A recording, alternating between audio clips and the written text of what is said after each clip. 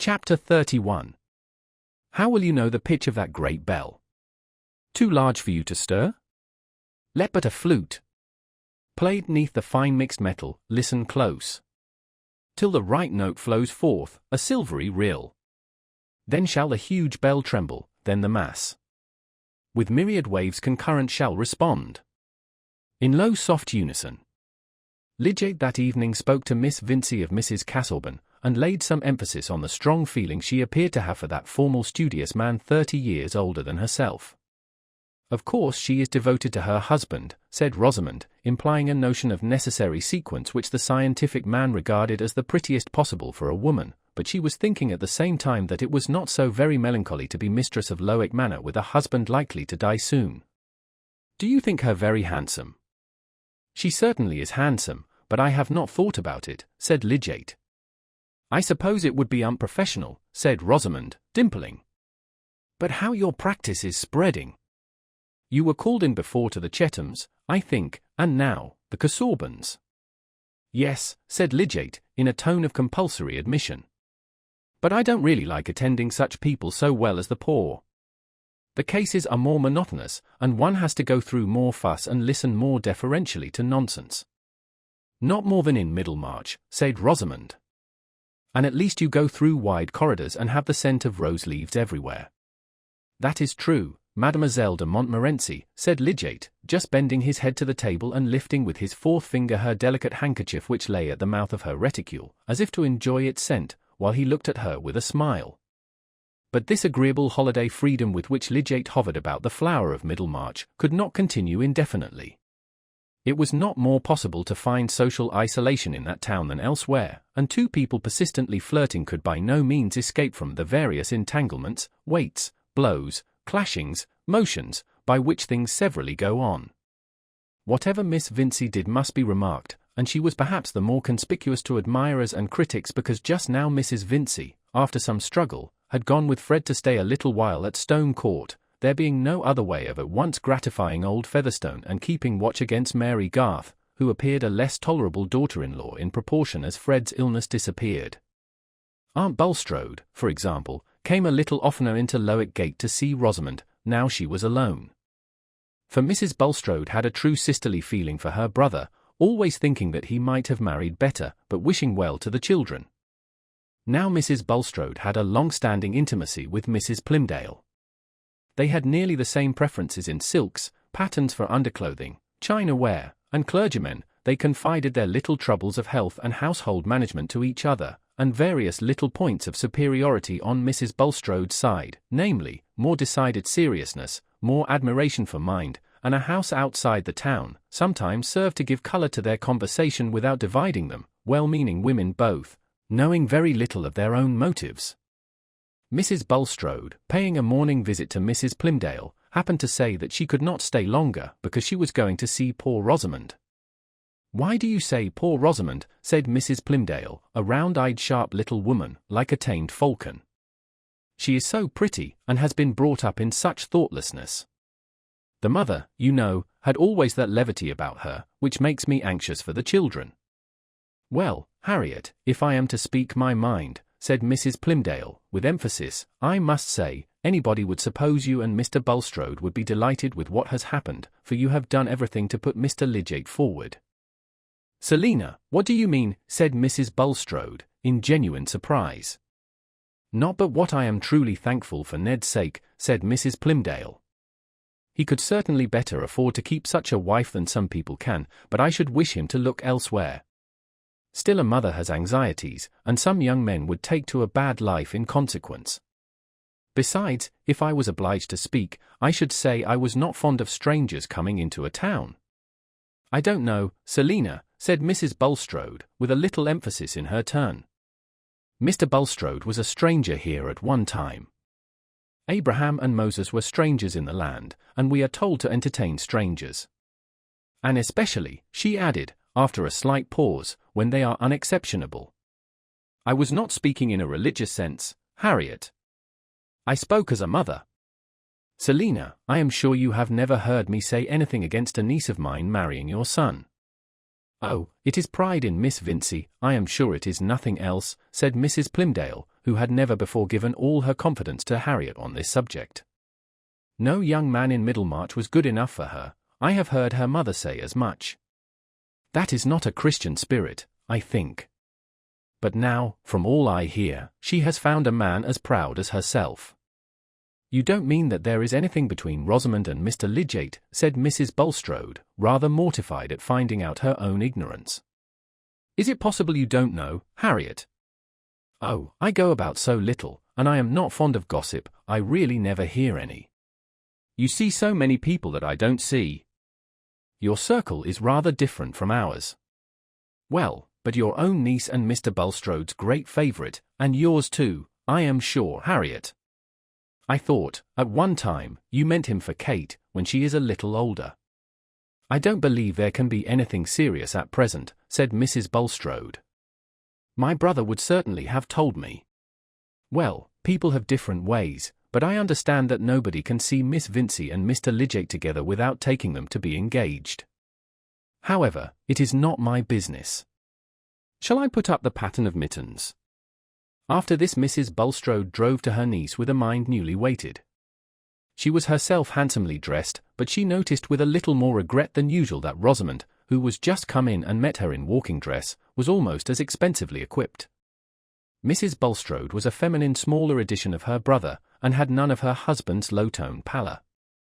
She had a good honest glance and used no circumlocution. "You are alone, I see, my dear," she said, as they entered the drawing-room together, looking round gravely. Rosamond felt sure that her aunt had something particular to say, and they sat down near each other. Nevertheless, the quilling inside Rosamond's bonnet was so charming that it was impossible not to desire the same kind of thing for Kate, and Mrs. Bulstrode's eyes, which were rather fine, rolled round that ample quilled circuit, while she spoke. "I have just heard something about you that has surprised me very much, Rosamond." "What is that, aunt?" Rosamond's eyes also were roaming over her aunt's large embroidered collar. "I can hardly believe it, that you should be engaged without my knowing it, without your father's telling me." Here Mrs. Bulstrode's eyes finally rested on Rosamond's, who blushed deeply, and said, "I am not engaged, aunt." "How is it that every one says so, then, that it is the town's talk?" "The town's talk is of very little consequence, I think," said Rosamond, inwardly gratified. "Oh, my dear, be more thoughtful, don't despise your neighbour so. Remember you are turned 22 now, and you will have no fortune. Your father, I am sure, will not be able to spare you anything. Mr. Lydgate is very intellectual and clever, I know there is an attraction in that. I like talking to such men myself, and your uncle finds him very useful. But the profession is a poor one here. To be sure, this life is not everything, but it is seldom a medical man has true religious views, there is too much pride of intellect. And you are not fit to marry a poor man. Mr. Lydgate is not a poor man, aunt. He has very high connections. He told me himself he was poor. That is because he is used to people who have a high style of living. My dear Rosamond, you must not think of living in high style." Rosamond looked down and played with her reticule. She was not a fiery young lady and had no sharp answers, but she meant to live as she pleased. "Then it is really true," said Mrs. Bulstrode, looking very earnestly at her niece. "You are thinking of Mr. Lydgate, there is some understanding between you, though your father doesn't know. Be open, my dear Rosamond, Mr. Lydgate has really made you an offer." Poor Rosamond's feelings were very unpleasant. She had been quite easy as to Lydgate's feeling and intention, but now when her aunt put this question she did not like being unable to say yes. Her pride was hurt, but her habitual control of manner helped her. "Pray excuse me, aunt. I would rather not speak on the subject. You would not give your heart to a man without a decided prospect, I trust, my dear. And think of the 2 excellent offers I know of that you have refused, and one still within your reach, if you will not throw it away. I knew a very great beauty who married badly at last, by doing so. Mr. Ned Plymdale is a nice young man, some might think good-looking, and an only son, and a large business of that kind is better than a profession. Not that marrying is everything. I would have you seek first the kingdom of God. But a girl should keep her heart within her own power. I should never give it to Mr. Ned Plymdale, if it were. I have already refused him. If I loved, I should love at once and without change, said Rosamond, with a great sense of being a romantic heroine, and playing the part prettily. I see how it is, my dear, said Mrs. Bulstrode, in a melancholy voice, rising to go. You have allowed your affections to be engaged without return. No, indeed, aunt, said Rosamond, with emphasis. Then you are quite confident that Mr. Lidgate has a serious attachment to you. Rosamond's cheeks by this time were persistently burning, and she felt much mortification. She chose to be silent, and her aunt went away all the more convinced. Mr. Bulstrode in things worldly and indifferent was disposed to do what his wife bade him, and she now, without telling her reasons, desired him on the next opportunity to find out in conversation with Mr. Lidgate whether he had any intention of marrying soon. The result was a decided negative.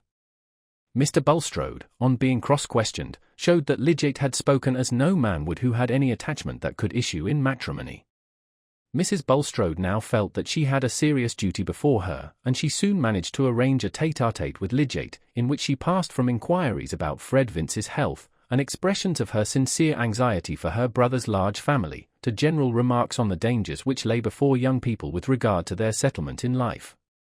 Young men were often wild and disappointing, making little return for the money spent on them, and a girl was exposed to many circumstances which might interfere with her prospects. Especially when she has great attractions, and her parents see much company, said Mrs. Bulstrode. Gentlemen pay her attention, and engross her all to themselves, for the mere pleasure of the moment, and that drives off others. I think it is a heavy responsibility, Mr. Lidgate, to interfere with the prospects of any girl. Here Mrs. Bulstrode fixed her eyes on him, with an unmistakable purpose of warning, if not of rebuke. Clearly, said Lidgate, looking at her, perhaps even staring a little in return. On the other hand, a man must be a great coxcomb to go about with a notion that he must not pay attention to a young lady lest she should fall in love with him, or lest others should think she must. Oh, Mr. Lidgate, you know well what your advantages are. You know that our young men here cannot cope with you. Where you frequent a house it may militate very much against a girl's making a desirable settlement in life, and prevent her from accepting offers even if they are made. Lidgate was less flattered by his advantage over the Middlemarch Orlandos than he was annoyed by the perception of Mrs. Bulstrode's meaning. She felt that she had spoken as impressively as it was necessary to do, and that in using the superior word militate she had thrown a noble drapery over a mass of particulars which were still evident enough. Lidgate was fuming a little, pushed his hair back with one hand, felt curiously in his waistcoat pocket with the other, and then stooped to beckon the tiny black spaniel, which had the insight to decline his hollow caresses. It would not have been decent to go away, because he had been dining with other guests, and had just taken tea. But Mrs. Bulstrode, having no doubt that she had been understood, turned the conversation. Solomon's proverbs, I think, have omitted to say, that as the sore palate findeth grit, so an uneasy consciousness heareth innuendos. The next day Mr. Fairbrother, parting from Lidgate in the street, supposed that they should meet at Vince's in the evening. Lidgate answered curtly, no, he had work to do, he must give up going out in the evening. What? You are going to get lashed to the mast, eh, and are stopping your ears, said the vicar. Well, if you don't mean to be won by the sirens, you are right to take precautions in time. A few days before, Lidgate would have taken no notice of these words as anything more than the vicar's usual way of putting things. They seemed now to convey an innuendo which confirmed the impression that he had been making a fool of himself and behaving so as to be misunderstood, not, he believed, by Rosamond herself. She, he felt sure, took everything as lightly as he intended it. She had an exquisite tact and insight in relation to all points of manners, but the people she lived among were blunderers and busybodies. However, the mistake should go no farther. He resolved, and kept his resolution, that he would not go to Mr. Vince's except on business. Rosamond became very unhappy.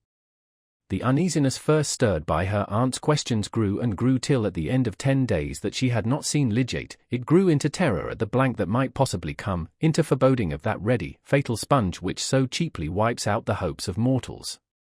The world would have a new dreariness for her, as a wilderness that a magician's spells had turned for a little while into a garden. she felt that she was beginning to know the pang of disappointed love, and that no other man could be the occasion of such delightful aerial building as she had been enjoying for the last 6 months. Poor Rosamond lost her appetite and felt as forlorn as Ariadne, as a charming stage Ariadne left behind with all her boxes full of costumes and no hope of a coach. There are many wonderful mixtures in the world which are all alike called love, and claim the privileges of a sublime rage which is an apology for everything, in literature and the drama. Happily Rosamond did not think of committing any desperate act. She plaited her fair hair as beautifully as usual, and kept herself proudly calm. Her most cheerful supposition was that her Aunt Bulstrode had interfered in some way to hinder Lydiate's visits. Everything was better than a spontaneous indifference in him. Anyone who imagines 10 days too short a time, not for falling into leanness, lightness, or other measurable effects of passion, but for the whole spiritual circuit of alarmed conjecture and disappointment, is ignorant of what can go on in the elegant leisure of a young lady's mind. On the 11th day, however, Lydiate, when leaving Stone Court, was requested by Mrs. Vincey to let her husband know that there was a marked change in Mr. Featherstone's health, and that she wished him to come to Stone Court on that day. Now Lydiate might have called at the warehouse, or might have written a message on a leaf of his pocket-book and left it at the door. Yet these simple devices apparently did not occur to him, from which we may conclude that he had no strong objection to calling at the house at an hour when Mr. Vincey was not at home, and leaving the message with Miss Vincey. A man may, from various motives, decline to give his company, but perhaps not even a sage would be gratified that nobody missed him. It would be a graceful, easy way of piecing on the new habits to the old, to have a few playful words with Rosamond about his resistance to dissipation, and his firm resolve to take long fasts even from sweet sounds. It must be confessed, also, that momentary speculations as to all the possible grounds for Mrs. Bulstrode's hints had managed to get woven like slight clinging hairs into the more substantial web of his thoughts. Miss Vincey was alone, and blushed so deeply when Lydiate came in that he felt a corresponding embarrassment, and instead of any playfulness, he began at once to speak of his reason for calling, and to beg her, almost formally, to deliver the message to her father. Rosamond, who at the first moment felt as if her happiness were returning, was keenly hurt by Lydiate's manner. Her blush had departed, and she assented coldly, without adding an unnecessary word, some trivial chain work which she had in her hand enabling her to avoid looking at Lydiate higher than his chin. In all failures, the beginning is certainly the half of the whole. After sitting 2 long moments while he moved his whip and could say nothing, Lydiate rose to go, and Rosamond, made nervous by her struggle between mortification and the wish not to betray it, dropped her chain as if startled, and rose too, mechanically. Lydiate instantaneously stooped to pick up the chain. When he rose he was very near to a lovely little face set on a fair long neck which he had been used to see turning about under the most perfect management of self-contented grace. But as he raised his eyes now he saw a certain helpless quivering which touched him quite newly, and made him look at Rosamond with a questioning flash. At this moment she was as natural as she had ever been when she was 5 years old. She felt that her tears had risen, and it was no use to try to do anything else than let them stay like water on a blue flower or let them fall over her cheeks, even as they would. That moment of naturalness was the crystallizing feather touch. It shook flirtation into love. Remember that the ambitious man who was looking at those forget-me-nots under the water was very warm-hearted and rash. He did not know where the chain went. An idea had thrilled through the recesses within him which had a miraculous effect in raising the power of passionate love lying buried there in no sealed sepulchre, but under the lightest, easily pierced mould. His words were quite abrupt and awkward, but the tone made them sound like an ardent, appealing avowal.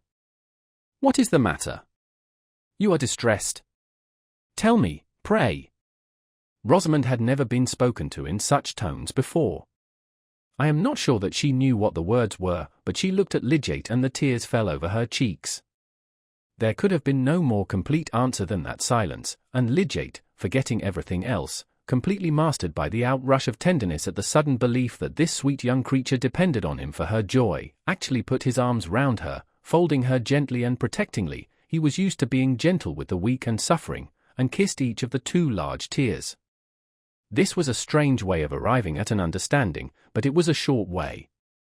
Rosamond was not angry, but she moved backward a little in timid happiness, and Lydiate could now sit near her and speak less incompletely. Rosamond had to make her little confession, and he poured out words of gratitude and tenderness with impulsive lavishment. In half an hour he left the house an engaged man whose soul was not his own, but the woman's to whom he had bound himself. He came again in the evening to speak with Mr. Vincey, who, just returned from Stone Court, was feeling sure that it would not be long before he heard of Mr. Featherstone's demise. The felicitous word demise, which had seasonably occurred to him, had raised his spirits even above their usual evening pitch. The right word is always a power, and communicates its definiteness to our action. Considered as a demise, old Featherstone's death assumed a merely legal aspect, so that Mr. Vincey could tap his snuff-box over it and be jovial, without even an intermittent affectation of solemnity, and Mr. Vincey hated both solemnity and affectation. Who was ever awestruck about a testator, or sang a hymn on the title to real property?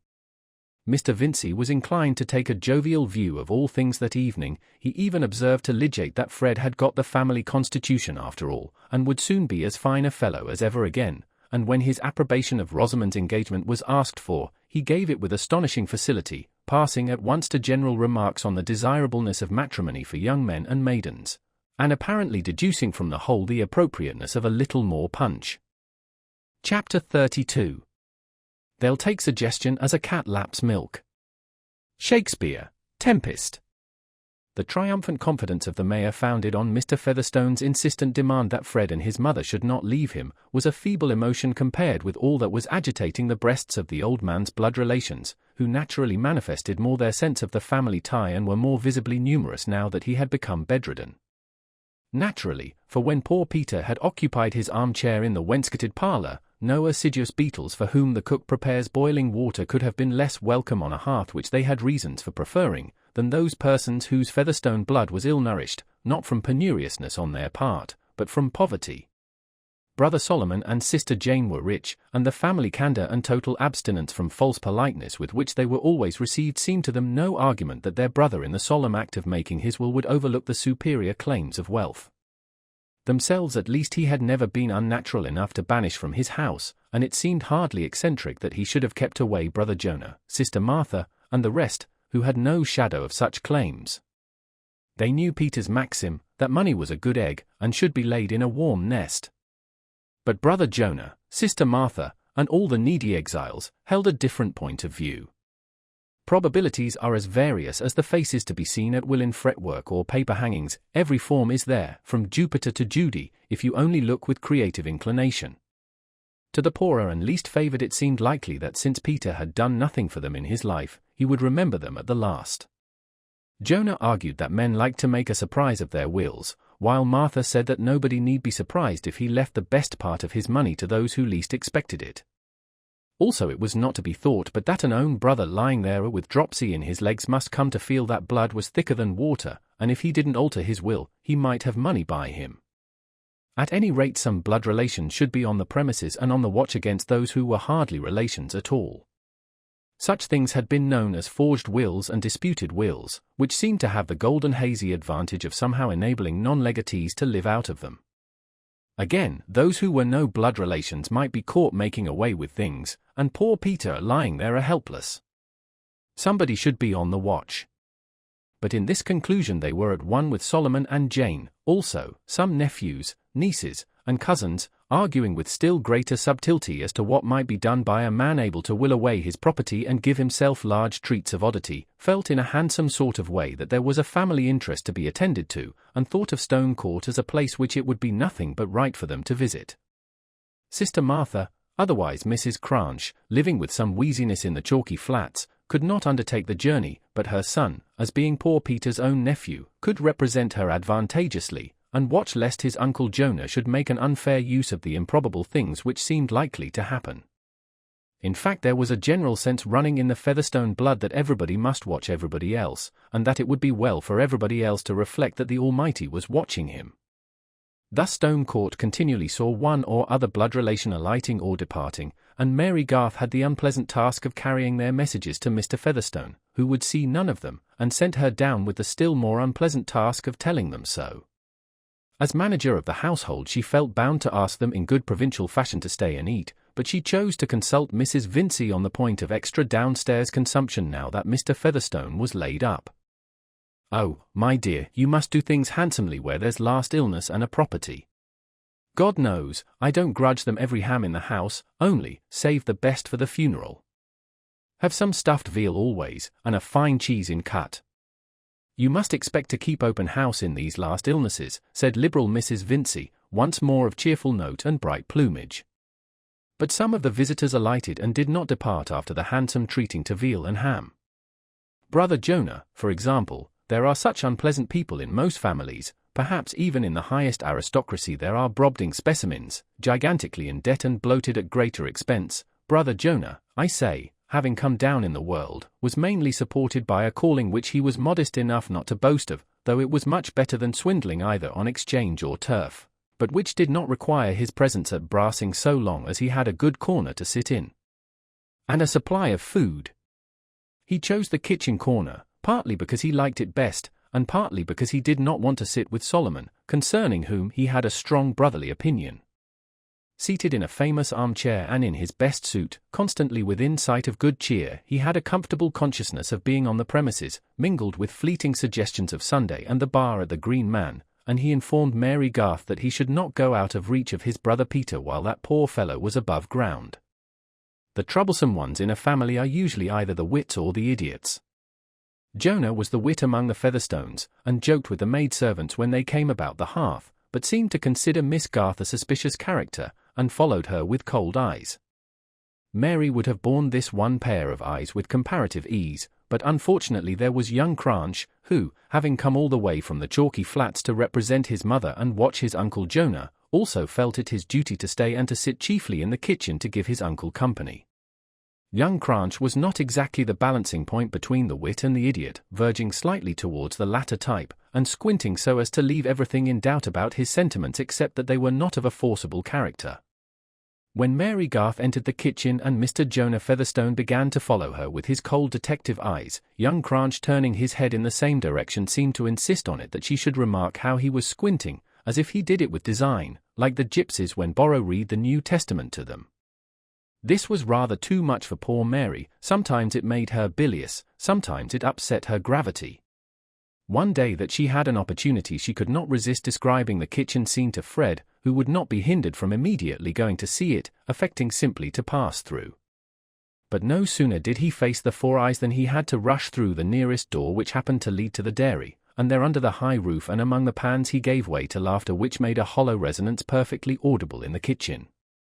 He fled by another doorway, but Mr. Jonah, who had not before seen Fred's white complexion, long legs, and pinched delicacy of face, prepared many sarcasms in which these points of appearance were wittily combined with the lowest moral attributes. "Why, Tom, you don't wear such gentlemanly trousers, you haven't got half such fine long legs," said Jonah to his nephew, winking at the same time, to imply that there was something more in these statements than their undeniableness. Tom looked at his legs, but left it uncertain whether he preferred his moral advantages to a more vicious length of limb and reprehensible gentility of trouser. In the large wainscoted parlour too there were constantly pairs of eyes on the watch, and own relatives eager to be sitters up. Many came, lunched, and departed, but Brother Solomon and the lady who had been Jane Featherstone for 25 years before she was Mrs. Wall found it good to be there every day for hours, without other calculable occupation than that of observing the cunning Mary Garth, who was so deep that she could be found out in nothing, and giving occasional dry wrinkly indications of crying, as if capable of torrents in a wetter season, at the thought that they were not allowed to go into Mr. Featherstone's room. For the old man's dislike of his own family seemed to get stronger as he got less able to amuse himself by saying biting things to them. Too languid to sting, he had the more venom refluent in his blood. Not fully believing the message sent through Mary Garth, they had presented themselves together within the door of the bedroom, both in black, Mrs. Wall having a white handkerchief partially unfolded in her hand, and both with faces in a sort of half-mourning purple, while Mrs. Vincey with her pink cheeks and pink ribbons flying was actually administering a cordial to their own brother, and the light-complexioned Fred, his short hair curling as might be expected in a gambler's, was lolling at his ease in a large chair. Old Featherstone no sooner caught sight of these funereal figures appearing in spite of his orders than rage came to strengthen him more successfully than the cordial. He was propped up on a bed rest, and always had his gold-headed stick lying by him. He seized it now and swept it backwards and forwards in as large an area as he could, apparently to ban these ugly spectres, crying in a hoarse sort of screech, Back, back, Mrs. Wall. Back, Solomon. Oh, brother. Peter, Mrs. Wall began, but Solomon put his hand before her repressingly. He was a large-cheeked man, nearly 70, with small furtive eyes, and was not only of much blander temper but thought himself much deeper than his brother Peter, indeed not likely to be deceived in any of his fellow-men, inasmuch as they could not well be more greedy and deceitful than he suspected them of being. Even the invisible powers, he thought, were likely to be soothed by a bland parenthesis here and there, coming from a man of property, who might have been as impious as others. "Brother Peter," he said, in a wheedling yet gravely official tone, "it's nothing but right I should speak to you about the 3 Crofts and the manganese. The Almighty knows what I've got on my mind." "Then he knows more than I want to know," said Peter, laying down his stick with a show of truce which had a threat in it too, for he reversed the stick so as to make the gold handle a club in case of closer fighting, and looked hard at Solomon's bald head. "There's things you might repent of, brother, for want of speaking to me," said Solomon, not advancing, however. "I could sit up with you tonight, and Jane with me, willingly, and you might take your own time to speak, or let me speak." "Yes, I shall take my own time, you needn't offer me yours," said Peter. "But you can't take your own time to die in, brother," began Mrs. Wall, with her usual woolly tone. "And when you lie speechless you may be tired of having strangers about you, and you may think of me and my children," but here her voice broke under the touching thought which she was attributing to her speechless brother, the mention of ourselves being naturally affecting. "No, I shan't," said old Featherstone, contradictiously. "I shan't think of any of you. I've made my will, I tell you, I've made my will." Here he turned his head towards Mrs. Vincey and swallowed some more of his cordial. "Some people would be ashamed to fill up a place belonging by rights to others," said Mrs. Wall, turning her narrow eyes in the same direction. "Oh, sister," said Solomon, with ironical softness, "you and me are not fine, and handsome, and clever enough, we must be humble and let smart people push themselves before us." Fred's spirit could not bear this. Rising and looking at Mr. Featherstone, he said, "Shall my mother and I leave the room, sir, that you may be alone with your friends?" "Sit down, I tell you," said old Featherstone, snappishly. "Stop where you are. Goodbye, Solomon," he added, trying to wield his stick again, but failing now that he had reversed the handle. "Goodbye, Mrs. Wall. Don't you come again." "I shall be downstairs, brother, whether or no," said Solomon. "I shall do my duty, and it remains to be seen what the Almighty will allow." "Yes, in property going out of families," said Mrs. Wall, in continuation, "and where there's steady young men to carry on. But I pity them who are not such, and I pity their mothers. Goodbye, brother Peter. Remember, I'm the eldest after you, brother, and prospered from the first, just as you did, and have got land already by the name of Featherstone," said Solomon, relying much on that reflection, as one which might be suggested in the watches of the night. "But I bid you good-bye for the present." Their exit was hastened by their seeing old Mr. Featherstone pull his wig on each side and shut his eyes with his mouth-widening grimace, as if he were determined to be deaf and blind. None the less they came to Stone Court daily and sat below at the post of duty, sometimes carrying on a slow dialogue in an undertone in which the observation and response were so far apart, that any one hearing them might have imagined himself listening to speaking automata, in some doubt whether the ingenious mechanism would really work, or wind itself up for a long time in order to stick and be silent. Solomon and Jane would have been sorry to be quick. What that led to might be seen on the other side of the wall in the person of brother Jonah. But their watch in the wainscoted parlour was sometimes varied by the presence of other guests from far or near. Now that Peter Featherstone was upstairs, his property could be discussed with all that local enlightenment to be found on the spot. Some rural and Middlemarch neighbours expressed much agreement with the family and sympathy with their interest against the Vinces, and feminine visitors were even moved to tears, in conversation with Mrs. Wall, when they recalled the fact that they themselves had been disappointed in times past by codicils and marriages for spite on the part of ungrateful elderly gentlemen, who, it might have been supposed, had been spared for something better. Such conversation paused suddenly, like an organ when the bellows are let drop, if Mary Garth came into the room, and all eyes were turned on her as a possible legatee, or one who might get access to iron chests. but the younger men who were relatives or connections of the family were disposed to admire her in this problematic light, as a girl who showed much conduct, and who among all the chances that were flying might turn out to be at least a moderate prize.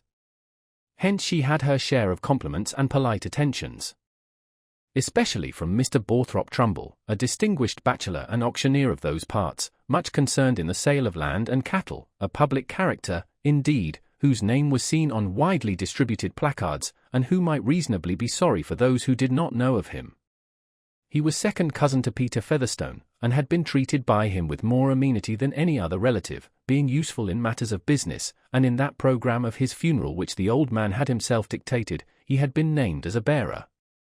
There was no odious cupidity in Mr. Borthrop Trumbull, nothing more than a sincere sense of his own merit, which, he was aware, in case of rivalry might tell against competitors, so that if Peter Featherstone, who so far as he, Trumbull, was concerned, had behaved like as good a soul as ever breathed, should have done anything handsome by him, all he could say was, that he had never fished and fawned, but had advised him to the best of his experience, which now extended over 20 years from the time of his apprenticeship at 15, and was likely to yield a knowledge of no surreptitious kind.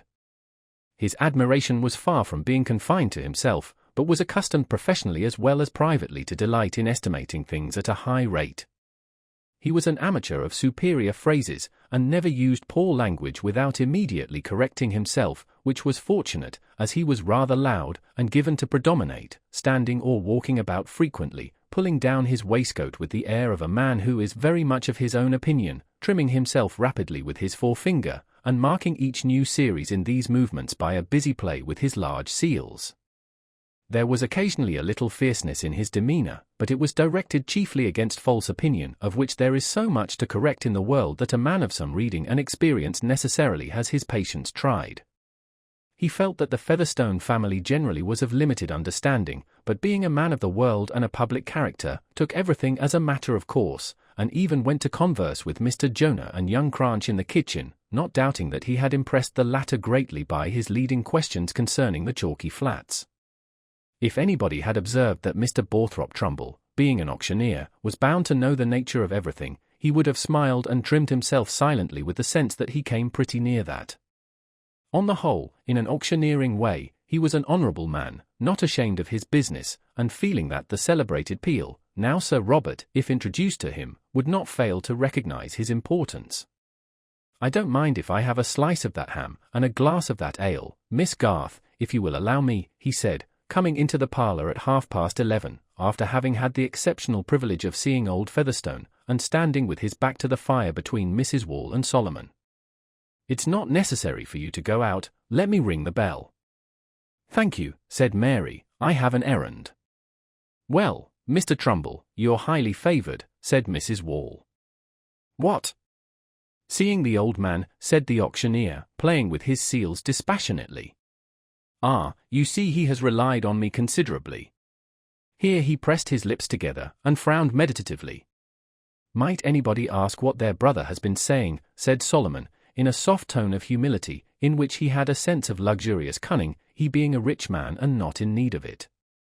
"Oh yes, anybody may ask," said Mr. Trumbull, with loud and good-humoured though cutting sarcasm. "Anybody may interrogate. Any one may give their remarks an interrogative turn," he continued, his sonorousness rising with his style. "This is constantly done by good speakers, even when they anticipate no answer. It is what we call a figure of speech, speech at a high figure, as one may say." The eloquent auctioneer smiled at his own ingenuity. "I shouldn't be sorry to hear he'd remembered you, Mr. Trumbull," said Solomon. "I never was against the deserving.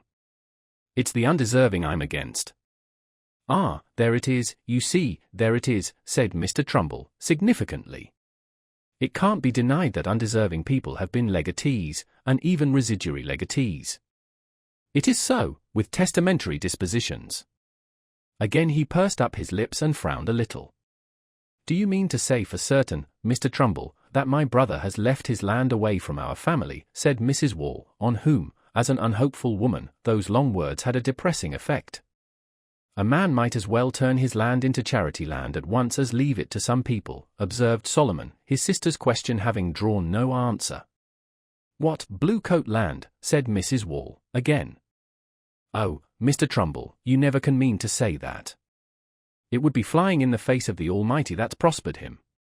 While Mrs. Wall was speaking, Mr. Borthrop Trumbull walked away from the fireplace towards the window, patrolling with his forefinger round the inside of his stock, then along his whiskers and the curves of his hair. He now walked to Miss Garth's work table, opened a book which lay there and read the title aloud with pompous emphasis as if he were offering it for sale. Anne of Geierstein, pronounced Geierstein, or the Maiden of the Mist, by the author of Waverley. Then turning the page, he began sonorously, "The course of 4 centuries has well nigh elapsed since the series of events which are related in the following chapters took place on the continent." He pronounced the last truly admirable word with the accent on the last syllable, not as unaware of vulgar usage, but feeling that this novel delivery enhanced the sonorous beauty which his reading had given to the whole. And now the servant came in with the tray, so that the moments for answering Mrs. Wall's question had gone by safely, while she and Solomon, watching Mr. Trumbull's movements, were thinking that high learning interfered sadly with serious affairs. Mr. Borthrop Trumbull really knew nothing about old Featherstone's will, but he could hardly have been brought to declare any ignorance unless he had been arrested for misprision of treason. "I shall take a mere mouthful of ham and a glass of ale," he said, reassuringly. "As a man with public business, I take a snack when I can. I will back this ham," he added, after swallowing some morsels with alarming haste, "against any ham in the 3 kingdoms. In my opinion it is better than the hams at Freshitt Hall, and I think I am a tolerable judge." "Some don't like so much sugar in their hams," said Mrs. Wall. "But my poor brother would always have sugar. If any person demands better, he is at liberty to do so, but, God bless me, what an aroma! I should be glad to buy in that quality, I know. There is some gratification to a gentleman," here Mr. Trumbull's voice conveyed an emotional remonstrance, "in having this kind of ham set on his table." He pushed aside his plate, poured out his glass of ale and drew his chair a little forward, profiting by the occasion to look at the inner side of his legs, which he stroked approvingly, Mr. Trumbull having all those less frivolous airs and gestures which distinguish the predominant races of the North. "You have an interesting work there, I see, Miss Garth," he observed, when Mary re-entered. "It is by the author of Waverley, that is Sir Walter Scott. I have bought one of his works myself, a very nice thing, a very superior publication, entitled Ivanhoe. You will not get any writer to beat him in a hurry. I think he will not, in my opinion, be speedily surpassed. I have just been reading a portion at the commencement of Anne of Geierstein. It commences well." Things never began with Mr. Borthrop Trumbull, they always commenced, both in private life and on his handbills. "You are a reader, I see. Do you subscribe to our Middlemarch library?" "No," said Mary. "Mr. Fred Vincey brought this book." "I am a great bookman myself," returned Mr. Trumbull. "I have no less than 200 volumes in calf, and I flatter myself they are well selected. Also pictures by Murillo, Rubens, Teniers, Titian, Van Dyck, and others. I shall be happy to lend you any work you like to mention, Miss Garth." "I am much obliged," said Mary, hastening away again, "but I have little time for reading." "I should say my brother has done something for her in his will," said Mr. Solomon, in a very low undertone, when she had shut the door behind her, pointing with his head towards the absent Mary. "His first wife was a poor match for him, though," said Mrs. Wall. "She brought him nothing, and this young woman is only her niece, and very proud. And my brother has always paid her wage. A sensible girl though, in my opinion," said Mr. Trumbull, finishing his ale and starting up with an emphatic adjustment of his waistcoat. "I have observed her when she has been mixing medicine in drops. She minds what she is doing, sir. That is a great point in a woman, and a great point for our friend upstairs, poor dear old soul. A man whose life is of any value should think of his wife as a nurse. That is what I should do, if I married, and I believe I have lived single long enough not to make a mistake in that line. Some men must marry to elevate themselves a little, but when I am in need of that, I hope some one will tell me so, I hope some individual will apprise me of the fact. I wish you good morning, Mrs. Wall." "Good morning, Mr. Solomon. I trust we shall meet under less melancholy auspices." When Mr. Trumbull had departed with a fine bow, Solomon, leaning forward, observed to his sister, "You may depend, Jane, my brother has left that girl a lumping sum. Anybody would think so, from the way Mr. Trumbull talks, said Jane. Then, after a pause, he talks as if my daughters wasn't to be trusted to give drops. Auctioneers talk wild, said Solomon. Not but what Trumbull has made money. Chapter 33. Close up his eyes and draw the curtain close. And let us all to meditation. To Henry VI. That night after 12 o'clock Mary Garth relieved the watch in Mr. Featherstone's room, and sat there alone through the small hours. She often chose this task, in which she found some pleasure, notwithstanding the old man's testiness whenever he demanded her attentions. There were intervals in which she could sit perfectly still, enjoying the outer stillness and the subdued light. The red fire with its gently audible movement seemed like a solemn existence calmly independent of the petty passions, the imbecile desires, the straining after worthless uncertainties, which were daily moving her contempt. Mary was fond of her own thoughts, and could amuse herself well sitting in twilight with her hands in her lap, for, having early had strong reason to believe that things were not likely to be arranged for her peculiar satisfaction, she wasted no time in astonishment and annoyance at that fact. And she had already come to take life very much as a comedy in which she had a proud, nay, a generous resolution not to act the mean or treacherous part. Mary might have become cynical if she had not had parents whom she honored, and a well of affectionate gratitude within her, which was all the fuller because she had learned to make no unreasonable claims. She sat tonight revolving, as she was wont, the scenes of the day, her lips often curling with amusement at the oddities to which her fancy added fresh drollery. People were so ridiculous with their illusions, carrying their fool's caps unawares, thinking their own lies opaque while everybody else's were transparent, making themselves exceptions to everything, as if when all the world looked yellow under a lamp they alone were rosy. Yet there were some illusions under Mary's eyes which were not quite comic to her. She was secretly convinced, though she had no other grounds than her close observation of old Featherstone's nature, that in spite of his fondness for having the Vinces about him, they were as likely to be disappointed as any of the relations whom he kept at a distance. She had a good deal of disdain for Mrs. Vince's evident alarm lest she and Fred should be alone together, but it did not hinder her from thinking anxiously of the way in which Fred would be affected if it should turn out that his uncle had left him as poor as ever. She could make a butt of Fred when he was present, but she did not enjoy his follies when he was absent. Yet she liked her thoughts. A vigorous young mind not overbalanced by passion finds a good in making acquaintance with life, and watches its own powers with interest. Mary had plenty of merriment within.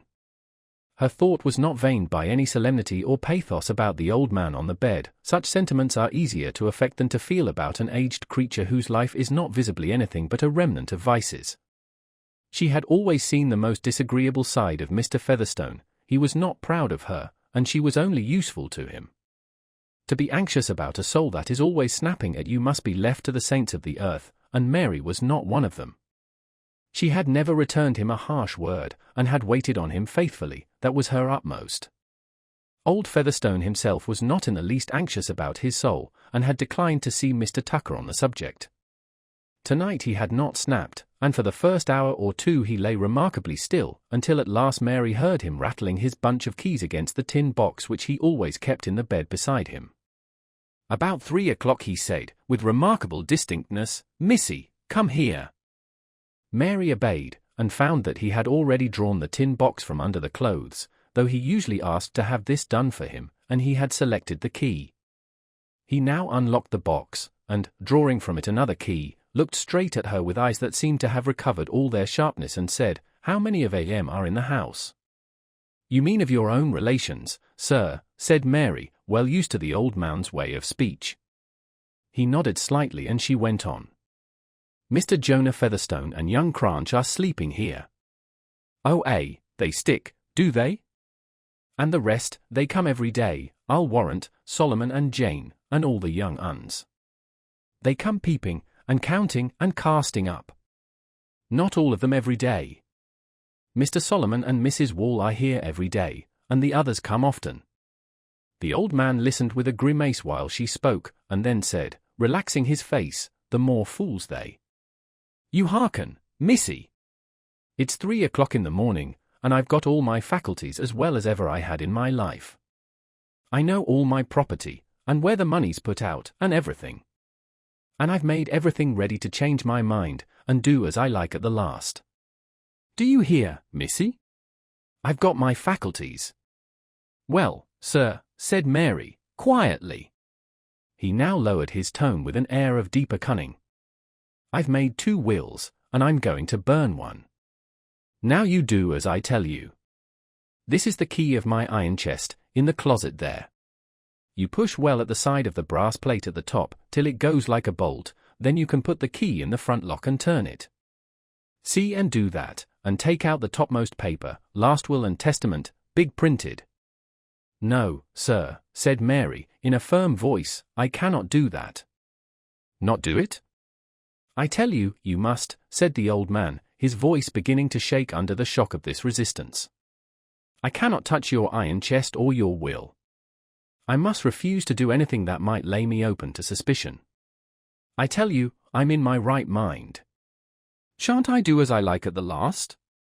I made 2 wills on purpose. Take the key, I say. No, sir, I will not, said Mary, more resolutely still. Her repulsion was getting stronger. I tell you, there's no time to lose. I cannot help that, sir. I will not let the close of your life soil the beginning of mine. I will not touch your iron chest or your will. She moved to a little distance from the bedside.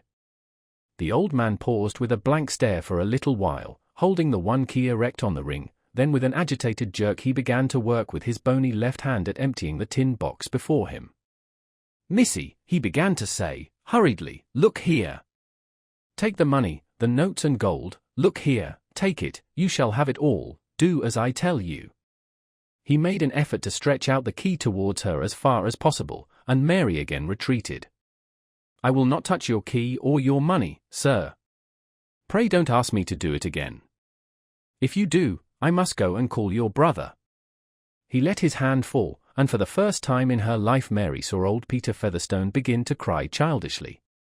She said, in as gentle a tone as she could command, Pray put up your money, sir, and then went away to her seat by the fire, hoping this would help to convince him that it was useless to say more. Presently he rallied and said eagerly, Look here, then. Call the young chap to call Fred Vincey. Mary's heart began to beat more quickly. Various ideas rushed through her mind as to what the burning of a second will might imply. She had to make a difficult decision in a hurry. I will call him, if you will let me call Mr. Jonah and others with him. Nobody else, I say. The young chapter. I shall do as I like. Wait till broad daylight, sir, when everyone is stirring. Or let me call Simmons now, to go and fetch the lawyer. He can be here in less than 2 hours. Lawyer? What do I want with the lawyer? Nobody shall know, I say, nobody shall know. I shall do as I like. Let me call someone else, sir, said Mary, persuasively. She did not like her position, alone with the old man, who seemed to show a strange flaring of nervous energy which enabled him to speak again and again without falling into his usual cough, yet she desired not to push unnecessarily the contradiction which agitated him. Let me, pray, call someone else. You let me alone, I say. Look here, missy. Take the money. You'll never have the chance again. It's pretty nigh 200, there's more in the box, and nobody knows how much there was. Take it and do as I tell you. Mary, standing by the fire, saw its red light falling on the old man, propped up on his pillows and bedrest, with his bony hand holding out the key, and the money lying on the quilt before him. She never forgot that vision of a man wanting to do as he liked at the last. But the way in which he had put the offer of the money urged her to speak with harder resolution than ever. It is of no use, sir. I will not do it. Put up your money. I will not touch your money. I will do anything else I can to comfort you, but I will not touch your keys or your money. Anything else, said old Featherstone, with hoarse rage, which, as if in a nightmare, tried to be loud, and yet was only just audible. I want nothing else. You come here, you come here. Mary approached him cautiously, knowing him too well. She saw him dropping his keys and trying to grasp his stick, while he looked at her like an aged hyena, the muscles of his face getting distorted with the effort of his hand. She paused at a safe distance. "Let me give you some cordial," she said, quietly, "and try to compose yourself. You will perhaps go to sleep. And tomorrow by daylight you can do as you like." He lifted the stick, in spite of her being beyond his reach, and threw it with a hard effort which was but impotence. It fell, slipping over the foot of the bed. Mary let it lie, and retreated to her chair by the fire. By and by she would go to him with the cordial. Fatigue would make him passive. It was getting towards the chillest moment of the morning, the fire had got low, and she could see through the chink between the moreen window curtains the light whitened by the blind. Having put some wood on the fire and thrown a shawl over her, she sat down, hoping that Mr. Featherstone might now fall asleep. If she went near him the irritation might be kept up. He had said nothing after throwing the stick, but she had seen him taking his keys again and laying his right hand on the money. He did not put it up, however, and she thought that he was dropping off to sleep. But Mary herself began to be more agitated by the remembrance of what she had gone through than she had been by the reality, questioning those acts of hers which had come imperatively and excluded all question in the critical moment. Presently the dry wood sent out a flame which illuminated every crevice, and Mary saw that the old man was lying quietly with his head turned a little on one side. She went towards him with inaudible steps, and thought that his face looked strangely motionless, but the next moment the movement of the flame communicating itself to all objects made her uncertain. The violent beating of her heart rendered her perception so doubtful that even when she touched him and listened for his breathing, she could not trust her conclusions. She went to the window and gently propped aside the curtain and blind, so that the still light of the sky fell on the bed. The next moment she ran to the bell and rang it energetically. In a very little while there was no longer any doubt that Peter Featherstone was dead, with his right hand clasping the keys, and his left hand lying on the heap of notes and gold. Book 4. 3 Love Problems. Chapter 34. First Gent. Such men as this are feathers, chips, and straws. Carry no weight, no force. 2D Gent. But levity is causal too, and makes the sum of weight. For power finds its place in lack of power. Advances session, and the driven ship may run aground because the helmsman's thought lacked force to balance opposites. It was on a morning of May that Peter Featherstone was buried. In the prosaic neighborhood of Middlemarch, May was not always warm and sunny, and on this particular morning a chill wind was blowing the blossoms from the surrounding gardens onto the green mounds of Lowick churchyard. Swiftly moving clouds only now and then allowed a gleam to light up any object, whether ugly or beautiful, that happened to stand within its golden shower. In the churchyard the objects were remarkably various, for there was a little country crowd waiting to see the funeral. The news had spread that it was to be a big burying. The old gentleman had left written directions about everything and meant to have a funeral beyond his betters. This was true, for old Featherstone had not been a harpagon whose passions had all been devoured by the ever-lean and ever-hungry passion of saving, and who would drive a bargain with his undertaker beforehand. He loved money, but he also loved to spend it in gratifying his peculiar tastes, and perhaps he loved it best of all as a means of making others feel his power more or less uncomfortably. If any one will here contend that there must have been traits of goodness in old Featherstone, I will not presume to deny this, but I must observe that goodness is of a modest nature, easily discouraged, and when much privacy, elbowed in early life by unabashed vices, is apt to retire into extreme privacy, so that it is more easily believed in by those who construct a selfish old gentleman theoretically, than by those who form the narrower judgments based on his personal acquaintance. In any case, he had been bent on having a handsome funeral, and on having persons bid to it who would rather have stayed at home. He had even desired that female relatives should follow him to the grave, and poor Sister Martha had taken a difficult journey for this purpose from the Chalky Flats.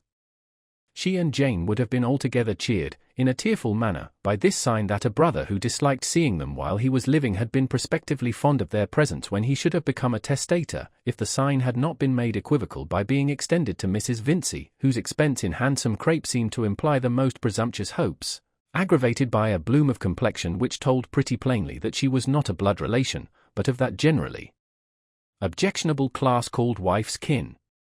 We are all of us imaginative in some form or other, for images are the brood of desire, and poor old Featherstone, who laughed much at the way in which others cajoled themselves, did not escape the fellowship of illusion. In writing the programme for his burial, he certainly did not make clear to himself that his pleasure in the little drama of which it formed a part was confined to anticipation. In chuckling over the vexations he could inflict by the rigid clutch of his dead hand, he inevitably mingled his consciousness with that livid stagnant presence, and so far as he was preoccupied with a future life, it was with one of gratification inside his coffin. Thus old Featherstone was imaginative, after his fashion. However, the 3 mourning coaches were filled according to the written orders of the deceased. There were pall-bearers on horseback, with the richest scarfs and hatbands, and even the underbearers had trappings of woe which were of a good well-priced quality. The black procession, when dismounted, looked the larger for the smallness of the churchyard. The heavy human faces and the black draperies shivering in the wind seemed to tell of a world strangely incongruous with the lightly dropping blossoms and the gleams of sunshine on the daisies. The clergyman who met the procession was Mr. Cadwallader, also according to the request of Peter Featherstone, prompted as usual by peculiar reasons. Having a contempt for curates, whom he always called understrappers, he was resolved to be buried by a beneficed clergyman. Mr. Casaubon was out of the question, not merely because he declined duty of this sort, but because Featherstone had an especial dislike to him as the rector of his own parish, who had a lien on the land in the shape of tithe, also as the deliverer of morning sermons, which the old man, being in his pew and not at all sleepy, had been obliged to sit through with an inward snarl. He had an objection to a parson stuck up above his head preaching to him. But his relations with Mr. Cadwallader had been of a different kind. The trout stream which ran through Mr. Casaubon's land took its course through Featherstone's also, so that Mr. Cadwallader was a parson who had to ask a favour instead of preaching. Moreover, he was one of the high gentry living for miles away from Lowick, and was thus exalted to an equal sky with the sheriff of the county and other dignities vaguely regarded as necessary to the system of things. There would be a satisfaction in being buried by Mr. Cadwallader, whose very name offered a fine opportunity for pronouncing wrongly if you liked. This distinction conferred on the rector of Tipton and Freshitt was the reason why Mrs. Cadwallader made one of the group that watched old Featherstone's funeral from an upper window of the manor. She was not fond of visiting that house, but she liked, as she said, to see collections of strange animals such as there would be at this funeral, and she had persuaded Sir James and the young Lady Chettam to drive the rector and herself to Lowick in order that the visit might be altogether pleasant. "I will go anywhere with you, Mrs. Cadwallader," Celia had said, "but I don't like funerals." "Oh, my dear, when you have a clergyman in your family you must accommodate your tastes. I did that very early. When I married Humphrey I made up my mind to like sermons, and I set out by liking the end very much. That soon spread to the middle and the beginning, because I couldn't have the end without them." "No, to be sure not," said the Dowager Lady Chettam, with stately emphasis. The upper window from which the funeral could be well seen was in the room occupied by Mr. Casaubon when he had been forbidden to work, but he had resumed nearly his habitual style of life now in spite of warnings and prescriptions, and after politely welcoming Mrs. Cadwallader had slipped again into the library to chew a cud of erudite mistake about Cush and Mizraim. But for her visitors Dorothea too might have been shut up in the library, and would not have witnessed this scene of old Featherstone's funeral, which, aloof as it seemed to be from the tenor of her life, always afterwards came back to her at the touch of certain sensitive points in memory, just as the vision of St. Peter's at Rome was inwoven with moods of despondency. Scenes which make vital changes in our neighbours' lot are but the background of our own, yet, like a particular aspect of the fields and trees, they become associated for us with the epochs of our own history, and make a part of that unity which lies in the selection of our keenest consciousness. The dreamlike association of something alien and ill-understood with the deepest secrets of her experience seemed to mirror that sense of loneliness which was due to the very order of Dorothea's nature. The country gentry of old time lived in a rarefied social air. Dotted apart on their stations up the mountain they looked down with imperfect discrimination on the belts of thicker life below. And Dorothea was not at ease in the perspective and chilliness of that height. "I shall not look any more," said Celia, after the train had entered the church, placing herself a little behind her husband's elbow so that she could slyly touch his coat with her cheek. "I dare say Dodo likes it. She is fond of melancholy things and ugly people." "I am fond of knowing something about the people I live among," said Dorothea, who had been watching everything with the interest of a monk on his holiday tour. "It seems to me we know nothing of our neighbours, unless they are cottagers. One is constantly wondering what sort of lives other people lead, and how they take things. I am quite obliged to Mrs. Cadwallader for coming and calling me out of the library. Quite right to feel obliged to me, said Mrs. Cadwallader. Your rich Lowick farmers are as curious as any buffaloes or bisons, and I dare say you don't half see them at church. They are quite different from your uncle's tenants or Sir James's, monsters, farmers without landlords, one can't tell how to class them. Most of these followers are not Lowick people, said Sir James. I suppose they are legatees from a distance, or from Middlemarch. Lovegood tells me the old fellow has left a good deal of money as well as land. Think of that now. When so many younger sons can't dine at their own expense, said Mrs. Cadwallader. Ah, turning round at the sound of the opening door, here is Mr. Brooke. I felt that we were incomplete before, and here is the explanation. You are come to see this odd funeral, of course. No, I came to look after Casaubon, to see how he goes on, you know. And to bring a little news, my dear, said Mr. Brooke, nodding at Dorothea as she came towards him. I looked into the library, and I saw Casaubon over his books. I told him it wouldn't do, I said, this will never do, you know, think of your wife, Casaubon. And he promised me to come up. I didn't tell him my news, I said, he must come up. Ah, now they are coming out of church, Mrs. Cadwallader exclaimed. Dear me, what a wonderfully mixed set. Mr. Ligator's doctor, I suppose. But that is really a good-looking woman, and the fair young man must be her son. Who are they, Sir James, do you know? I see Vincey, the mayor of Middlemarch, they are probably his wife and son, said Sir James, looking interrogatively at Mr. Brooke, who nodded and said, Yes, a very decent family, a very good fellow is Vincey, a credit to the manufacturing interest. You have seen him at my house, you know. Ah, yes, one of your secret committee, said Mrs. Cadwallader, provokingly. A coursing fellow, though, said Sir James, with a fox-hunter's disgust. And one of those who suck the life out of the wretched handloom weavers in Tipton and Freshitt. That is how his family looks so fair and sleek, said Mrs. Cadwallader. Those dark, purple-faced people are an excellent foil. Dear me, they are like a set of jugs. Do look at Humphrey, one might fancy him an ugly archangel towering above them in his white surplice. It's a solemn thing, though, a funeral, said Mr. Brooke, if you take it in that light, you know. But I am not taking it in that light. I can't wear my solemnity too often, else it will go to rags. It was time the old man died, and none of these people are sorry. How piteous, said Dorothea. This funeral seems to me the most dismal thing I ever saw. It is a blot on the morning. I cannot bear to think that anyone should die and leave no love behind. She was going to say more, but she saw her husband enter and seat himself a little in the background. The difference his presence made to her was not always a happy one. She felt that he often inwardly objected to her speech.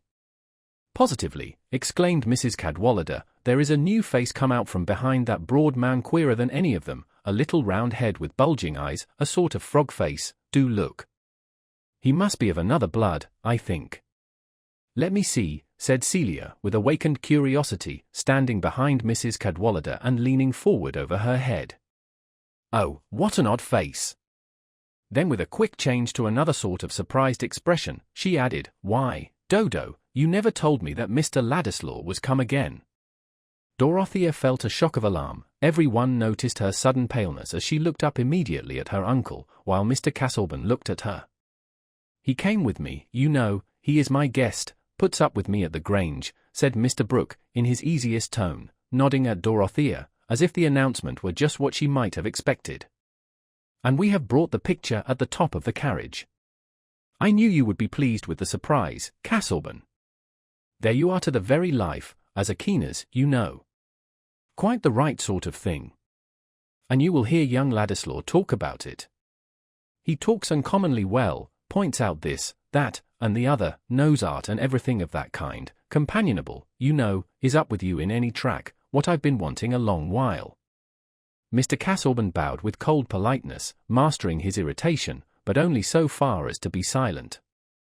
He remembered Will's letter quite as well as Dorothea did. He had noticed that it was not among the letters which had been reserved for him on his recovery, and secretly concluding that Dorothea had sent word to Will not to come to Lowick, he had shrunk with proud sensitivity from ever recurring to the subject.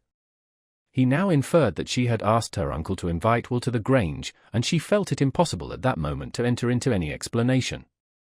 Mrs. Cadwallader's eyes, diverted from the churchyard, saw a good deal of dumb show which was not so intelligible to her as she could have desired, and could not repress the question, "Who is Mr. Ladislaw?"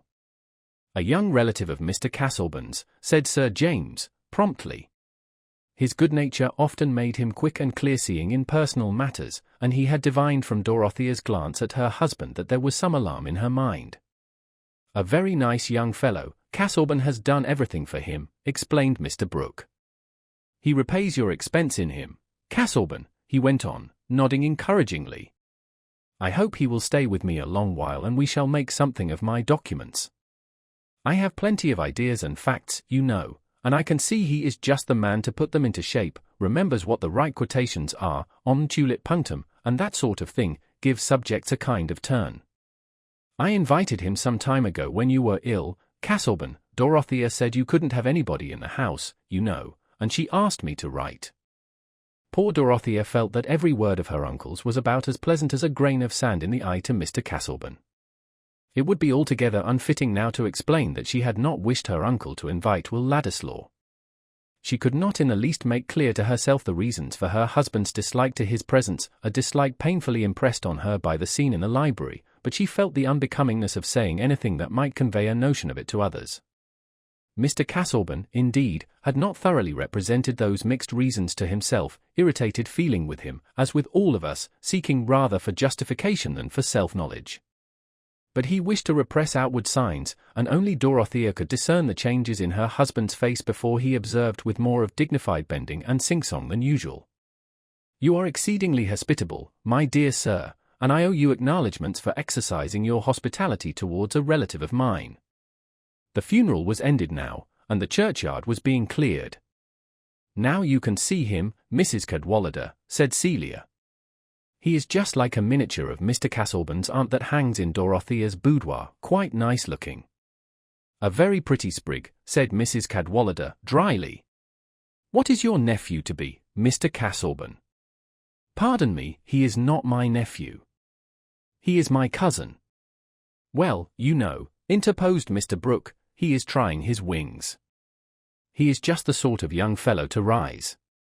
I should be glad to give him an opportunity. He would make a good secretary, now, like Hobbes, Milton, Swift, that sort of man." "I understand," said Mrs. Cadwallader. "One who can write speeches. I'll fetch him in now, Castleburne," said Mr. Brooke. "He wouldn't come in till I had announced him, you know. And we'll go down and look at the picture. There you are to the life, a deep subtle sort of thinker with his forefinger on the page, while St. Bonaventure or somebody else, rather fat and florid, is looking up at the Trinity. Everything is symbolical, you know, the higher style of art. I like that up to a certain point, but not too far. It's rather straining to keep up with, you know. But you are at home in that, Castleburne. And your painter's flesh is good, solidity, transparency, everything of that sort. I went into that a great deal at one time. However, I'll go and fetch Ladislaw." Chapter 35. Non, gene comprends pas de plus charmant plaisir. Que de voir des héritiers one troupe affligé. Le maintien interdit, et la mine allongée. Lire un long testament ou pales, itons. On leur laisse un bonsoir avec un paille de nez. Pour voir naturel leur tristesse profonde. Je reviendrai, je crois, exprès de l'autre monde. Regnat, le légataire universal. When the animals entered the ark in pairs, one may imagine that allied species made much private remark on each other, and were tempted to think that so many forms feeding on the same store of fodder were eminently superfluous, as tending to diminish the rations. I fear the part played by the vultures on that occasion would be too painful for art to represent, those birds being disadvantageously naked about the gullet, and apparently without rites and ceremonies. The same sort of temptation befell the Christian carnivora who formed Peter Featherstone's funeral procession, most of them having their minds bent on a limited store which each would have liked to get the most of. The long-recognized blood relations and connections by marriage made already a goodly number, which, multiplied by possibilities, presented a fine range for jealous conjecture and pathetic hopefulness. Jealousy of the Vinces had created a fellowship in hostility among all persons of the Featherstone blood, so that in the absence of any decided indication that one of themselves was to have more than the rest, the dread lest that long-legged Fred Vincey should have the land was necessarily dominant, though it left abundant feeling and leisure for vaguer jealousies, such as were entertained towards Mary Garth. Solomon found time to reflect that Jonah was undeserving, and Jonah to abuse Solomon as greedy. Jane, the elder sister, held that Martha's children ought not to expect so much as the young Walls, and Martha, more lax on the subject of primogeniture, was sorry to think that Jane was so having. These nearest of kin were naturally impressed with the unreasonableness of expectations in cousins and second cousins, and used their arithmetic in reckoning the large sums that small legacies might mount to, if there were too many of them. 2 cousins were present to hear the will, and a second cousin besides Mr. Trumbull. This second cousin was a Middlemarch mercer of polite manners and superfluous aspirates. The 2 cousins were elderly men from Brassing, one of them conscious of claims on the score of inconvenient expense sustained by him in presence of oysters and other eatables to his rich cousin Peter, the other entirely saturnine, leaning his hands and chin on a stick, and conscious of claims based on no narrow performance but on merit generally, both blameless citizens of Brassing, who wished that Jonah Featherstone did not live there. The wit of a family is usually best received among strangers. Why, Trumbull himself is pretty sure of 500, that you may depend. I shouldn't wonder if my brother promised him, said Solomon, musing aloud with his sisters, the evening before the funeral.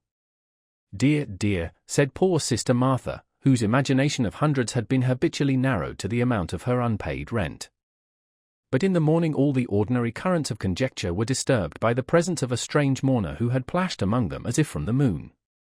This was the stranger described by Mrs. Cadwallader as frog-faced, a man perhaps about 2 or 3 and 30, whose prominent eyes, thin-lipped, downward-curved mouth, and hair sleekly brushed away from a forehead that sank suddenly above the ridge of the eyebrows, certainly gave his face a batrachian unchangeableness of expression. Here, clearly, was a new legatee, else why was he bidden as a mourner? Here were new possibilities, raising a new uncertainty, which almost checked remark in the mourning coaches. We are all humiliated by the sudden discovery of a fact which has existed very comfortably and perhaps been staring at us in private while we have been making up our world entirely without it. No one had seen this questionable stranger before except Mary Garth, and she knew nothing more of him than that he had twice been to Stone Court when Mr. Featherstone was downstairs, and had sat alone with him for several hours. She had found an opportunity of mentioning this to her father, and perhaps Caleb's were the only eyes, except the lawyer's, which examined the stranger with more of inquiry than of disgust or suspicion. Caleb Garth, having little expectation and less cupidity, was interested in the verification of his own guesses, and the calmness with which he half-smilingly rubbed his chin and shot intelligent glances much as if he were valuing a tree, made a fine contrast with the alarm or scorn visible in other faces when the unknown mourner, whose name was understood to be Rigg, entered the wainscoted parlour and took his seat near the door to make part of the audience when the will should be read. Just then Mr. Solomon and Mr. Jonah were gone upstairs with the lawyer to search for the will, and Mrs. Wall, seeing 2 vacant seats between herself and Mr. Borthrop Trumbull, had the spirit to move next to that great authority, who was handling his watch seals and trimming his outlines with a determination not to show anything so compromising to a man of ability as wonder or surprise. I suppose you know everything about what my poor brother's done, Mr. Trumbull, said Mrs. Wall, in the lowest of her woolly tones, while she turned her crepe-shadowed bonnet towards Mr. Trumbull's ear. My good lady, whatever was told me was told in confidence, said the auctioneer, putting his hand up to screen that secret. Them who've made sure of their good luck may be disappointed yet, Mrs. Wall continued, finding some relief in this communication. Hopes are often delusive, said Mr. Trumbull, still in confidence. Ah, said Mrs. Wall, looking across at the Vinces, and then moving back to the side of her sister Martha. It's wonderful how close poor Peter was, she said, in the same undertones. We none of us know what he might have had on his mind. I only hope and trust he wasn't a worse liver than we think of, Martha.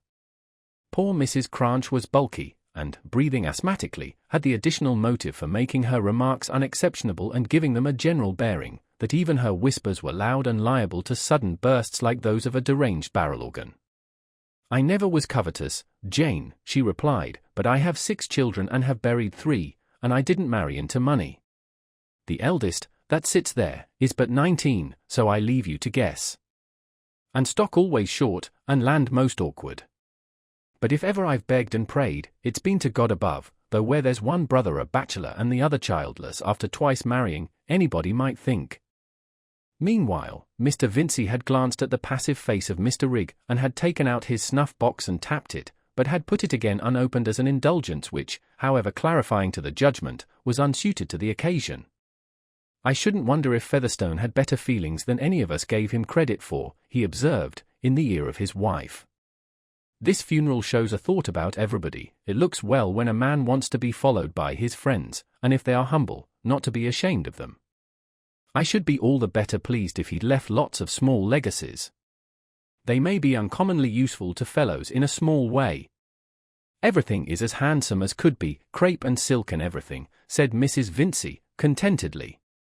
But I am sorry to say that Fred was under some difficulty in repressing a laugh, which would have been more unsuitable than his father's snuff-box. Fred had overheard Mr. Jonah suggesting something about a love-child, and with this thought in his mind, the stranger's face, which happened to be opposite him, affected him too ludicrously. Mary Garth, discerning his distress in the twitchings of his mouth and his recourse to a cough, came cleverly to his rescue by asking him to change seats with her, so that he got into a shadowy corner. Fred was feeling as good-naturedly as possible towards everybody, including Rigg, and having some relenting towards all these people who were less lucky than he was aware of being himself. He would not for the world have behaved amiss, still, it was particularly easy to laugh. But the entrance of the lawyer and the 2 brothers drew everyone's attention. The lawyer was Mr. Standish, and he had come to Stone Court this morning believing that he knew thoroughly well who would be pleased and who disappointed before the day was over. The will he expected to read was the last of 3 which he had drawn up for Mr. Featherstone. Mr. Standish was not a man who varied his manners. He behaved with the same deep-voiced, off-hand civility to everybody, as if he saw no difference in them, and talked chiefly of the hay-crop, which would be a very fine, by God, of the last bulletins concerning the King, and of the Duke of Clarence, who was a sailor every inch of him, and just the man to rule over an island like Britain. Old Featherstone had often reflected as he sat looking at the fire that Standish would be surprised some day. It is true that if he had done as he liked at the last, and burnt the will drawn up by another lawyer, he would not have secured that minor end. Still he had had his pleasure in ruminating on it. And certainly Mr. Standish was surprised, but not at all sorry. On the contrary, he rather enjoyed the zest of a little curiosity in his own mind, which the discovery of a second will added to the prospective amazement on the part of the Featherstone family. As to the sentiments of Solomon and Jonah, they were held in utter suspense. It seemed to them that the old will would have a certain validity, and that there might be such an interlacement of poor Peter's former and latter intentions as to create endless lawing before anybody came by their own, an inconvenience which would have at least the advantage of going all round. Hence the brothers showed a thoroughly neutral gravity as they re-entered with Mr. Standish, but Solomon took out his white handkerchief again with a sense that in any case there would be affecting passages, and crying at funerals, however dry, was customarily served up in lawn. Perhaps the person who felt the most throbbing excitement at this moment was Mary Garth, in the consciousness that it was she who had virtually determined the production of this second will, which might have momentous effects on the lot of some persons present. No soul except herself knew what had passed on that final night. "The will I hold in my hand," said Mr. Standish, who, seated at the table in the middle of the room, took his time about everything, including the coughs with which he showed a disposition to clear his voice, "was drawn up by myself and executed by our deceased friend on the 9th of August, 1825. But I find that there is a subsequent instrument hitherto unknown to me, bearing date the 20th of July, 1826, hardly a year later than the previous one. And there is farther, I see." Mr. Standish was cautiously travelling over the document with his spectacles, a codicil to this latter will, bearing date March 1st, 1828. "Dear, dear," said Sister Martha, not meaning to be audible, but driven to some articulation under this pressure of dates. "I shall begin by reading the earlier will," continued Mr. Standish, "since such, as appears by his not having destroyed the document, was the intention of the deceased. The preamble was felt to be rather long, and several beside Solomon shook their heads pathetically, looking on the ground. All eyes avoided meeting other eyes, and were chiefly fixed either on the spots in the tablecloth or on Mr. Standish's bald head, excepting Mary Garth's. When all the rest were trying to look nowhere in particular, it was safe for her to look at them. And at the sound of the first give and bequeath she could see all complexions changing subtly, as if some faint vibration were passing through them, save that of Mr. Rigg. He sat in unaltered calm, and, in fact, the company, preoccupied with more important problems, and with the complication of listening to bequests which might or might not be revoked, had ceased to think of him. Fred blushed, and Mr. Vincey found it impossible to do without his snuff-box in his hand, though he kept it closed. The small bequests came first, and even the recollection that there was another will and that poor Peter might have thought better of it, could not quell the rising disgust and indignation. One likes to be done well by in every tense, past, present, and future. And here was Peter capable 5 years ago of leaving only 200 apiece to his own brothers and sisters, and only 100 apiece to his own nephews and nieces. The Garths were not mentioned, but Mrs. Vincey and Rosamond were each to have 100. Mr. Trumbull was to have the gold-headed cane and £50, the other second cousins and the cousins present were each to have the like handsome sum, which, as the saturnine cousin observed, was a sort of legacy that left a man nowhere, and there was much more of such offensive dribbling in favour of persons not present, problematical, and, it was to be feared, low connections. Altogether, reckoning hastily, here were about 3,000 disposed of. Where then had Peter meant the rest of the money to go, and where the land? And what was revoked and what not revoked, and was the revocation for better or for worse? All emotion must be conditional, and might turn out to be the wrong thing. The men were strong enough to bear up and keep quiet under this confused suspense, some letting their lower lip fall, others pursing it up, according to the habit of their muscles. But Jane and Martha sank under the rush of questions, and began to cry, poor Mrs. Cranch being half moved with the consolation of getting any hundreds at all without working for them, and half aware that her share was scanty, whereas Mrs. Wall's mind was entirely flooded with the sense of being an own sister and getting little, while somebody else was to have much. The general expectation now was that the much would fall to Fred Vincey, but the Vinceys themselves were surprised when £10,000 in specified investments were declared to be bequeathed to him. Was the land coming too? Fred bit his lips. It was difficult to help smiling, and Mrs. Vincey felt herself the happiest of women, possible revocation shrinking out of sight in this dazzling vision. There was still a residue of personal property as well as the land, but the whole was left to one person, and that person was, oh possibilities! Oh expectations founded on the favour of close old gentlemen! Oh endless vocatives that would still leave expression slipping helpless from the measurement of mortal folly. That residuary legatee was Joshua Rigg, who was also sole executor, and who was to take thenceforth the name of Featherstone. There was a rustling which seemed like a shudder running round the room. Every one stared afresh at Mr. Rigg, who apparently experienced no surprise. A most singular testamentary disposition, exclaimed Mr. Trumbull, preferring for once that he should be considered ignorant in the past. But there is a second will, there is a further document. We have not yet heard the final wishes of the deceased. Mary Garth was feeling that what they had yet to hear were not the final wishes. The second will revoked everything except the legacies to the low persons before mentioned, some alterations in these being the occasion of the codicil, and the bequest of all the land lying in Lowick parish with all the stock and household furniture, to Joshua Rigg. The residue of the property was to be devoted to the erection and endowment of almshouses for old men, to be called Featherstone's almshouses, and to be built on a piece of land near Middlemarch already bought for the purpose by the testator, he wishing, so the document declared, to please God Almighty. Nobody present had a farthing, but Mr. Trumbull had the gold-headed cane. It took some time for the company to recover the power of expression. Mary dared not look at Fred. Mr. Vincey was the first to speak, after using his snuff-box energetically, and he spoke with loud indignation. "The most unaccountable will I ever heard. I should say he was not in his right mind when he made it. I should say this last will was void," added Mr. Vincey, feeling that this expression put the thing in the true light. A. Standish. "Our deceased friend always knew what he was about, I think," said Mr. Standish. "Everything is quite regular. Here is a letter from Clement of Brassing tied with the will." He drew it up. A very respectable solicitor. I never noticed any alienation of mind, any aberration of intellect in the late Mr. Featherstone, said Borthrop Trumbull, but I call this will eccentric. I was always willingly of service to the old soul, and he intimated pretty plainly a sense of obligation which would show itself in his will. The gold-headed cane is farcical considered as an acknowledgment to me, but happily I am above mercenary considerations. There's nothing very surprising in the matter that I can see, said Caleb Garth. Anybody might have had more reason for wondering if the will had been what you might expect from an open-minded, straightforward man. For my part, I wish there was no such thing as a will. That's a strange sentiment to come from a Christian man, by God, said the lawyer. I should like to know how you will back that up, Garth. Oh, said Caleb, leaning forward, adjusting his fingertips with nicety and looking meditatively on the ground. It always seemed to him that words were the hardest part of business. But here Mr. Jonah Featherstone made himself heard. Well, he always was a fine hypocrite, was my brother Peter.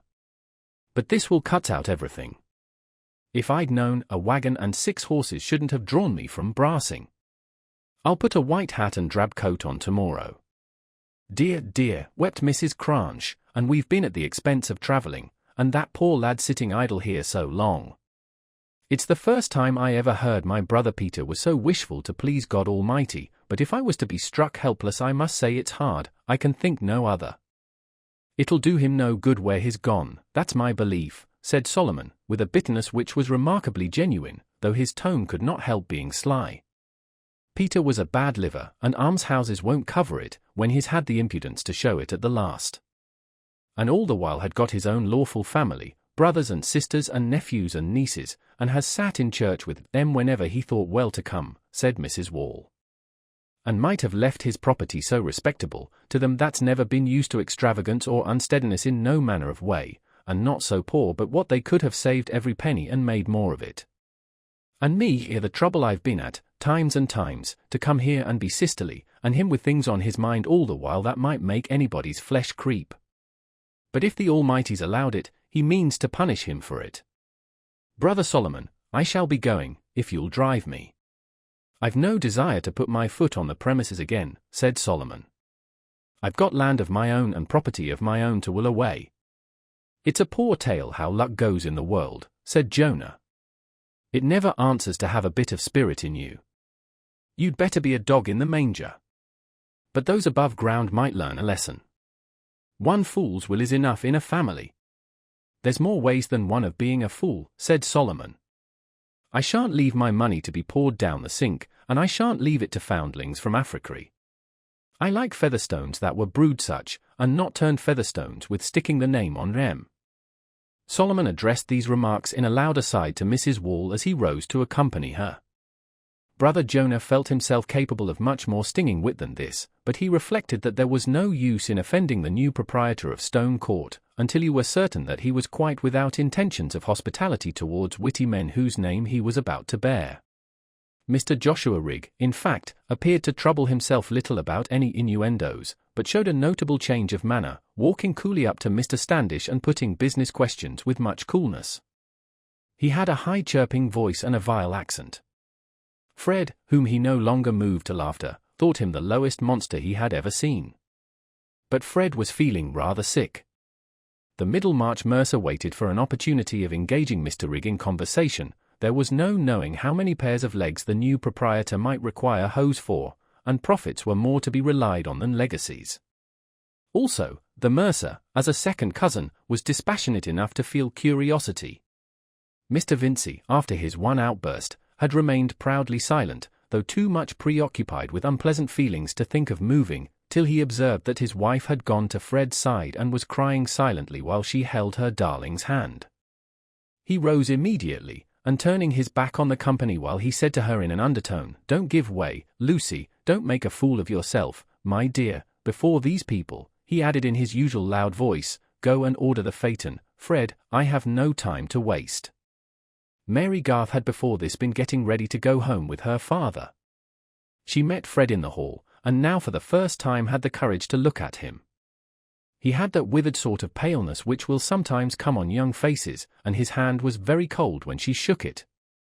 Mary too was agitated. She was conscious that fatally, without will of her own, she had perhaps made a great difference to Fred's lot. "Goodbye," she said, with affectionate sadness. "Be brave, Fred. I do believe you are better without the money." What was the good of it to Mr. Featherstone? "That's all very fine," said Fred, pettishly. "What is a fellow to do? I must go into the church now." He knew that this would vex Mary very well, then she must tell him what else he could do. "And I thought I should be able to pay your father at once and make everything right. And you have not even £100 left you. What shall you do now, Mary?" "Take another situation, of course, as soon as I can get one. My father has enough to do to keep the rest, without me. Goodbye." In a very short time Stone Court was cleared of well-brewed Featherstones and other long-accustomed visitors. Another stranger had been brought to settle in the neighbourhood of Middlemarch, but in the case of Mr. Rigg Featherstone there was more discontent with immediate visible consequences than speculation as to the effect which his presence might have in the future. No soul was prophetic enough to have any foreboding as to what might appear on the trial of Joshua Rigg. And here I am naturally led to reflect on the means of elevating a low subject. Historical parallels are remarkably efficient in this way.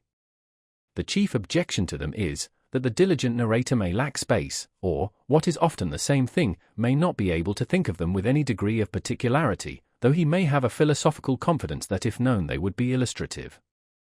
It seems an easier and shorter way to dignity to observe that, since there never was a true story which could not be told in parables, where you might put a monkey for a margrave, and vice versa, whatever has been or is to be narrated by me about low people, may be ennobled by being considered a parable, so that if any bad habits and ugly consequences are brought into view, the reader may have the relief of regarding them as not more than figuratively ungenteel, and may feel himself virtually in company with persons of some style. Thus, while I tell the truth about Lubies, my reader's imagination need not be entirely excluded from an occupation with lords, and the petty sums which any bankrupt of high standing would be sorry to retire upon, may be lifted to the level of high commercial transactions by the inexpensive addition of proportional ciphers.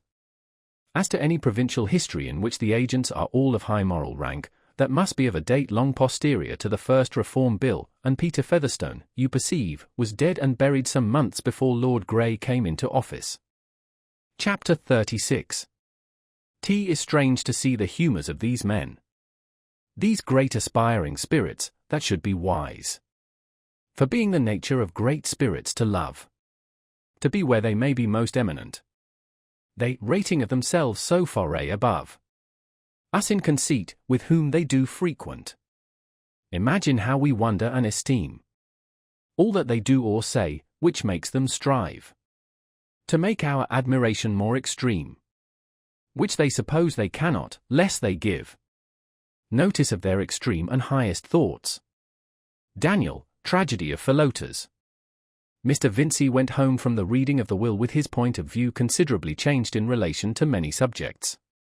He was an open-minded man, but given to indirect modes of expressing himself. When he was disappointed in a market for his silk braids, he swore at the groom. When his brother-in-law Bulstrode had vexed him, he made cutting remarks on Methodism, and it was now apparent that he regarded Fred's idleness with a sudden increase of severity, by his throwing an embroidered cap out of the smoking-room onto the hall floor. "Well, sir," he observed, when that young gentleman was moving off to bed, "I hope you've made up your mind now to go up next term and pass your examination. I've taken my resolution, so I advise you to lose no time in taking yours." Fred made no answer. He was too utterly depressed. 24 hours ago he had thought that instead of needing to know what he should do, he should by this time know that he needed to do nothing, that he should hunt in pink, have a first-rate hunter, ride to cover on a fine hack, and be generally respected for doing so, moreover, that he should be able at once to pay Mr. Garth, and that Mary could no longer have any reason for not marrying him. And all this was to have come without study or other inconvenience, purely by the favour of Providence in the shape of an old gentleman's caprice.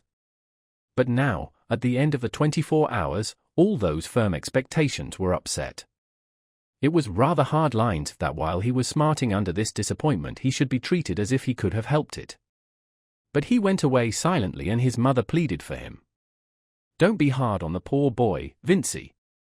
He'll turn out well yet, though that wicked man has deceived him. I feel as sure as I sit here, Fred will turn out well, else why was he brought back from the brink of the grave? And I call it a robbery. It was like giving him the land, to promise it, and what is promising, if making everybody believe is not promising? And you see he did leave him £10,000, and then took it away again. Took it away again, said Mr. Vincey, pettishly. I tell you the lad's an unlucky lad, Lucy. And you've always spoiled him. Well, Vincey, he was my first, and you made a fine fuss with him when he came. You were as proud, said Mrs. Vincey, easily recovering her cheerful smile. Who knows what babies will turn to? I was fool enough, I dare say, said the husband, more mildly, however.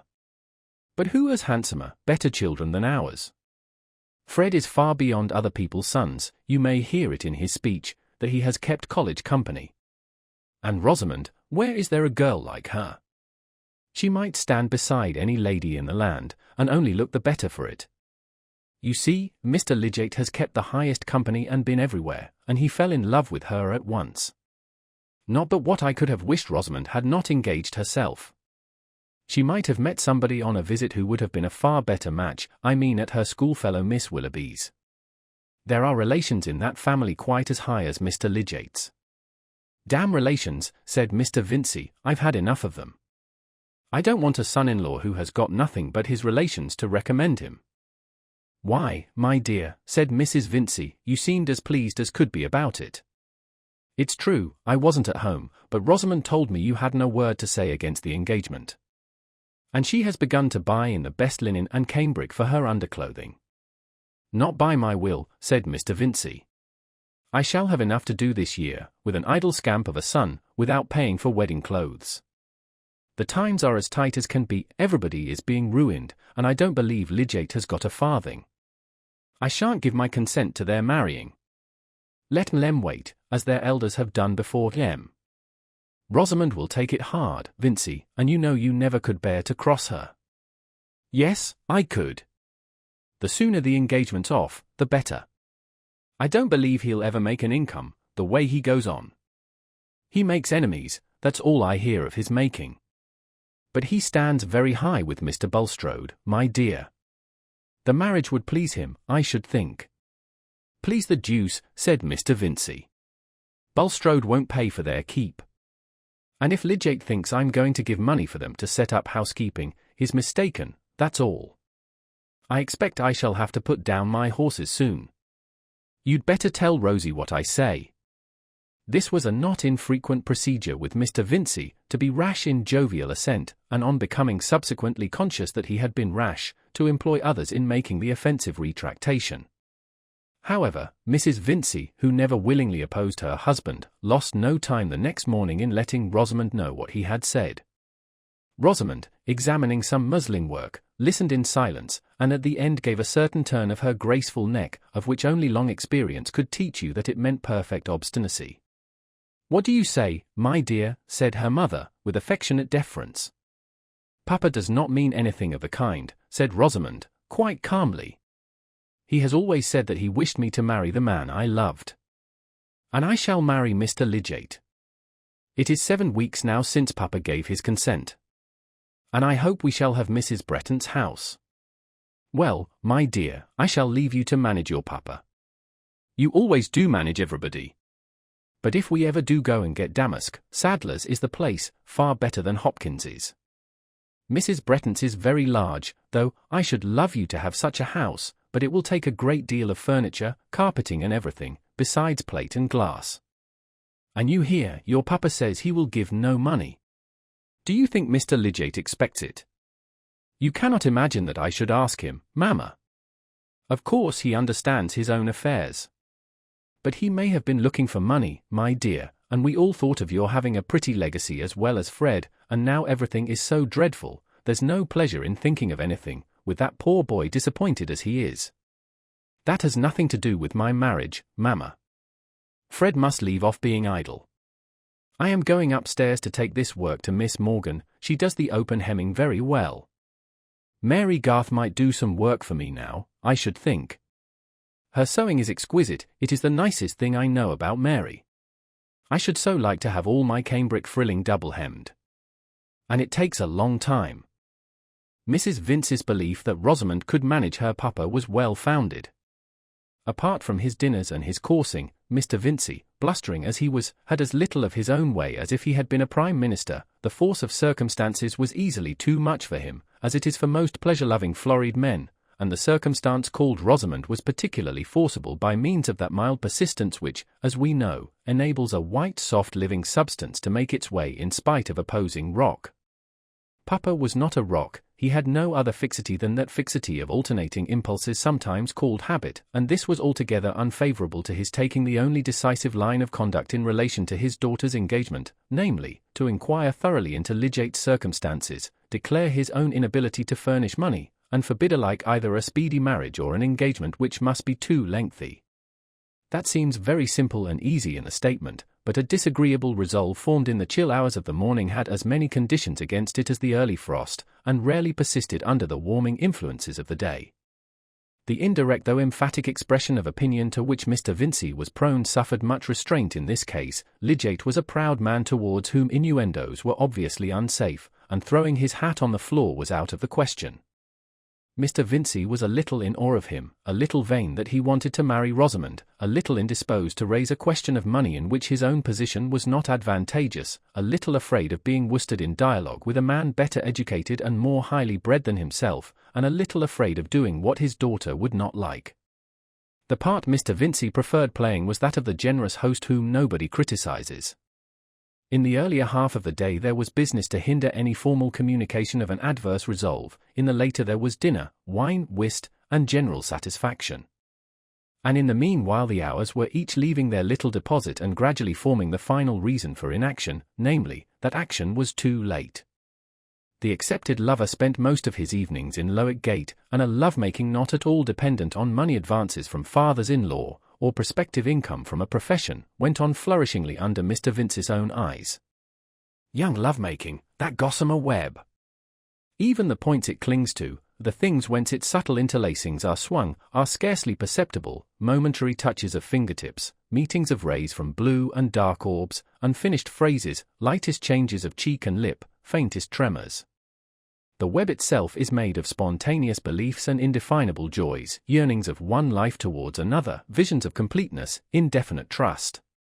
And Lydiate fell to spinning that web from his inward self with wonderful rapidity, in spite of experience supposed to be finished off with the drama of law, in spite too of medicine and biology, for the inspection of macerated muscle or of eyes presented in a dish, like Santa Lucia's, and other incidents of scientific inquiry, are observed to be less incompatible with poetic love than a native dullness or a lively addiction to the lowest prose. As for Rosamond, she was in the water-lily's expanding wonderment at its own fuller life, and she too was spinning industriously at the mutual web. All this went on in the corner of the drawing-room where the piano stood, and subtle as it was, the light made it a sort of rainbow visible to many observers besides Mr. Fairbrother. The certainty that Miss Vincey and Mr. Lydiate were engaged became general in Middlemarch without the aid of formal announcement.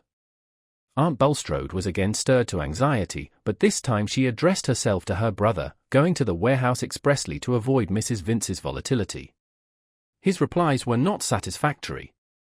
"Walter, you never mean to tell me that you have allowed all this to go on without inquiry into Mr. Lydiate's prospects," said Mrs. Bulstrode, opening her eyes with wider gravity at her brother, who was in his peevish warehouse humour. "Think of this girl brought up in luxury, in too worldly a way, I am sorry to say. What will she do on a small income? Oh, confound it, Harriet! What can I do when men come into the town without any asking of mine? Did you shut your house up against Lydiate? Bulstrode has pushed him forward more than anybody. I never made any fuss about the young fellow. You should go and talk to your husband about it, not me." "Well, really, Walter, how can Mr. Bulstrode be to blame? I am sure he did not wish for the engagement. Oh, if Bulstrode had not taken him by the hand, I should never have invited him."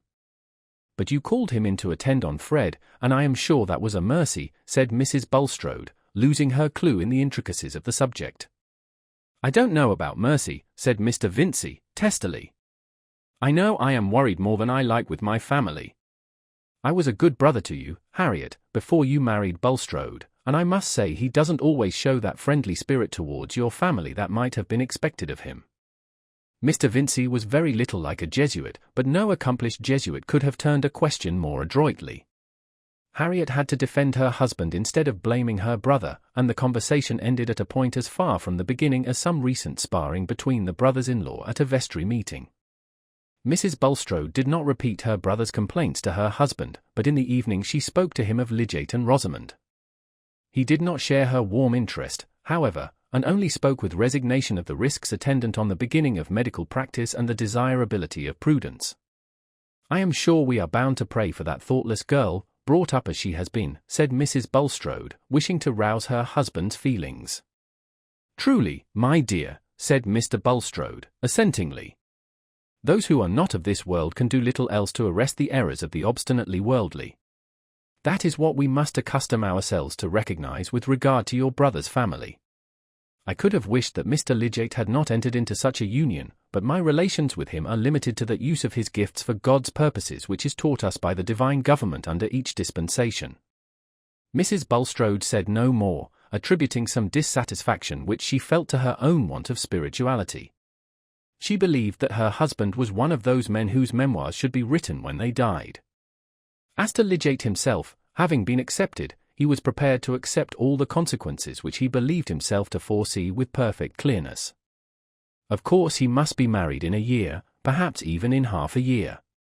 This was not what he had intended, but other schemes would not be hindered, they would simply adjust themselves anew. Marriage, of course, must be prepared for in the usual way. A house must be taken instead of the rooms he at present occupied, and Lidgate, having heard Rosamond speak with admiration of old Mrs. Bretton's house, situated in Lowick Gate, took notice when it fell vacant after the old lady's death, and immediately entered into treaty for it. He did this in an episodic way, very much as he gave orders to his tailor for every requisite of perfect dress, without any notion of being extravagant. On the contrary, he would have despised any ostentation of expense. His profession had familiarized him with all grades of poverty, and he cared much for those who suffered hardships. He would have behaved perfectly at a table where the sauce was served in a jug with the handle off, and he would have remembered nothing about a grand dinner except that a man was there who talked well. But it had never occurred to him that he should live in any other than what he would have called an ordinary way, with green glasses for hock, and excellent waiting at table. In warming himself at French social theories he had brought away no smell of scorching.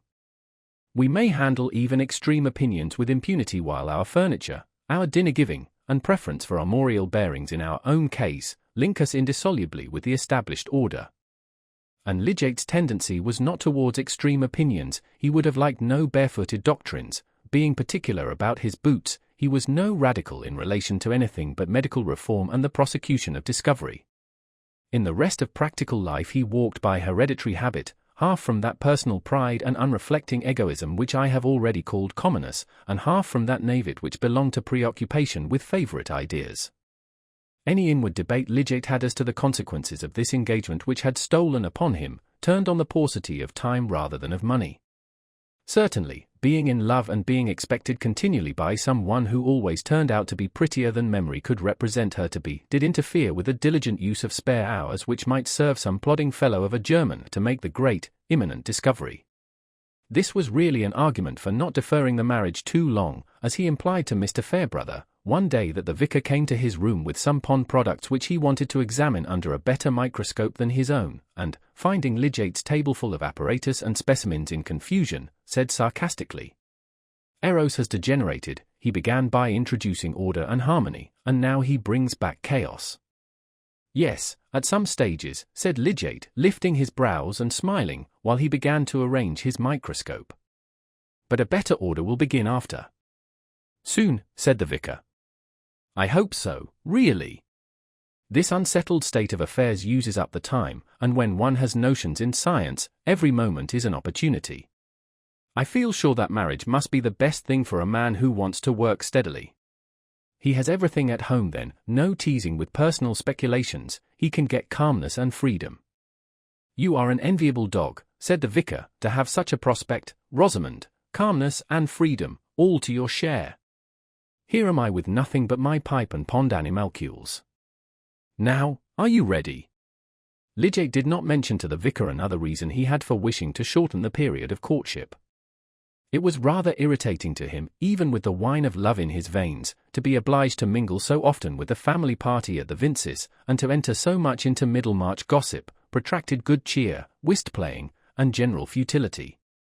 He had to be deferential when Mr. Vincey decided questions with trenchant ignorance, especially as to those liquors which were the best inward pickle, preserving you from the effects of bad air.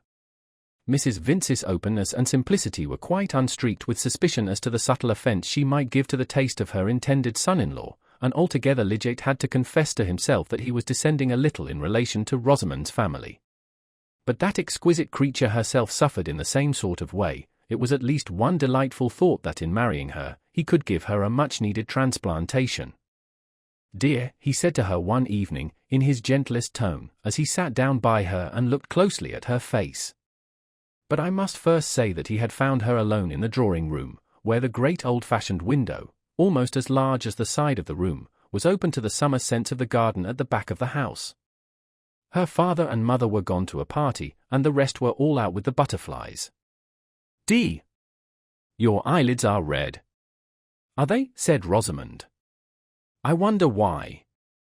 It was not in her nature to pour forth wishes or grievances. They only came forth gracefully on solicitation. "As if you could hide it from me," said Lidgate, laying his hand tenderly on both of hers. "Don't I see a tiny drop on one of the lashes?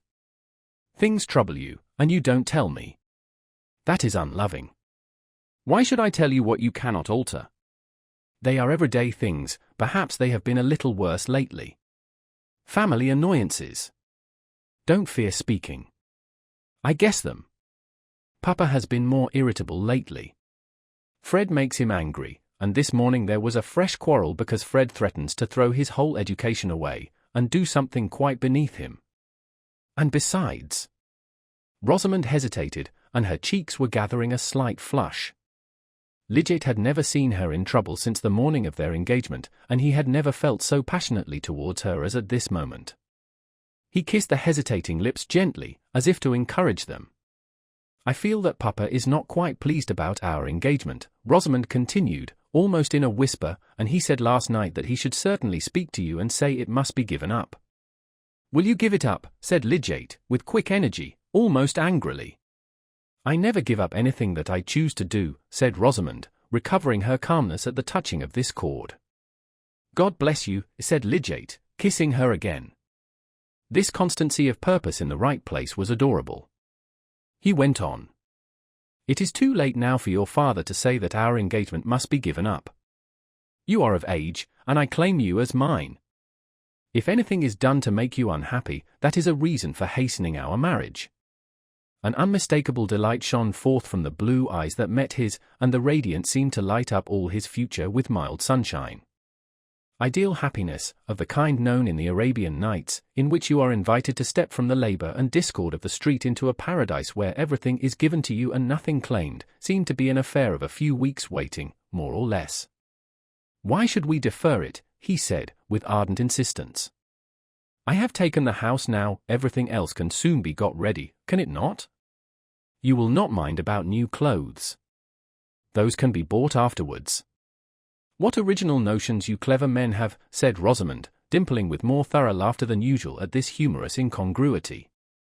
"This is the first time I ever heard of wedding clothes being bought after marriage." "But you don't mean to say you would insist on my waiting months for the sake of clothes," said Lidgate, half thinking that Rosamond was tormenting him prettily, and half fearing that she really shrank from speedy marriage. "Remember, we are looking forward to a better sort of happiness even than this, being continually together, independent of others, and ordering our lives as we will. Come, dear, tell me how soon you can be altogether mine." There was a serious pleading in Lidgate's tone, as if he felt that she would be injuring him by any fantastic delays. Rosamond became serious too, and slightly meditative. In fact, she was going through many intricacies of lace-edging and hosiery and petticoat tucking, in order to give an answer that would at least be approximative. 6 weeks would be ample. "Say so, Rosamond," insisted Lidgate, releasing her hands to put his arm gently round her. One little hand immediately went to pat her hair, while she gave her neck a meditative turn, and then said seriously. There would be the house linen and the furniture to be prepared. Still, Mamma could see to those while we were away. Yes, to be sure. We must be away a week or so. Oh, more than that, said Rosamond, earnestly.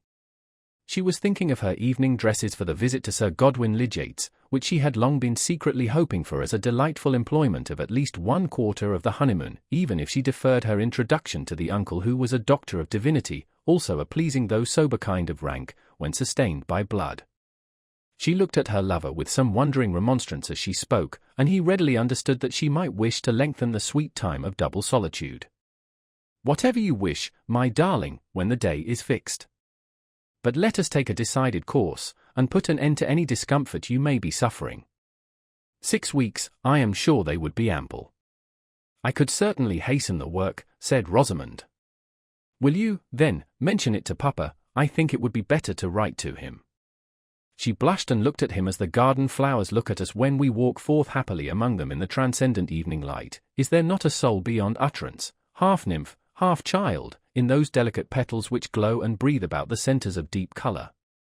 He touched her ear and a little bit of neck under it with his lips, and they sat quite still for many minutes, which flowed by them like a small gurgling brook with the kisses of the sun upon it. Rosamond thought that no one could be more in love than she was, and Lydgate thought that after all his wild mistakes and absurd credulity, he had found perfect womanhood, felt as if already breathed upon by exquisite wedded affection such as would be bestowed by an accomplished creature who venerated his high musings and momentous labours and would never interfere with them, who would create order in the home and accounts with still magic, yet keep her fingers ready to touch the lute and transform life into romance at any moment, who was instructed to the true womanly limit and not a hair's breadth beyond, docile, therefore, and ready to carry out behests which came from that limit. It was plainer now than ever that his notion of remaining much longer a bachelor had been a mistake. Marriage would not be an obstruction but a furtherance. And happening the next day to accompany a patient to Brassing, he saw a dinner service there which struck him as so exactly the right thing that he bought it at once. It saved time to do these things just when you thought of them, and Lydgate hated ugly crockery. The dinner service in question was expensive, but that might be in the nature of dinner services. Furnishing was necessarily expensive, but then it had to be done only once. It must be lovely, said Mrs. Vincey when Lydgate mentioned his purchase with some descriptive touches. Just what Rosie ought to have. I trust in heaven it won't be broken. One must hire servants who will not break things, said Lydgate. Certainly, this was reasoning with an imperfect vision of sequences. But at that period there was no sort of reasoning which was not more or less sanctioned by men of science. Of course it was unnecessary to defer the mention of anything to Mamma, who did not readily take views that were not cheerful, and being a happy wife herself, had hardly any feeling but pride in her daughter's marriage. But Rosamond had good reasons for suggesting to Lydgate that Papa should be appealed to in writing. She prepared for the arrival of the letter by walking with her Papa to the warehouse the next morning, and telling him on the way that Mr. Lydgate wished to be married soon. Nonsense, my dear, said Mr. Vincey. What has he got to marry on? You'd much better give up the engagement. I've told you so pretty plainly before this. What have you had such an education for, if you are to go and marry a poor man? It's a cruel thing for a father to see. Mr. Lydgate is not poor, Papa. He bought Mr. Peacock's practice, which, they say, is worth 800 or 900 a year. Stuff and nonsense. What's buying a practice? He might as well buy next year's swallows. It'll all slip through his fingers. On the contrary, Papa, he will increase the practice. See how he has been called in by the Chethams and Casaubons. I hope he knows I shan't give anything, with this disappointment about Fred, and Parliament going to be dissolved, and machine breaking everywhere, and an election coming on. Dear Papa! What can that have to do with my marriage? A pretty deal to do with it. We may all be ruined for what I know, the country's in that state. Some say it's the end of the world, and be hanged if I don't think it looks like it. Anyhow, it's not a time for me to be drawing money out of my business, and I should wish Lydgate to know that. I am sure he expects nothing, Papa. And he has such very high connections, he is sure to rise in one way or another. He is engaged in making scientific discoveries. Mr. Vincey was silent. "I cannot give up my only prospect of happiness, Papa. Mr. Lidgate is a gentleman. I could never love anyone who was not a perfect gentleman. You would not like me to go into a consumption, as Arabella Hawley did. And you know that I never change my mind." Again Papa was silent. "Promise me, Papa, that you will consent to what we wish. We shall never give each other up, and you know that you have always objected to long courtships and late marriages." There was a little more urgency of this kind, till Mr. Vincey said, "Well, well, child, he must write to me first before I can answer him," and Rosamond was certain that she had gained her point. Mr. Vincey's answer consisted chiefly in a demand that Lidgate should insure his life, a demand immediately conceded. This was a delightfully reassuring idea, supposing that Lidgate died, but in the meantime not a self-supporting idea. However, it seemed to make everything comfortable about Rosamond's marriage, and the necessary purchases went on with much spirit. Not without prudential considerations, however. A bride, who is going to visit at a baronet's, must have a few first-rate pocket handkerchiefs, but beyond the absolutely necessary half-dozen, Rosamond contented herself without the very highest style of embroidery and Valenciennes. Lidgate also, finding that his sum of £800 had been considerably reduced since he had come to Middlemarch, restrained his inclination for some plate of an old pattern which was shown to him when he went into Kibble's establishment at Brassing to buy forks and spoons. He was too proud to act as if he presupposed that Mr. Vincey would advance money to provide furniture, and though, since it would not be necessary to pay for everything at once, some bills would be left standing over, he did not waste time in conjecturing how much his father-in-law would give in the form of dowry, to make payment easy. He was not going to do anything extravagant, but the requisite things must be bought, and it would be bad economy to buy them of a poor quality. All these matters were by the by.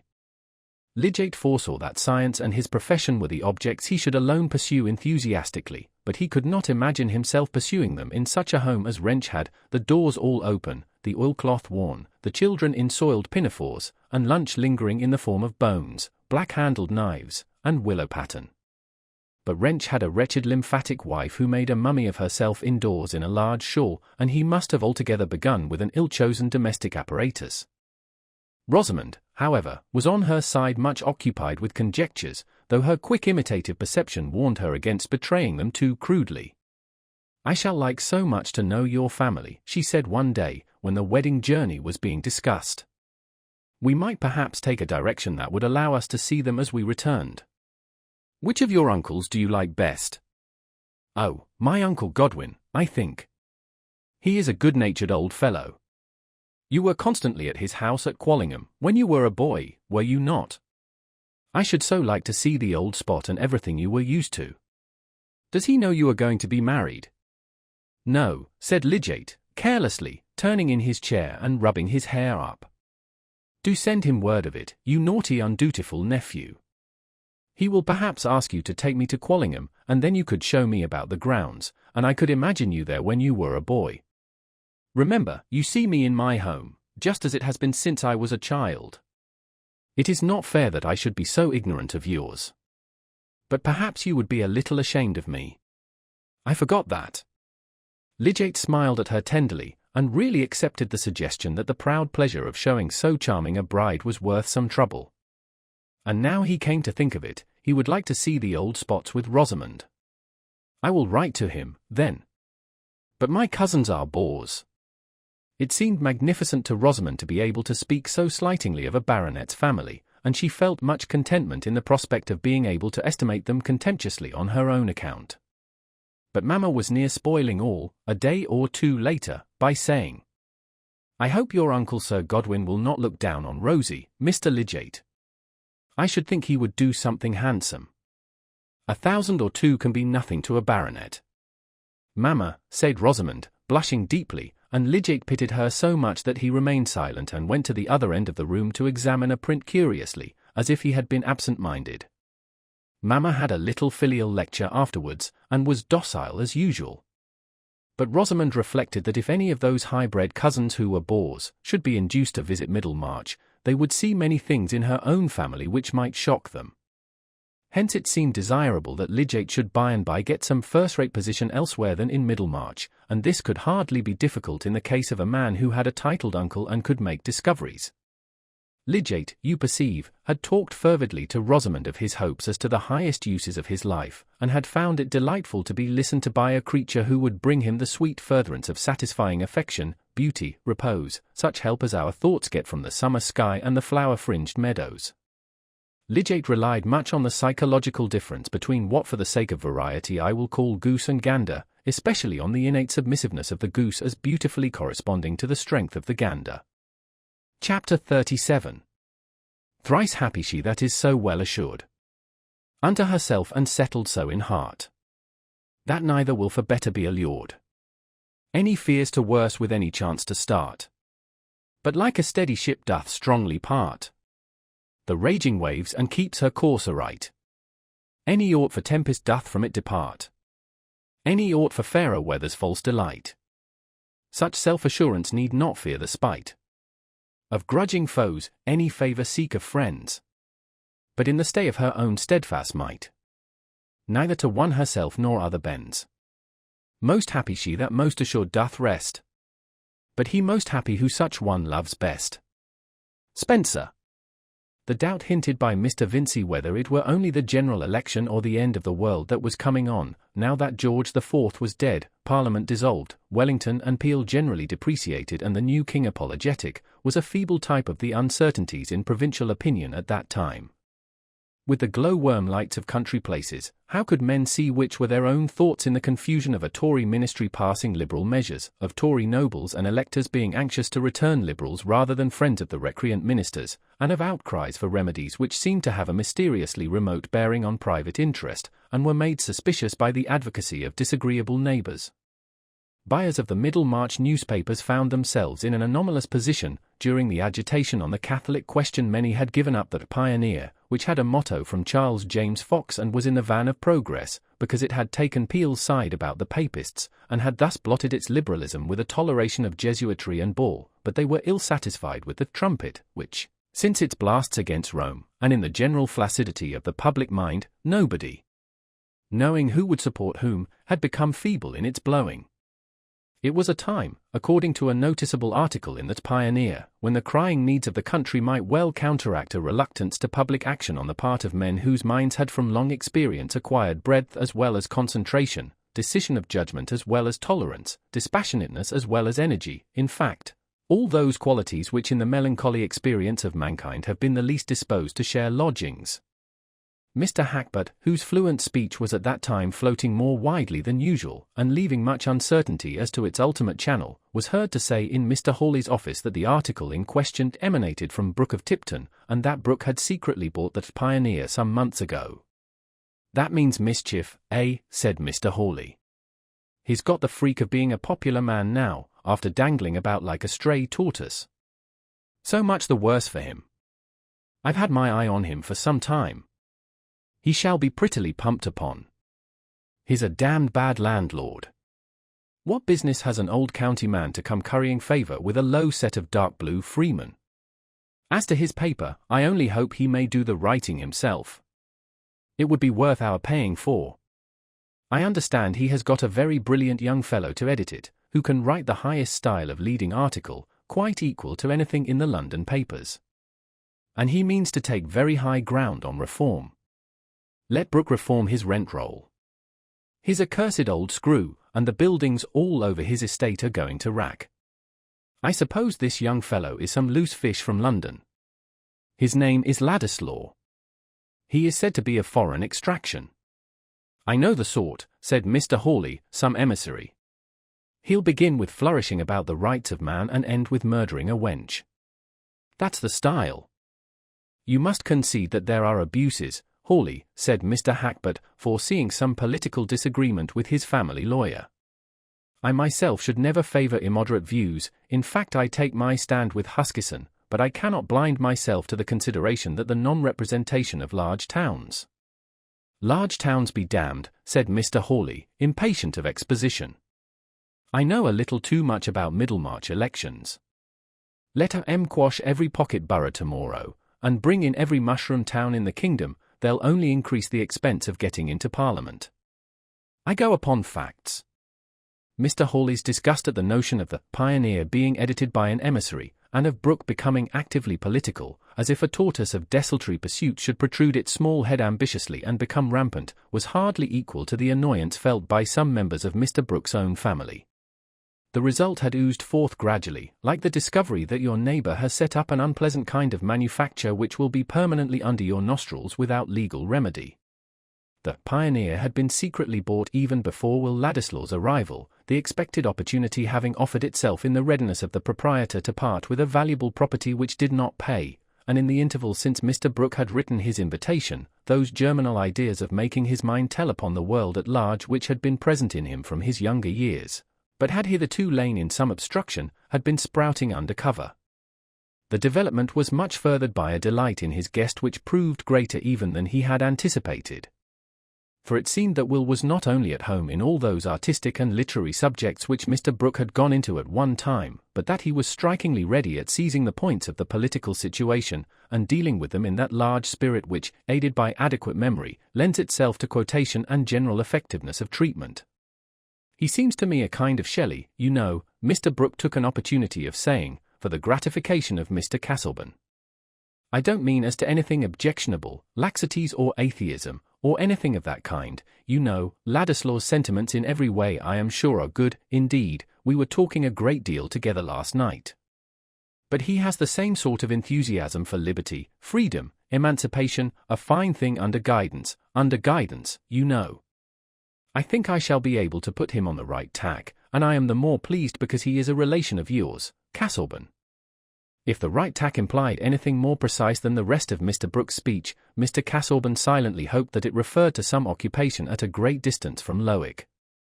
He had disliked Will while he helped him, but he had begun to dislike him still more now that Will had declined his help.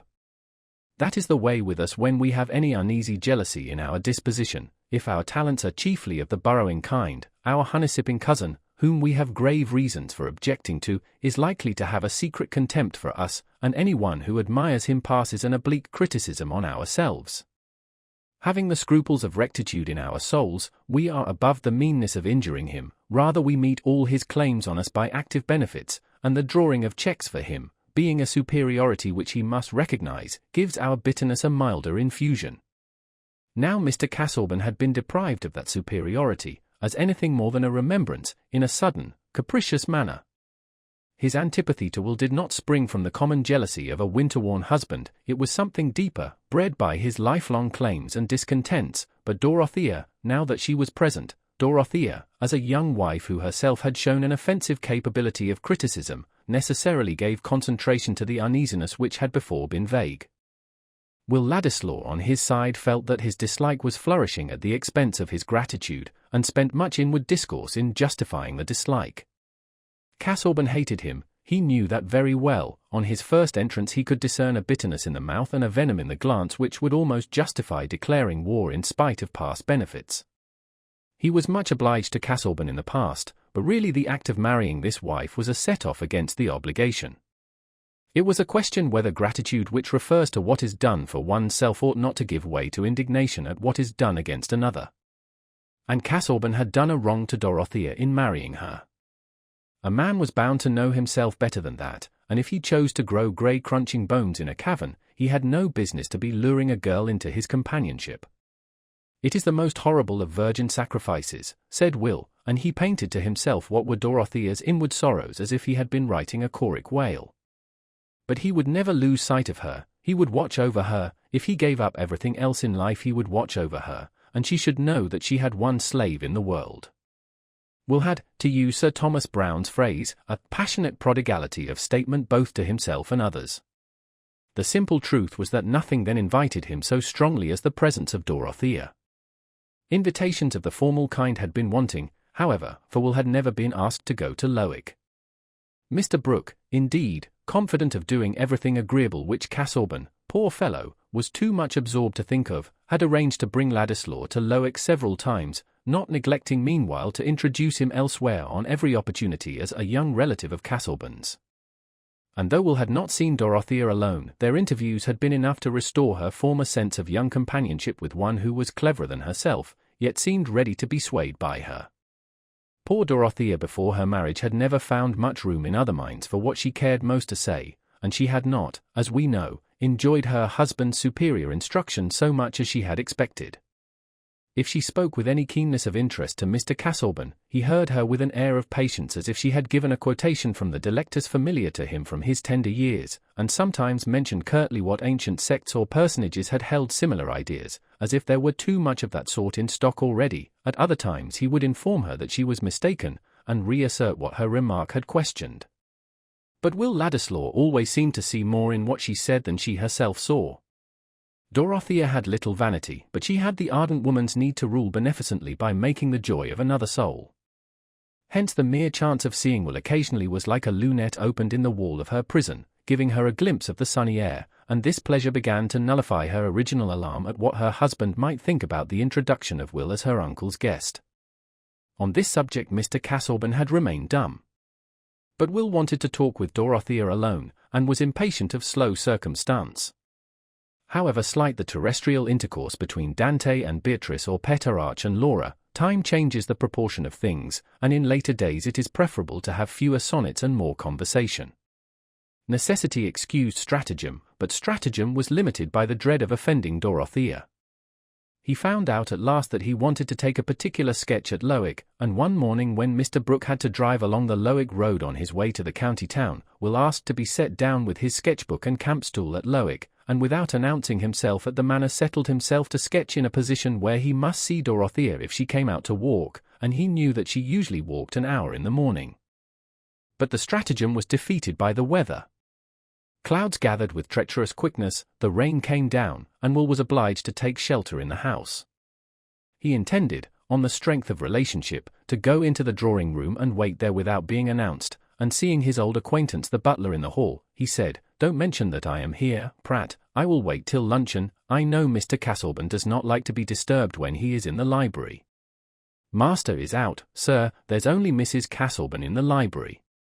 "I'd better tell her you're here, sir," said Pratt, a red-cheeked man given to lively converse with Tantripp, and often agreeing with her that it must be dull for madam.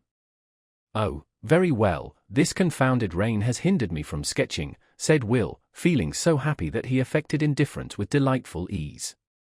In another minute he was in the library, and Dorothea was meeting him with her sweet unconstrained smile.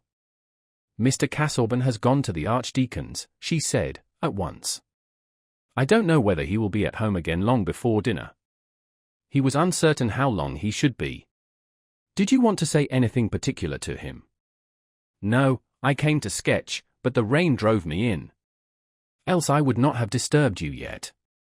I supposed that Mr. Casaubon was here, and I know he dislikes interruption at this hour. I am indebted to the rain, then. I am so glad to see you." Dorothea uttered these common words with the simple sincerity of an unhappy child, visited at school. "I really came for the chance of seeing you alone," said Will, mysteriously forced to be just as simple as she was. He could not stay to ask himself, why not? "I wanted to talk about things, as we did in Rome. It always makes a difference when other people are present." "Yes," said Dorothea, in her clear full tone of assent. "Sit down." She seated herself on a dark ottoman with the brown books behind her, looking in her plain dress of some thin woolen white material, without a single ornament on her besides her wedding ring, as if she were under a vow to be different from all other women, and Will sat down opposite her at 2 yards distance, the light falling on his bright curls and delicate but rather petulant profile, with its defiant curves of lip and chin. Each looked at the other as if they had been two flowers which had opened then and there. Dorothea for the moment forgot her husband's mysterious irritation against Will. It seemed fresh water at her thirsty lips to speak without fear to the one person whom she had found receptive, for in looking backward through sadness she exaggerated a past solace. "I have often thought that I should like to talk to you again," she said, immediately. "It seems strange to me how many things I said to you." "I remember them all," said Will, with the unspeakable content in his soul of feeling that he was in the presence of a creature worthy to be perfectly loved. I think his own feelings at that moment were perfect, for we mortals have our divine moments, when love is satisfied in the completeness of the beloved object. I have tried to learn a great deal since we were in Rome, said Dorothea. I can read Latin a little, and I am beginning to understand just a little Greek. I can help Mr. Casaubon better now. I can find out references for him and save his eyes in many ways. But it is very difficult to be learned. It seems as if people were worn out on the way to great thoughts, and can never enjoy them because they are too tired. If a man has a capacity for great thoughts, he is likely to overtake them before he is decrepit, said Will, with irrepressible quickness. But through certain sensibilities Dorothea was as quick as he, and seeing her face change, he added, immediately, but it is quite true that the best minds have been sometimes overstrained in working out their ideas. You correct me, said Dorothea. I expressed myself ill. I should have said that those who have great thoughts get too much worn in working them out. I used to feel about that, even when I was a little girl, and it always seemed to me that the use I should like to make of my life would be to help someone who did great works, so that his burden might be lighter. Dorothea was led on to this bit of autobiography without any sense of making a revelation. But she had never before said anything to Will which threw so strong a light on her marriage. He did not shrug his shoulders, and for want of that muscular outlet he thought the more irritably of beautiful lips kissing holy skulls and other emptinesses ecclesiastically enshrined. Also he had to take care that his speech should not betray that thought. But you may easily carry the help too far, he said, and get overwrought yourself. Are you not too much shut up? You already look paler. It would be better for Mr. Casaubon to have a secretary. He could easily get a man who would do half his work for him. It would save him more effectually, and you need only help him in lighter ways. How can you think of that? Said Dorothea, in a tone of earnest remonstrance. I should have no happiness if I did not help him in his work. What could I do? There is no good to be done in Lowick. The only thing I desire is to help him more. And he objects to a secretary, please not to mention that again. Certainly not, now I know your feeling. But I have heard both Mr. Brooke and Sir James Chettam express the same wish. Yes, said Dorothea, but they don't understand. They want me to be a great deal on horseback, and have the garden altered and new conservatories, to fill up my days. I thought you could understand that one's mind has other wants, she added, rather impatiently. Besides, Mr. Casaubon cannot bear to hear of a secretary. My mistake is excusable, said Will. In old days I used to hear Mr. Casaubon speak as if he looked forward to having a secretary.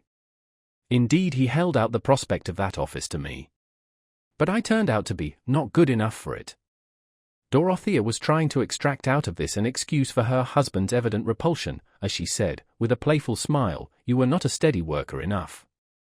No, said Will, shaking his head backward somewhat after the manner of a spirited horse. And then, the old irritable demon prompting him to give another good pinch at the moth wings of poor Mr. Casaubon's glory, he went on, and I have seen since that Mr. Casaubon does not like anyone to overlook his work and know thoroughly what he is doing. He is too doubtful, too uncertain of himself. I may not be good for much, but he dislikes me because I disagree with him.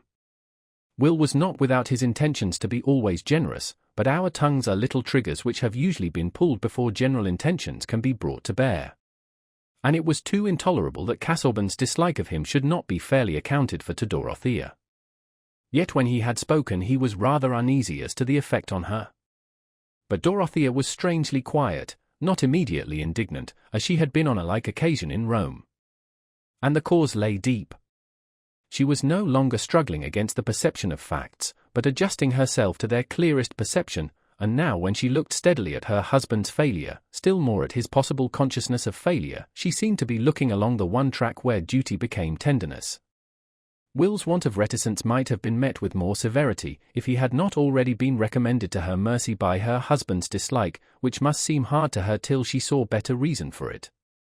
She did not answer at once, but after looking down ruminatingly she said, with some earnestness, Mr. Casaubon must have overcome his dislike of you so far as his actions were concerned, and that is admirable. Yes, he has shown a sense of justice in family matters. It was an abominable thing that my grandmother should have been disinherited because she made what they called a mesalliance, though there was nothing to be said against her husband except that he was a Polish refugee who gave lessons for his bread. I wish I knew all about her, said Dorothea. I wonder how she bore the change from wealth to poverty. I wonder whether she was happy with her husband. Do you know much about them? No, only that my grandfather was a patriot, a bright fellow, could speak many languages, musical, got his bread by teaching all sorts of things. They both died rather early. And I never knew much of my father, beyond what my mother told me, but he inherited the musical talents. I remember his slow walk and his long thin hands, and one day remains with me when he was lying ill, and I was very hungry, and had only a little bit of bread. Ah, what a different life from mine, said Dorothea, with keen interest, clasping her hands on her lap. I have always had too much of everything. But tell me how it was. Mr. Castleburn could not have known about you then. No, but my father had made himself known to Mr. Castleburn, and that was my last hungry day. My father died soon after, and my mother and I were well taken care of. Mr. Castleburn always expressly recognized it as his duty to take care of us because of the harsh injustice which had been shown to his mother's sister. But now I am telling you what is not new to you. In his inmost soul Will was conscious of wishing to tell Dorothea what was rather new even in his own construction of things, namely, that Mr. Castleburn had never done more than pay a debt towards him. Will was much too good a fellow to be easy under the sense of being ungrateful. And when gratitude has become a matter of reasoning, there are many ways of escaping from its bonds. No, answered Dorothea, Mr. Castleburn has always avoided dwelling on his own honourable actions. She did not feel that her husband's conduct was depreciated, but this notion of what justice had required in his relations with Will Ladislaw took strong hold on her mind. After a moment's pause, she added, he had never told me that he supported your mother. Is she still living? No, she died by an accident, a fall, 4 years ago. It is curious that my mother, too, ran away from her family, but not for the sake of her husband. She never would tell me anything about her family, except that she forsook them to get her own living, went on the stage, in fact. She was a dark-eyed creature, with crisp ringlets, and never seemed to be getting old. You see, I come of rebellious blood on both sides, Will ended, smiling brightly at Dorothea, while she was still looking with serious intentness before her, like a child seeing a drama for the first time.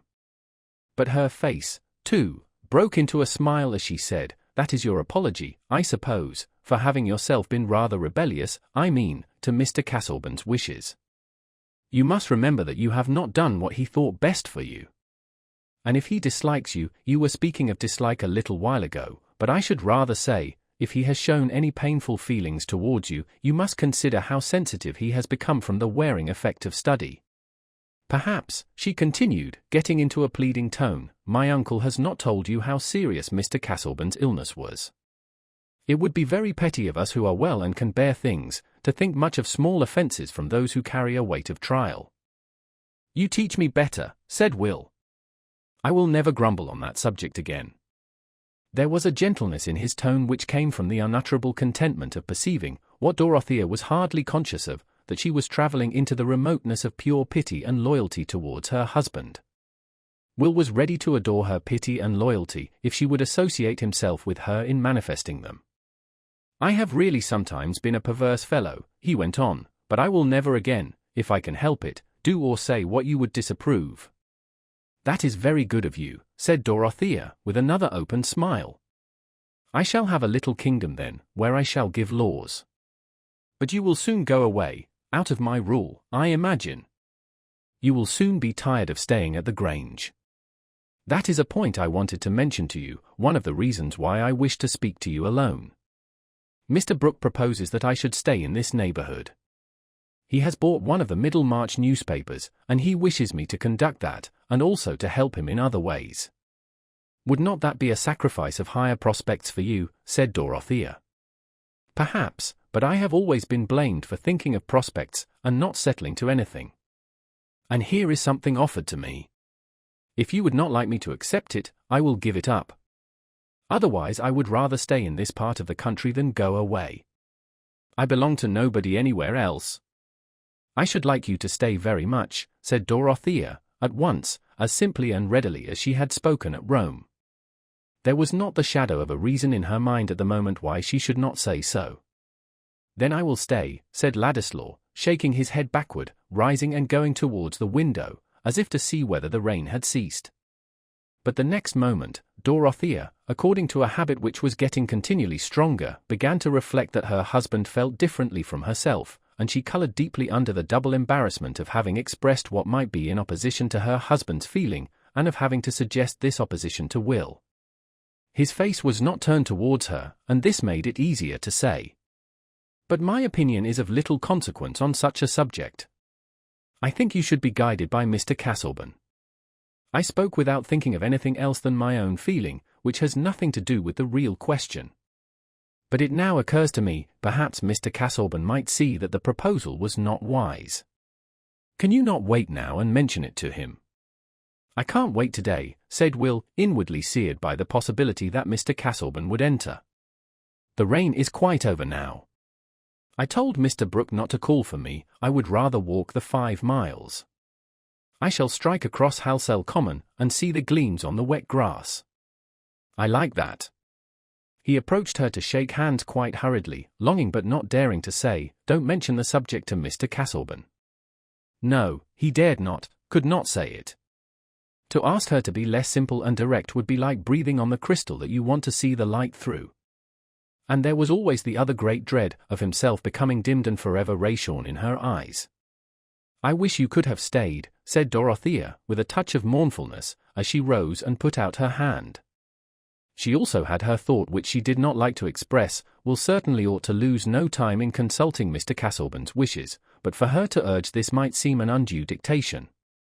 So they only said good-bye, and Will quitted the house, striking across the field so as not to run any risk of encountering Mr. Castleburn's carriage, which, however, did not appear at the gate until 4 o'clock. That was an unpropitious hour for coming home. It was too early to gain the moral support under ennui of dressing his person for dinner, and too late to undress his mind of the day's frivolous ceremony and affairs, so as to be prepared for a good plunge into the serious business of study.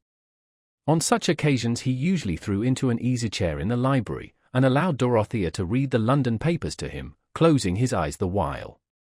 Today, however, he declined that relief, observing that he had already had too many public details urged upon him, but he spoke more cheerfully than usual when Dorothea asked about his fatigue, and added with that air of formal effort which never forsook him even when he spoke without his waistcoat and cravat, "I have had the gratification of meeting my former acquaintance, Dr. Spanning, today, and of being praised by one who is himself a worthy recipient of praise. He spoke very handsomely of my late tractate on the Egyptian mysteries, using, in fact, terms which it would not become me to repeat." In uttering the last clause, Mr. Castleburn leaned over the elbow of his chair, and swayed his head up and down, apparently as a muscular outlet instead of that recapitulation which would not have been becoming.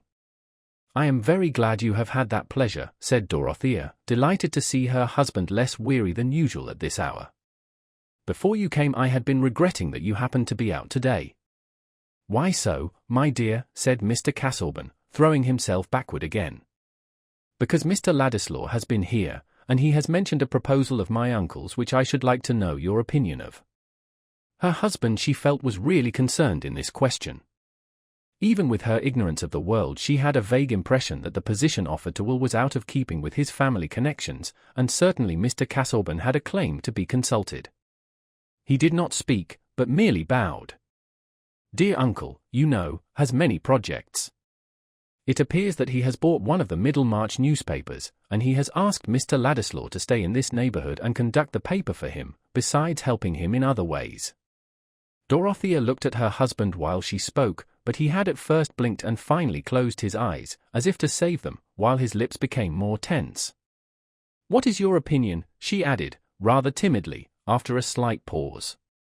"Did Mr. Ladislaw come on purpose to ask my opinion?" said Mr. Castleburn, opening his eyes narrowly with a knife-edged look at Dorothea. She was really uncomfortable on the point he inquired about, but she only became a little more serious, and her eyes did not swerve. "No," she answered immediately, "he did not say that he came to ask your opinion. But when he mentioned the proposal, he of course expected me to tell you of it." Mr. Castleburn was silent. "I feared that you might feel some objection. But certainly a young man with so much talent might be very useful to my uncle, might help him to do good in a better way. And Mr. Ladislaw wishes to have some fixed occupation.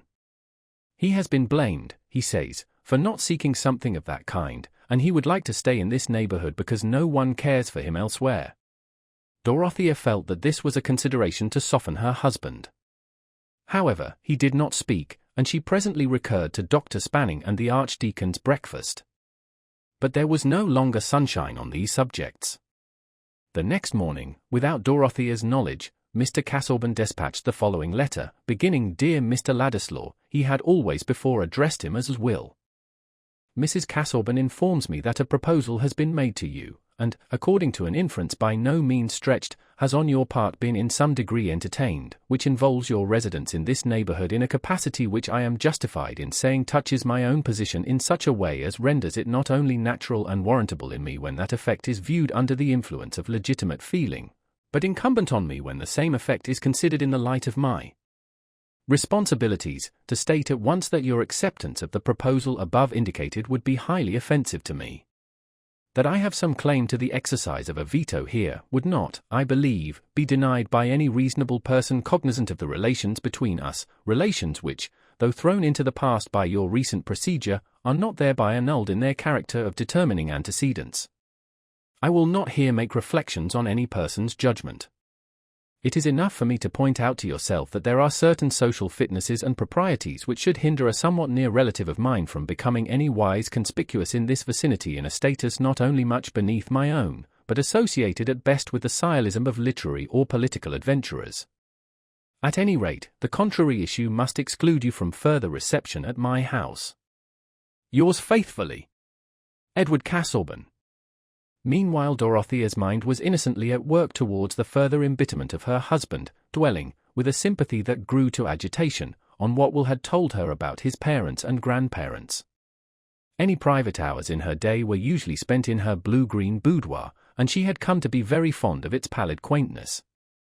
Nothing had been outwardly altered there, but while the summer had gradually advanced over the western fields beyond the avenue of elms, the bare room had gathered within it those memories of an inward life which fill the air as with a cloud of good or bad angels, the invisible yet active forms of our spiritual triumphs or our spiritual falls. She had been so used to struggle for and to find resolve in looking along the avenue towards the arch of western light that the vision itself had gained a communicating power. Even the pale stag seemed to have reminding glances and to mean mutely, "Yes, we know." And the group of delicately touched miniatures had made an audience as of beings no longer disturbed about their own earthly lot, but still humanly interested. Especially the mysterious Aunt Julia, about whom Dorothea had never found it easy to question her husband.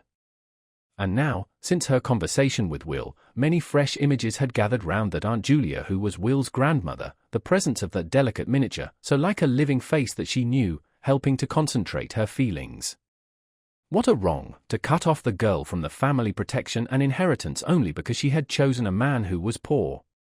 Dorothea, early troubling her elders with questions about the facts around her, had wrought herself into some independent clearness as to the historical, political reasons why eldest sons had superior rights, and why land should be entailed. Those reasons, impressing her with a certain awe, might be weightier than she knew, but here was a question of ties which left them uninfringed. Here was a daughter whose child, even according to the ordinary aping of aristocratic institutions by people who are no more aristocratic than retired grocers, and who have no more land to keep together than a lawn and a paddock, would have a prior claim. Was inheritance a question of liking or of responsibility? All the energy of Dorothea's nature went on the side of responsibility, the fulfillment of claims founded on our own deeds, such as marriage and parentage. It was true, she said to herself, that Mr. Casaubon had a debt to the Ladislaws, that he had to pay back what the Ladislaws had been wronged of. And now she began to think of her husband's will, which had been made at the time of their marriage, leaving the bulk of his property to her, with proviso in case of her having children. That ought to be altered, and no time ought to be lost. This very question which had just arisen about Will Ladislaw's occupation, was the occasion for placing things on a new, right footing. Her husband, she felt sure according to all his previous conduct, would be ready to take the just view, if she proposed it, she, in whose interest an unfair concentration of the property had been urged. His sense of right had surmounted and would continue to surmount anything that might be called antipathy. She suspected that her uncle's scheme was disapproved by Mr. Castleburn, and this made it seem all the more opportune that a fresh understanding should be begun, so that instead of Will starting penniless and accepting the first function that offered itself, he should find himself in possession of a rightful income which should be paid by her husband during his life, and, by an immediate alteration of the will, should be secured at his death.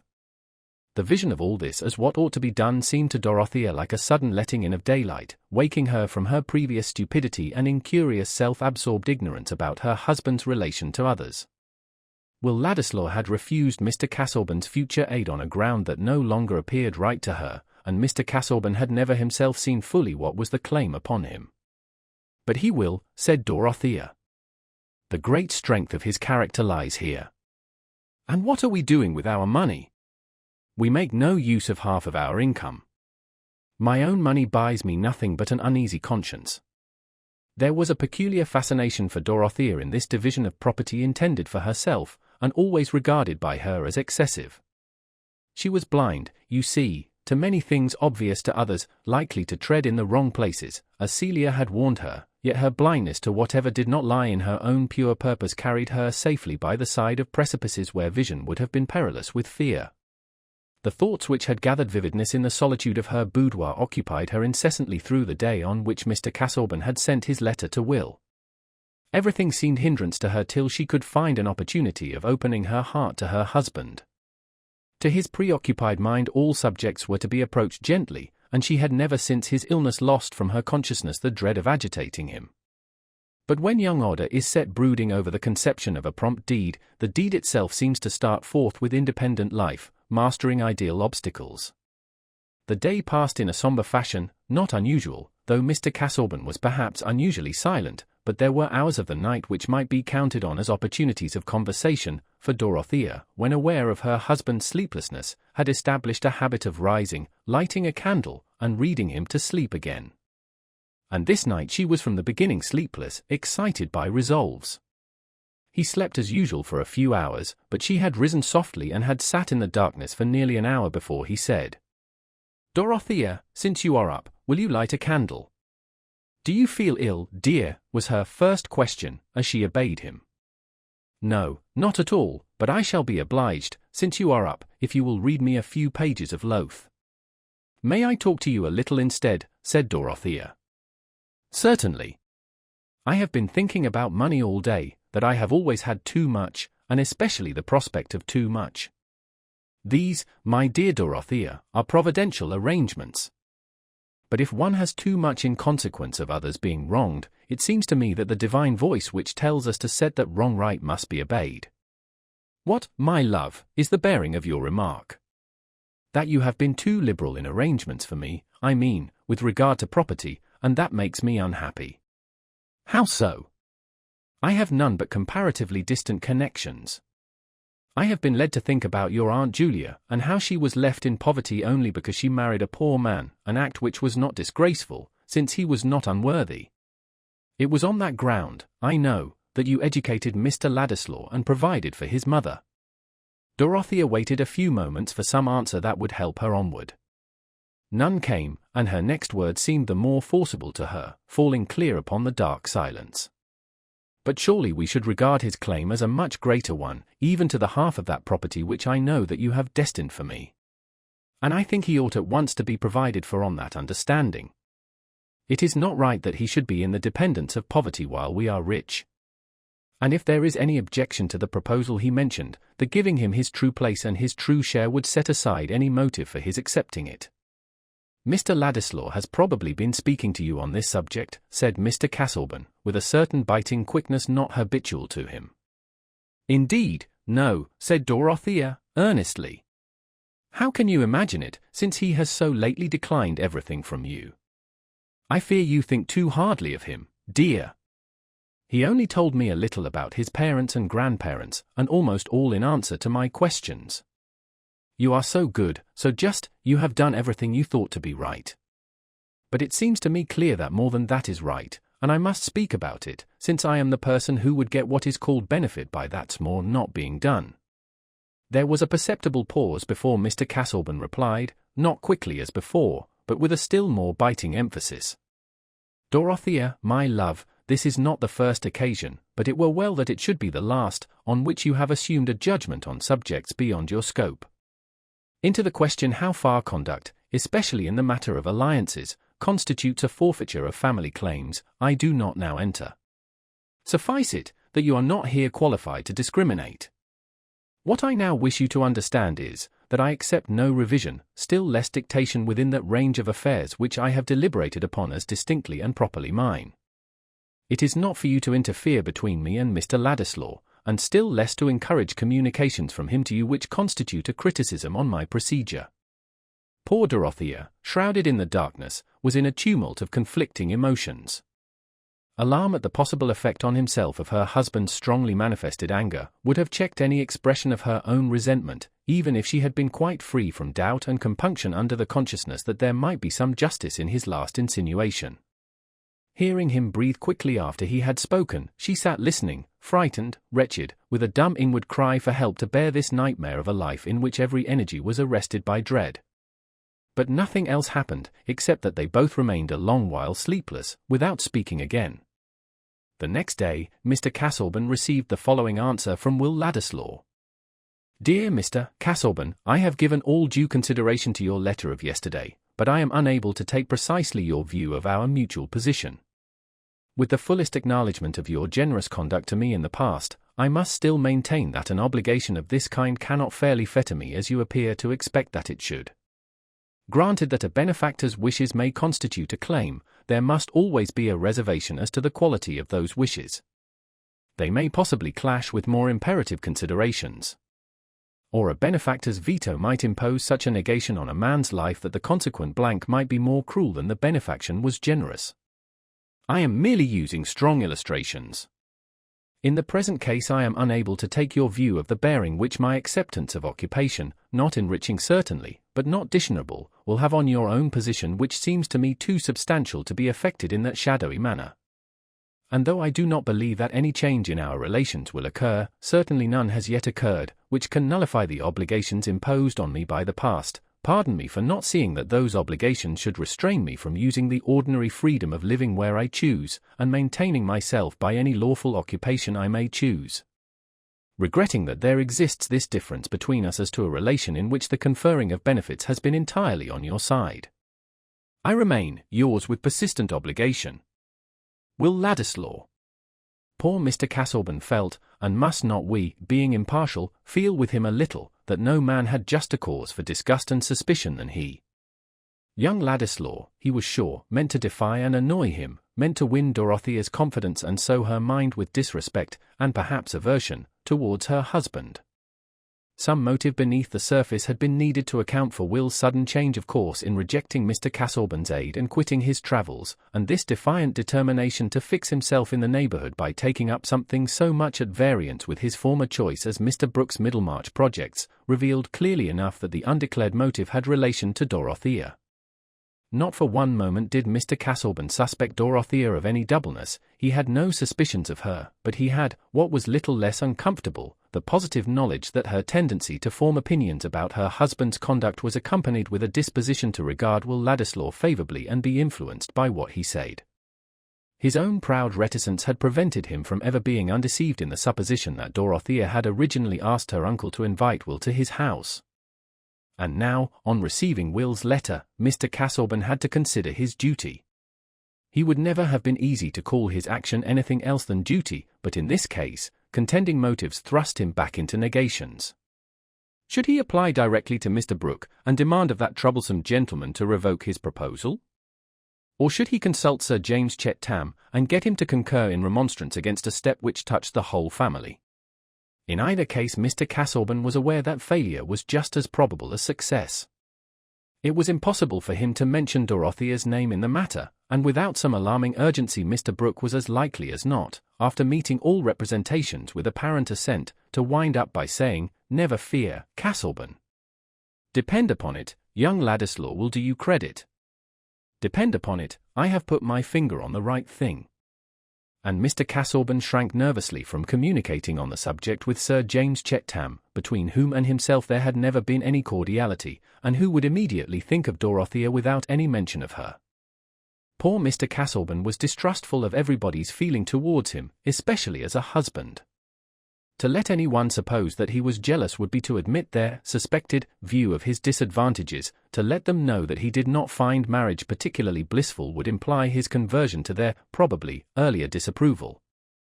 It would be as bad as letting Carp, and Brasenose generally, know how backward he was in organizing the matter for his key to all mythologies. All through his life Mr. Casaubon had been trying not to admit even to himself the inward sores of self-doubt and jealousy. And on the most delicate of all personal subjects, the habit of proud suspicious reticence told doubly. Thus Mr. Casaubon remained proudly, bitterly silent. But he had forbidden Will to come to Lowick Manor, and he was mentally preparing other measures of frustration. Chapter 38. C'est beaucoup que le jugement des hommes sur les actions humaines, tot au tard Illinois devient efficace. Gizet.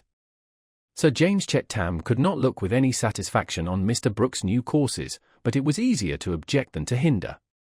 Sir James accounted for his having come in alone one day to lunch with the Cadwalladers by saying, "I can't talk to you as I want, before Celia, it might hurt her." "Indeed, it would not be right." "I know what you mean," the pioneers at the Grange darted in Mrs. Cadwallader, almost before the last word was off her friend's tongue. "It is frightful, this taking to buying whistles and blowing them in everybody's hearing.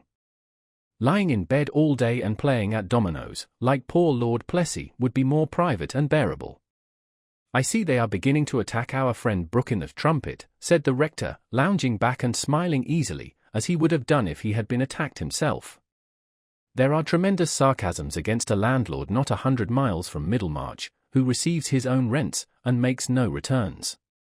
"I do wish Brooke would leave that off," said Sir James, with his little frown of annoyance.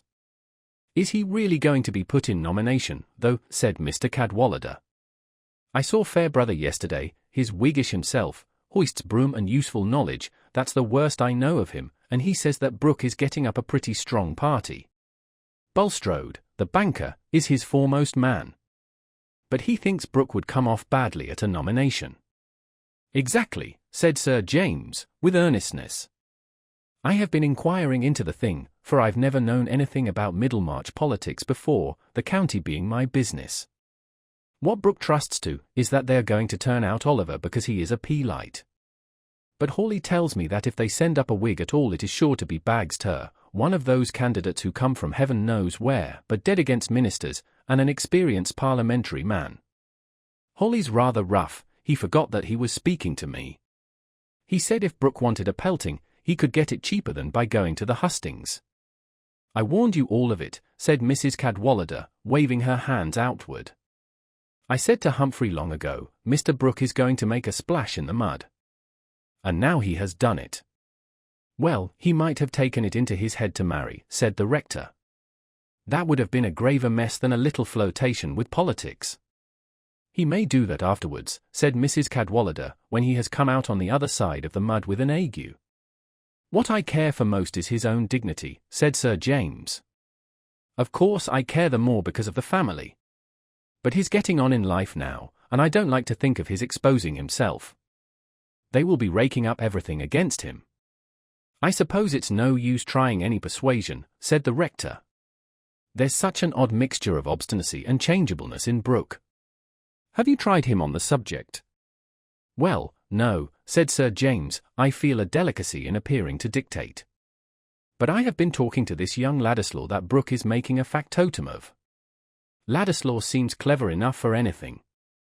I thought it as well to hear what he had to say, and he is against Brooke standing this time. I think he'll turn him round. I think the nomination may be staved off." "I know," said Mrs. Cadwallader, nodding. "The independent member hasn't got his speeches well enough by heart. But this Ladislaw, there again is a vexatious business," said Sir James. "We have had him 2 or 3 times to dine at the Hall. You have met him, by the by, as Brooke's guest and a relation of Casaubon's, thinking he was only on a flying visit. And now I find he's in everybody's mouth in Middlemarch as the editor of the Pioneer. There are stories going about him as a quill-driving alien, a foreign emissary, and what not." "Casaubon won't like that," said the rector. "There is some foreign blood in Ladislaw," returned Sir James. I hope he won't go into extreme opinions and carry Brooke on. Oh, he's a dangerous young sprig, that Mr. Ladislaw, said Mrs. Cadwallader, with his opera songs and his ready tongue. A sort of Byronic hero, an amorous conspirator, it strikes me. And Thomas Aquinas is not fond of him. I could see that, the day the picture was brought. I don't like to begin on the subject with Casaubon, said Sir James. He has more right to interfere than I. But it's a disagreeable affair all round. What a character for anybody with decent connections to show himself in one of those newspaper fellows. You have only to look at Keck, who manages the Trumpet. I saw him the other day with Hawley. His writing is sound enough, I believe, but he's such a low fellow, that I wished he had been on the wrong side. What can you expect with these peddling Middlemarch papers, said the rector. I don't suppose you could get a high style of man anywhere to be writing up interests he doesn't really care about, and for pay that hardly keeps him in at elbows. Exactly, that makes it so annoying that Brooke should have put a man who has a sort of connection with the family in a position of that kind. For my part, I think Ladislaw is rather a fool for accepting. It is Aquinas's fault, said Mrs. Cadwallader. Why didn't he use his interest to get Ladislaw made an attach or sent to India? That is how families get rid of troublesome sprigs. There is no knowing to what lengths the mischief may go, said Sir James, anxiously. But if Casaubon says nothing, what can I do? Oh, my dear Sir James, said the rector, don't let us make too much of all this. It is likely enough to end in mere smoke. After a month or two Brooke and this Master Ladislaw will get tired of each other, Ladislaw will take wing, Brooke will sell the Pioneer, and everything will settle down again as usual. There is one good chance, that he will not like to feel his money oozing away, said Mrs. Cadwallader. If I knew the items of election expenses I could scare him. It's no use plying him with wide words like expenditure. I wouldn't talk of phlebotomy, I would empty a pot of leeches upon him. What we good stingy people don't like, is having our sixpences sucked away from us. And he will not like having things raked up against him, said Sir James.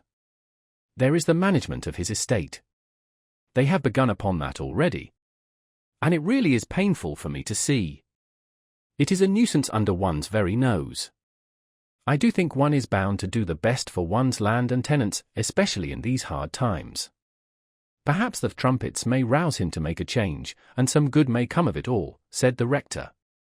I know I should be glad. I should hear less grumbling when my tithe is paid.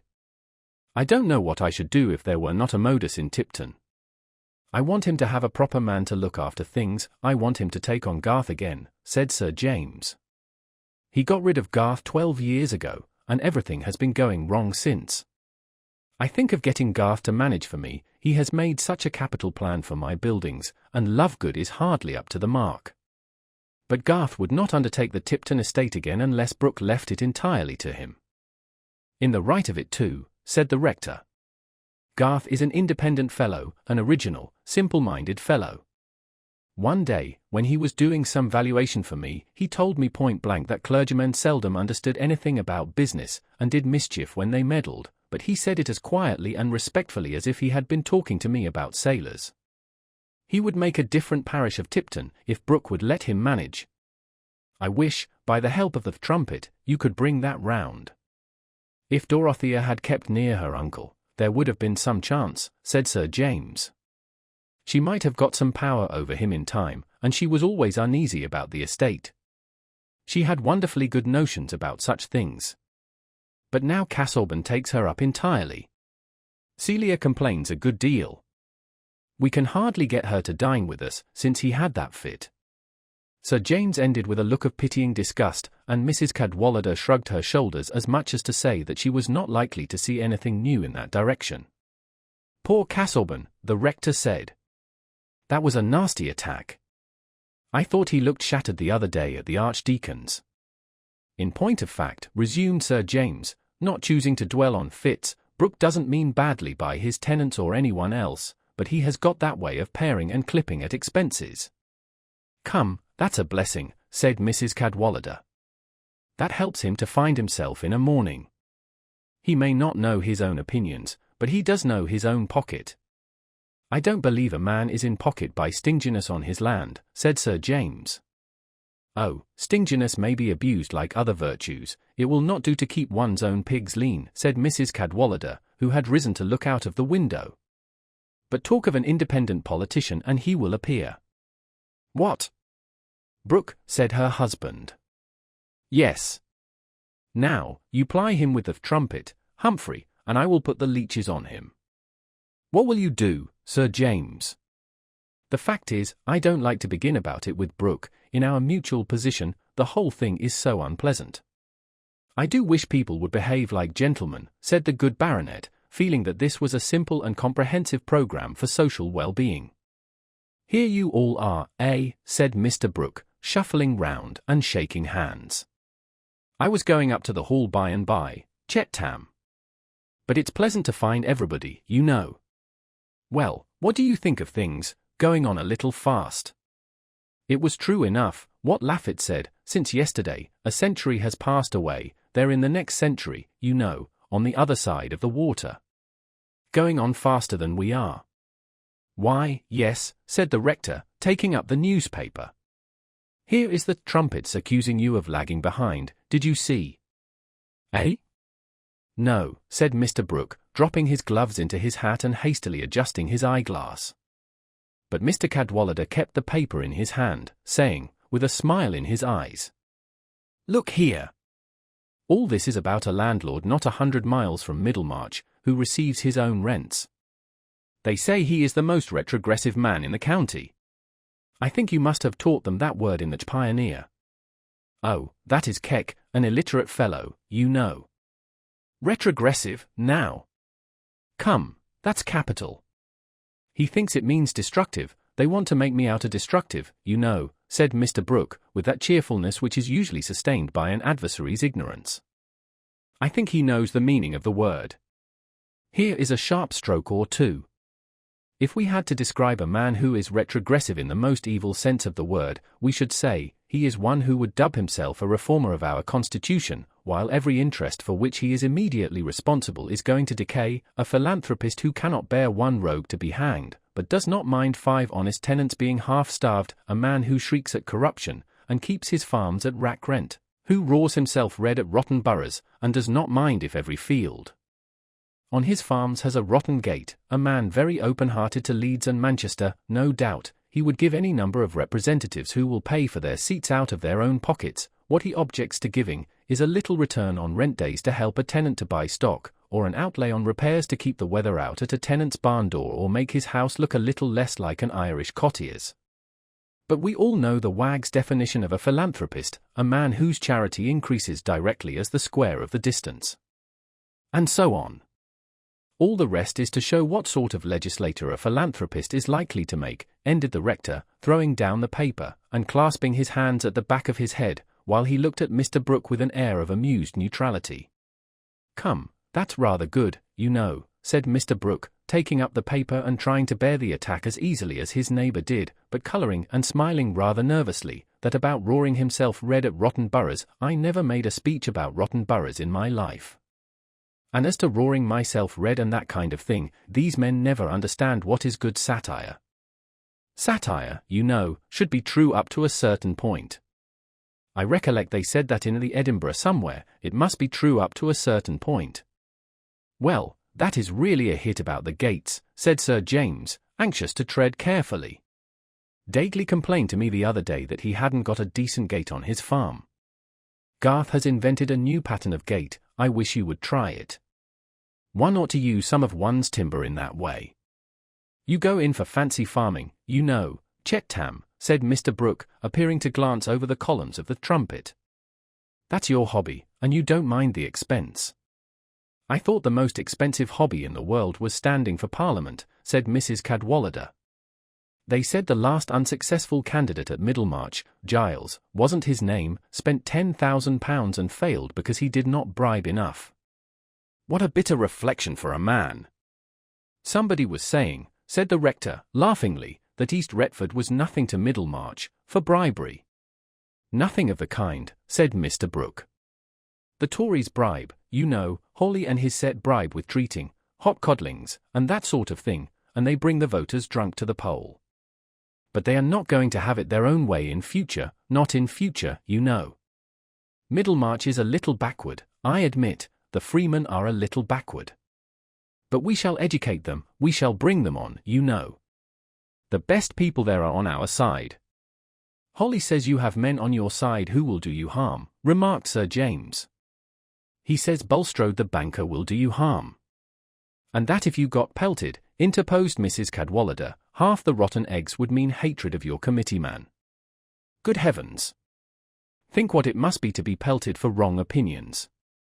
And I seem to remember a story of a man they pretended to chair and let him fall into a dust heap on purpose. Pelting is nothing to their finding holes in one's coat, said the rector. I confess that's what I should be afraid of if we parsons had to stand at the hustings for preferment. I should be afraid of their reckoning up all my fishing days. Upon my word, I think the truth is the hardest missile one can be pelted with. The fact is, said Sir James, if a man goes into public life he must be prepared for the consequences. He must make himself proof against calumny. My dear Chet-Tam, that is all very fine, you know, said Mr. Brooke. But how will you make yourself proof against calumny? You should read history, look at ostracism, persecution, martyrdom, and that kind of thing. They always happen to the best men, you know. But what is that in Horace, fiat justitia, ruat, something or other? Exactly, said Sir James, with a little more heat than usual. What I mean by being proof against calumny is being able to point to the fact as a contradiction.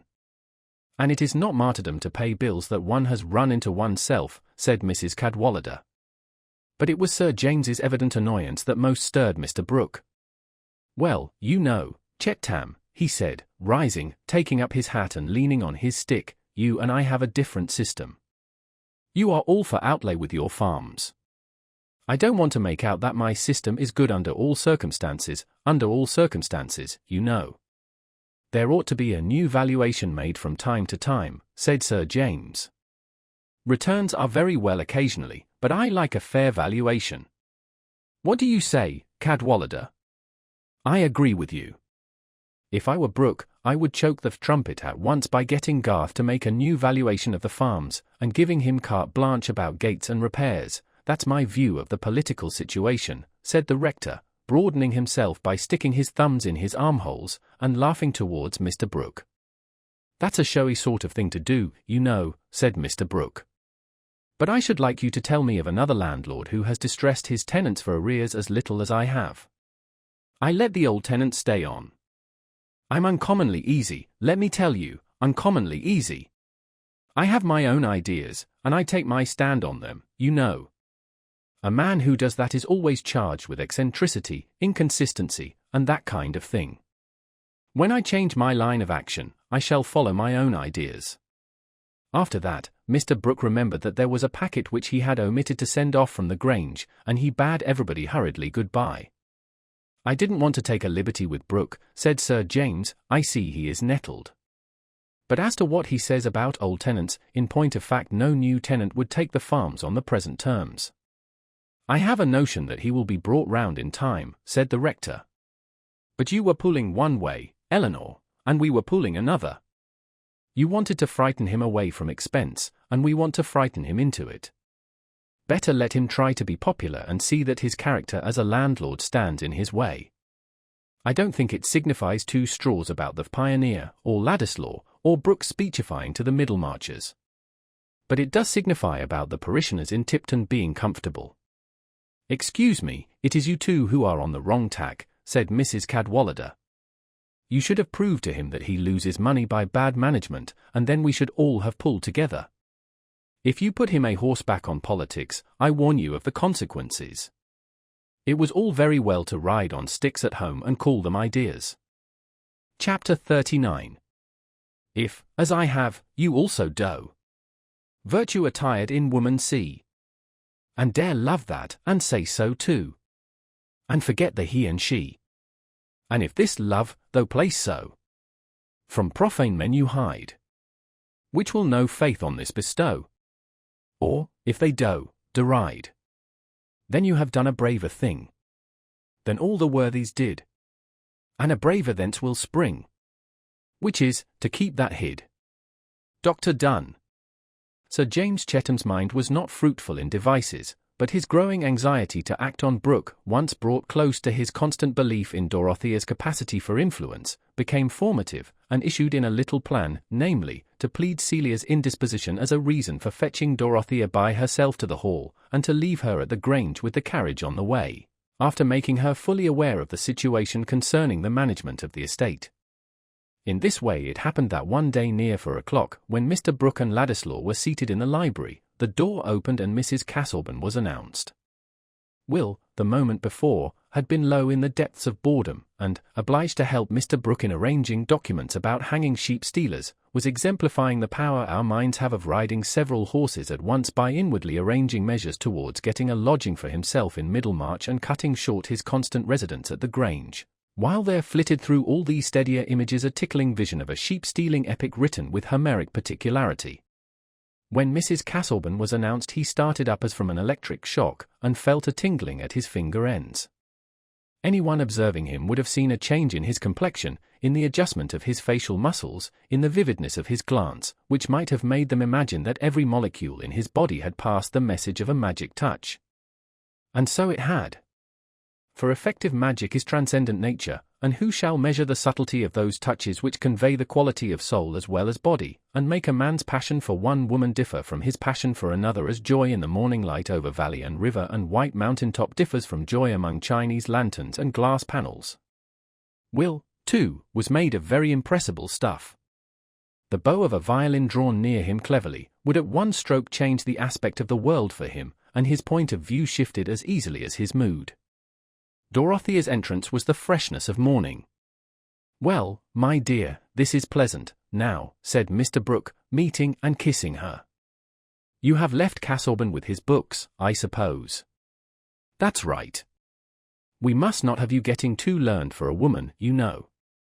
"There is no fear of that, uncle," said Dorothea, turning to Will and shaking hands with open cheerfulness, while she made no other form of greeting, but went on answering her uncle.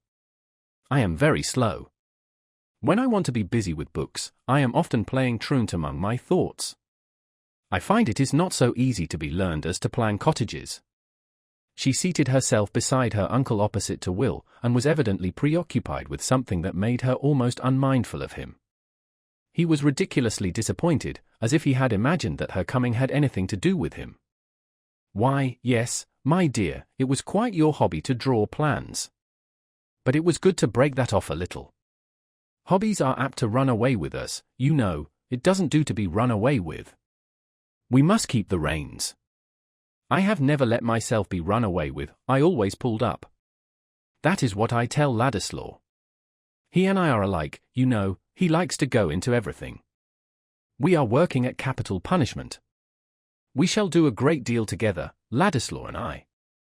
"Yes," said Dorothea, with characteristic directness, "Sir James has been telling me that he is in hope of seeing a great change made soon in your management of the estate, that you are thinking of having the farms valued, and repairs made, and the cottages improved, so that Tipton may look quite another place." "Oh, how happy!" she went on, clasping her hands, with a return to that more childlike impetuous manner, which had been subdued since her marriage.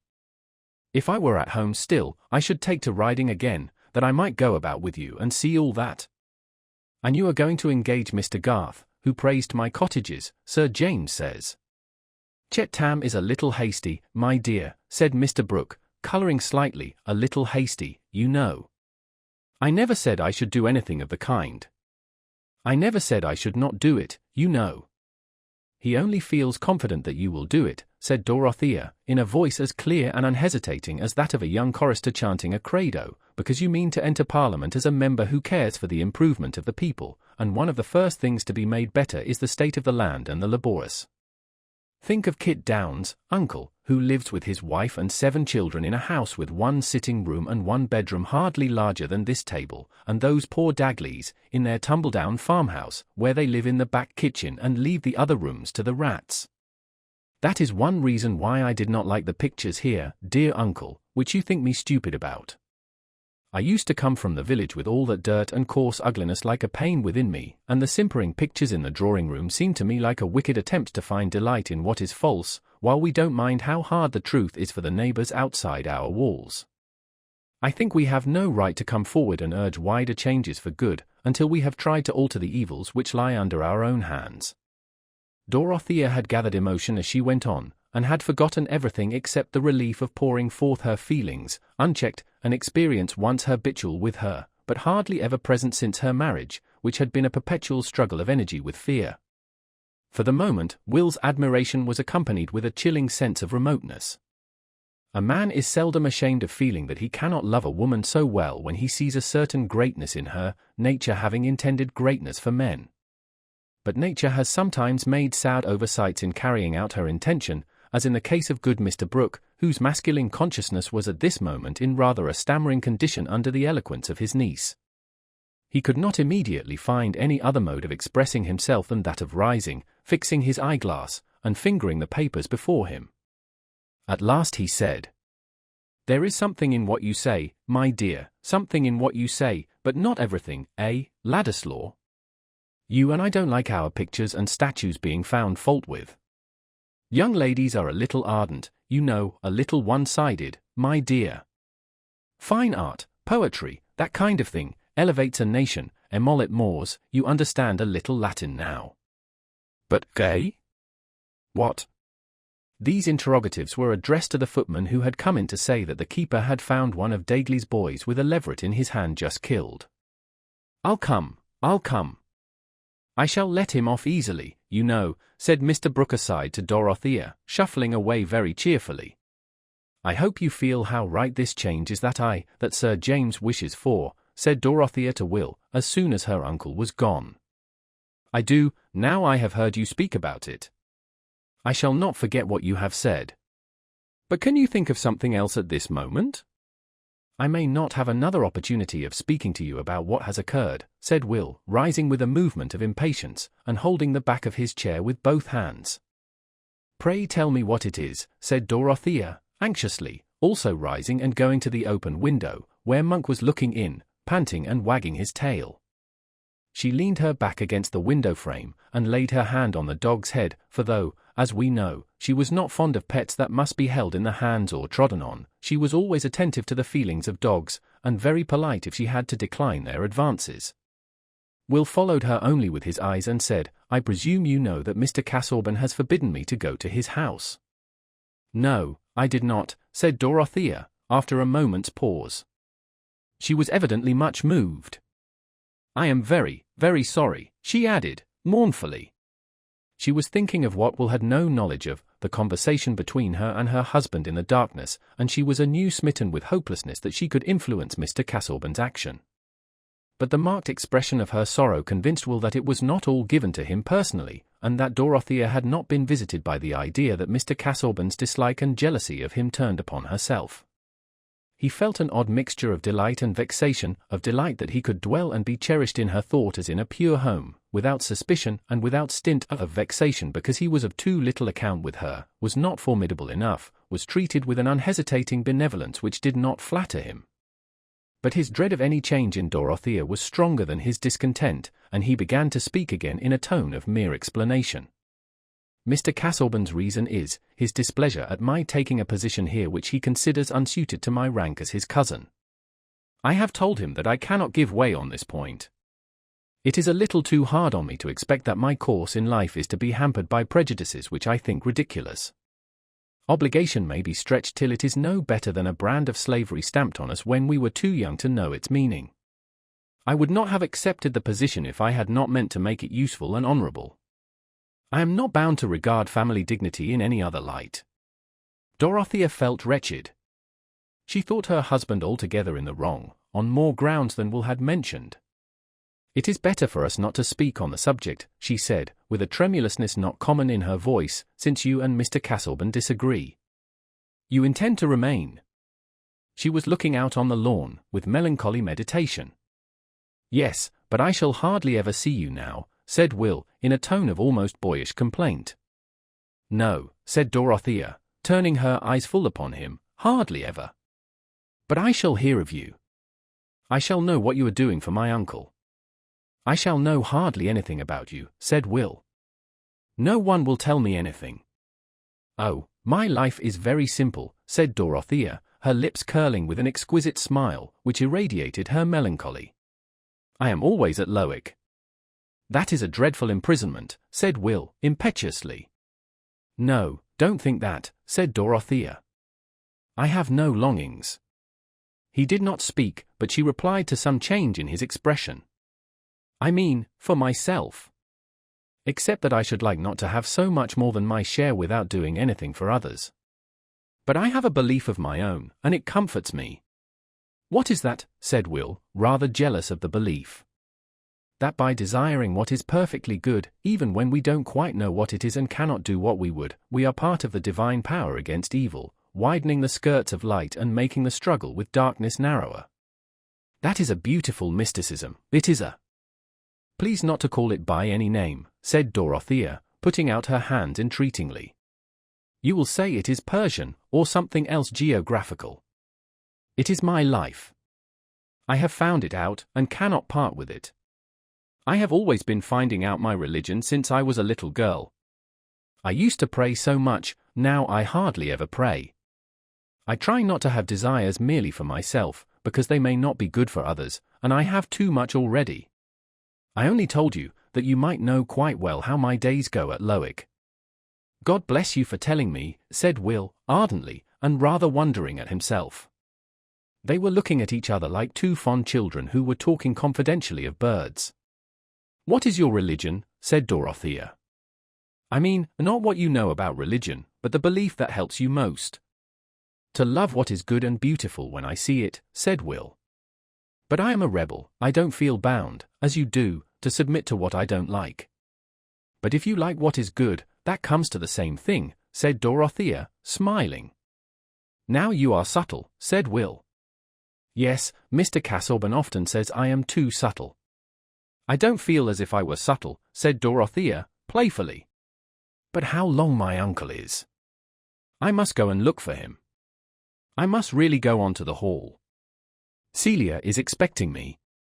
Will offered to tell Mr. Brooke, who presently came and said that he would step into the carriage and go with Dorothea as far as Dagley's, to speak about the small delinquent who had been caught with the leveret. Dorothea renewed the subject of the estate as they drove along, but Mr. Brooke, not being taken unawares, got the talk under his own control. Chet Tam, now, he replied, he finds fault with me, my dear, but I should not preserve my game if it were not for Chet Tam, and he can't say that that expense is for the sake of the tenants, you know. It's a little against my feeling, poaching. Now, if you come to look into it, I have often thought of getting up the subject. Not long ago, Flavel, the Methodist preacher, was brought up for knocking down a hare that came across his path when he and his wife were walking out together. He was pretty quick, and knocked it on the neck. That was very brutal, I think, said Dorothea. Well, now, it seemed rather black to me, I confess, in a Methodist preacher, you know. And Johnson said, you may judge what a hypocrite he is. And upon my word, I thought Flavel looked very little like the highest style of man, as somebody calls the Christian, Young, the poet Young, I think, you know Young? Well, now, Flavel in his shabby black gaiters, pleading that he thought the Lord had sent him and his wife a good dinner, and he had a right to knock it down, though not a mighty hunter before the Lord, as Nimrod was. I assure you it was rather comic. Fielding would have made something of it, or Scott. Now, Scott might have worked it up. But really, when I came to think of it, I couldn't help liking that the fellow should have a bit of hair to say grace over. It's all a matter of prejudice with the law on its side, you know, about the stick and the gaiters, and so on. However, it doesn't do to reason about things, and law is law. But I got Johnson to be quiet, and I hushed the matter up. I doubt whether Chet Tam would not have been more severe, and yet he comes down on me as if I were the hardest man in the county. But here we are at Dagley's. Mr. Brooke got down at a farmyard gate, and Dorothea drove on. It is wonderful how much uglier things will look when we only suspect that we are blamed for them.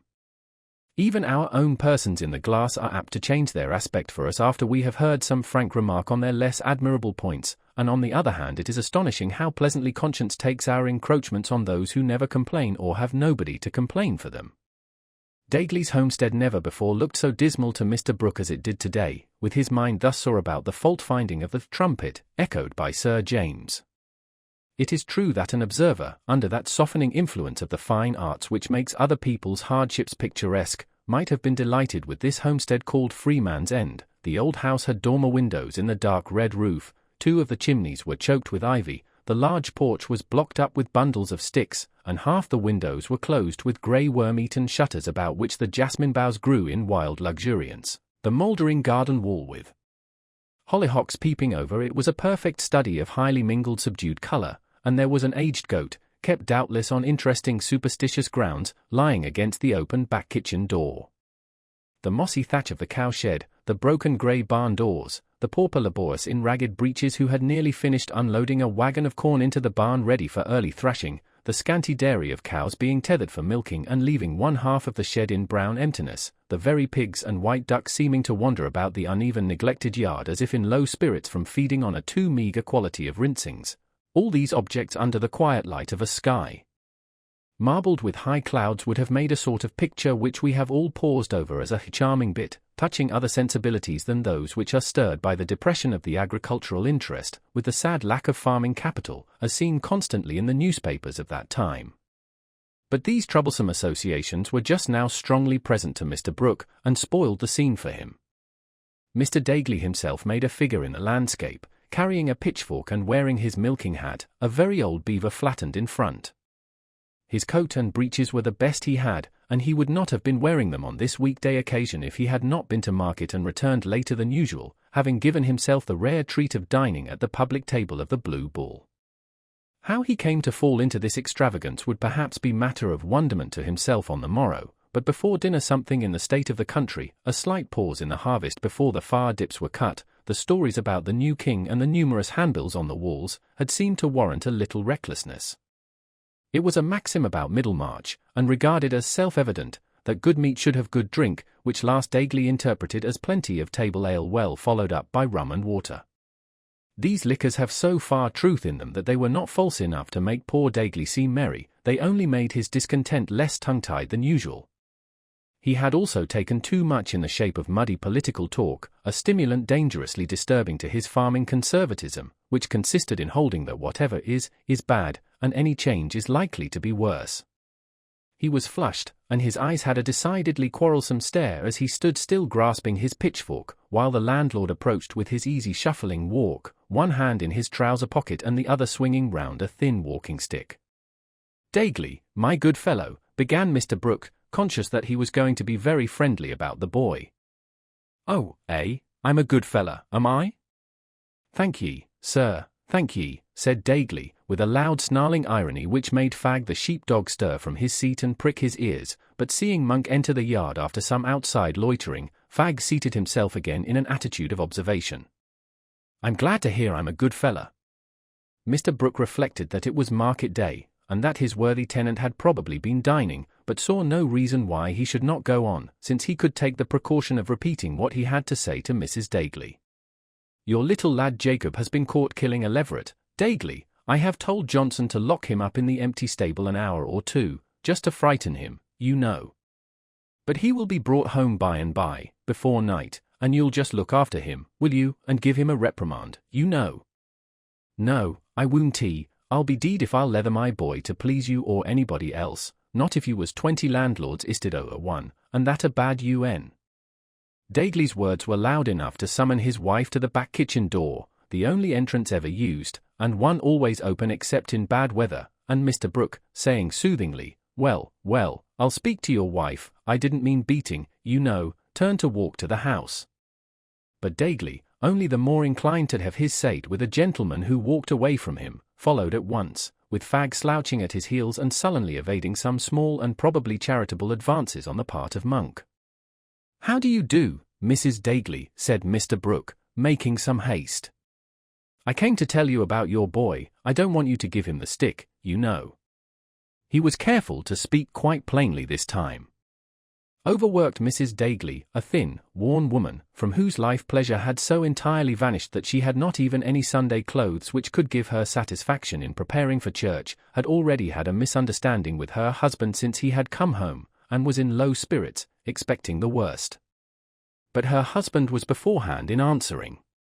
"No, nor he won't he have the stick, whether you want it or no," pursued Dagley, throwing out his voice, as if he wanted it to hit hard. "You've got no call to come and talk about sticks these premises, as you won't he give a stick to our tea mending. Go to Middlemarch to ax for your character." "You'd far better hold your tongue, Dagley," said the wife, "and not kick your own trough over. When a man as is father of a family has been and spent money at market and made himself the worse for liquor, he's done enough mischief for one day. But I should like to know what my boy's done, sir." "Neither do you mind what he's done," said Dagley, more fiercely. "It's my business to speak, and not yourn. And I will speak, too. I'll have my say, supper or no. And what I say is, as I've lived UPO your ground from my father and grandfather afore me, and have dropped our money into tea, and me and my children might lie and rot on the ground for top dressage as we can't find the money to buy, if the king wasn't to put a stop." "My good fellow, you're drunk, you know," said Mr. Brooke, confidentially but not judiciously. Another day," he added, turning as if to go. But Dagley immediately fronted him, and Fag at his heels growled low, as his master's voice grew louder and more insulting, while Monk also drew close in silent dignified watch. The laborious on the wagon were pausing to listen, and it seemed wiser to be quite passive than to attempt a ridiculous flight pursued by a bawling man. "I'm no more drunk nor you are, nor so much," said Dagley. "I can carry my liquor, and I know what I mean. And I mean as the king you'll put a stop to's tea, for them say it as knows it, as there's to be a rinform, and them landlords as never done the right thing by their tenants you'll be treated that way as they'll have to scuttle off. And there's them Middlemarch knows what the rinform is, and as knows who'll have to scuttle. Says they, I know who your landlord is. And says I hope you're the better for knowing him, aren't. Says they, he's a close-fisted un. Says I he's a man for the rinform, says they. That's what they says. And I made out what the rinform were, and it were to send you and your likes scutlins and pretty strong smelling things too. And you may do as you like now, for I'm none afeard on you. And you'd better let my boy alone, and look to yoursen, afore the rinform has got you your back. That's what I ain't got to say, concluded Mr. Dagley, striking his fork into the ground with a firmness which proved inconvenient as he tried to draw it up again. At this last action Monk began to bark loudly, and it was a moment for Mr. Brooke to escape. He walked out of the yard as quickly as he could, in some amazement at the novelty of his situation. He had never been insulted on his own land before, and had been inclined to regard himself as a general favourite. We are all apt to do so, when we think of our own amiability more than of what other people are likely to want of us. When he had quarrelled with Caleb Garth 12 years before, he had thought that the tenants would be pleased at the landlord's taking everything into his own hands. Some who follow the narrative of his experience may wonder at the midnight darkness of Mr. Dagley, but nothing was easier in those times than for an hereditary farmer of his grade to be ignorant, in spite somehow of having a rector in the twin parish who was a gentleman to the backbone, a curate nearer at hand who preached more learnedly than the rector, a landlord who had gone into everything, especially fine art and social improvement, and all the lights of Middlemarch only 3 miles off. As to the facility with which mortals escape knowledge, try an average acquaintance in the intellectual blaze of London, and consider what that eligible person for a dinner party would have been if he had learned scant skill in summing from the parish clerk of Tipton, and read a chapter in the Bible with immense difficulty, because such names as Isaiah or Apollos remained unmanageable after twice spelling. Poor Dagley read a few verses sometimes on a Sunday evening, and the world was at least not darker to him than it had been before. Some things he knew thoroughly, namely, the slovenly habits of farming, and the awkwardness of weather, stock, and crops, at Freeman's End, so called apparently by way of sarcasm, to imply that a man was free to quit it if he chose, but that there was no earthly beyond open to him. Chapter 40. Wise in his daily work was he. To fruits of diligence. And not to faiths or polity. He plied his utmost sense. These perfect in their little parts. Whose work is all their prize. Without them how could laws, or arts, or towered cities rise? In watching effects, if only of an electric battery, it is often necessary to change our place and examine a particular mixture or group at some distance from the point where the movement we are interested in was set up. The group I am moving towards is at Caleb Garth's breakfast table in the large parlor where the maps and desk were, father, mother, and 5 of the children. Mary was just now at home waiting for a situation, while Christy, the boy next to her, was getting cheap learning and cheap fare in Scotland, having to his father's disappointment taken to books instead of that sacred calling business. The letters had come, 9 costly letters, for which the postman had been paid 3 and 2pence, and Mr. Garth was forgetting his tea and toast while he read his letters and laid them open one above the other, sometimes swaying his head slowly, sometimes screwing up his mouth in inward debate, but not forgetting to cut off a large red seal unbroken, which Letty snatched up like an eager terrier. The talk among the rest went on unrestrainedly, for nothing disturbed Caleb's absorption except shaking the table when he was writing. 2 letters of the 9 had been for Mary. After reading them, she had passed them to her mother, and sat playing with her teaspoon absently, till with a sudden recollection she returned to her sewing, which she had kept on her lap during breakfast. "Oh, don't sew, Mary," said Ben, pulling her arm down. "Make me a peacock with this bread crumb." He had been kneading a small mass for the purpose. "No, no, mischief," said Mary, good-humouredly, while she pricked his hand lightly with her needle. "Try and mould it yourself, you have seen me do it often enough. I must get this sewing done. It is for Rosamond Vincy, she is to be married next week, and she can't be married without this handkerchief." Mary ended merrily, amused with the last notion. "Why can't she, Mary?" said Letty, seriously interested in this mystery, and pushing her head so close to her sister that Mary now turned the threatening needle towards Letty's nose. "Because this is one of a dozen, and without it there would only be 11, said Mary, with a grave air of explanation, so that Letty sank back with a sense of knowledge. "Have you made up your mind, my dear?" said Mrs. Garth, laying the letters down. "I shall go to the school at York," said Mary. "I am less unfit to teach in a school than in a family. I like to teach classes best. And, you see, I must teach, there is nothing else to be done.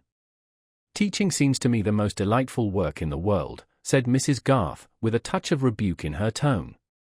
"I could understand your objection to it if you had not knowledge enough, Mary, or if you disliked children. I suppose we never quite understand why another dislikes what we like, mother," said Mary, rather curtly. "I am not fond of a schoolroom, I like the outside world better. It is a very inconvenient fault of mine." "It must be very stupid to be always in a girls' school," said Alfred. "Such a set of nincompoops, like Mrs. Ballard's pupils walking 2 and 2. And they have no games worth playing at," said Jim. "They can neither throw nor leap. I don't wonder at Mary's not liking it." "What is that Mary doesn't like, eh?" said the father, looking over his spectacles and pausing before he opened his next letter. "Being among a lot of nincompoop girls," said Alfred. "Is it the situation you had heard of, Mary?" said Caleb, gently, looking at his daughter. "Yes, father, the school at York. I have determined to take it. It is quite the best. £35 a year, and extra pay for teaching the smallest strummers at the piano. Poor child! I wish she could stay at home with us, Susan," said Caleb, looking plaintively at his wife. "Mary would not be happy without doing her duty," said Mrs. Garth, magisterially, conscious of having done her own. "It wouldn't make me happy to do such a nasty duty as that," said Alfred, at which Mary and her father laughed silently, but Mrs. Garth said, gravely, "Do find a fitter word than nasty, my dear Alfred, for everything that you think disagreeable. And suppose that Mary could help you to go to Mr. Hanmer's with the money she gets. That seems to me a great shame." "But she's an old brick," said Alfred, rising from his chair, and pulling Mary's head backward to kiss her. Mary coloured and laughed, but could not conceal that the tears were coming. Caleb, looking on over his spectacles, with the angles of his eyebrows falling, had an expression of mingled delight and sorrow as he returned to the opening of his letter, and even Mrs. Garth, her lips curling with a calm contentment, allowed that inappropriate language to pass without correction, although Ben immediately took it up, and sang, "She's an old brick, old brick, old brick," to a cantering measure, which he beat out with his fist on Mary's arm. But Mrs. Garth's eyes were now drawn towards her husband, who was already deep in the letter he was reading. His face had an expression of grave surprise, which alarmed her a little, but he did not like to be questioned while he was reading, and she remained anxiously watching till she saw him suddenly shaken by a little joyous laugh as he turned back to the beginning of the letter, and looking at her above his spectacles, said, in a low tone, "What do you think, Susan?" She went and stood behind him, putting her hand on his shoulder, while they read the letter together. It was from Sir James Chettam, offering to Mr. Garth the management of the family estates at Freshitt and elsewhere, and adding that Sir James had been requested by Mr. Brooke of Tipton to ascertain whether Mr. Garth would be disposed at the same time to resume the agency of the Tipton property. The baronet added in very obliging words that he himself was particularly desirous of seeing the Freshitt and Tipton estates under the same management, and he hoped to be able to show that the double agency might be held on terms agreeable to Mr. Garth, whom he would be glad to see at the Hall at 12 o'clock on the following day. "He writes handsomely, doesn't he, Susan?" said Caleb, turning his eyes upward to his wife, who raised her hand from his shoulder to his ear, while she rested her chin on his head. "Brooke didn't like to ask me himself, I can see," he continued, laughing silently. "Here is an honour to your father, children," said Mrs. Garth, looking round at the 5 pair of eyes, all fixed on the parents. "He is asked to take a post again by those who dismissed him long ago. That shows that he did his work well, so that they feel the want of him." "Like Cincinnatus, hooray," said Ben, riding on his chair, with a pleasant confidence that discipline was relaxed. "Will they come to fetch him, mother?" said Letty, thinking of the mayor and corporation in their robes. Mrs. Garth patted Letty's head and smiled, but seeing that her husband was gathering up his letters and likely soon to be out of reach in that sanctuary business, she pressed his shoulder and said emphatically, "Now, mind you ask fair pay, Caleb." "Oh yes," said Caleb, in a deep voice of assent, as if it would be unreasonable to suppose anything else of him. "It'll come to between 400 and 500, the two together." Then with a little start of remembrance he said, "Mary, write and give up that school. Stay and help your mother. I'm as pleased as Punch, now I've thought of that." No manner could have been less like that of Punch triumphant than Caleb's, but his talents did not lie in finding phrases, though he was very particular about his letter-writing, and regarded his wife as a treasury of correct language. There was almost an uproar among the children now, and Mary held up the cambric embroidery towards her mother entreatingly, that it might be put out of reach while the boys dragged her into a dance. Mrs. Garth, in placid joy, began to put the cups and plates together, while Caleb, pushing his chair from the table, as if he were going to move to the desk, still sat holding his letters in his hand and looking on the ground meditatively, stretching out the fingers of his left hand, according to a mute language of his own. At last he said, "It's 1,000 pities Christie didn't take to business, Susan. I shall want help by and by. And Alfred must go off to the engineering, I've made up my mind to that." He fell into meditation and finger rhetoric again for a little while, and then continued, "I shall make Brooke have new agreements with the tenants, and I shall draw up a rotation of crops. And I'll lay a wager we can get fine bricks out of the clay at Bott's Corner. I must look into that, it would cheapen the repairs. It's a fine bit of work, Susan. A man without a family would be glad to do it for nothing. Mind you don't, though," said his wife, lifting up her finger. "No, no, but it's a fine thing to come to a man when he's seen into the nature of business, to have the chance of getting a bit of the country into good fettle, as they say, and putting men into the right way with their farming, and getting a bit of good contriving and solid building done, that those who are living and those who come after will be the better for. I'd sooner have it than a fortune.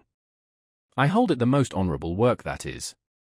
Here Caleb laid down his letters, thrust his fingers between the buttons of his waistcoat, and sat upright, but presently proceeded with some awe in his voice and moving his head slowly aside, "It's a great gift of God, Susan." "That it is, Caleb," said his wife, with answering fervour. "And it will be a blessing to your children to have had a father who did such work, a father whose good work remains though his name may be forgotten." She could not say any more to him then about the pay.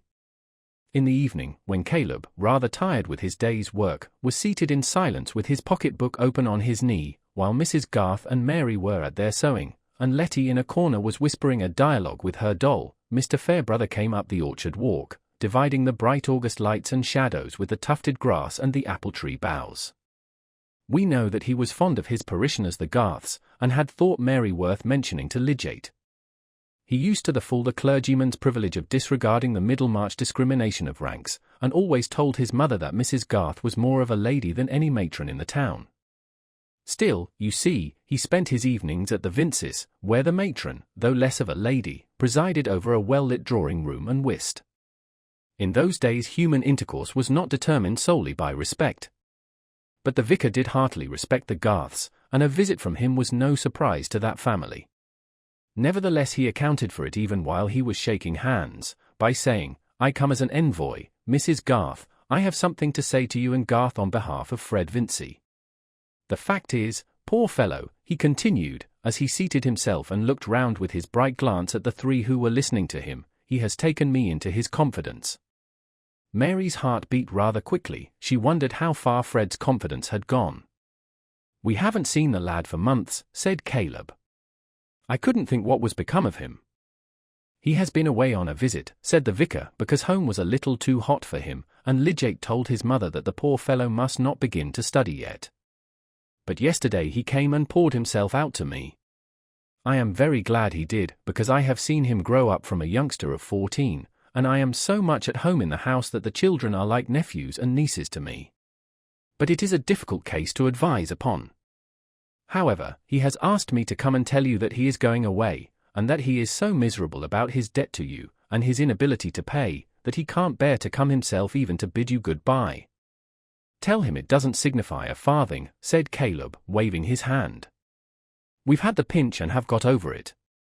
And now I'm going to be as rich as a Jew." "Which means," said Mrs. Garth, smiling at the vicar, "that we are going to have enough to bring up the boys well and to keep Mary at home." "What is the treasure trove?" said Mr. Fairbrother. "I'm going to be agent for 2 estates, Freshitt and Tipton, and perhaps for a pretty little bit of land in Lowick besides. It's all the same family connection, and employment spreads like water if it's once set going. It makes me very happy, Mr. Fairbrother," here Caleb threw back his head a little, and spread his arms on the elbows of his chair, "that I've got an opportunity again with the letting of the land, and carrying out a notion or two with improvements. It's a most uncommonly cramping thing, as I've often told Susan, to sit on horseback and look over the hedges at the wrong thing, and not be able to put your hand to it to make it right. What people do who go into politics I can't think. It drives me almost mad to see mismanagement over only a few hundred acres." It was seldom that Caleb volunteered so long a speech, but his happiness had the effect of mountain air. His eyes were bright, and the words came without effort. "I congratulate you heartily, Garth," said the vicar. "This is the best sort of news I could have had to carry to Fred Vincey, for he dwelt a good deal on the injury he had done you in causing you to part with money, robbing you of it, he said, which you wanted for other purposes. I wish Fred were not such an idle dog. He has some very good points, and his father is a little hard upon him." "Where is he going?" said Mrs. Garth, rather coldly. "He means to try again for his degree, and he is going up to study before term. I have advised him to do that. I don't urge him to enter the church, on the contrary. But if he will go and work so as to pass, that will be some guarantee that he has energy and a will, and he is quite at sea. He doesn't know what else to do. So far he will please his father, and I have promised in the meantime to try and reconcile Vincey to his son's adopting some other line of life. Fred says frankly he is not fit for a clergyman, and I would do anything I could to hinder a man from the fatal step of choosing the wrong profession.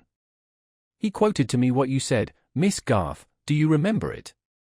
Mr. Fairbrother used to say Mary instead of Miss Garth, but it was part of his delicacy to treat her with the more deference because, according to Mrs. Vince's phrase, she worked for her bread.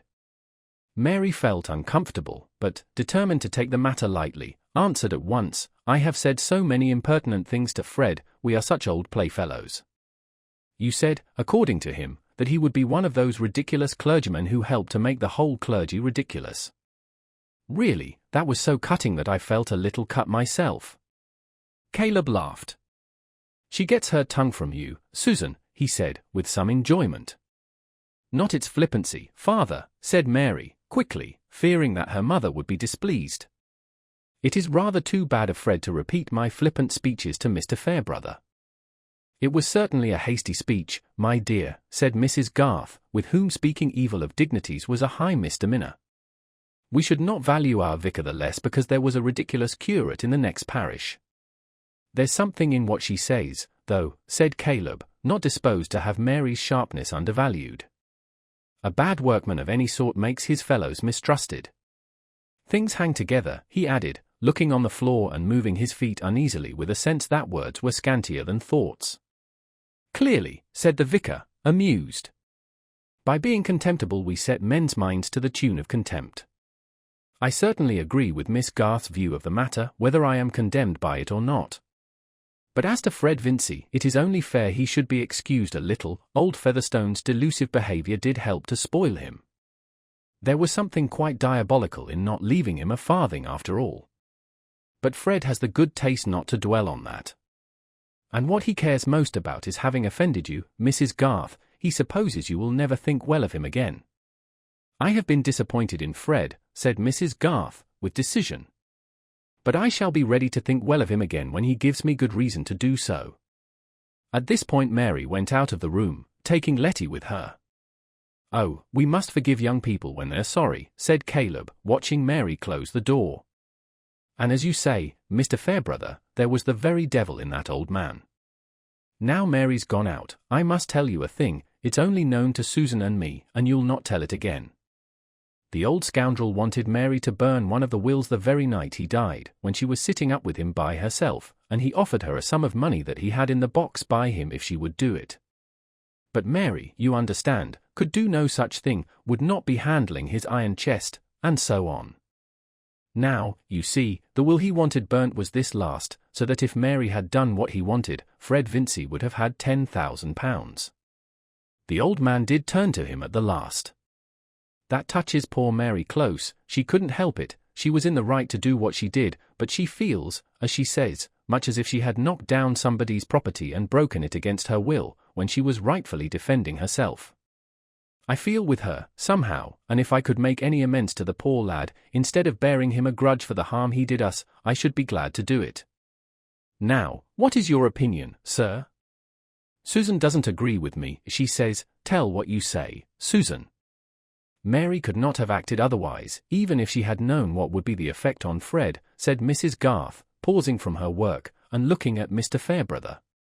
And she was quite ignorant of it. It seems to me, a loss which falls on another because we have done right is not to lie upon our conscience. The vicar did not answer immediately, and Caleb said, It's the feeling. The child feels in that way, and I feel with her.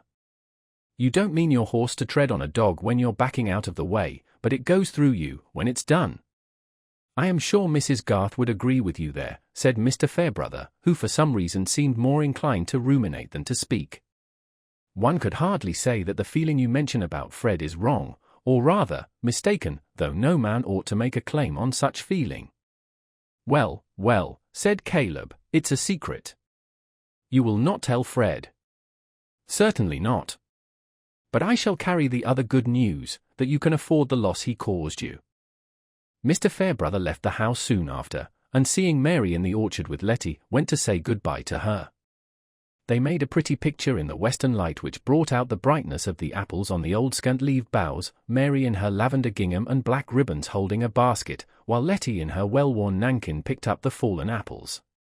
If you want to know more particularly how Mary looked, 10 to 1 you will see a face like hers in the crowded street tomorrow. If you are there on the watch, she will not be among those daughters of Zion who are haughty, and walk with stretched-out necks and wanton eyes, mincing as they go. Let all those pass, and fix your eyes on some small plump brownish person of firm but quiet carriage, who looks about her, but does not suppose that anybody is looking at her.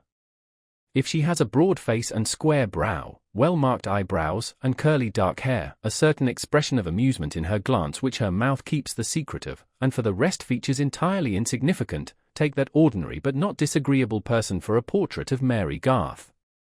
If you made her smile, she would show you perfect little teeth. If you made her angry, she would not raise her voice, but would probably say one of the bitterest things you have ever tasted the flavor of. If you did her a kindness, she would never forget it. Mary admired the keen-faced handsome little vicar in his well-brushed threadbare clothes more than any man she had had the opportunity of knowing. She had never heard him say a foolish thing, though she knew that he did unwise ones, and perhaps foolish sayings were more objectionable to her than any of Mr. Fairbrother's unwise doings. At least, it was remarkable that the actual imperfections of the vicar's clerical character never seemed to call forth the same scorn and dislike which she showed beforehand for the predicted imperfections of the clerical character sustained by Fred Vincey. These irregularities of judgment, I imagine, are found even in riper minds than Mary Garth's. Our impartiality is kept for abstract merit and demerit, which none of us ever saw.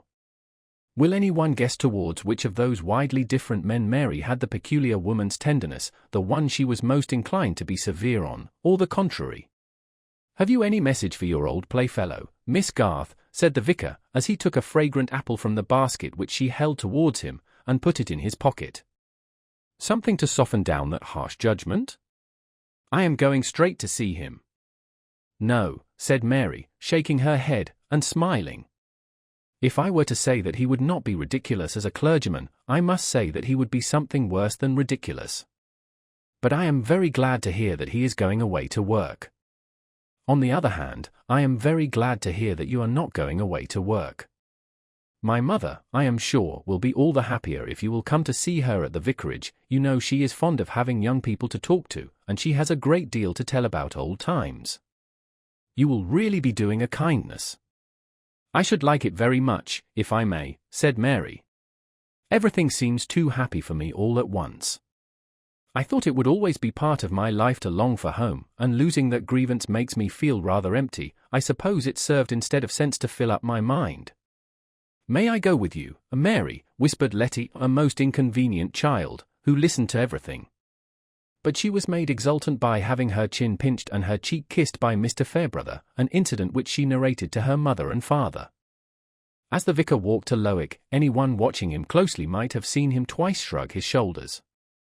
I think that the rare Englishmen who have this gesture are never of the heavy type, for fear of any lumbering instance to the contrary. I will say, hardly ever. They have usually a fine temperament and much tolerance towards the smaller errors of men, themselves inclusive.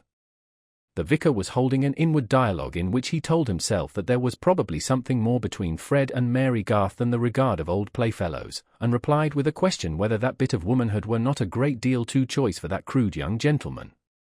The rejoinder to this was the first shrug.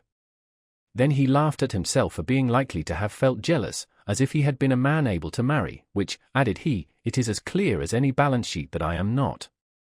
Whereupon followed the second shrug. What could two men, so different from each other, see in this brown patch, as Mary called herself? It was certainly not her plainness that attracted them, and let all plain young ladies be warned against the dangerous encouragement given them by society to confide in their want of beauty. A human being in this aged nation of ours is a very wonderful whole, the slow creation of long interchanging influences, and charm is a result of two such wholes, the one loving and the one loved. When Mr. and Mrs. Garth were sitting alone, Caleb said, "Susan, guess what I'm thinking of." "The rotation of crops," said Mrs. Garth, smiling at him, above her knitting, "or else the back doors of the Tipton cottages." "No," said Caleb, gravely, "I am thinking that I could do a great turn for Fred Vincey. Christy's gone, Alfred will be gone soon, and it will be 5 years before Jim is ready to take to business. I shall want help, and Fred might come in and learn the nature of things and act under me, and it might be the making of him into a useful man, if he gives up being a parson. What do you think?" "I think there is hardly anything honest that his family would object to more," said Mrs. Garth, decidedly. "What care I about their objecting?" said Caleb, with a sturdiness which he was apt to show when he had an opinion. "The lad is of age and must get his bread. He has sense enough and quickness enough. He likes being on the land, and it's my belief that he could learn business well if he gave his mind to it." "But would he?" "His father and mother wanted him to be a fine gentleman, and I think he has the same sort of feeling himself. They all think us beneath them. And if the proposal came from you, I am sure Mrs. Vincey would say that we wanted Fred for Mary." "Life is a poor tale, if it is to be settled by nonsense of that sort," said Caleb, with disgust. "Yes, but there is a certain pride which is proper, Caleb. I call it improper pride to let fools' notions hinder you from doing a good action. "There's no sort of work," said Caleb, with fervor, putting out his hand and moving it up and down to mark his emphasis, "that could ever be done well, if you minded what fools say.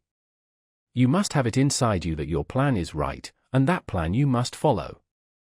"I will not oppose any plan you have set your mind on, Caleb," said Mrs. Garth, who was a firm woman, but knew that there were some points on which her mild husband was yet firmer.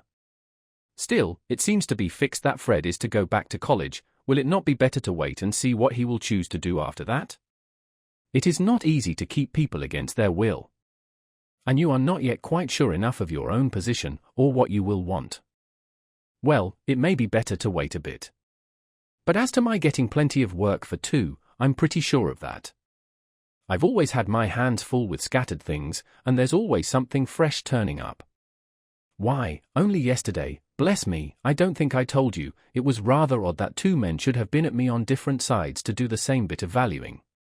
"And who do you think they were?" said Caleb, taking a pinch of snuff and holding it up between his fingers, as if it were a part of his exposition. He was fond of a pinch when it occurred to him, but he usually forgot that this indulgence was at his command. His wife held down her knitting and looked attentive. "Why, that Rig Featherstone, was one. But Bulstrode was before him, so I'm going to do it for Bulstrode. Whether it's mortgage or purchase they're going for, I can't tell yet. Can that man be going to sell the land just left him, which he has taken the name for?" said Mrs. Garth. "Deuce knows," said Caleb, who never referred the knowledge of discreditable doings to any higher power than the deuce. "But Bulstrode has long been wanting to get a handsome bit of land under his fingers, that I know. And it's a difficult matter to get, in this part of the country." Caleb scattered his snuff carefully instead of taking it, and then added, "The ins and outs of things are curious. Here is the land they've been all along expecting for Fred, which it seems the old man never meant to leave him a foot of, but left it to this side slip of a son that he kept in the dark, and thought of his sticking there and vexing everybody as well as he could have vexed Sem himself if he could have kept alive. I say, it would be curious if it got into Bulstrode's hands after all. The old man hated him, and never would bank with him. What reason could the miserable creature have for hating a man whom he had nothing to do with?" said Mrs. Garth. "Pooh! Where's the use of asking for such fellows' reasons?" "The soul of man," said Caleb, with a deep tone and grave shake of the head which always came when he used this phrase, "the soul of man, when it gets fairly rotten, will bear you all sorts of poisonous toadstools, and no eye can see whence came the seed thereof." It was one of Caleb's quaintnesses, that in his difficulty of finding speech for his thought, he caught, as it were, snatches of diction which he associated with various points of view or states of mind, and whenever he had a feeling of awe, he was haunted by a sense of biblical phraseology, though he could hardly have given a strict quotation. Chapter 41. By swaggering could I never thrive. For the rain it raineth every day. 12th night. The transactions referred to by Caleb Garth as having gone forward between Mr. Bulstrode and Mr. Joshua Rigg Featherstone concerning the land attached to Stone Court, had occasioned the interchange of a letter or two between these personages. Who shall tell what may be the effect of writing? If it happens to have been cut in stone, though it lie face downmost for ages on a forsaken beach, or rest quietly under the drums and tramplings of many conquests, it may end by letting us into the secret of usurpations and other scandals gossiped about long empires ago, this world being apparently a huge whispering gallery. Such conditions are often minutely represented in our petty lifetimes. As the stone which has been kicked by generations of clowns may come by curious little links of effect under the eyes of a scholar, through whose labors it may at last fix the date of invasions and unlock religions, so a bit of ink and paper which has long been an innocent wrapping or stopgap may at last be laid open under the one pair of eyes which have knowledge enough to turn it into the opening of a catastrophe. To Iriel watching the progress of planetary history from the sun, the one result would be just as much of a coincidence as the other. Having made this rather lofty comparison, I am less uneasy in calling attention to the existence of low people by whose interference, however little we may like it, the course of the world is very much determined. It would be well, certainly, if we could help to reduce their number, and something might perhaps be done by not lightly giving occasion to their existence. Socially speaking, Joshua Rigg would have been generally pronounced a superfluity. But those who, like Peter Featherstone, never had a copy of themselves demanded, are the very last to wait for such a request either in prose or verse. The copy in this case bore more of outside resemblance to the mother, in whose sex frog features, accompanied with fresh-colored cheeks and a well-rounded figure, are compatible with much charm for a certain order of admirers. The result is sometimes a frog-faced male, desirable, surely, to no order of intelligent beings. Especially when he is suddenly brought into evidence to frustrate other people's expectations, the very lowest aspect in which a social superfluity can present himself. But Mr. Rigg Featherstone's low characteristics were all of the sober, water-drinking kind. From the earliest to the latest hour of the day he was always as sleek, neat, and cool as the frog he resembled, and old Peter had secretly chuckled over an offshoot almost more calculating, and far more imperturbable, than himself. I will add that his fingernails were scrupulously attended to, and that he meant to marry a well-educated young lady, as yet unspecified, whose person was good, and whose connections, in a solid middle-class way, were undeniable. Thus his nails and modesty were comparable to those of most gentlemen, though his ambition had been educated only by the opportunities of a clerk and accountant in the smaller commercial houses of a seaport. He thought the rural Featherstones very simple absurd people, and they in their turn regarded his bringing up in a seaport town as an exaggeration of the monstrosity that their brother Peter, and still more Peter's property, should have had such belongings. The garden and gravel approach, as seen from the 2 windows of the wainscoted parlour at Stone Court, were never in better trim than now, when Mr. Rigg Featherstone stood, with his hands behind him, looking out on these grounds as their master. But it seemed doubtful whether he looked out for the sake of contemplation or of turning his back to a person who stood in the middle of the room, with his legs considerably apart and his hands in his trouser pockets, a person in all respects a contrast to the sleek and cool Rigg. He was a man obviously on the way towards 60, very florid and hairy, with much grey in his bushy whiskers and thick curly hair, a stoutish body which showed to disadvantage the somewhat worn joinings of his clothes, and the air of a swaggerer who would aim at being noticeable even at a show of fireworks, regarding his own remarks on any other person's performance as likely to be more interesting than the performance itself.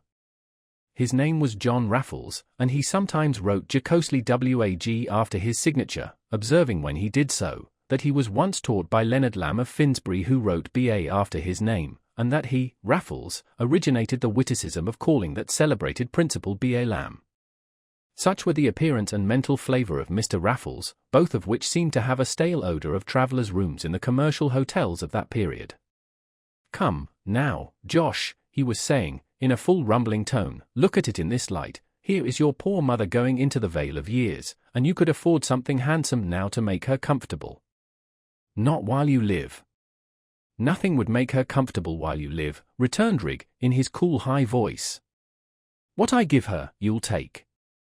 You bear me a grudge, Josh, that I know. But come, now, as between man and man, without humbug, the little capital might enable me to make a first-rate thing of the shop. The tobacco trade is growing. I should cut my own nose off in not doing the best I could at it.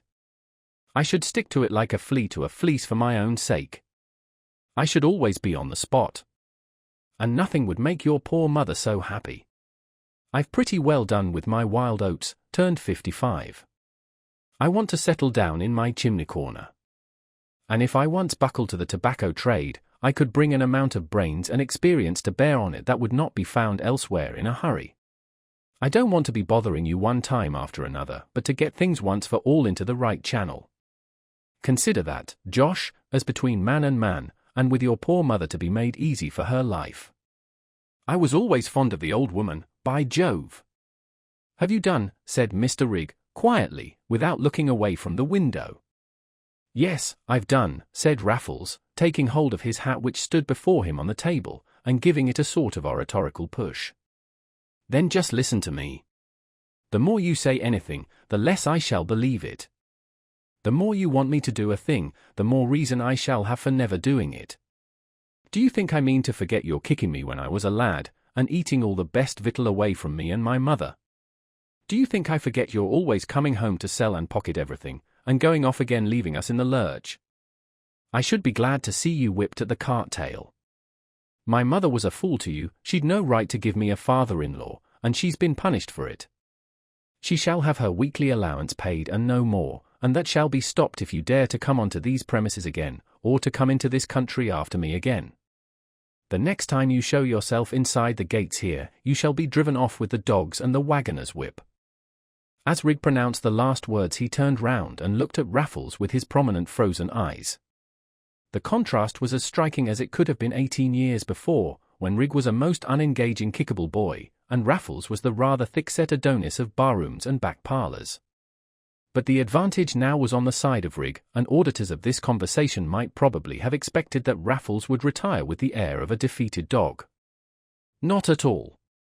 He made a grimace which was habitual with him whenever he was out in a game, then subsided into a laugh, and drew a brandy flask from his pocket. "Come, Josh," he said, in a cajoling tone, "give us a spoonful of brandy, and a sovereign to pay the way back, and I'll go. Honour bright. I'll go like a bullet, by Jove." "Mind," said Rig, drawing out a bunch of keys, "if I ever see you again, I shan't speak to you. I don't own you any more than if I saw a crow, and if you want to own me you'll get nothing by it but a character for being what you are, a spiteful, brassy, bullying rogue." "That's a pity, now, Josh," said Raffles, affecting to scratch his head and wrinkle his brows upward as if he were nonplussed. "I'm very fond of you, by Jove, I am. There's nothing I like better than plaguing you, you are so like your mother, and I must do without it. But the brandy and the sovereign's a bargain." He jerked forward the flask and Rig went to a fine old oaken bureau with his keys. But Raffles had reminded himself by his movement with the flask that it had become dangerously loose from its leather covering, and catching sight of a folded paper which had fallen within the fender, he took it up and shoved it under the leather so as to make the glass firm. By that time Rig came forward with a brandy bottle, filled the flask, and handed Raffles a sovereign, neither looking at him nor speaking to him. After locking up the bureau again, he walked to the window and gazed out as impassively as he had done at the beginning of the interview, while Raffles took a small allowance from the flask, screwed it up, and deposited it in his side pocket, with provoking slowness, making a grimace at his stepson's back. "Farewell, Josh, and if forever," said Raffles, turning back his head as he opened the door. Rig saw him leave the grounds and enter the lane. The grey day had turned to a light drizzling rain, which freshened the hedgerows and the grassy borders of the by-roads, and hastened the labourers who were loading the last shocks of corn. Raffles, walking with the uneasy gait of a town loiterer obliged to do a bit of country journeying on foot, looked as incongruous amid this moist rural quiet and industry as if he had been a baboon escaped from a menagerie. But there were none to stare at him except the long-weaned calves, and none to show dislike of his appearance except the little water rats which rustled away at his approach. He was fortunate enough when he got onto the high road to be overtaken by the stagecoach, which carried him to Brassing, and there he took the new-made railway, observing to his fellow passengers that he considered it pretty well seasoned now it had done for Huskisson. Mr. Raffles on most occasions kept up the sense of having been educated at an academy, and being able, if he chose, to pass well everywhere. Indeed, there was not one of his fellow-men whom he did not feel himself in a position to ridicule and torment, confident of the entertainment which he thus gave to all the rest of the company. He played this part now with as much spirit as if his journey had been entirely successful, resorting at frequent intervals to his flask. The paper with which he had wedged it was a letter signed Nicholas Bulstrode, but Raffles was not likely to disturb it from its present useful position. Chapter 42. How much, methinks, I could despise this man, were I not bound in charity against it. Shakespeare, Henry VIII. One of the professional calls made by Lidgate soon after his return from his wedding journey was to Lowick Manor, in consequence of a letter which had requested him to fix a time for his visit. Mr. Casaubon had never put any question concerning the nature of his illness to Lidgate, nor had he even to Dorothea betrayed any anxiety as to how far it might be likely to cut short his labours or his life. On this point, as on all others, he shrank from pity, and if the suspicion of being pitied for anything in his lot surmised or known in spite of himself was embittering, the idea of calling forth a show of compassion by frankly admitting an alarm or a sorrow was necessarily intolerable to him. Every proud mind knows something of this experience, and perhaps it is only to be overcome by a sense of fellowship deep enough to make all efforts at isolation seem mean and petty instead of exalting. But Mr. Casaubon was now brooding over something through which the question of his health and life haunted his silence with a more harassing importunity even than through the autumnal unripeness of his authorship. It is true that this last might be called his central ambition, but there are some kinds of authorship in which by far the largest result is the uneasy susceptibility accumulated in the consciousness of the author. One knows of the river by a few streaks amid a long-gathered deposit of uncomfortable mud. That was the way with Mr. Casaubon's hard intellectual labors.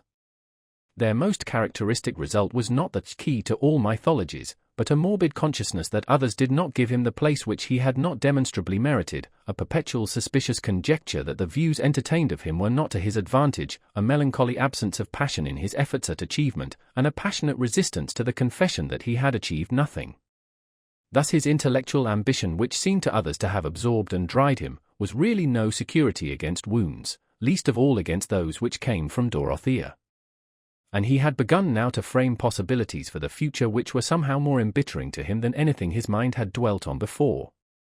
Against certain facts he was helpless, against Will Ladislaw's existence, his defiant stay in the neighbourhood of Lowick, and his flippant state of mind with regard to the possessors of authentic, well-stamped erudition, against Dorothea's nature, always taking on some new shape of ardent activity, and even in submission and silence covering fervid reasons which it was an irritation to think of, against certain notions and likings which had taken possession of her mind in relation to subjects that he could not possibly discuss with her. There was no denying that Dorothea was as virtuous and lovely a young lady as he could have obtained for a wife, but a young lady turned out to be something more troublesome than he had conceived. She nursed him, she read to him, she anticipated his wants, and was solicitous about his feelings, but there had entered into the husband's mind the certainty that she judged him, and that her wifely devotedness was like a penitential expiation of unbelieving thoughts, was accompanied with a power of comparison by which himself and his doings were seen too luminously as a part of things in general. His discontent passed vapour-like through all her gentle loving manifestations, and clung to that inappreciative world which she had only brought nearer to him. Poor Mr. Casaubon! This suffering was the harder to bear because it seemed like a betrayal. The young creature who had worshipped him with perfect trust had quickly turned into the critical wife, and early instances of criticism and resentment had made an impression which no tenderness and submission afterwards could remove. To his suspicious interpretation Dorothea's silence now was a suppressed rebellion, a remark from her which he had not in any way anticipated was an assertion of conscious superiority. Her gentle answers had an irritating cautiousness in them, and when she acquiesced it was a self-approved effort of forbearance. The tenacity with which he strove to hide this inward drama made it the more vivid for him, as we hear with the more keenness what we wish others not to hear. Instead of wondering at this result of misery in Mr. Casaubon, I think it quite ordinary. Will not a tiny speck very close to our vision blot out the glory of the world, and leave only a margin by which we see the blot? I know no speck so troublesome as self. And who, if Mr. Casaubon had chosen to expound his discontents, his suspicions that he was not any longer adored without criticism, could have denied that they were founded on good reasons? On the contrary, there was a strong reason to be added, which he had not himself taken explicitly into account, namely, that he was not unmixedly adorable. He suspected this, however, as he suspected other things, without confessing it, and like the rest of us, felt how soothing it would have been to have a companion who would never find it out. This sore susceptibility in relation to Dorothea was thoroughly prepared before Will Ladislaw had returned to Lowick, and what had occurred since then had brought Mr. Casaubon's power of suspicious construction into exasperated activity. To all the facts which he knew, he added imaginary facts both present and future which became more real to him than those because they called up a stronger dislike, a more predominating bitterness. Suspicion and jealousy of Will Ladislaw's intentions, suspicion and jealousy of Dorothea's impressions, were constantly at their weaving work. It would be quite unjust to him to suppose that he could have entered into any coarse misinterpretation of Dorothea. His own habits of mind and conduct, quite as much as the open elevation of her nature, saved him from any such mistake. What he was jealous of was her opinion, the sway that might be given to her ardent mind in its judgments, and the future possibilities to which these might lead her. As to Will, though until his last defiant letter he had nothing definite which he would choose formally to allege against him, he felt himself warranted in believing that he was capable of any design which could fascinate a rebellious temper and an undisciplined impulsiveness. He was quite sure that Dorothea was the cause of Will's return from Rome, and his determination to settle in the neighbourhood, and he was penetrating enough to imagine that Dorothea had innocently encouraged this course. It was as clear as possible that she was ready to be attached to Will and to be pliant to his suggestions. They had never had a tete-a-tete without her bringing away from it some new troublesome impression, and the last interview that Mr. Casaubon was aware of, Dorothea, on returning from Freshitt Hall, had for the first time been silent about having seen Will, had led to a scene which roused an angrier feeling against them both than he had ever known before. Dorothea's outpouring of her notions about money, in the darkness of the night, had done nothing but bring a mixture of more odious foreboding into her husband's mind. And there was the shock lately given to his health always sadly present with him. He was certainly much revived, he had recovered all his usual power of work, the illness might have been mere fatigue, and there might still be 20 years of achievement before him, which would justify the 30 years of preparation. That prospect was made the sweeter by a flavour of vengeance against the hasty sneers of Carp and Company, for even when Mr. Casaubon was carrying his taper among the tombs of the past, those modern figures came athwart the dim light, and interrupted his diligent exploration. To convince Carp of his mistake, so that he would have to eat his own words with a good deal of indigestion, would be an agreeable accident of triumphant authorship, which the prospect of living to future ages on earth and to all eternity in heaven could not exclude from contemplation. Since, thus, the provision of his own unending bliss could not nullify the bitter savours of irritated jealousy and vindictiveness, it is the less surprising that the probability of a transient earthly bliss for other persons, when he himself should have entered into glory, had not a potently sweetening effect. If the truth should be that some undermining disease was at work within him, there might be large opportunity for some people to be the happier when he was gone, and if one of those people should be Will Ladislaw, Mr. Casaubon objected so strongly that it seemed as if the annoyance would make part of his disembodied existence. This is a very bare and therefore a very incomplete way of putting the case. The human soul moves in many channels, and Mr. Casaubon, we know, had a sense of rectitude and an honourable pride in satisfying the requirements of honour, which compelled him to find other reasons for his conduct than those of jealousy and vindictiveness. The way in which Mr. Casaubon put the case was this: in marrying Dorothea Brooke I had to care for her well-being in case of my death. But well-being is not to be secured by ample, independent possession of property. On the contrary, occasions might arise in which such possession might expose her to the more danger. She is ready prey to any man who knows how to play adroitly either on her affectionate ardour or her quixotic enthusiasm, and a man stands by with that very intention in his mind, a man with no other principle than transient caprice, and who has a personal animosity towards me, I am sure of it, an animosity which is fed by the consciousness of his ingratitude, and which he has constantly vented in ridicule, of which I am as well assured as if I had heard it. Even if I live I shall not be without uneasiness as to what he may attempt through indirect influence. This man has gained Dorothea's ear, he has fascinated her attention, he has evidently tried to impress her mind with the notion that he has claims beyond anything I have done for him. If I die, and he is waiting here on the watch for that, he will persuade her to marry him. That would be calamity for her and success for him. She would not think it calamity, he would make her believe anything. She has a tendency to immoderate attachment which she inwardly reproaches me for not responding to, and already her mind is occupied with his fortunes. He thinks of an easy conquest and of entering into my nest. That I will hinder. Such a marriage would be fatal to Dorothea. Has he ever persisted in anything except from contradiction? In knowledge he has always tried to be showy at small cost. In religion he could be, as long as it suited him, the facile echo of Dorothea's vagaries. When was scilism ever dissociated from laxity? I utterly distrust his morals, and it is my duty to hinder to the utmost the fulfilment of his designs. The arrangements made by Mr. Casaubon on his marriage left strong measures open to him, but in ruminating on them his mind inevitably dwelt so much on the probabilities of his own life that the longing to get the nearest possible calculation had at last overcome his proud reticence, and had determined him to ask Lygate's opinion as to the nature of his illness. He had mentioned to Dorothea that Lygate was coming by appointment at 3:30, and in answer to her anxious question, whether he had felt ill, replied, "No, I merely wish to have his opinion concerning some habitual symptoms." "You need not see him, my dear. I shall give orders that he may be sent to me in the yew tree walk, where I shall be taking my usual exercise." When Lygate entered the yew tree walk he saw Mr. Casaubon slowly receding with his hands behind him according to his habit, and his head bent forward. It was a lovely afternoon, the leaves from the lofty limes were falling silently across the sombre evergreens, while the lights and shadows slept side by side. There was no sound but the cawing of the rooks, which to the accustomed ear is a lullaby, or that last solemn lullaby, a dirge.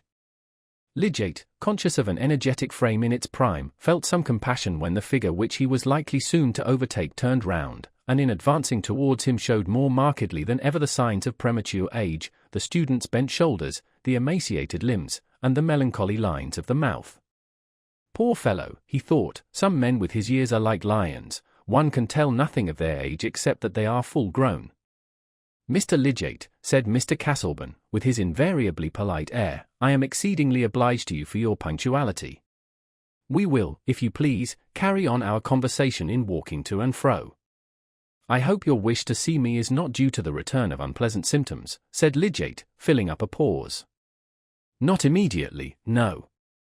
In order to account for that wish I must mention, what it were otherwise needless to refer to, that my life, on all collateral accounts insignificant, derives a possible importance from the incompleteness of labours which have extended through all its best years.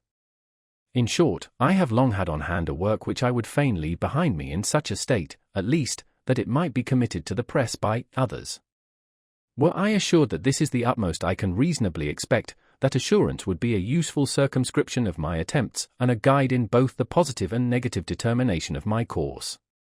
Here Mr. Castleburn paused, removed one hand from his back and thrust it between the buttons of his single-breasted coat. To a mind largely instructed in the human destiny hardly anything could be more interesting than the inward conflict implied in his formal measured address, delivered with the usual sing-song and motion of the head.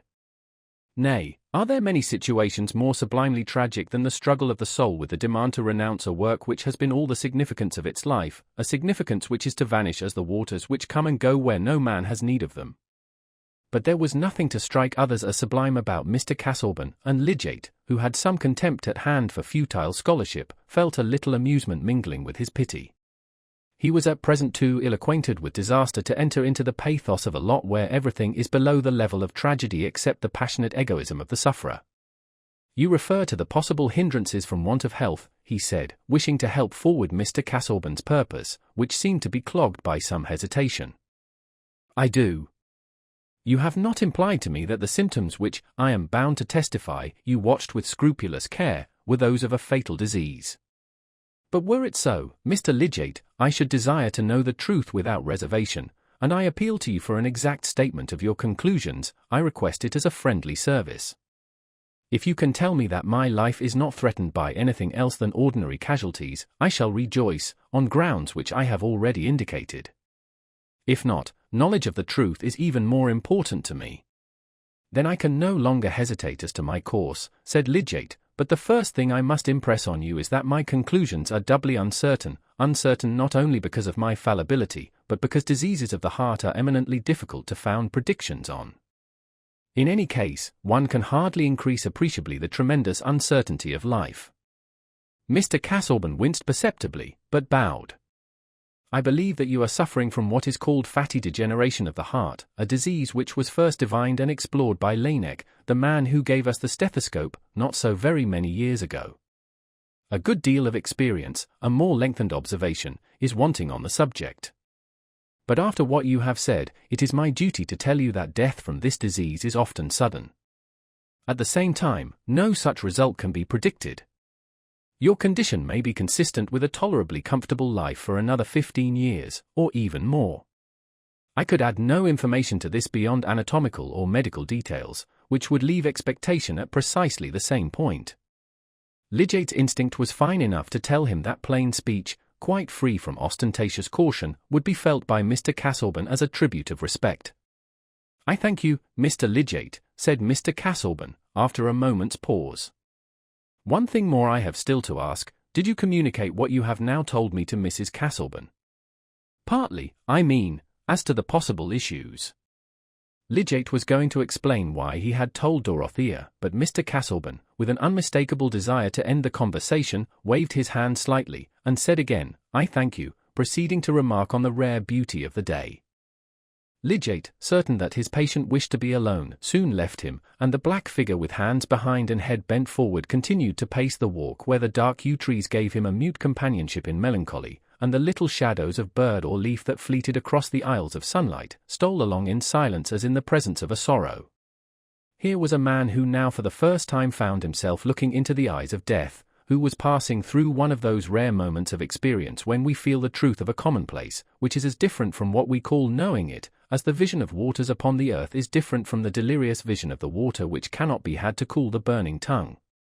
When the commonplace "we must all die" transforms itself suddenly into the acute consciousness "I must die, and soon," then death grapples us, and his fingers are cruel. Afterwards, he may come to fold us in his arms as our mother did, and our last moment of dim earthly discerning may be like the first. To Mr. Casaubon now, it was as if he suddenly found himself on the dark river brink and heard the plash of the oncoming oar, not discerning the forms, but expecting the summons. In such an hour the mind does not change its lifelong bias, but carries it onward in imagination to the other side of death, gazing backward, perhaps with the divine calm of beneficence, perhaps with the petty anxieties of self-assertion. What was Mr. Casaubon's bias? His acts will give us a clue to.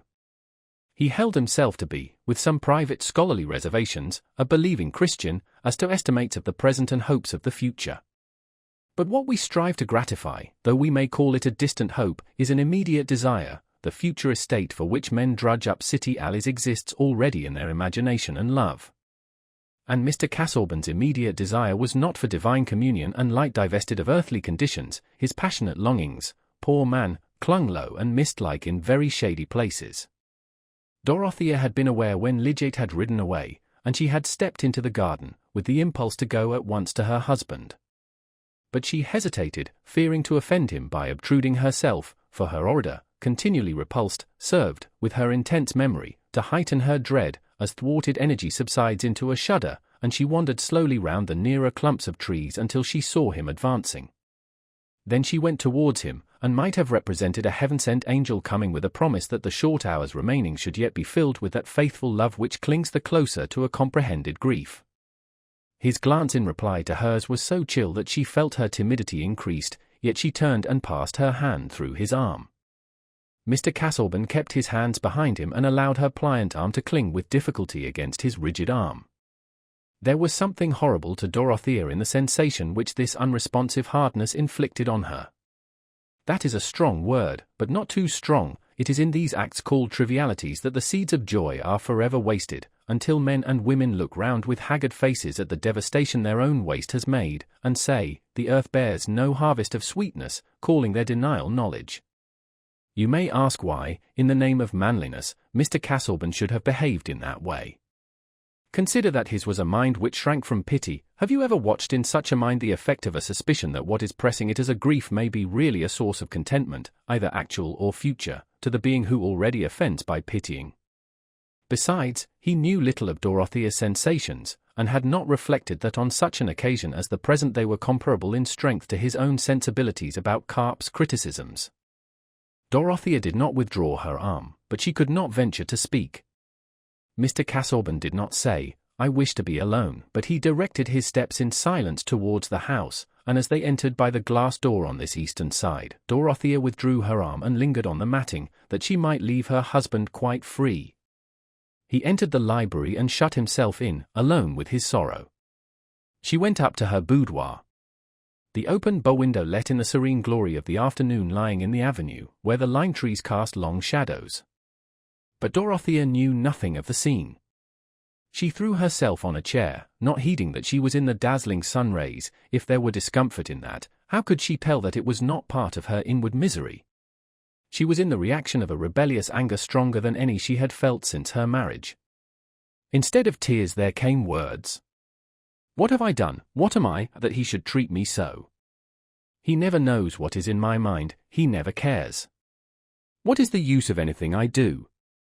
He wishes he had never married me." She began to hear herself, and was checked into stillness. Like one who has lost his way and is weary, she sat and saw as in one glance all the parts of her young hope which she should never find again. And just as clearly in the miserable light she saw her own and her husband's solitude, how they walked apart so that she was obliged to survey him. If he had drawn her towards him, she would never have surveyed him, never have said, "Is he worth living for?" but would have felt him simply a part of her own life.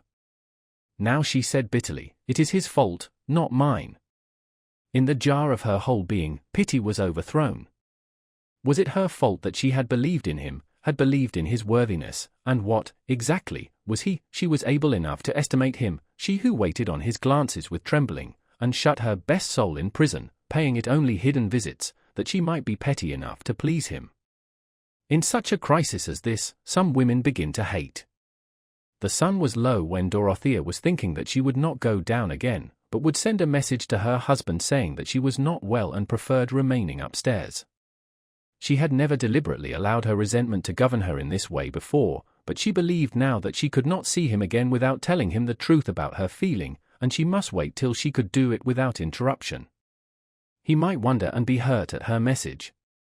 It was good that he should wonder and be hurt. Her anger said, as anger is apt to say, that God was with her, that all heaven, though it were crowded with spirits watching them, must be on her side. She had determined to ring her bell, when there came a rap at the door. Mr. Casaubon had sent to say that he would have his dinner in the library. He wished to be quite alone this evening, being much occupied. "I shall not dine, then, Tantrip." "Oh, madam, let me bring you a little something." "No, I am not well." "Get everything ready in my dressing-room, but pray do not disturb me again." Dorothea sat almost motionless in her meditative struggle, while the evening slowly deepened into night. But the struggle changed continually, as that of a man who begins with a movement towards striking and ends with conquering his desire to strike.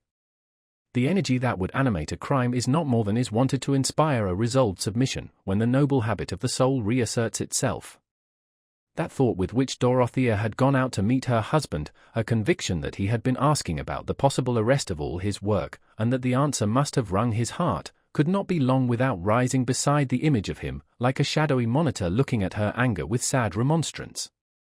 It cost her a litany of pictured sorrows and of silent cries that she might be the mercy for those sorrows, but the resolved submission did come, and when the house was still, and she knew that it was near the time when Mr. Casaubon habitually went to rest, she opened her door gently and stood outside in the darkness waiting for his coming upstairs with a light in his hand. If he did not come soon, she thought that she would go down and even risk incurring another pang. She would never again expect anything else. But she did hear the library door open, and slowly the light advanced up the staircase without noise from the footsteps on the carpet. When her husband stood opposite to her, she saw that his face was more haggard. He started slightly on seeing her, and she looked up at him beseechingly, without speaking. "Dorothea," he said, with a gentle surprise in his tone. "Were you waiting for me?" "Yes, I did not like to disturb you." "Come, my dear, come. You are young, and need not to extend your life by watching." When the kind quiet melancholy of that speech fell on Dorothea's ears, she felt something like the thankfulness that might well up in us if we had narrowly escaped hurting a lamed creature. She put her hand into her husband's, and they went along the broad corridor together. Book V. The Dead Hand. Chapter 43. This figureth high price, tea was wrought with love. Ages ago in finest ivory. Naught modish in it, pure and noble lines. Of generous womanhood that fits all time. That too is costly ware, Majolica. Of deft design, to please a lordly eye. The smile, you see, is perfect, wonderful. As mere faience. A table ornament. To suit the richest mounting. Dorothea seldom left home without her husband, but she did occasionally drive into Middlemarch alone, on little errands of shopping or charity such as occur to every lady of any wealth when she lives within 3 miles of a town. 2 days after that scene in the yew tree walk, she determined to use such an opportunity in order if possible to see Lidgate, and learn from him whether her husband had really felt any depressing change of symptoms which he was concealing from her, and whether he had insisted on knowing the utmost about himself. She felt almost guilty in asking for knowledge about him from another, but the dread of being without it, the dread of that ignorance which would make her unjust or hard, overcame every scruple. That there had been some crisis in her husband's mind she was certain. He had the very next day begun a new method of arranging his notes, and had associated her quite newly in carrying out his plan. Poor Dorothea needed to lay up stores of patience. It was about 4 o'clock when she drove to Lidgate's house in Lowick Gate, wishing, in her immediate doubt of finding him at home, that she had written beforehand. And he was not at home. "Is Mrs. Lidgate at home?" said Dorothea, who had never, that she knew of, seen Rosamond, but now remembered the fact of the marriage. Yes, Mrs. Lidgate was at home. I will go in and speak to her, if she will allow me. Will you ask her if she can see Mrs. Castleburn, for a few minutes? When the servant had gone to deliver that message, Dorothea could hear sounds of music through an open window, a few notes from a man's voice and then a piano bursting into roulades. But the roulades broke off suddenly, and then the servant came back saying that Mrs. Lidgate would be happy to see Mrs. Castleburn. When the drawing-room door opened and Dorothea entered, there was a sort of contrast not infrequent in country life when the habits of the different ranks were less blent than now. Let those who know, tell us exactly what stuff it was that Dorothea wore in those days of mild autumn, that thin white woolen stuff soft to the touch and soft to the eye. It always seemed to have been lately washed, and to smell of the sweet hedges, was always in the shape of a pelisse with sleeves hanging all out of the fashion. Yet if she had entered before a still audience as Imogen or Cato's daughter, the dress might have seemed right enough, the grace and dignity were in her limbs and neck, and about her simply parted hair and candid eyes the large round poke which was then in the fate of women, seemed no more odd as a head-dress than the gold trencher we call a halo. By the present audience of 2 persons, no dramatic heroine could have been expected with more interest than Mrs. Castleburn. To Rosamond she was one of those county divinities not mixing with Middlemarch mortality, whose slightest marks of manner or appearance were worthy of her study. Moreover, Rosamond was not without satisfaction that Mrs. Castleburn should have an opportunity of studying her.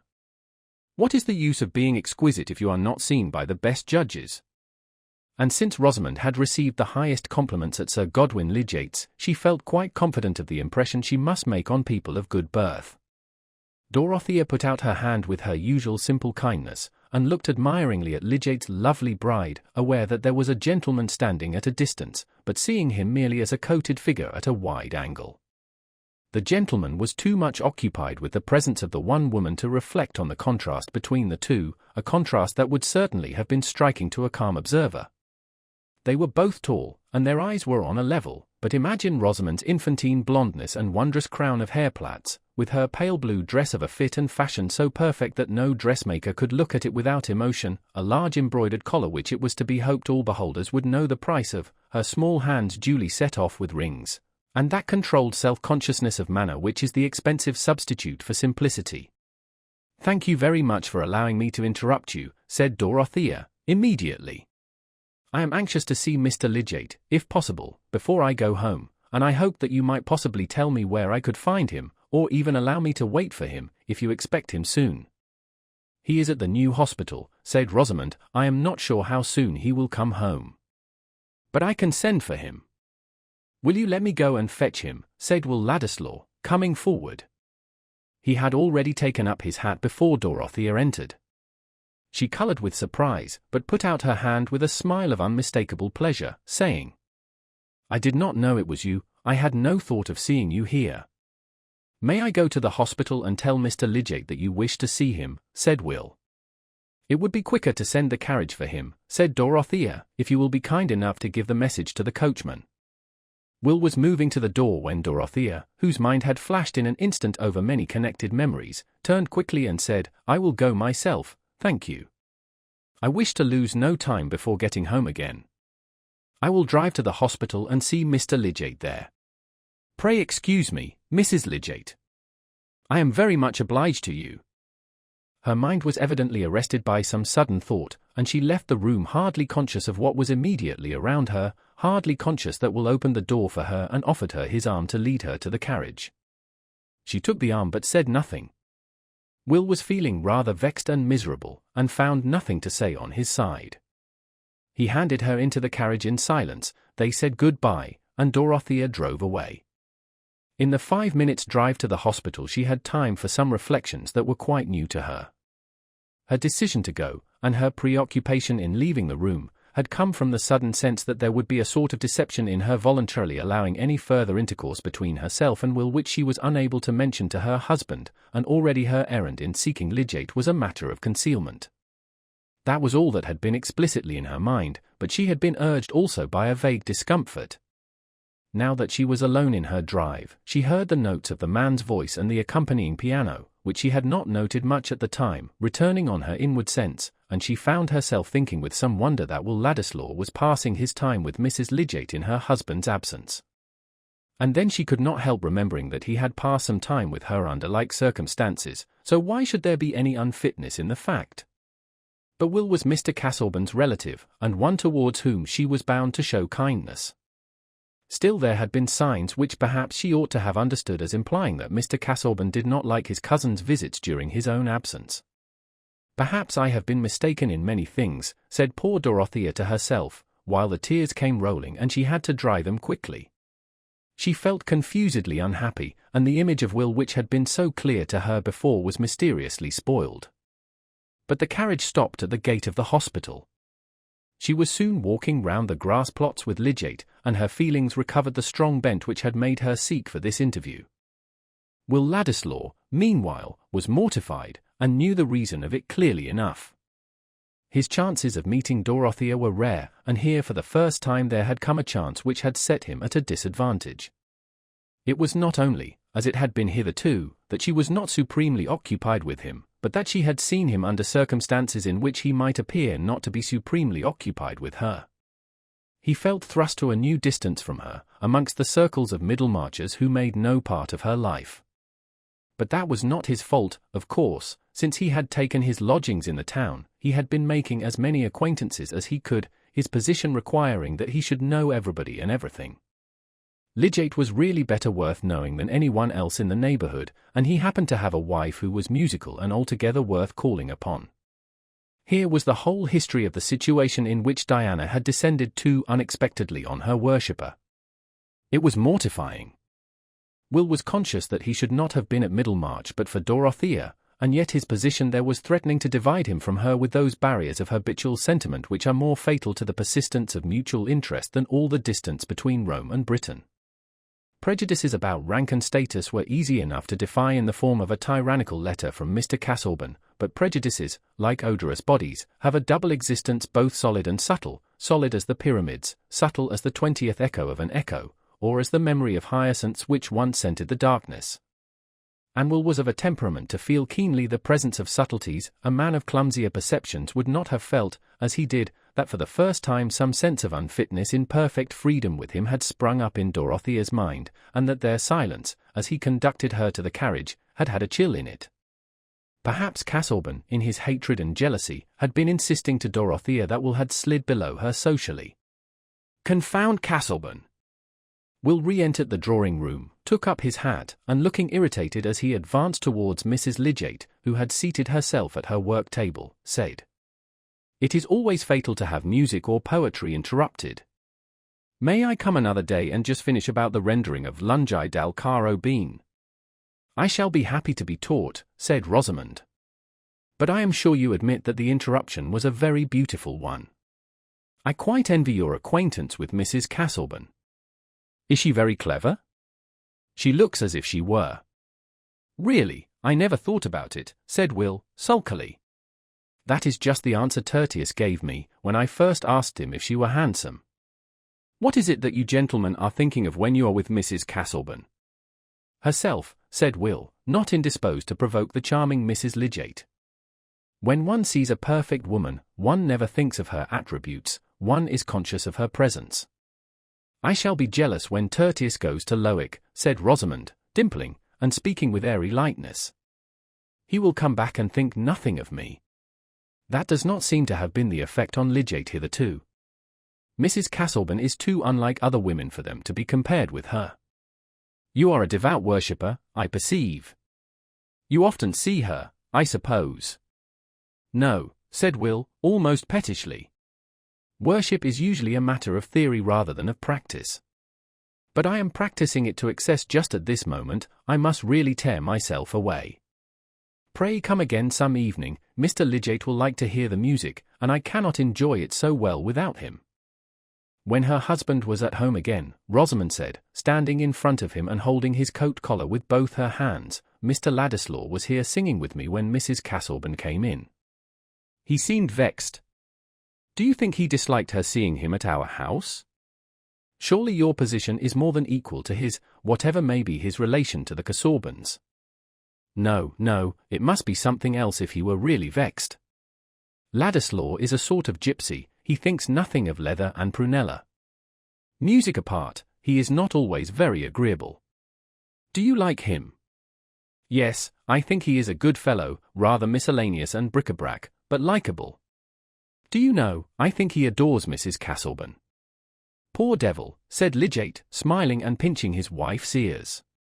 Rosamond felt herself beginning to know a great deal of the world, especially in discovering what when she was in her unmarried girlhood had been inconceivable to her except as a dim tragedy in bygone costumes, that women, even after marriage, might make conquests and enslave men. At that time young ladies in the country, even when educated at Mrs. Lemon's, read little French literature later than Racine, and public prints had not cast their present magnificent illumination over the scandals of life. Still, vanity, with a woman's whole mind and day to work in, can construct abundantly on slight hints, especially on such a hint as the possibility of indefinite conquests. How delightful to make captives from the throne of marriage with a husband as crown prince by your side, himself in fact a subject, while the captives look up forever hopeless, losing their rest probably, and if their appetite too, so much the better. But Rosamond's romance turned at present chiefly on her crown prince, and it was enough to enjoy his assured subjection. When he said, "Poor devil," she asked, with playful curiosity, "Why so? Why, what can a man do when he takes to adoring one of you mermaids? He only neglects his work and runs up bills. I am sure you do not neglect your work.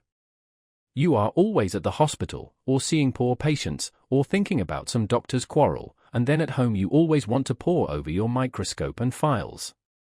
Confess you like those things better than me. Haven't you ambition enough to wish that your husband should be something better than a Middlemarch doctor?" said Lidgate, letting his hands fall onto his wife's shoulders, and looking at her with affectionate gravity. "I shall make you learn my favourite bit from an old poet. Why should our pride make such a stir to be? And be forgot? What good is like to this? To do worthy the writing, and to write. Worthy the reading and the world's delight.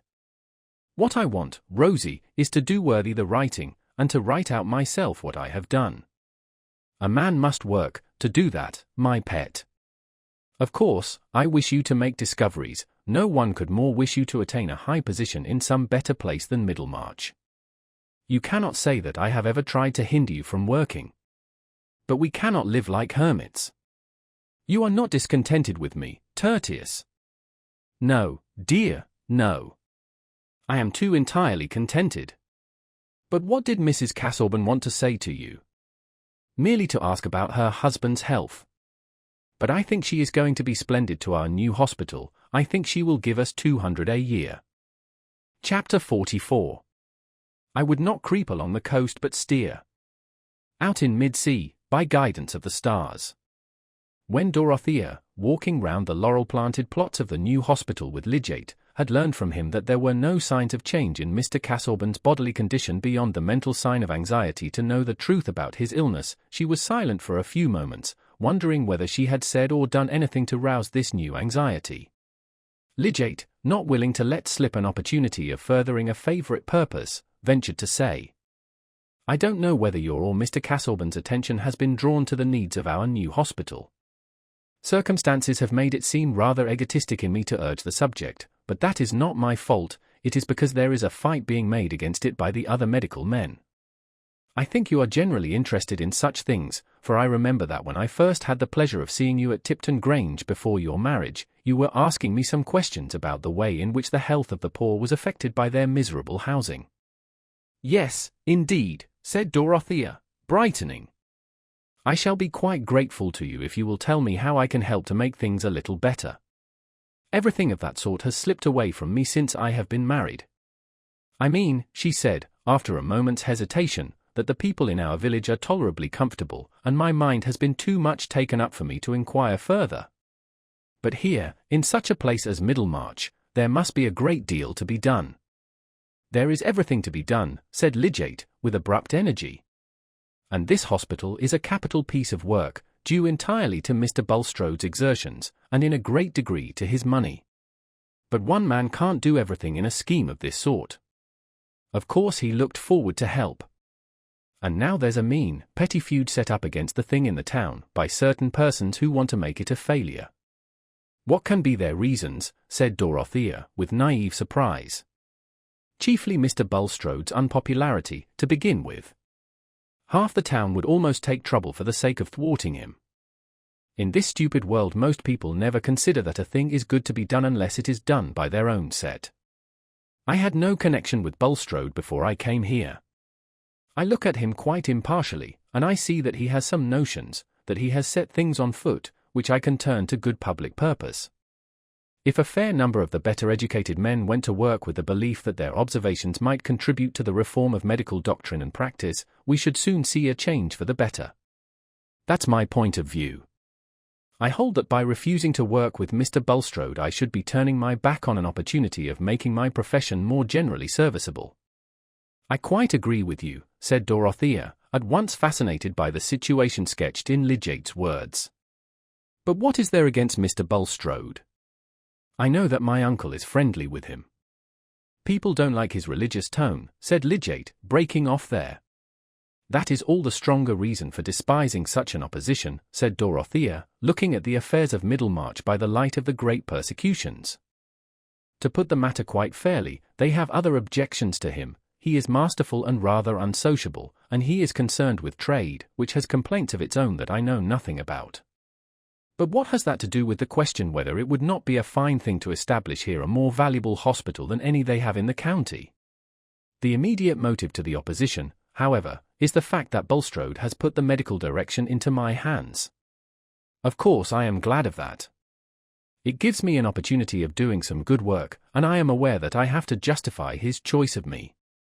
But the consequence is that the whole profession in Middlemarch have set themselves tooth and nail against the hospital, and not only refuse to cooperate themselves, but try to blacken the whole affair and hinder subscriptions. How very petty, exclaimed Dorothea, indignantly. I suppose one must expect to fight one's way, there is hardly anything to be done without it. And the ignorance of people about here is stupendous. I don't lay claim to anything else than having used some opportunities which have not come within everybody's reach, but there is no stifling the offence of being young, and a newcomer, and happening to know something more than the old inhabitants. Still, if I believe that I can set going a better method of treatment, if I believe that I can pursue certain observations and inquiries which may be a lasting benefit to medical practice, I should be a base truckler if I allowed any consideration of personal comfort to hinder me. And the course is all the clearer from there being no salary in question to put my persistence in an equivocal light.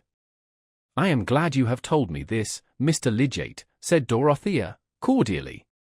I feel sure I can help a little. I have some money, and don't know what to do with it. That is often an uncomfortable thought to me. I am sure I can spare 200 a year for a grand purpose like this. How happy you must be to know things that you feel sure will do great good. I wish I could awake with that knowledge every morning. There seems to be so much trouble taken that one can hardly see the good of. There was a melancholy cadence in Dorothea's voice as she spoke these last words. But she presently added, more cheerfully, pray come to Lowick and tell us more of this. I will mention the subject to Mr. Casselban. I must hasten home now.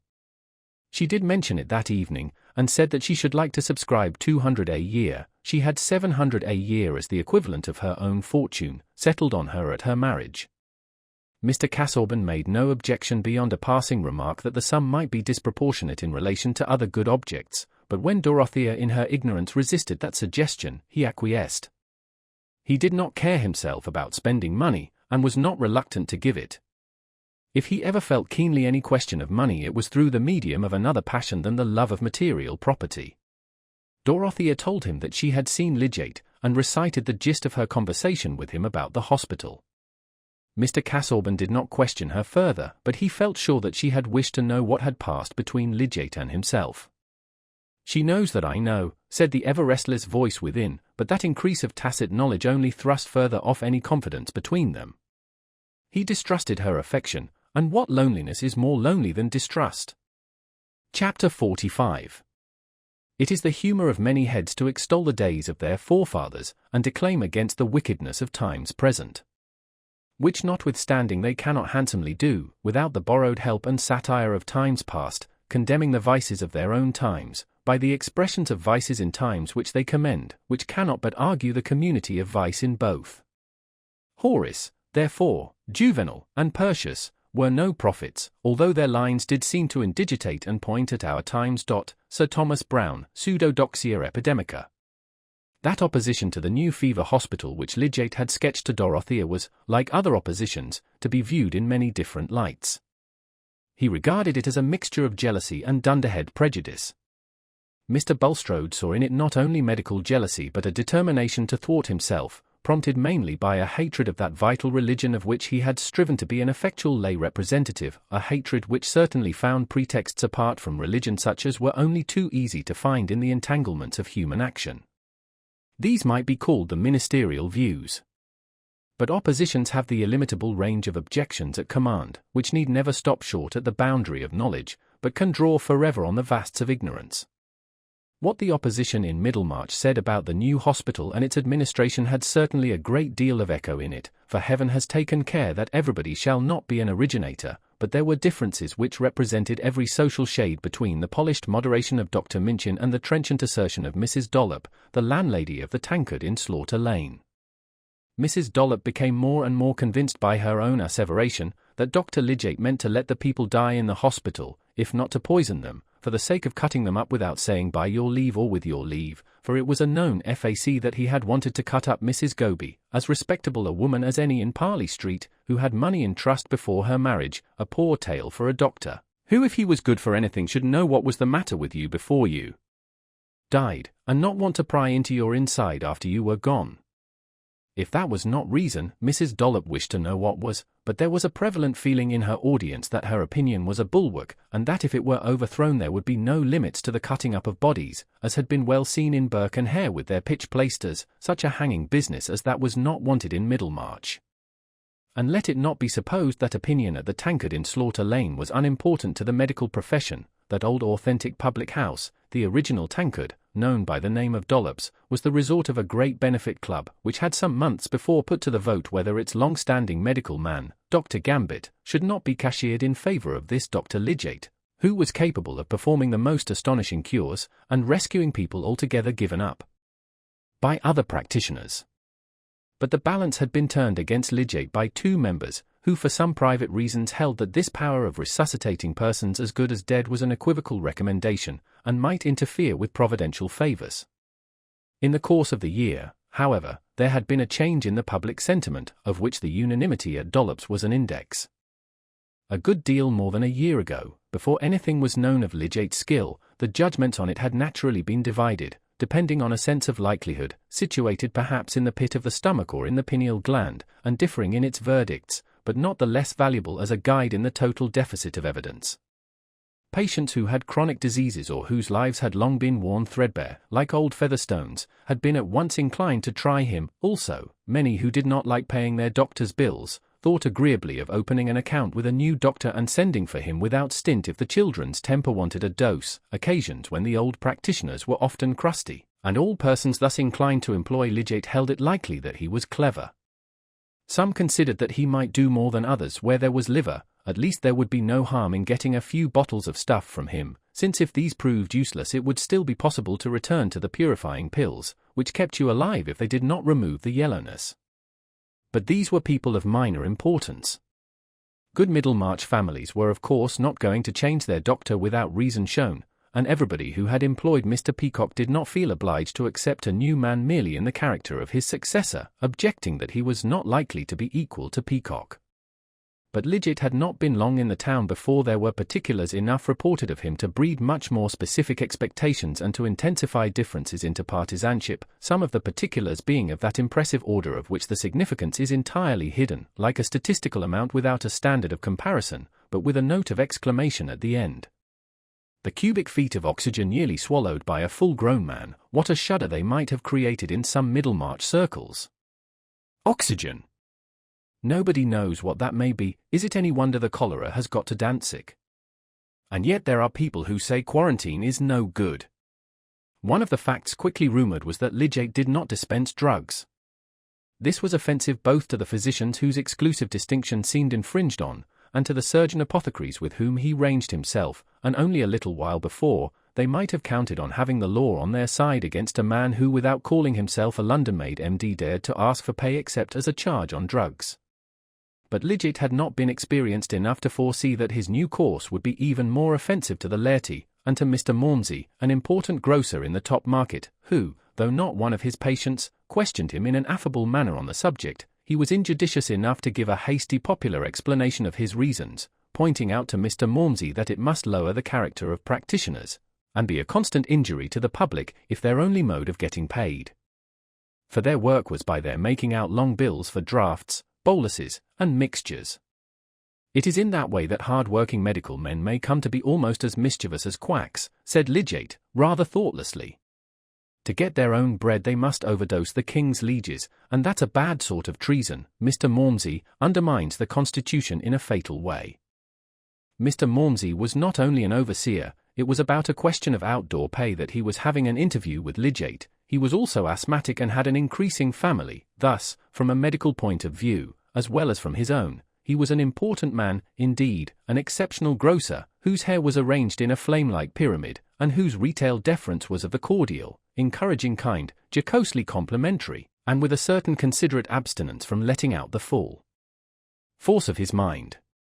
It was Mr. Maunsey's friendly jocoseness in questioning him which had set the tone of Lidgett's reply. But let the wise be warned against too great readiness at explanation. It multiplies the sources of mistake, lengthening the sum for reckoners sure to go wrong.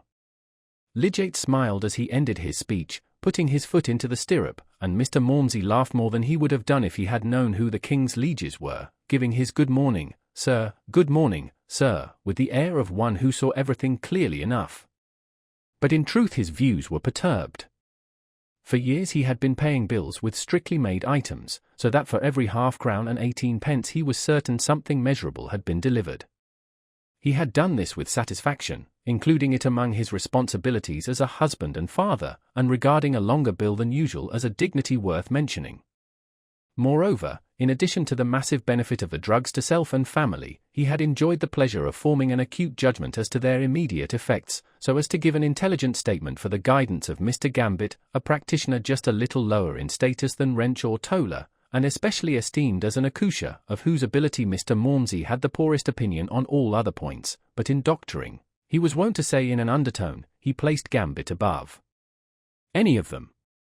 Here were deeper reasons than the superficial talk of a new man, which appeared still flimsier in the drawing-room over the shop, when they were recited to Mrs. Maunsey, a woman accustomed to be made much of as a fertile mother, generally under attendance more or less frequent from Mr. Gambit, and occasionally having attacks which required Dr. Minchin. "Does this Mr. Lidgett mean to say there is no use in taking medicine?" said Mrs. Maunsey, who was slightly given to drawling. "I should like him to tell me how I could bear up at fair time, if I didn't take strengthening medicine for a month beforehand.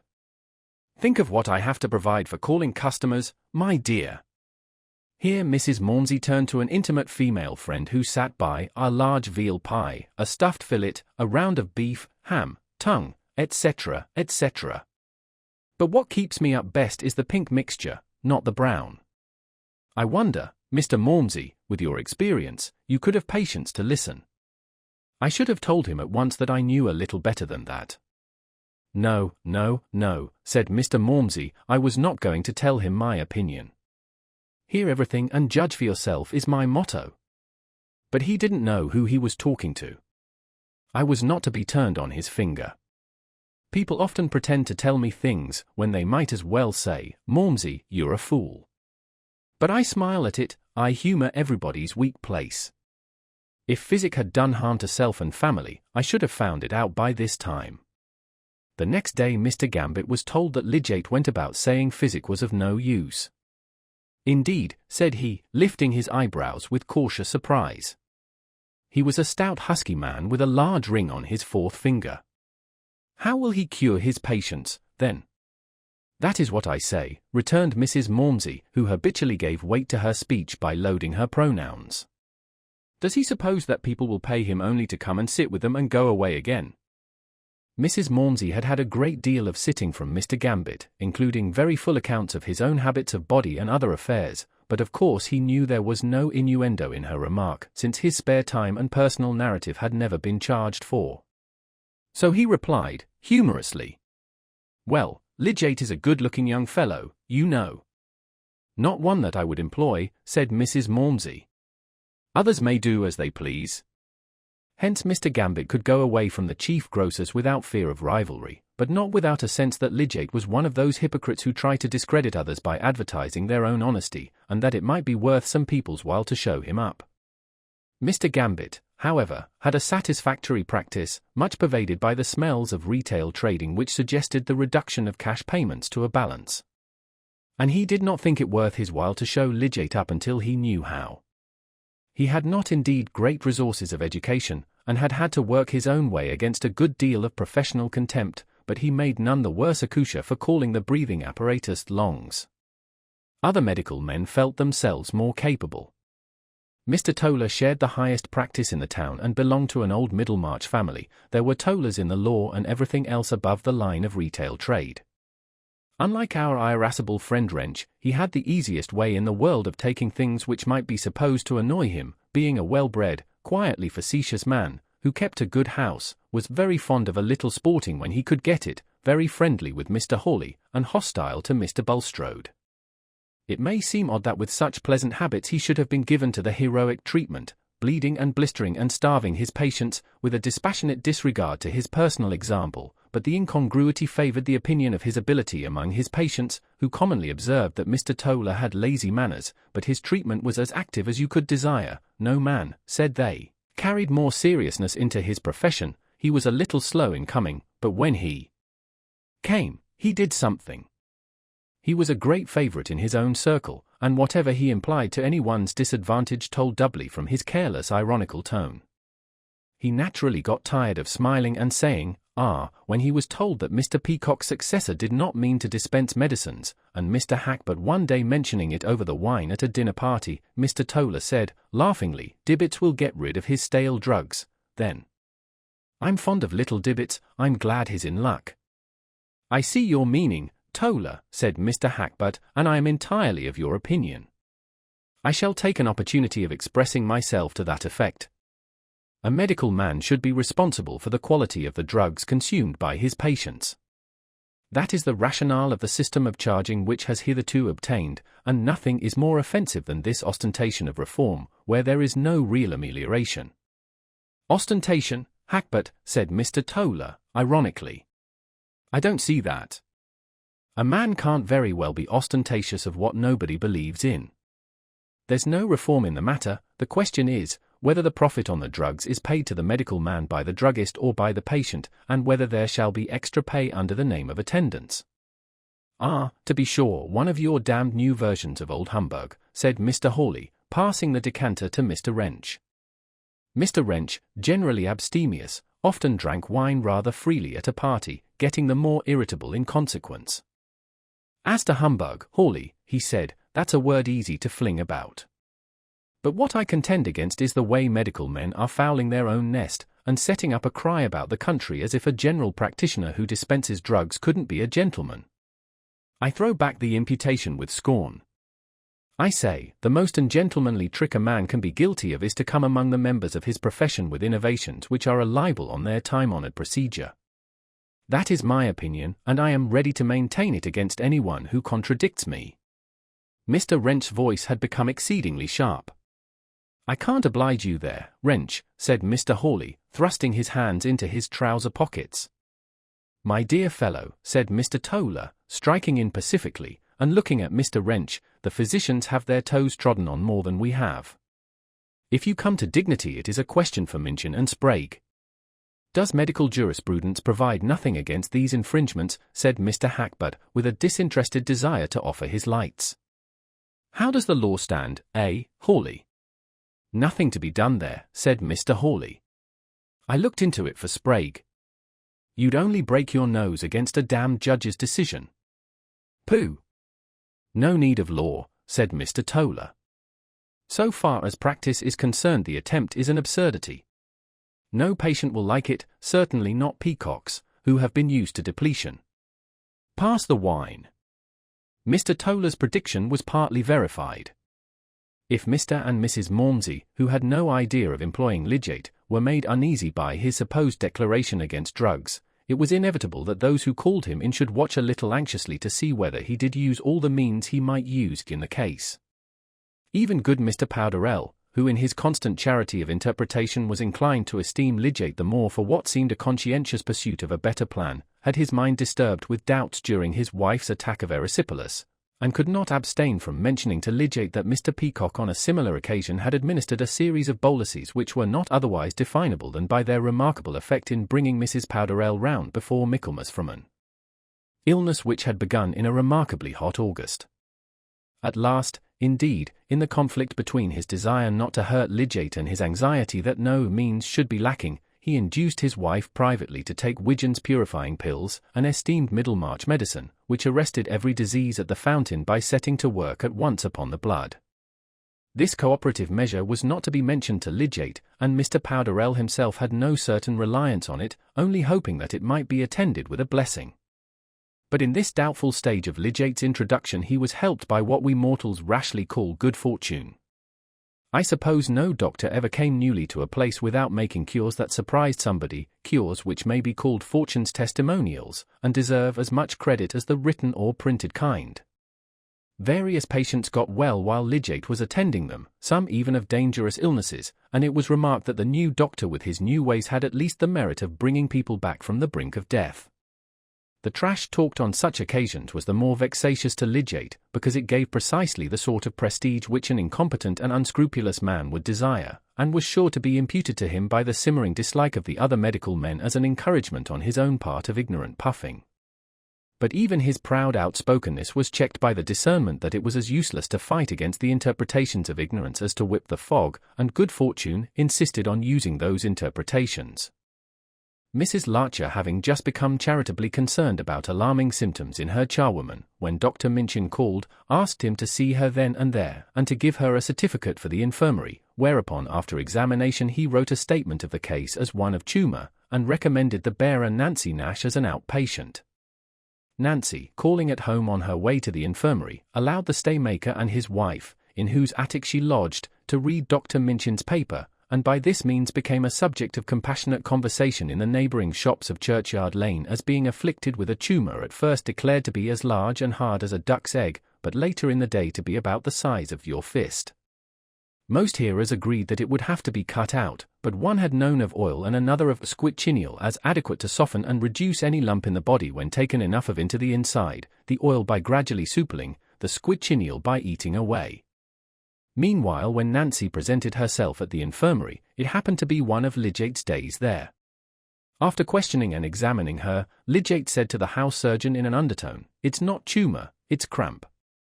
He ordered her a blister and some steel mixture, and told her to go home and rest, giving her at the same time a note to Mrs. Larcher, who, she said, was her best employer, to testify that she was in need of good food. But by and by Nancy, in her attic, became portentously worse, the supposed tumour having indeed given way to the blister, but only wandered to another region with angrier pain. The staymaker's wife went to fetch Lydgate, and he continued for a fortnight to attend Nancy in her own home, until under his treatment she got quite well and went to work again. But the case continued to be described as one of tumour in Churchyard Lane and other streets, nay, by Mrs. Larcher also, for when Lydgate's remarkable cure was mentioned to Dr. Minchin, he naturally did not like to say, the case was not one of tumour, and I was mistaken in describing it as such, but answered, indeed. Ah! I saw it was a surgical case, not of a fatal kind. He had been inwardly annoyed, however, when he had asked at the infirmary about the woman he had recommended 2 days before, to hear from the house surgeon, a youngster who was not sorry to vex Minchin with impunity, exactly what had occurred. He privately pronounced that it was indecent in a general practitioner to contradict a physician's diagnosis in that open manner, and afterwards agreed with Wrench that Lydgate was disagreeably inattentive to etiquette.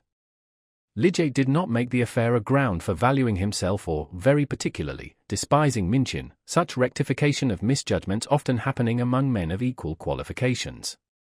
But report took up this amazing case of tumour, not clearly distinguished from cancer, and considered the more awful for being of the wandering sort, till much prejudice against Lydgate's method as to drugs was overcome by the proof of his marvellous skill in the speedy restoration of Nancy Nash after she had been rolling and rolling in agonies from the presence of a tumour both hard and obstinate, but nevertheless compelled to yield. How could Lydgate help himself?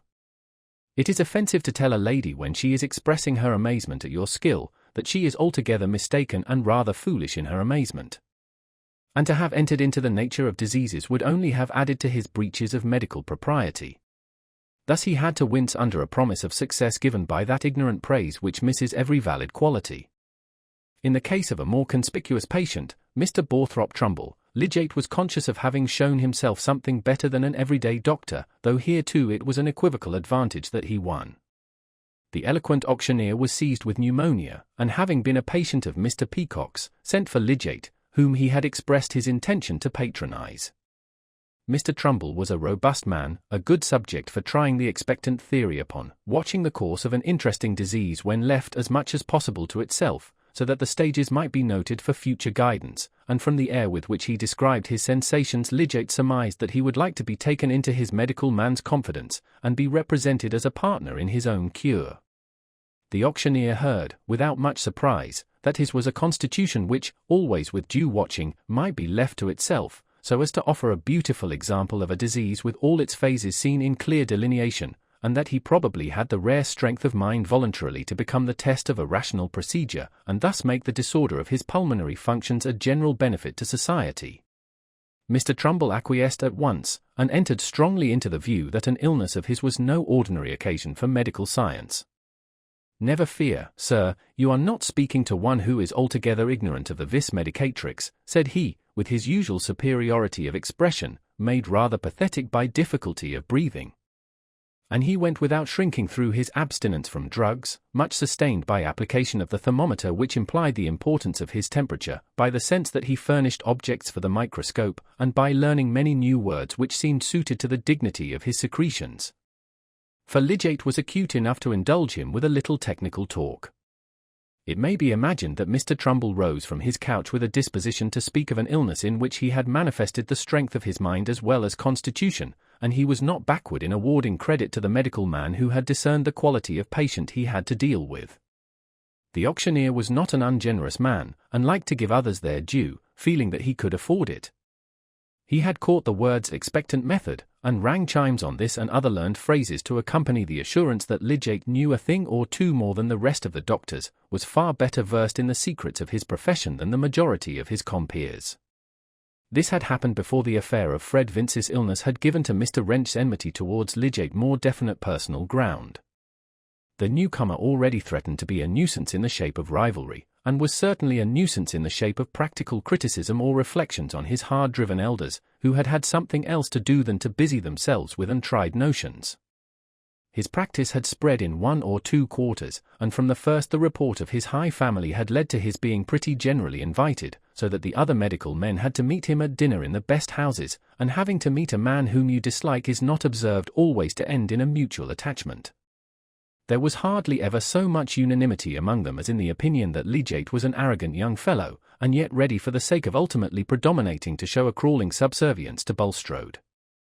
That Mr. Fairbrother, whose name was a chief flag of the anti-Bulstrode party, always defended Lidgate and made a friend of him, was referred to Fairbrother's unaccountable way of fighting on both sides.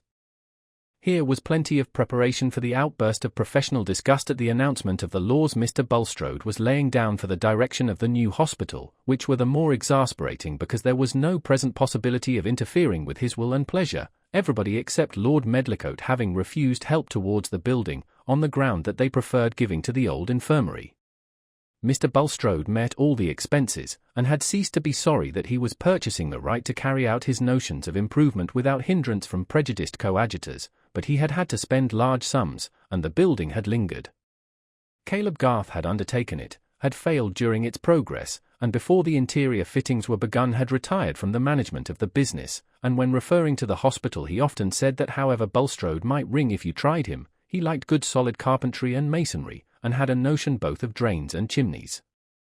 In fact, the hospital had become an object of intense interest to Bulstrode, and he would willingly have continued to spare a large yearly sum that he might rule it dictatorially without any board, but he had another favourite object which also required money for its accomplishment. He wished to buy some land in the neighbourhood of Middlemarch, and therefore he wished to get considerable contributions towards maintaining the hospital.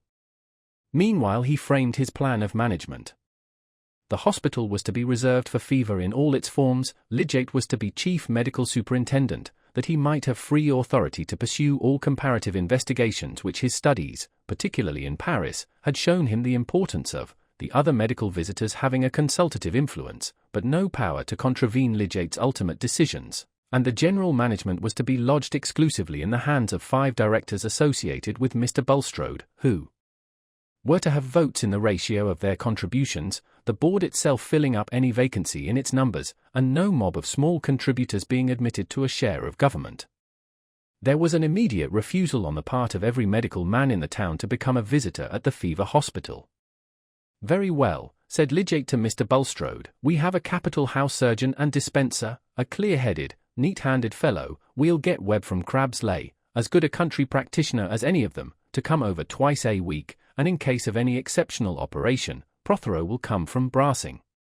I must work the harder, that's all, and I have given up my post at the infirmary.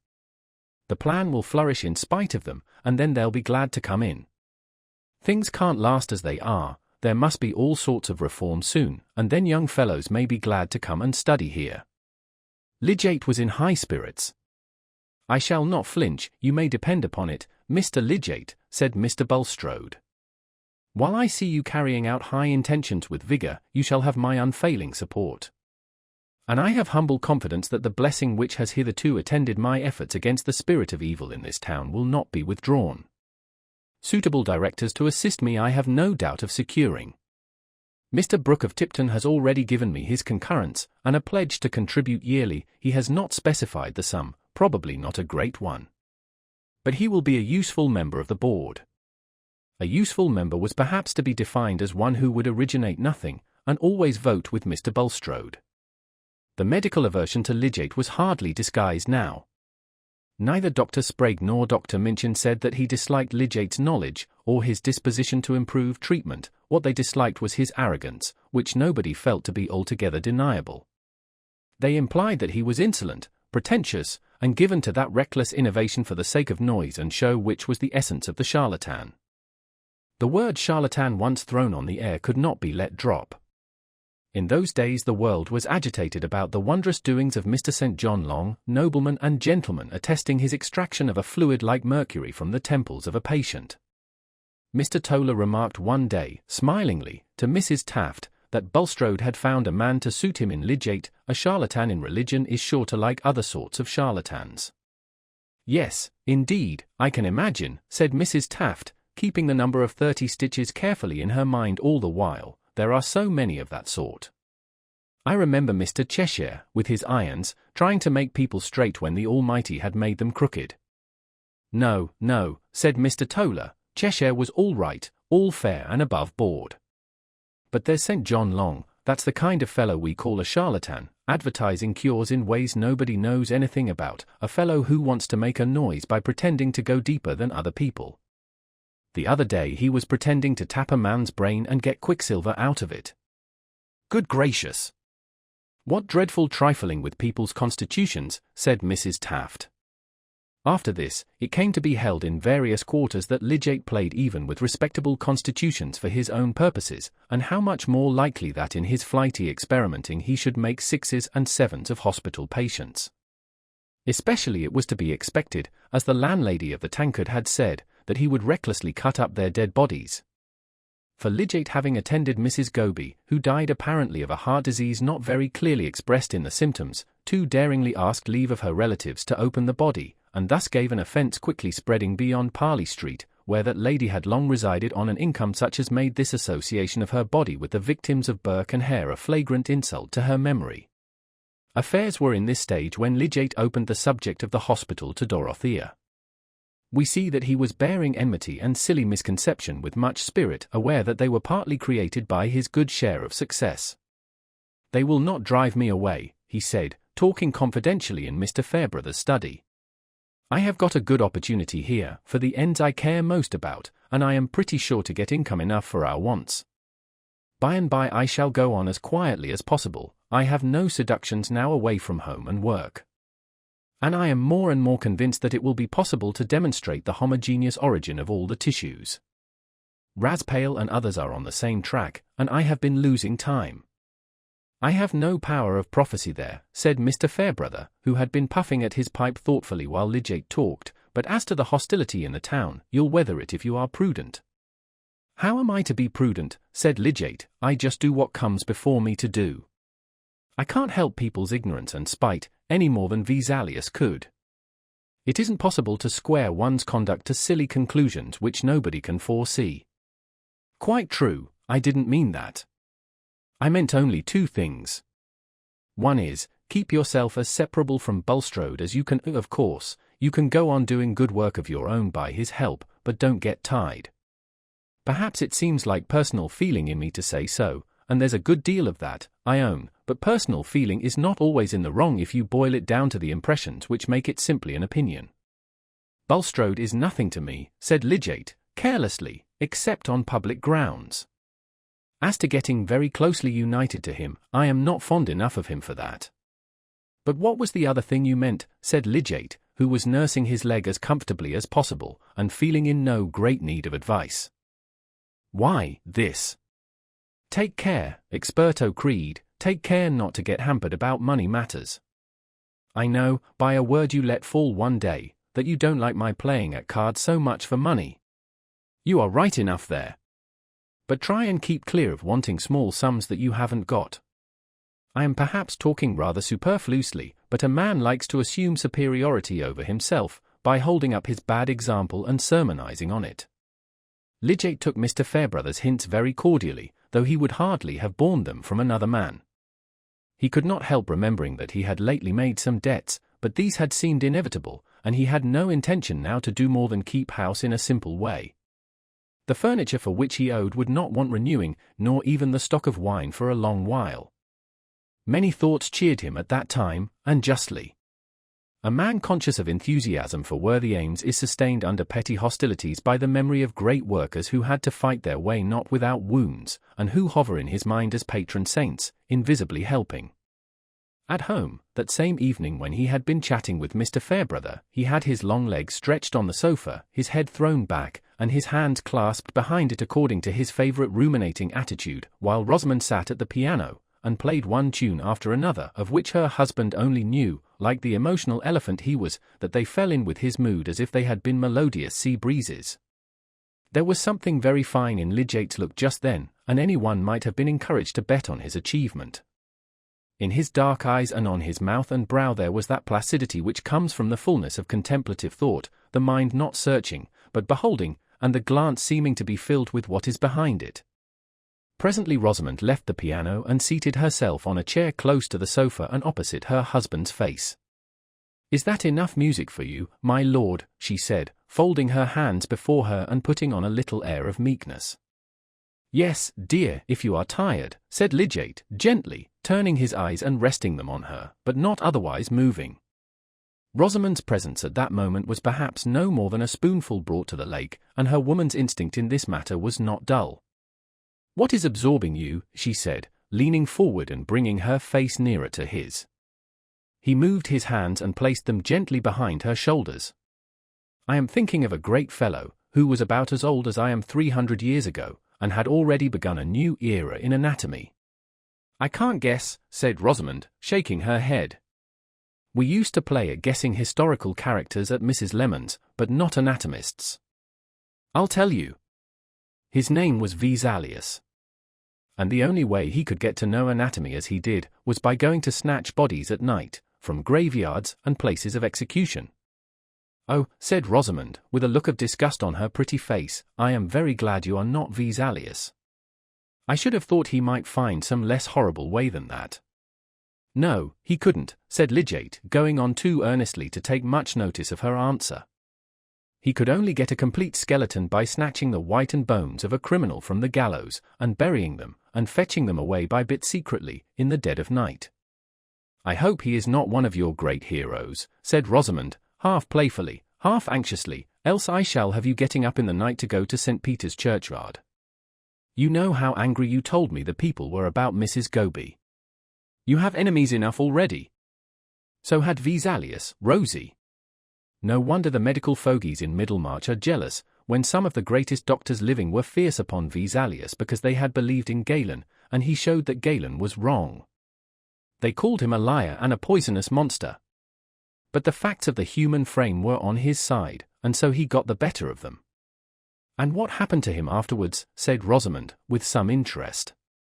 Oh, he had a good deal of fighting to the last. And they did exasperate him enough at one time to make him burn a good deal of his work. Then he got shipwrecked just as he was coming from Jerusalem to take a great chair at Padua. He died rather miserably. There was a moment's pause before Rosamond said, "Do you know, Tertius, I often wish you had not been a medical man."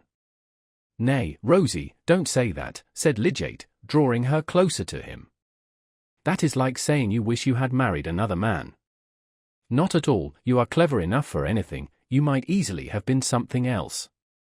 And your cousins at Quallingham all think that you have sunk below them in your choice of a profession." "The cousins at Quallingham may go to the devil," said Lydgate, with scorn. "It was like their impudence if they said anything of the sort to you." "Still," said Rosamond, "I do not think it is a nice profession, dear." We know that she had much quiet perseverance in her opinion. "It is the grandest profession in the world, Rosamond," said Lydgate, gravely. "And to say that you love me without loving the medical man in me is the same sort of thing as to say that you like eating a peach but don't like its flavor." "Don't say that again, dear, it pains me." "Very well, Dr. Graveface," said Rosie, dimpling, "I will declare in future that I dote on skeletons, and body snatchers, and bits of things in files, and quarrels with everybody, that end in your dying miserably." "No, no, not so bad as that," said Lydgate, giving up remonstrance and petting her resignedly. Chapter 46. Pius no podemos haber aquello que queremos, que ramos aquello que podremos. Since we cannot get what we like, let us like what we can get. Spanish proverb. While Lydgate, safely married, and with the hospital under his command, felt himself struggling for medical reform against Middlemarch, Middlemarch was becoming more and more conscious of the national struggle for another kind of reform. By the time that Lord John Russell's measure was being debated in the House of Commons, there was a new political animation in Middlemarch, and a new definition of parties which might show a decided change of balance if a new election came. And there were some who already predicted this event, declaring that a reform bill would never be carried by the actual Parliament. This was what Will Ladislaw dwelt on to Mr. Brooke as a reason for congratulation that he had not yet tried his strength at the hustings. "Things will grow and ripen as if it were a comet year," said Will. "The public temper will soon get to a calmitary heat, now the question of reform has set in. There is likely to be another election before long, and by that time Middlemarch will have got more ideas into its head. What we have to work at now is the pioneer and political meetings." "Quite right, Ladislaw, we shall make a new thing of opinion here," said Mr. Brooke. "Only I want to keep myself independent about reform, you know, I don't want to go too far. I want to take up Wilberforce and Rumill's line, you know, and work at Negro emancipation, criminal law, that kind of thing. But of course I should support Grey. If you go in for the principle of reform, you must be prepared to take what the situation offers," said Will. "If everybody pulled for his own bit against everybody else, the whole question would go to tatters." Yes, I agree with you, I quite take that point of view. I should put it in that light. I should support Grey, you know. But I don't want to change the balance of the Constitution, and I don't think Grey would. But that is what the country wants, said Will. Else there would be no meaning in political unions or any other movement that knows what it's about. It wants to have a House of Commons which is not weighted with nominees of the landed class, but with representatives of the other interests.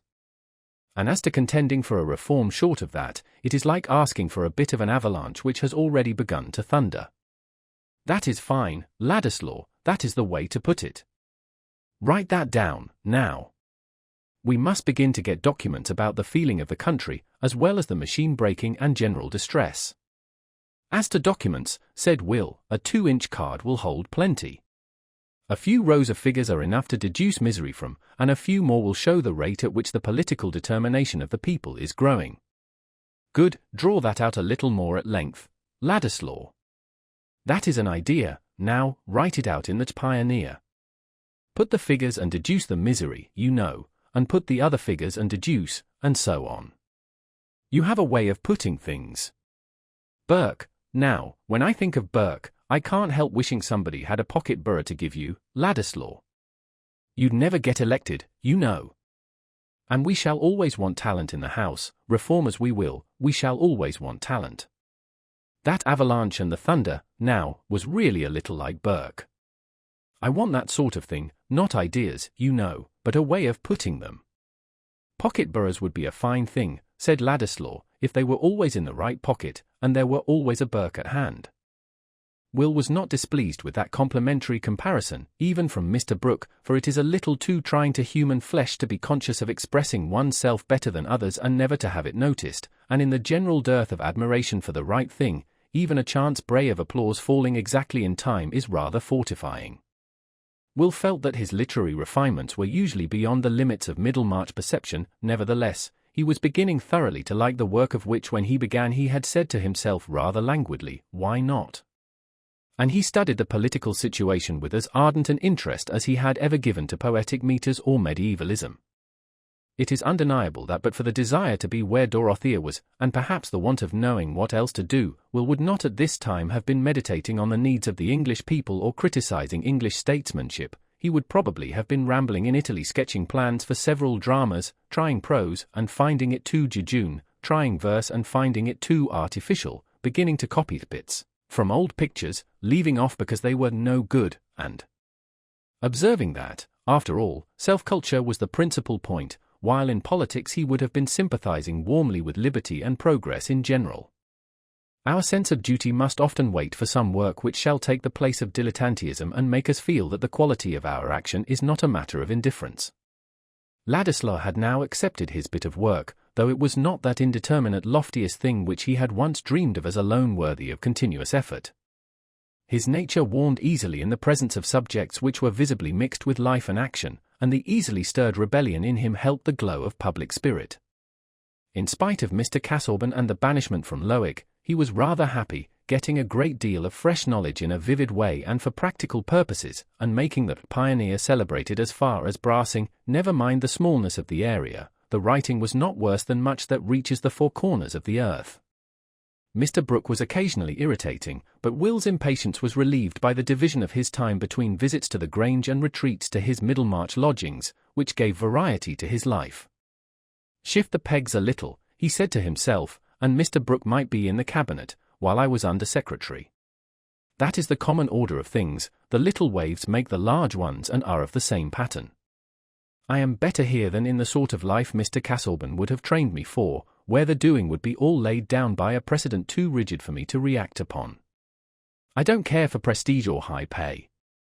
As Lidgate had said of him, he was a sort of gypsy, rather enjoying the sense of belonging to no class. He had a feeling of romance in his position, and a pleasant consciousness of creating a little surprise wherever he went.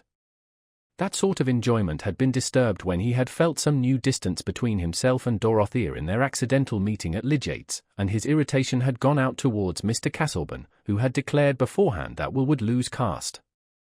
I never had any caste, he would have said, if that prophecy had been uttered to him, and the quick blood would have come and gone like breath in his transparent skin. But it is one thing to like defiance, and another thing to like its consequences. Meanwhile, the town opinion about the new editor of the Pioneer was tending to confirm Mr. Casaubon's view. Will's relationship in that distinguished quarter did not, like Lidgate's high connections, serve as an advantageous introduction. If it was rumoured that young Ladislaw was Mr. Casaubon's nephew or cousin, it was also rumoured that Mr. Casaubon would have nothing to do with him. Brooke has taken him up, said Mr. Hawley, because that is what no man in his senses could have expected. Casaubon has devilish good reasons, you may be sure, for turning the cold shoulder on a young fellow whose bringing up he paid for.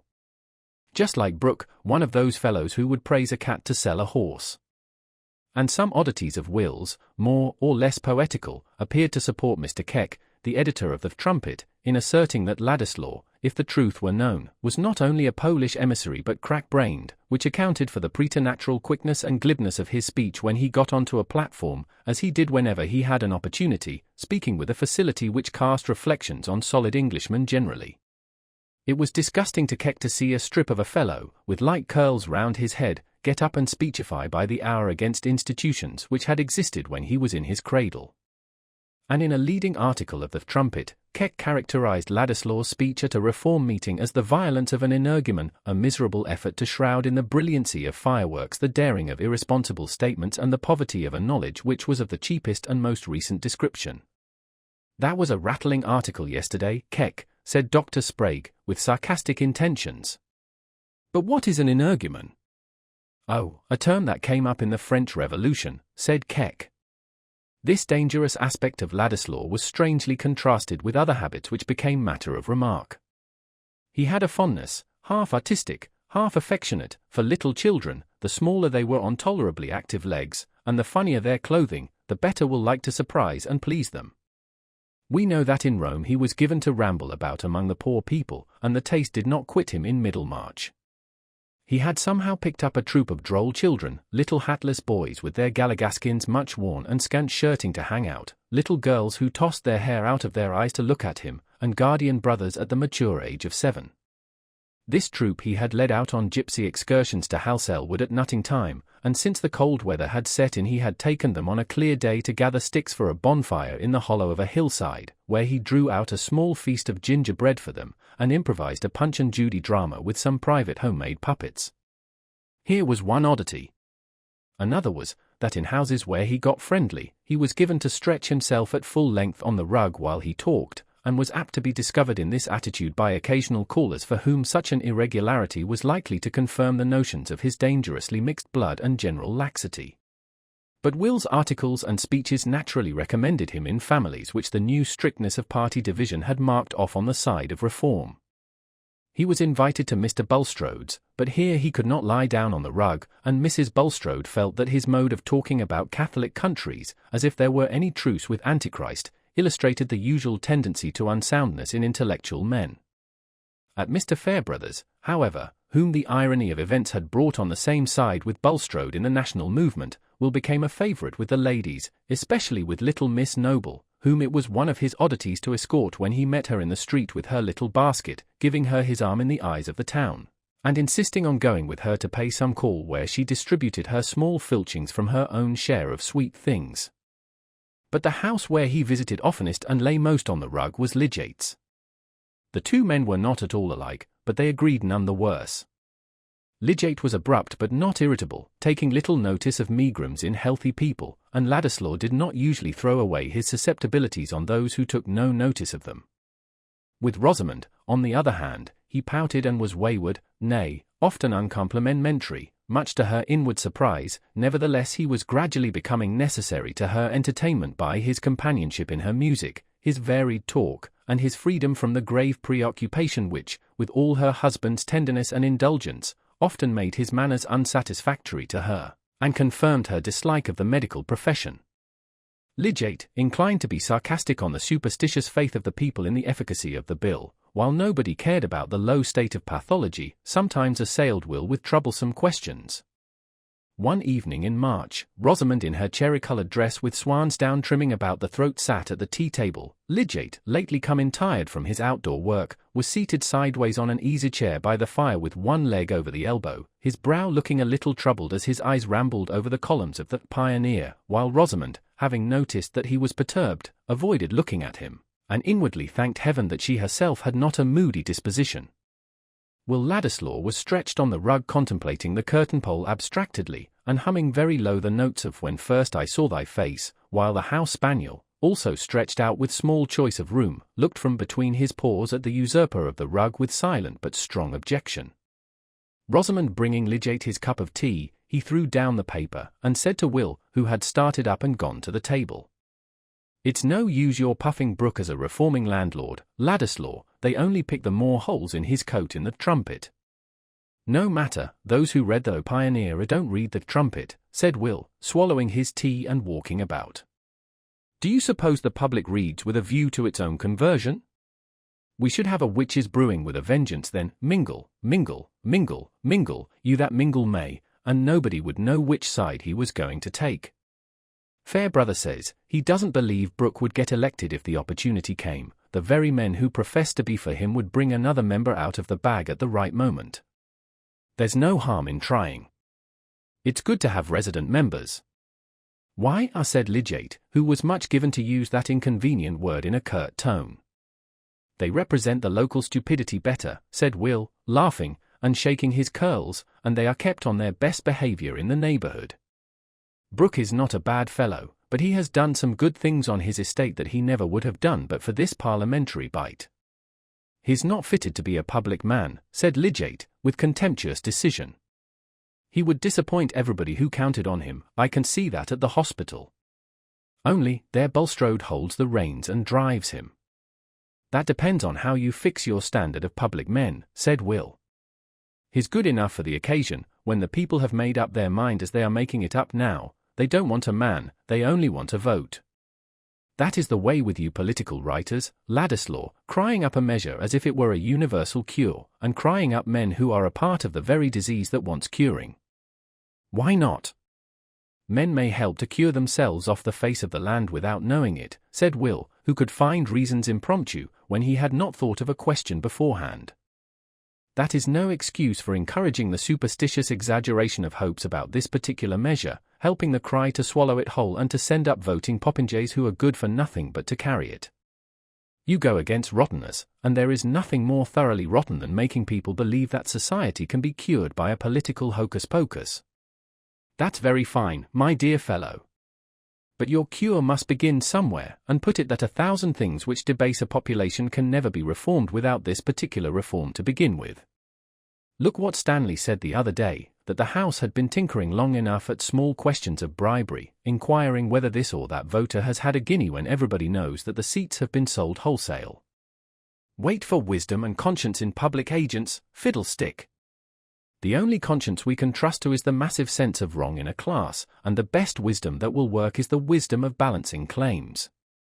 That's my text, which side is injured? I support the man who supports their claims, not the virtuous upholder of the wrong. That general talk about a particular case is mere question-begging, Ladislaw. When I say, I go in for the dose that cures, it doesn't follow that I go in for opium in a given case of gout.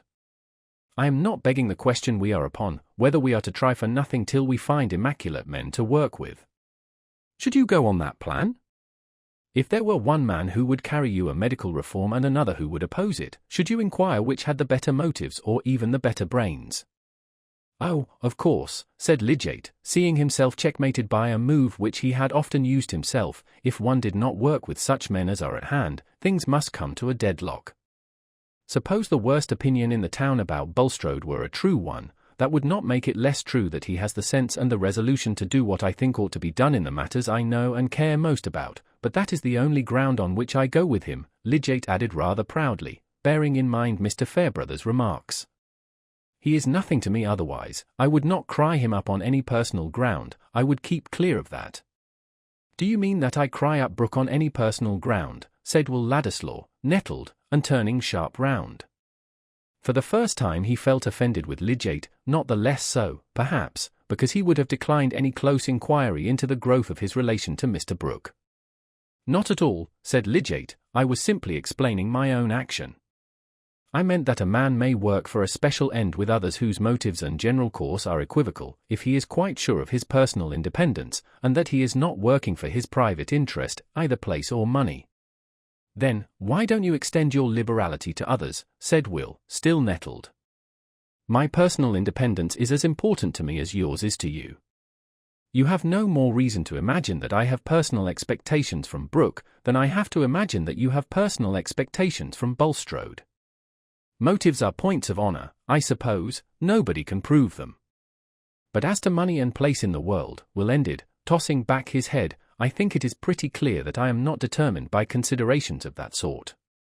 You quite mistake me, Ladislaw, said Lidgate, surprised. He had been preoccupied with his own vindication, and had been blind to what Ladislaw might infer on his own account. I beg your pardon for unintentionally annoying you. In fact, I should rather attribute to you a romantic disregard of your own worldly interests. On the political question, I referred simply to intellectual bias. How very unpleasant you both are this evening, said Rosamond.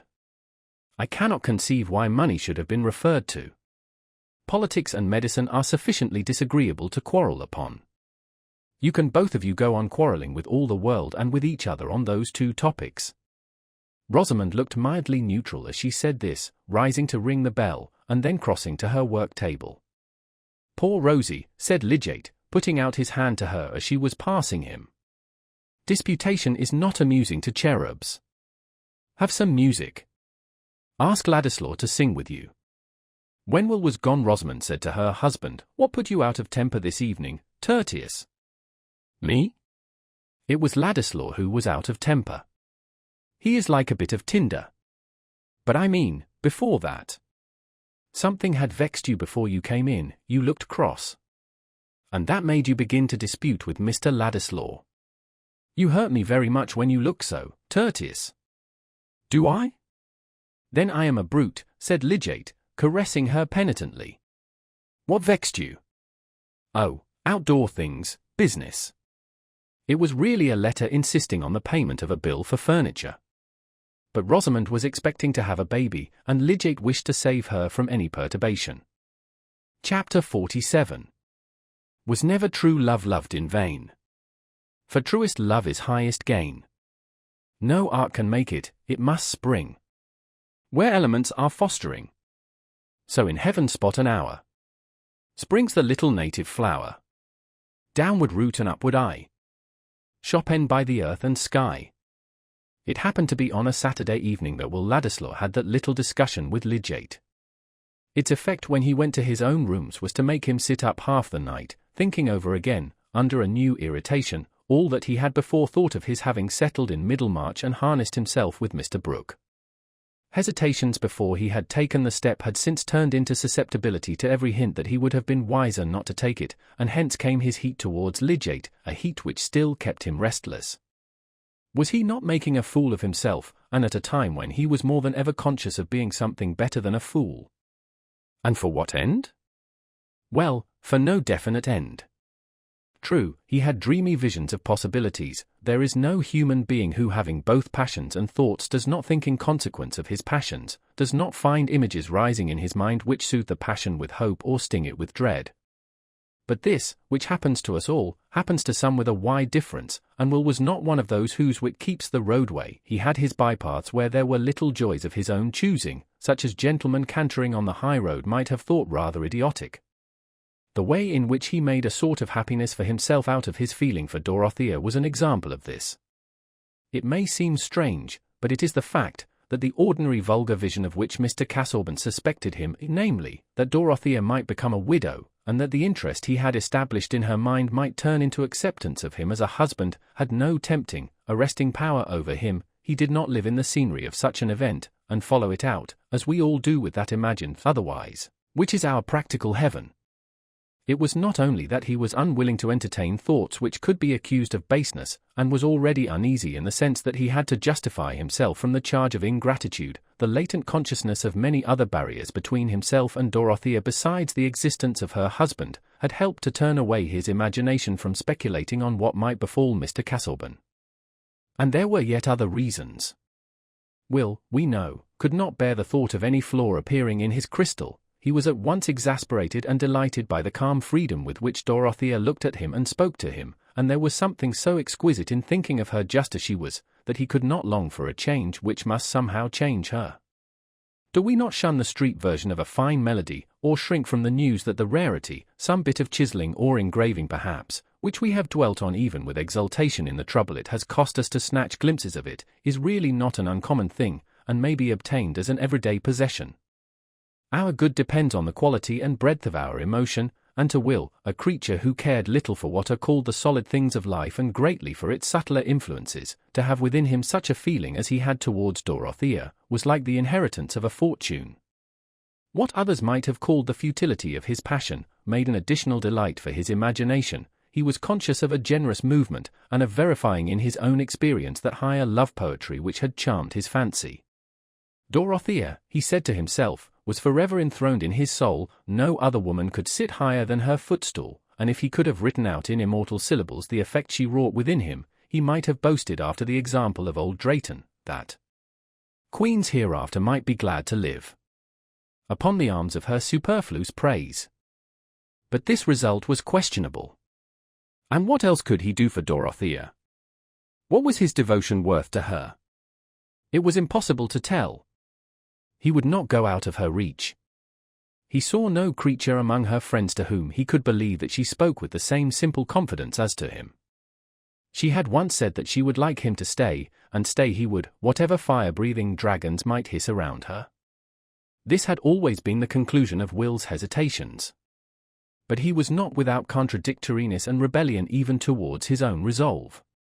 He had often got irritated, as he was on this particular night, by some outside demonstration that his public exertions with Mr. Brooke as a chief could not seem as heroic as he would like them to be, and this was always associated with the other ground of irritation, that notwithstanding his sacrifice of dignity for Dorothea's sake, he could hardly ever see her. Whereupon, not being able to contradict these unpleasant facts, he contradicted his own strongest bias and said, "I am a fool." Nevertheless, since the inward debate necessarily turned on Dorothea, he ended, as he had done before, only by getting a livelier sense of what her presence would be to him, and suddenly reflecting that the morrow would be Sunday, he determined to go to Lowick Church and see her. He slept upon that idea, but when he was dressing in the rational morning light, objection said, "That will be a virtual defiance of Mr. Casaubon's prohibition to visit Lowick, and Dorothea will be displeased." "Nonsense," argued Inclination, "it would be too monstrous for him to hinder me from going out to a pretty country church on a spring morning. And Dorothea will be glad. It will be clear to Mr. Casaubon that you have come either to annoy him or to see Dorothea." "It is not true that I go to annoy him, and why should I not go to see Dorothea? Is he to have everything to himself and be always comfortable? Let him smart a little, as other people are obliged to do. I have always liked the quaintness of the church and congregation. Besides, I know the Tuckers, I shall go into their pew." Having silenced objection by force of unreason, Will walked to Lowick as if he had been on the way to paradise, crossing Halsell Common and skirting the wood, where the sunlight fell broadly under the budding boughs, bringing out the beauties of moss and lichen, and fresh green growths piercing the brown. Everything seemed to know that it was Sunday, and to approve of his going to Lowick Church. Will easily felt happy when nothing crossed his humour, and by this time the thought of vexing Mr. Casaubon had become rather amusing to him, making his face break into its merry smile, pleasant to see as the breaking of sunshine on the water, though the occasion was not exemplary. But most of us are apt to settle within ourselves that the man who blocks our way is odious, and not to mind causing him a little of the disgust which his personality excites in ourselves. Will went along with a small book under his arm and a hand in each side pocket, never reading, but chanting a little, as he made scenes of what would happen in church and coming out. He was experimenting in tunes to suit some words of his own, sometimes trying a ready-made melody, sometimes improvising. The words were not exactly a hymn, but they certainly fitted his Sunday experience. Oh me, what frugal cheer! My love doth feed upon a touch, a ray, that is not here, a shadow that is gone, a dream of breath that might be near, an inly echoed tone, the thought that one may think me dear, the place where one was known, the tremor of a banished fear, an ill that was not done. Oh me, what frugal cheer! My love doth feed upon. Sometimes, when he took off his hat, shaking his head backward, and showing his delicate throat as he sang, he looked like an incarnation of the spring whose spirit filled the air, a bright creature, abundant in uncertain promises. The bells were still ringing when he got to Lowick, and he went into the curate's pew before anyone else arrived there. But he was still left alone in it when the congregation had assembled. The curate's pew was opposite the rector's at the entrance of the small chancel, and Will had time to fear that Dorothea might not come while he looked round at the group of rural faces which made the congregation from year to year within the whitewashed walls and dark old pews, hardly with more change than we see in the boughs of a tree which breaks here and there with age, but yet has young shoots. Mr. Riggs' frog-face was something alien and unaccountable, but notwithstanding this shock to the order of things, there were still the walls and the rural stock of the Powderells in their pew side by side. Brother Samuel's cheek had the same purple round as ever, and the 3 generations of decent cottagers came as of old with a sense of duty to their betters generally, the smaller children regarding Mr. Casaubon, who wore the black gown and mounted to the highest box, as probably the chief of all betters, and the one most awful if offended. Even in 1831 Lowick was at peace, not more agitated by reform than by the solemn tenor of the Sunday sermon. The congregation had been used to seeing Will at church in former days, and no one took much note of him except the choir, who expected him to make a figure in the singing. Dorothea did at last appear on this quaint background, walking up the short aisle in her white beaver bonnet and grey cloak, the same she had worn in the Vatican. Her face being, from her entrance, towards the chancel, even her short-sighted eye soon discerned Will, but there was no outward show of her feeling except a slight paleness and a grave bow as she passed him. To his own surprise, Will felt suddenly uncomfortable, and dared not look at her after they had bowed to each other. 2 minutes later, when Mr. Casaubon came out of the vestry, and, entering the pew, seated himself in face of Dorothea, Will felt his paralysis more complete. He could look nowhere except at the choir in the little gallery over the vestry door. Dorothea was perhaps pained, and he had made a wretched blunder. It was no longer amusing to vex Mr. Casaubon, who had the advantage probably of watching him and seeing that he dared not turn his head. Why had he not imagined this beforehand? But he could not expect that he should sit in that square pew alone, unrelieved by any tuckers, who had apparently departed from Lowick altogether, for a new clergyman was in the desk. Still he called himself stupid now for not foreseeing that it would be impossible for him to look towards Dorothea, nay, that she might feel his coming an impertinence.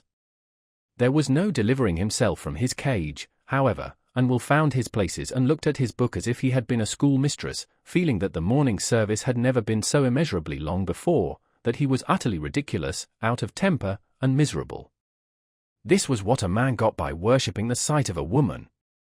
The clerk observed with surprise that Mr. Ladislaw did not join in the tune of Hanover, and reflected that he might have a cold. Mr. Casaubon did not preach that morning, and there was no change in Will's situation until the blessing had been pronounced and everyone rose. It was the fashion at Lowick for the betters to go out first. With a sudden determination to break the spell that was upon him, Will looked straight at Mr. Casaubon. But that gentleman's eyes were on the button of the pew door, which he opened, allowing Dorothea to pass, and following her immediately without raising his eyelids. Will's glance had caught Dorothea's as she turned out of the pew, and again she bowed, but this time with a look of agitation, as if she were repressing tears. Will walked out after them, but they went on towards the little gate leading out of the churchyard into the shrubbery, never looking round. It was impossible for him to follow them, and he could only walk back sadly at midday along the same road which he had trodden hopefully in the morning. The lights were all changed for him both without and within. Chapter 48. Surely the golden hours are turning grey, and dance no more, and vainly strive to run. I see their white locks streaming in the wind. Each face is haggard as it looks at me. Slow turning in the constant clasping round. Storm-driven. Dorothea's distress when she was leaving the church came chiefly from the perception that Mr. Casaubon was determined not to speak to his cousin, and that Will's presence at church had served to mark more strongly the alienation between them. Will's coming seemed to her quite excusable, nay, she thought it an amiable movement in him towards a reconciliation which she herself had been constantly wishing for. He had probably imagined, as she had, that if Mr. Casaubon and he could meet easily, they would shake hands and friendly intercourse might return. But now Dorothea felt quite robbed of that hope. Will was banished further than ever, for Mr. Casaubon must have been newly embittered by this thrusting upon him of a presence which he refused to recognize. He had not been very well that morning, suffering from some difficulty in breathing, and had not preached in consequence. She was not surprised, therefore, that he was nearly silent at luncheon, still less that he made no allusion to Will Ladislaw. For her own part she felt that she could never again introduce that subject. They usually spent apart the hours between luncheon and dinner on a Sunday, Mr. Casaubon in the library dozing chiefly, and Dorothea in her boudoir, where she was wont to occupy herself with some of her favourite books. There was a little heap of them on the table in the bow window, of various sorts, from Herodotus, which she was learning to read with Mr. Casaubon, to her old companion Pascal, and Keble's Christian Year. But today she opened one after another, and could read none of them. Everything seemed dreary, the portents before the birth of Cyrus, Jewish antiquities, oh dear, devout epigrams, the sacred chime of favourite hymns, all alike were as flat as tunes beaten on wood. Even the spring flowers and the grass had a dull shiver in them under the afternoon clouds that hid the sun fitfully, Even the sustaining thoughts which had become habit seemed to have in them the weariness of long future days in which she would still live with them for her sole companions. It was another, or rather a fuller sort of companionship that poor Dorothea was hungering for, and the hunger had grown from the perpetual effort demanded by her married life. She was always trying to be what her husband wished, and never able to repose on his delight in what she was. The thing that she liked, that she spontaneously cared to have, seemed to be always excluded from her life, for if it was only granted and not shared by her husband it might as well have been denied. About Will Ladislaw there had been a difference between them from the first, and it had ended, since Mr. Casaubon had so severely repulsed Dorothea's strong feeling about his claims on the family property, by her being convinced that she was in the right and her husband in the wrong, but that she was helpless.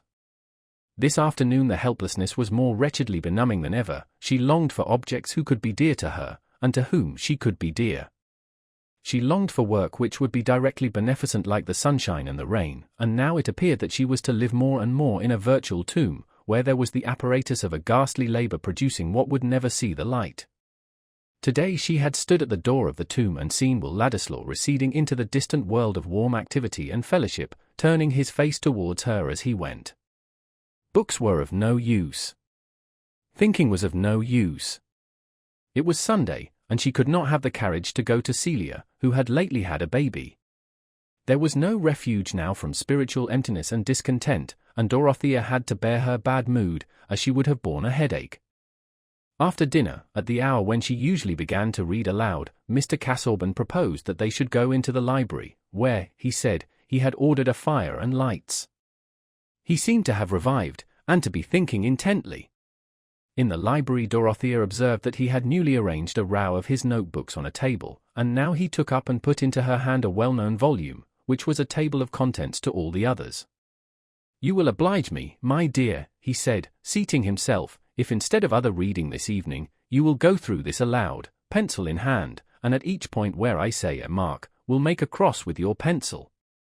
This is the first step in a sifting process which I have long had in view, and as we go on I shall be able to indicate to you certain principles of selection whereby you will, I trust, have an intelligent participation in my purpose."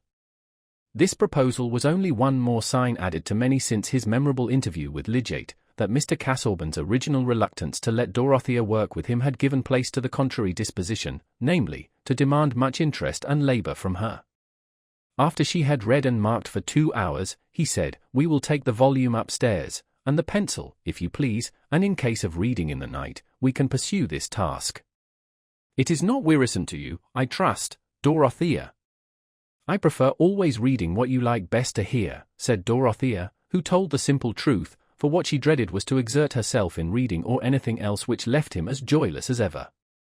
It was a proof of the force with which certain characteristics in Dorothea impressed those around her, that her husband, with all his jealousy and suspicion, had gathered implicit trust in the integrity of her promises, and her power of devoting herself to her idea of the right and best.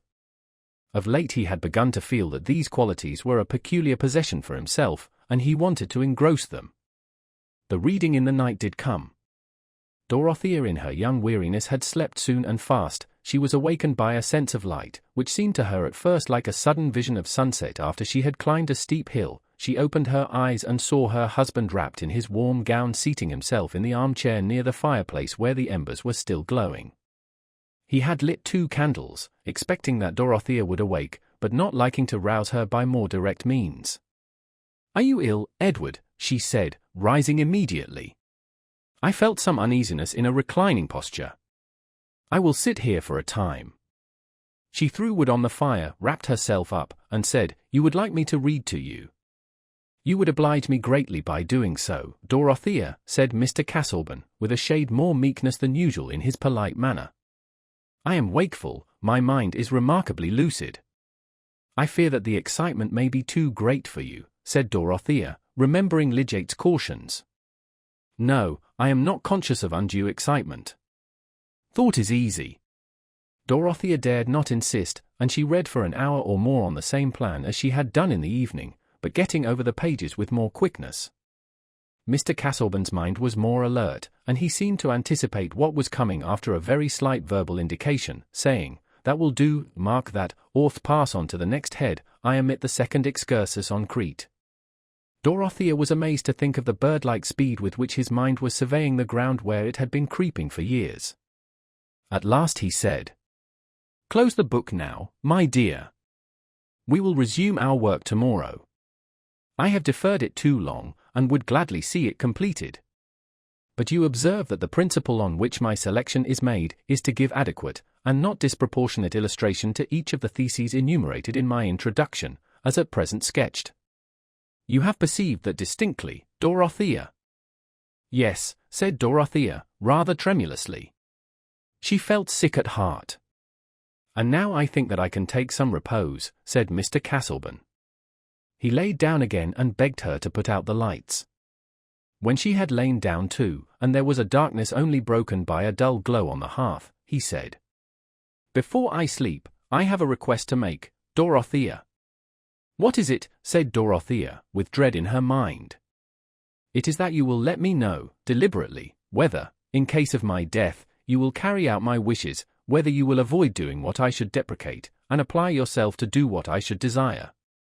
Dorothea was not taken by surprise. Many incidents had been leading her to the conjecture of some intention on her husband's part which might make a new yoke for her. She did not answer immediately. "You refuse," said Mr. Castleburn, with more edge in his tone. "No, I do not yet refuse," said Dorothea, in a clear voice, the need of freedom asserting itself within her, "but it is too solemn. I think it is not right to make a promise when I am ignorant what it will bind me to. Whatever affection prompted I would do without promising. But you would use your own judgment. I ask you to obey mine. You refuse." "No, dear, no," said Dorothea, beseechingly, crushed by opposing fears. "But may I wait and reflect a little while? I desire with my whole soul to do what will comfort you, but I cannot give any pledge suddenly, still less a pledge to do I know not what. You cannot then confide in the nature of my wishes." "Grant me till tomorrow," said Dorothea, beseechingly. "Till tomorrow then," said Mr. Castleburn. Soon she could hear that he was sleeping, but there was no more sleep for her. While she constrained herself to lie still lest she should disturb him, her mind was carrying on a conflict in which imagination ranged its forces first on one side and then on the other.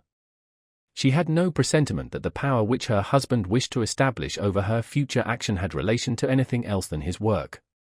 But it was clear enough to her that he would expect her to devote herself to sifting those mixed heaps of material, which were to be the doubtful illustration of principles still more doubtful.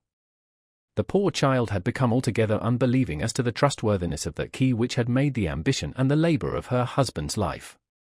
It was not wonderful that, in spite of her small instruction, her judgment in this matter was truer than his, for she looked with unbiased comparison and healthy sense at probabilities on which he had risked all his egoism.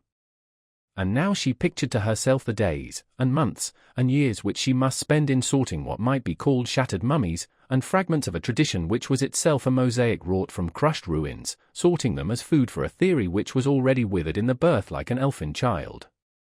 Doubtless a vigorous error vigorously pursued has kept the embryos of truth a-breathing, the quest of gold being at the same time a questioning of substances. The body of chemistry is prepared for its soul, and Lavoisier is born.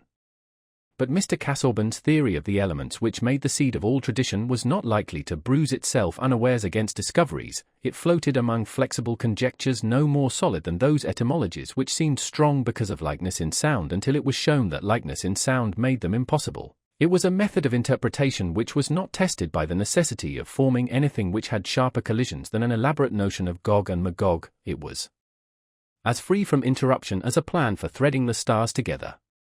And Dorothea had so often had to check her weariness and impatience over this questionable riddle-guessing, as it revealed itself to her instead of the fellowship in high knowledge which was to make life worthier.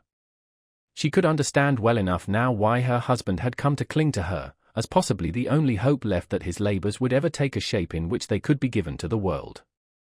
At first it had seemed that he wished to keep even her aloof from any close knowledge of what he was doing, but gradually the terrible stringency of human need, the prospect of a too speedy death. And here Dorothea's pity turned from her own future to her husband's past, nay, to his present hard struggle with a lot which had grown out of that past, the lonely labor, the ambition breathing hardly under the pressure of self-distrust, the goal receding, and the heavier limbs, and now at last the sword visibly trembling above him.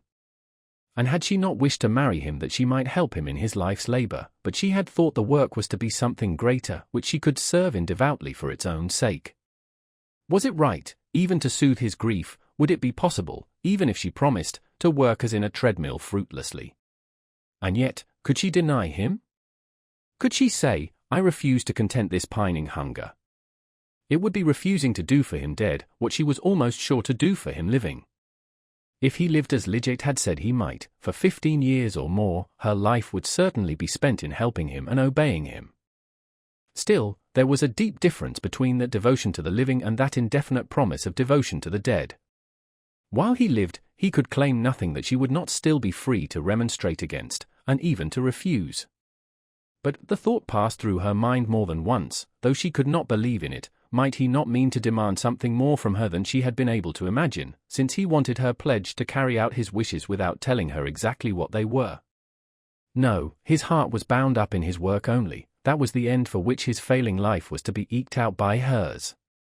And now, if she were to say, no. If you die, I will put no finger to your work, it seemed as if she would be crushing that bruised heart. For 4 hours Dorothea lay in this conflict, till she felt ill and bewildered, unable to resolve, praying mutely. Helpless as a child which has sobbed and sought too long, she fell into a late morning sleep, and when she waked Mr. Castleburn was already up. Tantripp told her that he had read prayers, breakfasted, and was in the library. I never saw you look so pale, madam, said Tantripp, a solid-figured woman who had been with the sisters at Lausanne. Was I ever high-coloured, Tantripp, said Dorothea, smiling faintly. Well, not to say high-coloured, but with a bloom like a Chinese rose. But always smelling those leather books, what can be expected? Do rest a little this morning, madam. Let me say you are ill and not able to go into that close library. Oh no, no. Let me make haste, said Dorothea. Mr. Castleburn wants me particularly. When she went down she felt sure that she should promise to fulfill his wishes, but that would be later in the day, or not yet. As Dorothea entered the library, Mr. Castleburn turned round from the table where he had been placing some books, and said, I was waiting for your appearance, my dear. I had hoped to set to work at once this morning, but I find myself under some indisposition, probably from too much excitement yesterday. I am going now to take a turn in the shrubbery, since the air is milder. I am glad to hear that, said Dorothea. Your mind, I feared, was too active last night. I would fain have it set at rest on the point I last spoke of, Dorothea. You can now, I hope, give me an answer. May I come out to you in the garden presently, said Dorothea, winning a little breathing space in that way. I shall be in the yew tree walk for the next half-hour, said Mr. Castleburn, and then he left her. Dorothea, feeling very weary, rang and asked Tantripp to bring her some wraps. She had been sitting still for a few minutes, but not in any renewal of the former conflict. She simply felt that she was going to say yes to her own doom. She was too weak, too full of dread at the thought of inflicting a keen-edged blow on her husband, to do anything but submit completely. She sat still and let Tantripp put on her bonnet and shawl, a passivity which was unusual with her, for she liked to wait on herself. God bless you, madam, said Tantripp, with an irrepressible movement of love towards the beautiful, gentle creature for whom she felt unable to do anything more, now that she had finished tying the bonnet. This was too much for Dorothea's highly-strung feeling, and she burst into tears, sobbing against Tantripp's arm. But soon she checked herself, dried her eyes, and went out at the glass door into the shrubbery. I wish every book in that library was built into a catacomb for your master, said Tantripp to Pratt, the butler, finding him in the breakfast-room. She had been at Rome and visited the antiquities, as we know, and she always declined to call Mr. Castleburn anything but your master when speaking to the other servants. Pratt laughed. He liked his master very well, but he liked Tantripp better. When Dorothea was out on the gravel walks, she lingered among the nearer clumps of trees, hesitating, as she had done once before, though from a different cause. Then she had feared lest her effort at fellowship should be unwelcome. Now she dreaded going to the spot where she foresaw that she must bind herself to a fellowship from which she shrank. Neither law nor the world's opinion compelled her to this, only her husband's nature and her own compassion, only the ideal and not the real yoke of marriage. She saw clearly enough the whole situation, yet she was fettered, she could not smite the stricken soul that entreated hers. If that were weakness, Dorothea was weak. But the half-hour was passing, and she must not delay longer. When she entered the yew tree walk she could not see her husband, but the walk had bends, and she went, expecting to catch sight of his figure wrapped in a blue cloak, which, with a warm velvet cap, was his outer garment on chill days for the garden. It occurred to her that he might be resting in the summer-house, towards which the path diverged a little. Turning the angle, she could see him seated on the bench, close to a stone table. His arms were resting on the table, and his brow was bowed down on them, the blue cloak being dragged forward and screening his face on each side. He exhausted himself last night, Dorothea said to herself, thinking at first that he was asleep and that the summer-house was too damp a place to rest in. But then she remembered that of late she had seen him take that attitude when she was reading to him, as if he found it easier than any other, and that he would sometimes speak, as well as listen, with his face down in that way. She went into the summer-house and said, "I am come, Edward, I am ready." He took no notice, and she thought that he must be fast asleep. She laid her hand on his shoulder, and repeated, "I am ready." Still he was motionless, and with a sudden confused fear she leaned down to him, took off his velvet cap, and leaned her cheek close to his head, crying in a distressed tone, "Wake, dear, wake! Listen to me. I am come to answer." But Dorothea never gave her answer. Later in the day, Lydgate was seated by her bedside, and she was talking deliriously, thinking aloud, and recalling what had gone through her mind the night before. She knew him, and called him by his name, but appeared to think it right that she should explain everything to him, and again, begged him to explain everything to her husband. "Tell him I shall go to him soon, I am ready to promise. Only, thinking about it was so dreadful, it has made me ill. Not very ill. I shall soon be better. Go and tell him." But the silence in her husband's ear was never more to be broken. Chapter 49. A task too strong for wizard spells. This squire had brought about. Tea is easy dropping stones in wells. But who shall get them out? "I wish to God we could hinder Dorothea from knowing this," said Sir James Chettam, with a little frown on his brow, and an expression of intense disgust about his mouth. He was standing on the hearthrug in the library at Lowick Grange, and speaking to Mr. Brooke. It was the day after Mr. Casaubon had been buried, and Dorothea was not yet able to leave her room. That would be difficult, you know, Chettam, as she is an executrix, and she likes to go into these things, property, land, that kind of thing. "She has her notions, you know," said Mr. Brooke, sticking his eyeglasses on nervously, and exploring the edges of a folded paper which he held in his hand, "and she would like to act, depend upon it, as an executrix Dorothea would want to act. And she was 21 last December, you know. I can hinder nothing." Sir James looked at the carpet for a minute in silence, and then lifting his eyes suddenly fixed them on Mr. Brooke, saying, "I will tell you what we can do. Until Dorothea is well, all business must be kept from her, and as soon as she is able to be moved she must come to us. Being with Celia and the baby will be the best thing in the world for her, and will pass away the time. And meanwhile you must get rid of Ladislaw, you must send him out of the country." Here Sir James's look of disgust returned in all its intensity. Mr. Brooke put his hands behind him, walked to the window and straightened his back with a little shake before he replied. "That is easily said, Chettam, easily said, you know." "My dear sir," persisted Sir James, restraining his indignation within respectful forms, "it was you who brought him here, and you who keep him here, I mean by the occupation you give him." "Yes, but I can't dismiss him in an instant without assigning reasons, my dear Chettam. Ladislaw has been invaluable, most satisfactory. I consider that I have done this part of the country a service by bringing him, you know." Mr. Brooke ended with a nod, turning round to give it. "It's a pity this part of the country didn't do without him, that's all I have to say about it. At any rate, as Dorothea's brother-in-law, I feel warranted in objecting strongly to his being kept here by any action on the part of her friends. You admit, I hope, that I have a right to speak about what concerns the dignity of my wife's sister." Sir James was getting warm. "Of course, my dear Chettam, of course. But you and I have different ideas, different. Not about this action of Casaubon's, I should hope, interrupted Sir James. I say that he has most unfairly compromised Dorothea. I say that there never was a meaner, more ungentlemanly action than this, a codicil of this sort to a will which he made at the time of his marriage with the knowledge and reliance of her family, a positive insult to Dorothea. Well, you know, Casaubon was a little twisted about Ladislaw.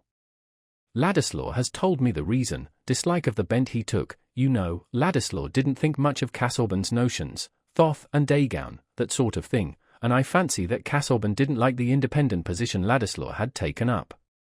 I saw the letters between them, you know. Poor Casaubon was a little buried in books, he didn't know the world.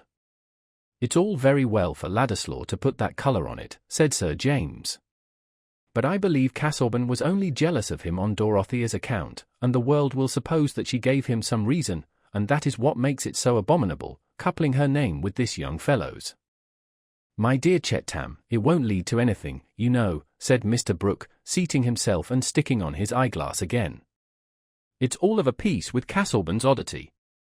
This paper, now, synoptical tabulation and so on, for the use of Mrs. Casaubon, it was locked up in the desk with the will. I suppose he meant Dorothea to publish his researches, eh? And she'll do it, you know, she has gone into his studies uncommonly. My dear sir, said Sir James, impatiently, that is neither here nor there. The question is, whether you don't see with me the propriety of sending young Ladislaw away. Well, no, not the urgency of the thing. By and by, perhaps, it may come round. As to gossip, you know, sending him away won't hinder gossip. People say what they like to say, not what they have chapter and verse for, said Mr. Brooke, becoming acute about the truths that lay on the side of his own wishes. I might get rid of Ladislaw up to a certain point, take away that pioneer from him, and that sort of thing, but I couldn't send him out of the country if he didn't choose to go, didn't choose, you know. Mr. Brooke, persisting as quietly as if he were only discussing the nature of last year's weather, and nodding at the end with his usual amenity, was an exasperating form of obstinacy. Good God, said Sir James, with as much passion as he ever showed, let us get him a post, let us spend money on him. If he could go in the suite of some colonial governor, Grampus might take him, and I could write to Fulk about it. But Ladislaw won't be shipped off like a head of cattle, my dear fellow, Ladislaw has his ideas. It's my opinion that if he were to part from me tomorrow, you'd only hear the more of him in the country. With his talent for speaking and drawing up documents, there are few men who could come up to him as an agitator, you know. Agitator, said Sir James, with bitter emphasis, feeling that the syllables of this word properly repeated were a sufficient exposure of its hatefulness. But be reasonable, Chetam. Dorothea, now. As you say, she had better go to Celia as soon as possible. She can stay under your roof, and in the meantime things may come round quietly. Don't let us be firing off our guns in a hurry, you know. Standish will keep our counsel, and the news will be old before it's known. 20 things may happen to carry off Ladislaw, without my doing anything, you know. Then I am to conclude that you decline to do anything. Decline, Chetam, no, I didn't say decline. But I really don't see what I could do. Ladislaw is a gentleman. I am glad to hear it, said Sir James, his irritation making him forget himself a little. I am sure Casaubon was not. Well, it would have been worse if he had made the codicil to hinder her from marrying again at all, you know. I don't know that, said Sir James. It would have been less indelicate. One of poor Casaubon's freaks. That attack upset his brain a little. It all goes for nothing. She doesn't want to marry Ladislaw. But this codicil is framed so as to make everybody believe that she did. I don't believe anything of the sort about Dorothea, said Sir James, then frowningly, but I suspect Ladislaw. I tell you frankly, I suspect Ladislaw. I couldn't take any immediate action on that ground, Chetam. In fact, if it were possible to pack him off, send him to Norfolk Island, that sort of thing, it would look all the worse for Dorothea to those who knew about it. It would seem as if we distrusted her, you know. That Mr. Brooke had hit on an undeniable argument did not tend to soothe Sir James. He put out his hand to reach his hat, implying that he did not mean to contend further, and said, still with some heat, "Well, I can only say that I think Dorothea was sacrificed once, because her friends were too careless. I shall do what I can, as her brother, to protect her now. You can't do better than get her to Freshitt as soon as possible, Chettam." "I approve that plan altogether," said Mr. Brooke, well pleased that he had won the argument. It would have been highly inconvenient to him to part with Ladislaw at that time, when a dissolution might happen any day, and electors were to be convinced of the course by which the interests of the country would be best served. Mr. Brooke sincerely believed that this end could be secured by his own return to Parliament. He offered the forces of his mind honestly to the nation. Chapter 50. This loller here will presselin us somewhat. "Nay, by my father's soul, that shall he not," said the shipman, "here shall he not preach we shall no gospel glosen here in tesh. We leven all in the great God," quod he. He wolden so and some difficulty. Canterbury Tales. Dorothea had been safe at Freshitt Hall nearly a week before she had asked any dangerous questions. Every morning now she sat with Celia in the prettiest of upstairs sitting rooms, opening into a small conservatory, Celia all in white and lavender like a bunch of mixed violets, watching the remarkable acts of the baby, which were so dubious to her inexperienced mind that all conversation was interrupted by appeals for their interpretation made to the oracular nurse. Dorothea sat by in her widow's dress, with an expression which rather provoked Celia, as being much too sad, for not only was baby quite well, but really when a husband had been so dull and troublesome while he lived, and besides that had, well, Sir James, of course, had told Celia everything, with a strong representation how important it was that Dorothea should not know it sooner than was inevitable. But Mr. Brooke had been right in predicting that Dorothea would not long remain passive where action had been assigned to her. She knew the purport of her husband's will made at the time of their marriage, and her mind, as soon as she was clearly conscious of her position, was silently occupied with what she ought to do as the owner of Lowick Manor with the patronage of the living attached to it. One morning when her uncle paid his usual visit, though with an unusual alacrity in his manner which he accounted for by saying that it was now pretty certain Parliament would be dissolved forthwith, Dorothea said, "Uncle, it is right now that I should consider who is to have the living at Lowick. After Mr. Tucker had been provided for, I never heard my husband say that he had any clergyman in his mind as a successor to himself. I think I ought to have the keys now and go to Lowick to examine all my husband's papers. There may be something that would throw light on his wishes." "No hurry, my dear," said Mr. Brooke, quietly. "By and by, you know, you can go, if you like. But I cast my eyes over things in the desks and drawers. There was nothing but deep subjects, you know, besides the will. Everything can be done by and by. As to the living, I have had an application for interest already, I should say rather good. Mr. Tyke has been strongly recommended to me. I had something to do with getting him an appointment before. An apostolic man, I believe, the sort of thing that would suit you, my dear. I should like to have fuller knowledge about him, uncle, and judge for myself, if Mr. Casaubon has not left any expression of his wishes. He has perhaps made some addition to his will. There may be some instructions for me," said Dorothea, who had all the while had this conjecture in her mind with relation to her husband's work. "Nothing about the rectory, my dear, nothing," said Mr. Brooke, rising to go away, and putting out his hand to his nieces, "nor about his researches, you know. Nothing in the will." Dorothea's lip quivered. "Come, you must not think of these things yet, my dear. By and by, you know. I am quite well now, uncle. I wish to exert myself." Well, we shall see. But I must run away now. I have no end of work now. It's a crisis, a political crisis, you know. And here is Celia and her little man. You are an aunt, you know, now, and I am a sort of grandfather," said Mr. Brooke, with placid hurry, anxious to get away and tell Chettam that it would not be his, Mr. Brooke's, fault if Dorothea insisted on looking into everything. Dorothea sank back in her chair when her uncle had left the room, and cast her eyes down meditatively on her crossed hands. "Look, Dodo! Look at him!" "Did you ever see anything like that?" said Celia, in her comfortable staccato. "What, Kitty?" said Dorothea, lifting her eyes rather absently. What? Why, his upper lip, see how he is drawing it down, as if he meant to make a face. Isn't it wonderful? He may have his little thoughts. I wish Nurse were here.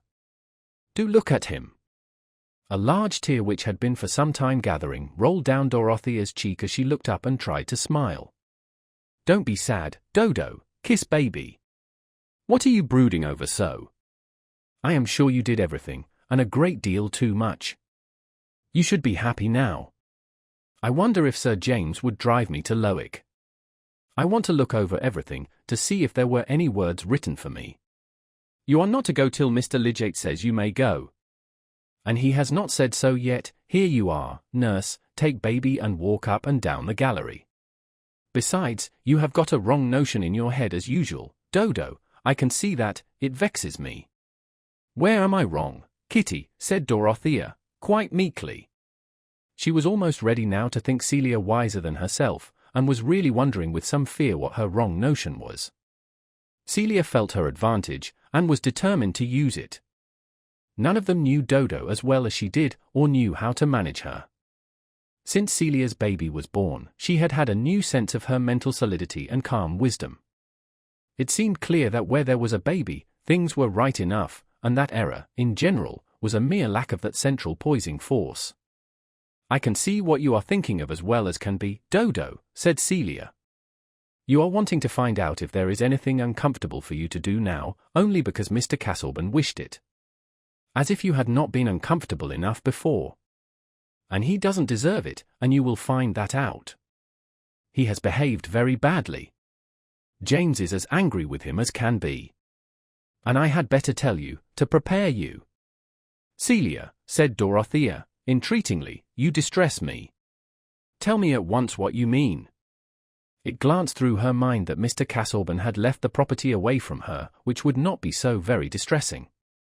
Why, he has made a codicil to his will, to say the property was all to go away from you if you married, I mean. That is of no consequence, said Dorothea, breaking in impetuously. But if you married Mr. Ladislaw, not anybody else, Celia went on with persevering quietude. Of course that is of no consequence in one way, you never would marry Mr. Ladislaw, but that only makes it worse of Mr. Casaubon. The blood rushed to Dorothea's face and neck painfully. But Celia was administering what she thought a sobering dose of fact. It was taking up notions that had done Dodo's health so much harm. So she went on in her neutral tone, as if she had been remarking on baby's robes. James says so. He says it is abominable, and not like a gentleman. And there never was a better judge than James. It is as if Mr. Casaubon wanted to make people believe that you would wish to marry Mr. Ladislaw, which is ridiculous. Only James says it was to hinder Mr. Ladislaw from wanting to marry you for your money, just as if he ever would think of making you an offer. Mrs. Cadwallader said you might as well marry an Italian with white mice. But I must just go and look at baby, Celia added, without the least change of tone, throwing a light shawl over her, and tripping away.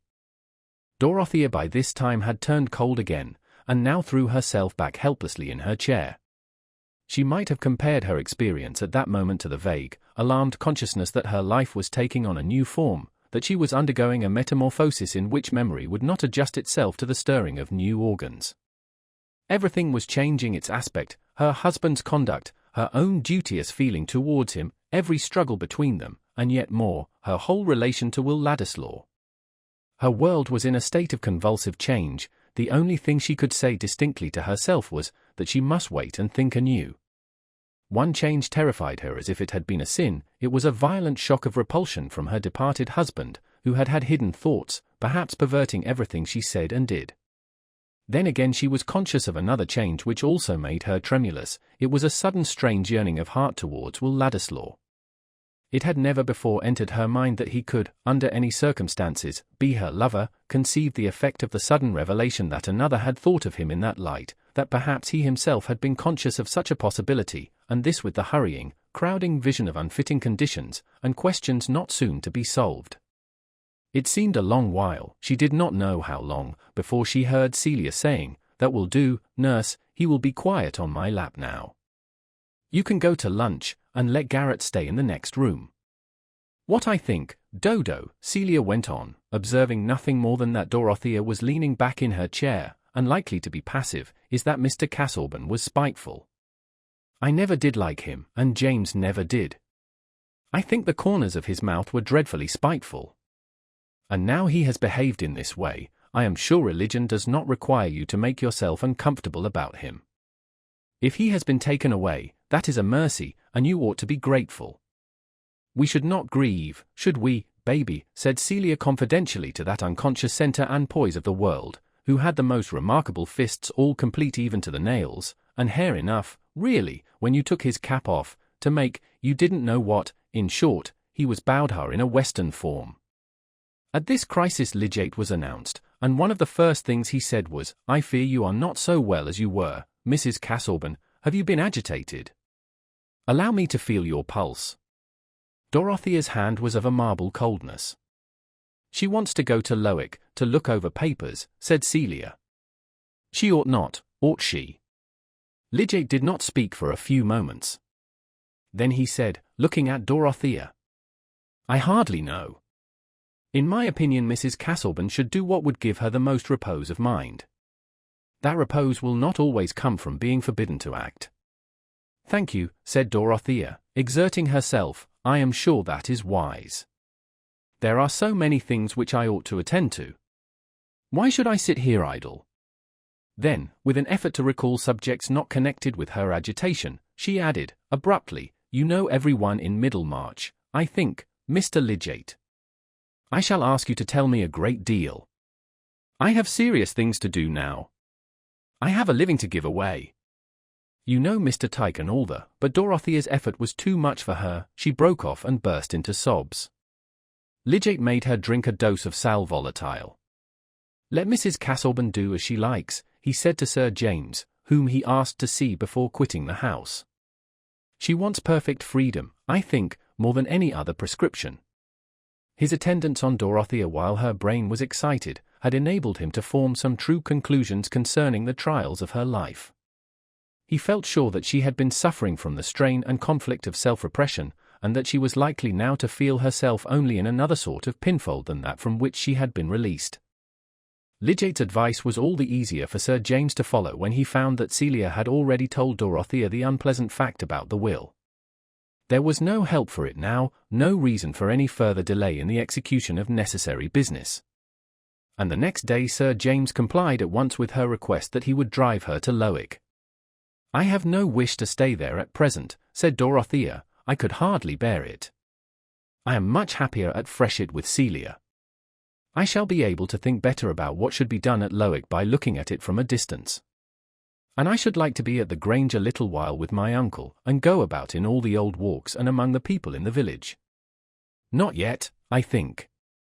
Your uncle is having political company, and you are better out of the way of such doings, said Sir James, who at that moment thought of the Grange chiefly as a haunt of young Ladislaws.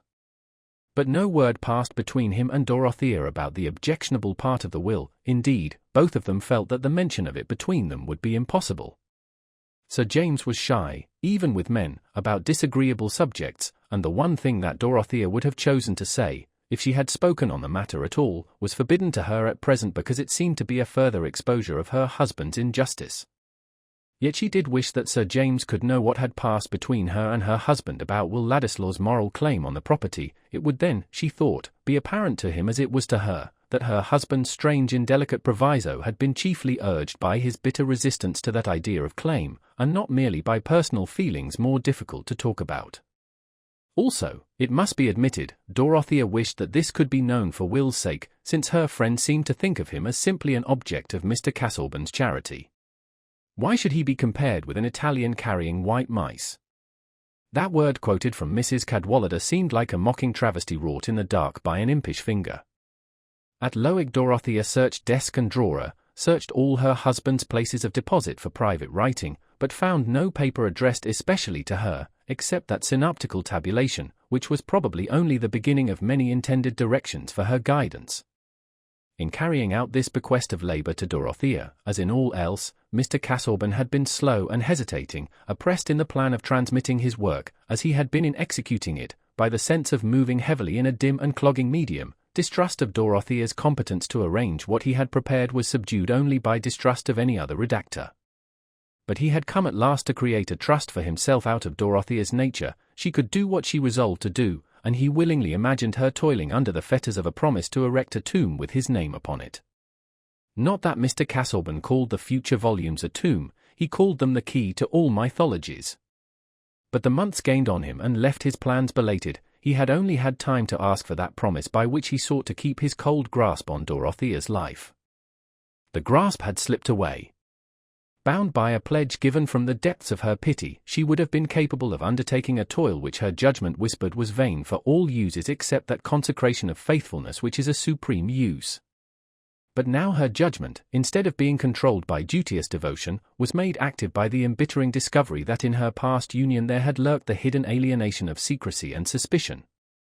The living, suffering man was no longer before her to awaken her pity. There remained only the retrospective painful subjection to a husband whose thoughts had been lower than she had believed, whose exorbitant claims for himself had even blinded his scrupulous care for his own character, and made him defeat his own pride by shocking men of ordinary honor.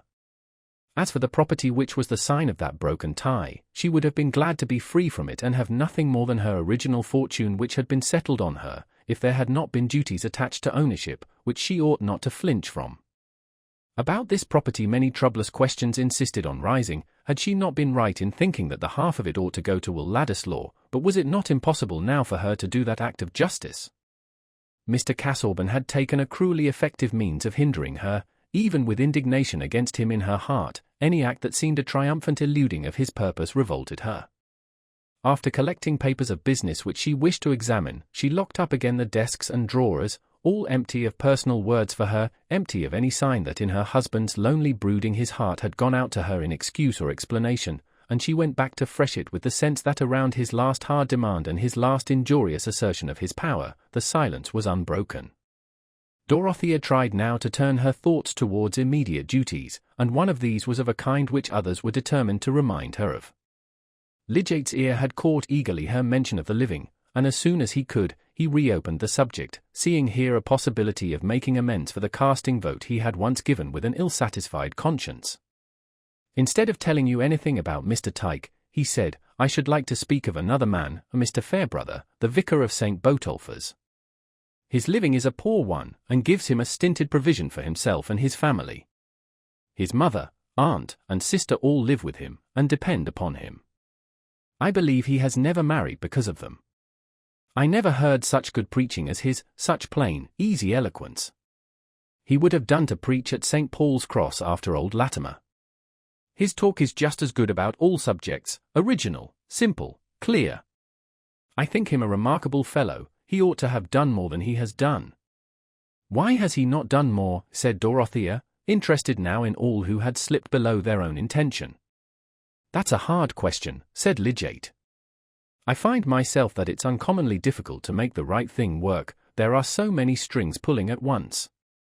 Fairbrother often hints that he has got into the wrong profession. He wants a wider range than that of a poor clergyman, and I suppose he has no interest to help him on. He is very fond of natural history and various scientific matters, and he is hampered in reconciling these tastes with his position.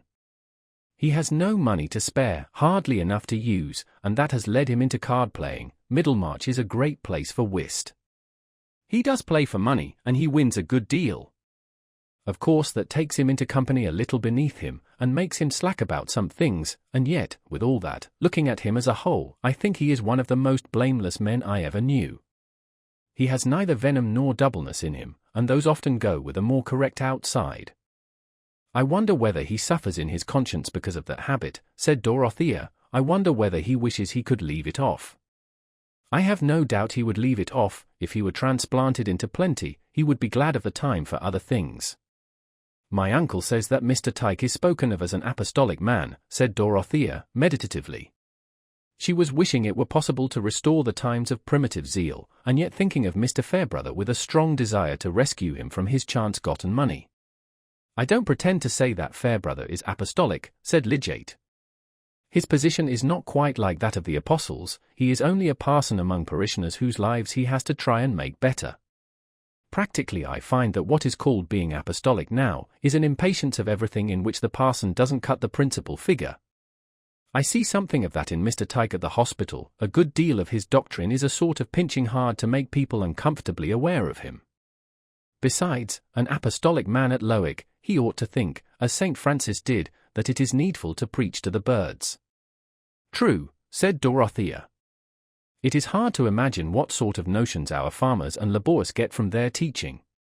I have been looking into a volume of sermons by Mr. Tyke. Such sermons would be of no use at Lowick, I mean, about imputed righteousness and the prophecies in the Apocalypse. I have always been thinking of the different ways in which Christianity is taught, and whenever I find one way that makes it a wider blessing than any other, I cling to that as the truest. I mean that which takes in the most good of all kinds, and brings in the most people as sharers in it. It is surely better to pardon too much than to condemn too much. But I should like to see Mr. Fairbrother and hear him preach. Do, said Lidgate, I trust to the effect of that. He is very much beloved, but he has his enemies too. There are always people who can't forgive an able man for differing from them. And that money-winning business is really a blot. You don't, of course, see many Middlemarch people, but Mr. Ladislaw, who is constantly seeing Mr. Brooke, is a great friend of Mr. Fairbrother's old ladies, and would be glad to sing the vicar's praises. One of the old ladies, Miss Noble, the aunt, is a wonderfully quaint picture of self-forgetful goodness, and Ladislaw gallants her about sometimes. I met them one day in a back street. You know Ladislaw's look, a sort of daftness in coat and waistcoat, and this little old maid reaching up to his arm. They looked like a couple dropped out of a romantic comedy. But the best evidence about Fairbrother is to see him and hear him. Happily Dorothea was in her private sitting-room when this conversation occurred, and there was no one present to make Lidgate's innocent introduction of Ladislaw painful to her. As was usual with him in matters of personal gossip, Lidgate had quite forgotten Rosamond's remark that she thought Will adored Mrs. Casaubon. At that moment he was only caring for what would recommend the Fairbrother family, and he had purposely given emphasis to the worst that could be said about the vicar, in order to forestall objections. In the week since Mr. Casaubon's death he had hardly seen Ladislaw, and he had heard no rumour to warn him that Mr. Brooke's confidential secretary was a dangerous subject with Mrs. Casaubon. When he was gone, his picture of Ladislaw lingered in her mind and disputed the ground with that question of the Lowick living. What was Will Ladislaw thinking about her? Would he hear of that fact which made her cheeks burn as they never used to do? And how would he feel when he heard it? But she could see as well as possible how he smiled down at the little old maid. An Italian with white mice, on the contrary, he was a creature who entered into everyone's feelings, and could take the pressure of their thought instead of urging his own with iron resistance. Chapter 51. Party is nature too, and you shall see, by force of logic, how they both agree. The many in the one in many. All is not some, nor some the same as any. Genus holds species, both are great or small. One genus highest, one not high at all. Each species has its differentia too. This is not that, and he was never you. Though this and that are I's, and you and he are like as 1 to 1, or 3 to 3. No gossip about Mr. Casaubon's will had yet reached Ladislaw. The air seemed to be filled with the dissolution of Parliament and the coming election, as the old wakes and fairs were filled with the rival clatter of itinerant shows, and more private noises were taken little notice of. The famous dry election was at hand, in which the depths of public feeling might be measured by the low floodmark of drink. Will Ladislaw was one of the busiest at this time, and though Dorothea's widowhood was continually in his thought, he was so far from wishing to be spoken to on the subject, that when Lidgate sought him out to tell him what had passed about the Lowick living, he answered rather waspishly, "Why should you bring me into the matter? I never see Mrs. Casaubon, and am not likely to see her, since she is at Freshitt. I never go there. It is Tory ground, where I and that pioneer are no more welcome than a poacher and his gun." The fact was that Will had been made the more susceptible by observing that Mr. Brooke, instead of wishing him, as before, to come to the Grange oftener than was quite agreeable to himself, seemed now to contrive that he should go there as little as possible. This was a shuffling concession of Mr. Brooke's to Sir James Chetham's indignant remonstrance, and Will, awake to the slightest hint in this direction, concluded that he was to be kept away from the Grange on Dorothea's account. Her friends, then, regarded him with some suspicion?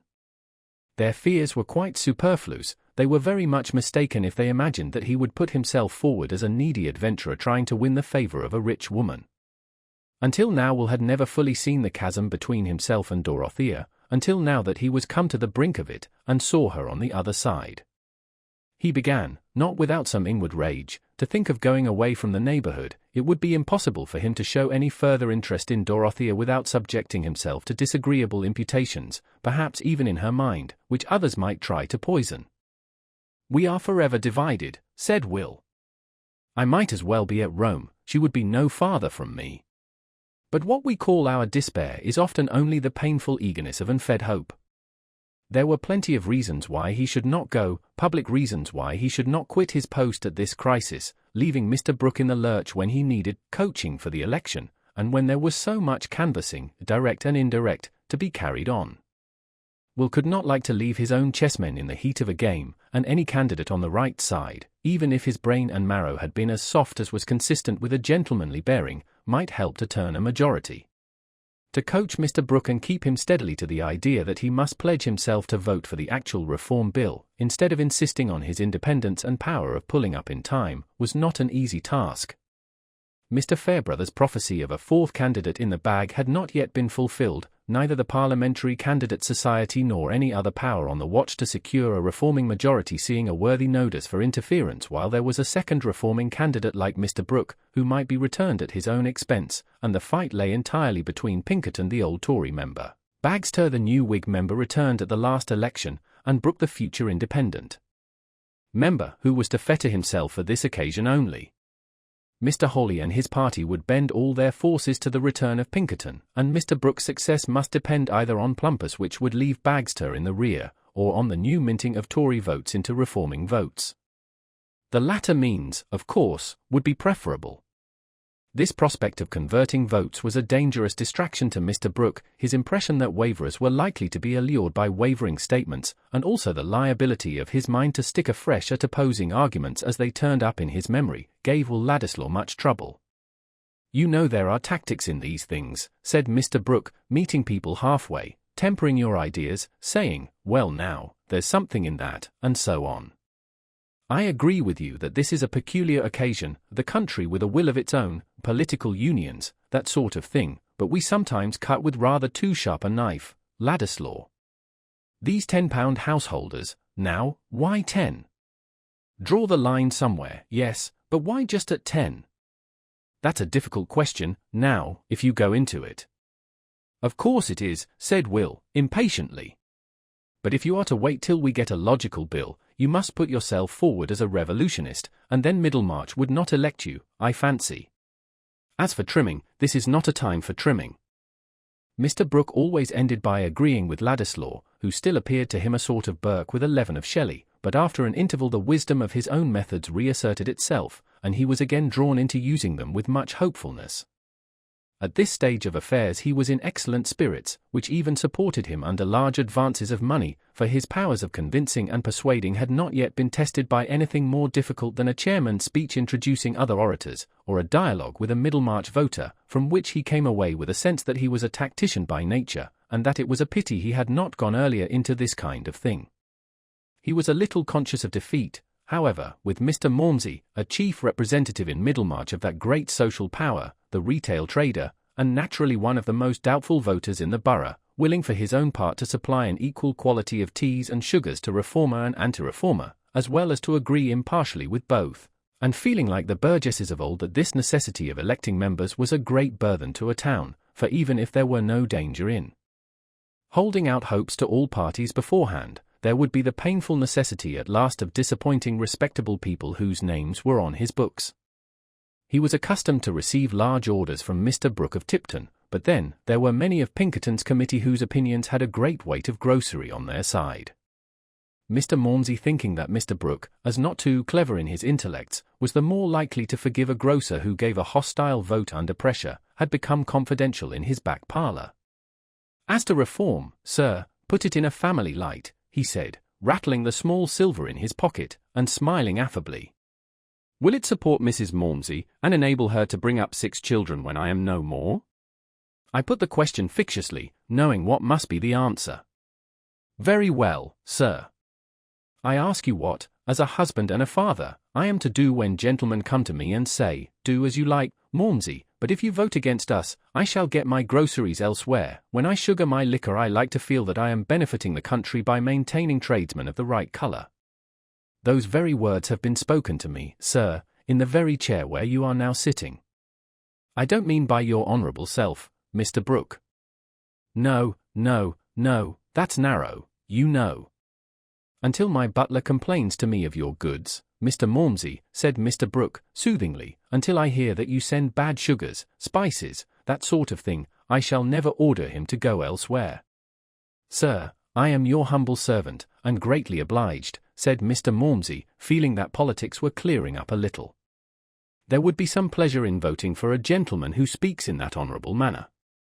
Well, you know, Mr. Malmsey, you would find it the right thing to put yourself on our side. This reform will touch everybody by and by, our thoroughly popular measure, a sort of A, B, C, you know, that must come first before the rest can follow. I quite agree with you that you've got to look at the thing in a family light, but public spirit, now. We're all one family, you know, it's all one cupboard.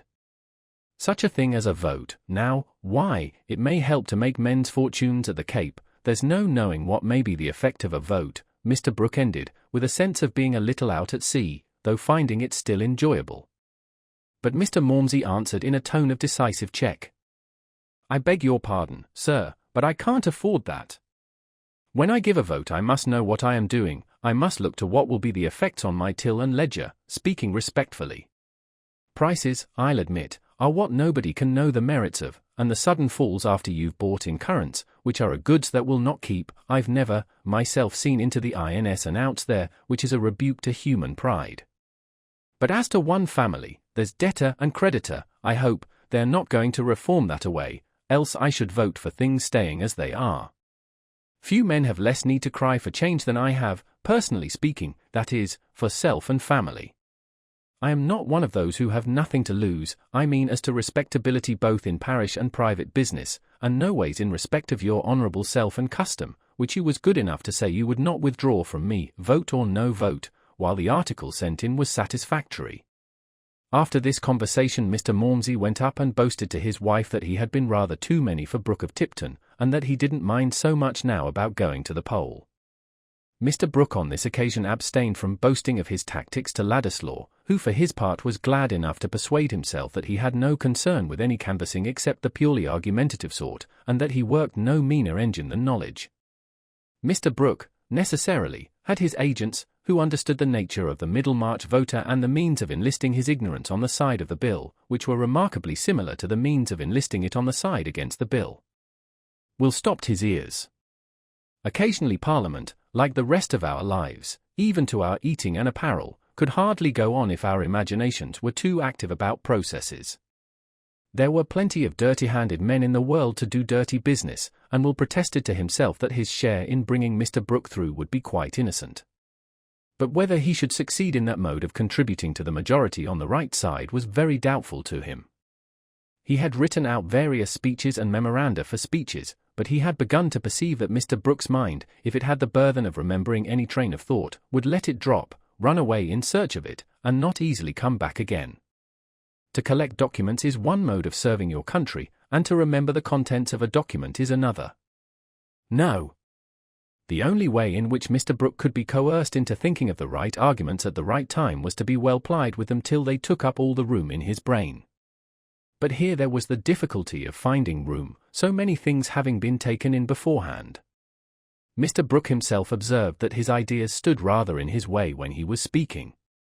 However, Ladislaw's coaching was forthwith to be put to the test, for before the day of nomination Mr. Brooke was to explain himself to the worthy electors of Middlemarch from the balcony of the White Hart, which looked out advantageously at an angle of the market-place, commanding a large area in front and two converging streets. It was a fine May morning, and everything seemed hopeful. There was some prospect of an understanding between Bagster's committee and Brooke's, to which Mr. Bulstrode, Mr. Standish as a Liberal lawyer, and such manufacturers as Mr. Plymdale and Mr. Vincey, gave a solidity which almost counterbalanced Mr. Hawley and his associates who sat for Pinkerton at the Green Dragon. Mr. Brooke, conscious of having weakened the blasts of the trumpet against him, by his reforms as a landlord in the last half-year, and hearing himself cheered a little as he drove into the town, felt his heart tolerably light under his buff-coloured waistcoat. But with regard to critical occasions, it often happens that all moments seem comfortably remote until the last. "This looks well, eh?" said Mr. Brooke as the crowd gathered. "I shall have a good audience, at any rate. I like this, now, this kind of public made up of one's own neighbours, you know." The weavers and tanners of Middlemarch, unlike Mr. Malmsey, had never thought of Mr. Brooke as a neighbour, and were not more attached to him than if he had been sent in a box from London. But they listened without much disturbance to the speakers who introduced the candidate. One of them, a political personage from Brassing, who came to tell Middlemarch its duty, spoke so fully that it was alarming to think what the candidate could find to say after him. Meanwhile the crowd became denser, and as the political personage neared the end of his speech, Mr. Brooke felt a remarkable change in his sensations while he still handled his eyeglass, trifled with documents before him, and exchanged remarks with his committee, as a man to whom the moment of summons was indifferent. "I'll take another glass of sherry, Ladislaw," he said, with an easy air, to Will, who was close behind him, and presently handed him the supposed fortifier. It was ill-chosen, for Mr. Brooke was an abstemious man, and to drink a second glass of sherry quickly at no great interval from the first was a surprise to his system which tended to scatter his energies instead of collecting them. Pray pity him, so many English gentlemen make themselves miserable by speechifying on entirely private grounds. Whereas Mr. Brooke wished to serve his country by standing for Parliament, which, indeed, may also be done on private grounds, but being once undertaken does absolutely demand some speechifying. It was not about the beginning of his speech that Mr. Brooke was at all anxious. This, he felt sure, would be all right. He should have it quite pat, cut out as neatly as a set of couplets from Pope. Embarking would be easy, but the vision of open sea that might come after was alarming. "And questions, now," hinted the demon just waking up in his stomach. "Somebody may put questions about the schedules. Ladislaw," he continued, aloud, "just hand me the memorandum of the schedules." When Mr. Brooke presented himself on the balcony, the cheers were quite loud enough to counterbalance the yells, groans, brayings, and other expressions of adverse theory, which were so moderate that Mr. Standish, decidedly an old bird, observed in the ear next to him, "This looks dangerous, by God. Holly has got some deeper plan than this." Still, the cheers were exhilarating, and no candidate could look more amiable than Mr. Brooke, with the memorandum in his breast pocket, his left hand on the rail of the balcony, and his right trifling with his eyeglass. The striking points in his appearance were his buff waistcoat, short-clipped blonde hair, and neutral physiognomy. He began with some confidence. "Gentlemen, electors of Middlemarch." This was so much the right thing that a little pause after it seemed natural. "I'm uncommonly glad to be here. I was never so proud and happy in my life, never so happy, you know." This was a bold figure of speech, but not exactly the right thing, for, unhappily, the pat opening had slipped away. Even couplets from Pope may be but fallings from us, vanishings, when fear clutches us, and a glass of sherry is hurrying like smoke among our ideas. Ladislaw, who stood at the window behind the speaker, thought, "It's all up now. The only chance is that, since the best thing won't always do, floundering may answer for once." Mr. Brooke, meanwhile, having lost other clues, fell back on himself and his qualifications, always an appropriate graceful subject for a candidate. "I am a close neighbour of yours, my good friends. You've known me on the bench a good while. I've always gone a good deal into public questions, machinery, now, and machine breaking. You're many of you concerned with machinery, and I've been going into that lately. It won't do, you know. Breaking machines, everything must go on. Trade, manufactures, commerce, interchange of staples, that kind of thing, since Adam Smith, that must go on. We must look all over the globe, observation with extensive view, must look everywhere, from China to Peru, as somebody says, Johnson, I think, the Rambler, you know. That is what I have done up to a certain point, not as far as Peru, but I've not always stayed at home. I saw it wouldn't do. I've been in the Levant, where some of your Middlemarch goods go, and then, again, in the Baltic. The Baltic, now." Plying among his recollections in this way, Mr. Brooke might have got along easily to himself, and would have come back from the remotest seas without trouble, but a diabolical procedure had been set up by the enemy. At one and the same moment there had risen above the shoulders of the crowd, nearly opposite Mr. Brooke, and within 10 yards of him, the effigy of himself, buff-coloured waistcoat, eyeglass, and neutral physiognomy, painted on rag, and there had arisen, apparently in the air, like the note of the cuckoo, a parrot-like, punch-voiced echo of his words. Everybody looked up at the open windows in the houses at the opposite angles of the converging streets, but they were either blank, or filled by laughing listeners. The most innocent echo has an impish mockery in it when it follows a gravely persistent speaker, and this echo was not at all innocent. If it did not follow with the precision of a natural echo, it had a wicked choice of the words it overtook. By the time it said, "the Baltic," now, the laugh which had been running through the audience became a general shout, and but for the sobering effects of party and that great public cause which the entanglement of things had identified with Brooke of Tipton, the laugh might have caught his committee. Mr. Bulstrode asked, reprehensively, what the new police was doing, but a voice could not well be collared, and an attack on the effigy of the candidate would have been too equivocal, since Holly probably meant it to be pelted. Mr. Brooke himself was not in a position to be quickly conscious of anything except a general slipping away of ideas within himself. He had even a little singing in the ears, and he was the only person who had not yet taken distinct account of the echo or discerned the image of himself. Few things hold the perceptions more thoroughly captive than anxiety about what we have got to say. Mr. Brooke heard the laughter, but he had expected some Tory efforts at disturbance, and he was at this moment additionally excited by the tickling, stinging sense that his lost exordium was coming back to fetch him from the Baltic. "That reminds me," he went on, thrusting a hand into his side pocket, with an easy air, "if I wanted a precedent, you know, but we never want a precedent for the right thing, but there is Chatham. Now, I can't say I should have supported Chatham, or Pitt, the younger Pitt. He was not a man of ideas, and we want ideas, you know." "Blast your ideas!" "We want the bill," said a loud rough voice from the crowd below. Immediately the invisible Punch, who had hitherto followed Mr. Brooke, repeated, "Blast your ideas! We want the bill." The laugh was louder than ever, and for the first time Mr. Brooke, being himself silent, heard distinctly the mocking echo. But it seemed to ridicule his interrupter, and in that light was encouraging, so he replied with amenity. "There is something in what you say, my good friend, and what do we meet for but to speak our minds, freedom of opinion, freedom of the press, liberty, that kind of thing? The bill, now, you shall have the bill." Here Mr. Brooke paused a moment to fix on his eyeglass and take the paper from his breast pocket, with a sense of being practical and coming to particulars. The invisible Punch followed. "You shall have the bill, Mr. Brooke, per electioneering contest, and a seat outside Parliament as delivered, £5,000, 7 shillings, and 4pence.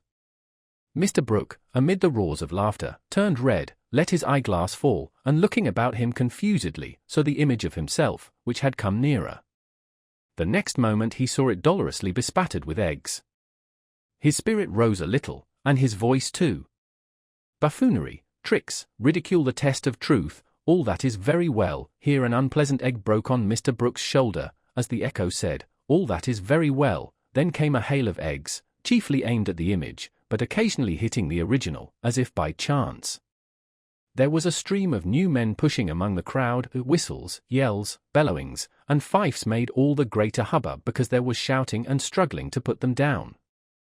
No voice would have had wing enough to rise above the uproar, and Mr. Brooke, disagreeably anointed, stood his ground no longer. The frustration would have been less exasperating if it had been less gamesome and boyish, a serious assault of which the newspaper reporter can aver that it endangered the learned gentleman's ribs, or can respectfully bear witness to the soles of that gentleman's boots having been visible above the railing, has perhaps more consolations attached to it. Mr. Brooke re-entered the committee room, saying, as carelessly as he could, "This is a little too bad, you know. I should have got the ear of the people by and by, but they didn't give me time. I should have gone into the bill by and by, you know," he added, glancing at Ladislaw. "However, things will come all right at the nomination." But it was not resolved unanimously that things would come right. On the contrary, the committee looked rather grim, and the political personage from Brassing was writing busily, as if he were brewing new devices. "It was Bowyer who did it," said Mr. Standish, evasively. "I know it as well as if he had been advertised. He's uncommonly good at ventriloquism, and he did it uncommonly well, by God. Holly has been having him to dinner lately. There's a fund of talent in Bowyer." Well, you never mentioned him to me, Standish, else I would have invited him to dine, said poor Mr. Brooke, who had gone through a great deal of inviting for the good of his country. There's not a more paltry fellow in Middlemarch than Bowyer, said Ladislaw, indignantly, but it seems as if the paltry fellows were always to turn the scale. Will was thoroughly out of temper with himself as well as with his principal, and he went to shut himself in his rooms with a half-formed resolve to throw up the Pioneer and Mr. Brooke together. Why should he stay? If the impassable gulf between himself and Dorothea were ever to be filled up, it must rather be by his going away and getting into a thoroughly different position than by staying here and slipping into deserved contempt as an understrapper of Brooks. Then came the young dream of wonders that he might do, in 5 years, for example, political writing, political speaking, would get a higher value now public life was going to be wider and more national, and they might give him such distinction that he would not seem to be asking Dorothea to step down to him. 5 years, if he could only be sure that she cared for him more than for others, if he could only make her aware that he stood aloof until he could tell his love without lowering himself, then he could go away easily, and begin a career which at 25 seemed probable enough in the inward order of things, where talent brings fame, and fame everything else which is delightful. He could speak and he could write, he could master any subject if he chose, and he meant always to take the side of reason and justice, on which he would carry all his order. Why should he not one day be lifted above the shoulders of the crowd, and feel that he had won that eminence well? Without doubt he would leave Middlemarch, go to town, and make himself fit for celebrity by eating his dinners. But not immediately, not until some kind of sign had passed between him and Dorothea. He could not be satisfied until she knew why, even if he were the man she would choose to marry, he would not marry her. Hence he must keep his post and bear with Mr. Brooke a little longer.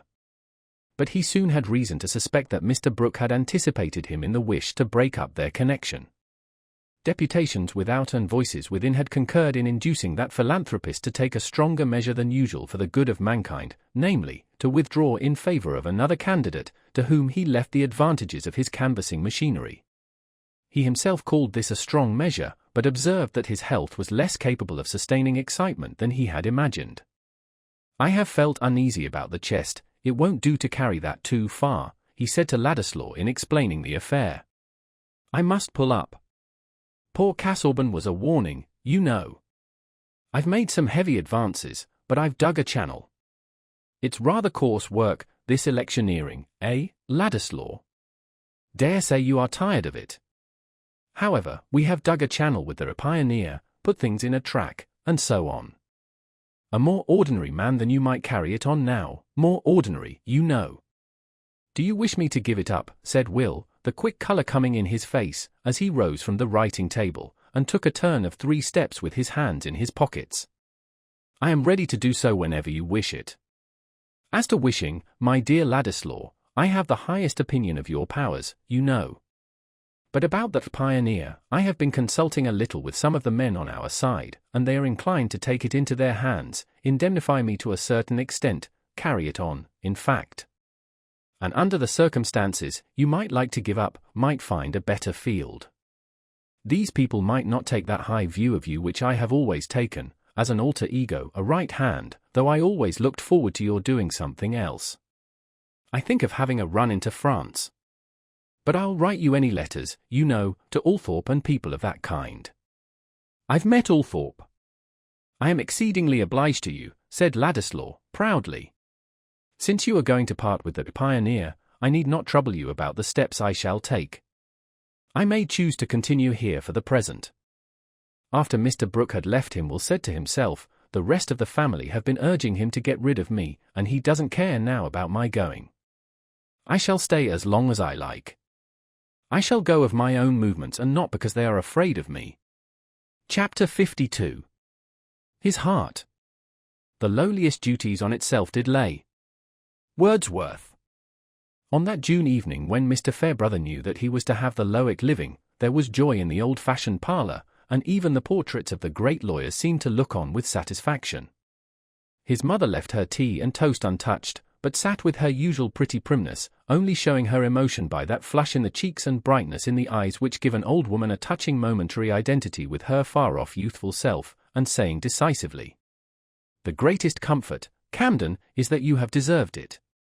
When a man gets a good birth, mother, half the deserving must come after, said the son, brimful of pleasure, and not trying to conceal it. The gladness in his face was of that active kind which seems to have energy enough not only to flash outwardly, but to light up busy vision within. One seemed to see thoughts, as well as delight, in his glances. Now, aunt, he went on, rubbing his hands and looking at Miss Noble, who was making tender little beaver-like noises, there shall be sugar candy always on the table for you to steal and give to the children, and you shall have a great many new stockings to make presents of, and you shall darn your own more than ever. Miss Noble nodded at her nephew with a subdued half-frightened laugh, conscious of having already dropped an additional lump of sugar into her basket on the strength of the new preferment. As for you, Winnie, the vicar went on, I shall make no difficulty about your marrying any Lowick bachelor, Mr. Solomon Featherstone, for example, as soon as I find you are in love with him. Miss Winifred, who had been looking at her brother all the while and crying heartily, which was her way of rejoicing, smiled through her tears and said, You must set me the example, Cam, you must marry now. With all my heart. But who is in love with me? I am a seedy old fellow, said the vicar, rising, pushing his chair away and looking down at himself. What do you say, mother? You are a handsome man, Camden, though not so fine a figure of a man as your father, said the old lady. I wish you would marry Miss Garth, brother, said Miss Winifred. She would make us so lively at Lowick. Very fine. You talk as if young women were tied up to be chosen, like poultry at market, as if I had only to ask and everybody would have me, said the vicar, not caring to specify. We don't want everybody, said Miss Winifred. But you would like Miss Garth, mother, shouldn't you? My son's choice shall be mine, said Mrs. Fairbrother, with majestic discretion, and a wife would be most welcome, Camden. You will want your whist at home when we go to Lowick, and Henrietta Noble never was a whist player. Mrs. Fairbrother always called her tiny old sister by that magnificent name. I shall do without whist now, mother. Why so, Camden? In my time whist was thought an undeniable amusement for a good churchman, said Mrs. Fairbrother, innocent of the meaning that whist had for her son, and speaking rather sharply, as at some dangerous countenancing of new doctrine. I shall be too busy for whist, I shall have 2 parishes, said the vicar, preferring not to discuss the virtues of that game. He had already said to Dorothea, I don't feel bound to give up St. Botolphus. It is protest enough against the pluralism they want to reform if I give somebody else most of the money. The stronger thing is not to give up power, but to use it well. I have thought of that, said Dorothea. So far as self is concerned, I think it would be easier to give up power and money than to keep them. It seems very unfitting that I should have this patronage, yet I felt that I ought not to let it be used by someone else instead of me. It is I who am bound to act so that you will not regret your power, said Mr. Fairbrother. His was one of the natures in which conscience gets them more active when the yoke of life ceases to gall them. He made no display of humility on the subject, but in his heart he felt rather ashamed that his conduct had shown latches which others who did not get benefices were free from. I used often to wish I had been something else than a clergyman, he said to Lydgate, but perhaps it will be better to try and make as good a clergyman out of myself as I can. That is the well-beneficed point of view, you perceive, from which difficulties are much simplified, he ended, smiling. The vicar did feel then as if his share of duties would be easy. But duty has a trick of behaving unexpectedly, something like a heavy friend whom we have amiably asked to visit us, and who breaks his leg within our gates. Hardly a week later, duty presented itself in his study under the disguise of Fred Vincey, now returned from Omnibus College with his bachelor's degree. I am ashamed to trouble you, Mr. Fairbrother, said Fred, whose fair open face was propitiating, but you are the only friend I can consult. I told you everything once before, and you were so good that I can't help coming to you again. Sit down, Fred, I'm ready to hear and do anything I can, said the vicar, who was busy packing some small objects for removal, and went on with his work. I wanted to tell you, Fred hesitated an instant and then went on plungingly, I might go into the church now, and really, look where I may, I can't see anything else to do. I don't like it, but I know it's uncommonly hard on my father to say so, after he has spent a good deal of money in educating me for it. Fred paused again an instant, and then repeated, and I can't see anything else to do. I did talk to your father about it, Fred, but I made little way with him. He said it was too late. But you have got over one bridge now. What are your other difficulties? Merely that I don't like it. I don't like divinity, and preaching, and feeling obliged to look serious. I like riding across country, and doing as other men do. I don't mean that I want to be a bad fellow in any way, but I've no taste for the sort of thing people expect of a clergyman. And yet what else am I to do? My father can't spare me any capital, else I might go into farming. And he has no room for me in his trade. And of course I can't begin to study for law or physic now, when my father wants me to earn something. It's all very well to say I'm wrong to go into the church, but those who say so might as well tell me to go into the backwoods. Fred's voice had taken a tone of grumbling remonstrance, and Mr. Fairbrother might have been inclined to smile if his mind had not been too busy in imagining more than Fred told him. Have you any difficulties about doctrines, about the articles? He said, trying hard to think of the question simply for Fred's sake. No, I suppose the articles are right. I am not prepared with any arguments to disprove them, and much better, cleverer fellows than I am go in for them entirely. I think it would be rather ridiculous in me to urge scruples of that sort, as if I were a judge, said Fred, quite simply. I suppose, then, it has occurred to you that you might be a fair parish priest without being much of a divine. Of course, if I am obliged to be a clergyman, I shall try and do my duty, though I mayn't like it. Do you think anybody ought to blame me for going into the church under the circumstances? That depends on your conscience, Fred, how far you have counted the cost, and seen what your position will require of you. I can only tell you about myself, that I have always been too lax, and have been uneasy in consequence. But there is another hindrance, said Fred, colouring. I did not tell you before, though perhaps I may have said things that made you guess it. There is somebody I am very fond of. I have loved her ever since we were children. Miss Garth, I suppose, said the vicar, examining some labels very closely. Yes. I shouldn't mind anything if she would have me. And I know I could be a good fellow then. And you think she returns the feeling? She never will say so, and a good while ago she made me promise not to speak to her about it again. And she has set her mind especially against my being a clergyman, I know that. But I can't give her up. I do think she cares about me. I saw Mrs. Garth last night, and she said that Mary was staying at Lowick Rectory with Miss Fairbrother. Yes, she is very kindly helping my sister. Do you wish to go there? No, I want to ask a great favour of you. I am ashamed to bother you in this way, but Mary might listen to what you said if you mentioned the subject to her, I mean about my going into the church. That is rather a delicate task, my dear Fred. I shall have to presuppose your attachment to her, and to enter on the subject as you wish me to do, will be asking her to tell me whether she returns it. That is what I want her to tell you, said Fred, bluntly. I don't know what to do, unless I can get at her feeling. You mean that you would be guided by that as to your going into the church? If Mary said she would never have me, I might as well go wrong in one way as another. That is nonsense, Fred.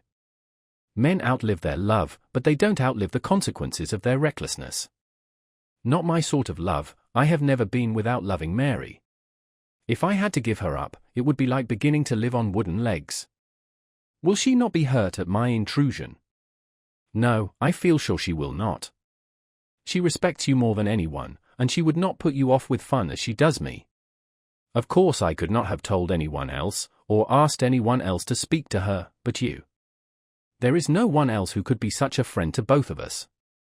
Fred paused a moment, and then said, rather complainingly, and she ought to acknowledge that I have worked in order to pass. She ought to believe that I would exert myself for her sake. There was a moment's silence before Mr. Fairbrother laid down his work, and putting out his hand to Fred said, Very well, my boy. I will do what you wish. That very day Mr. Fairbrother went to Lowick Parsonage on the nag which he had just set up. Decidedly I am an old stork, he thought, the young growths are pushing me aside. He found Mary in the garden gathering roses and sprinkling the petals on a sheet. The sun was low, and tall trees sent their shadows across the grassy walks where Mary was moving without bonnet or parasol.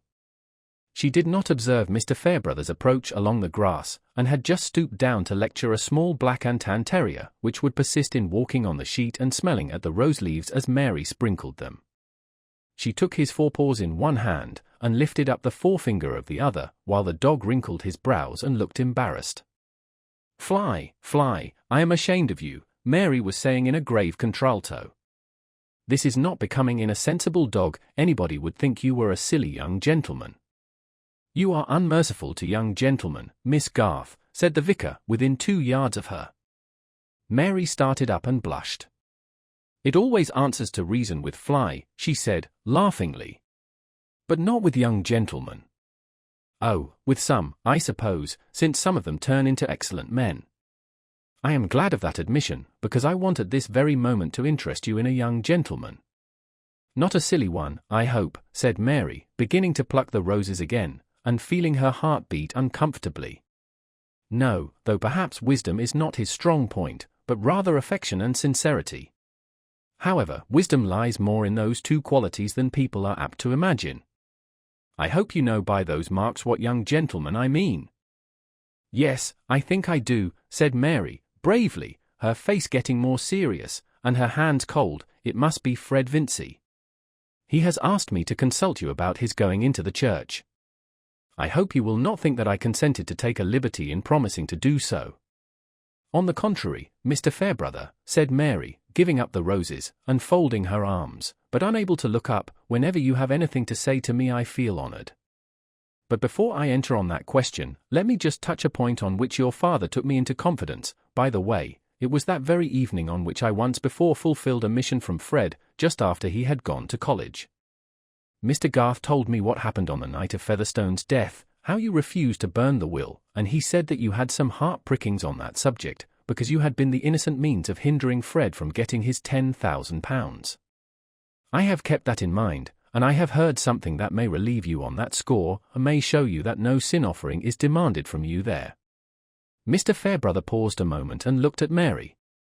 He meant to give Fred his full advantage, but it would be well, he thought, to clear her mind of any superstitions, such as women sometimes follow when they do a man the wrong of marrying him as an act of atonement.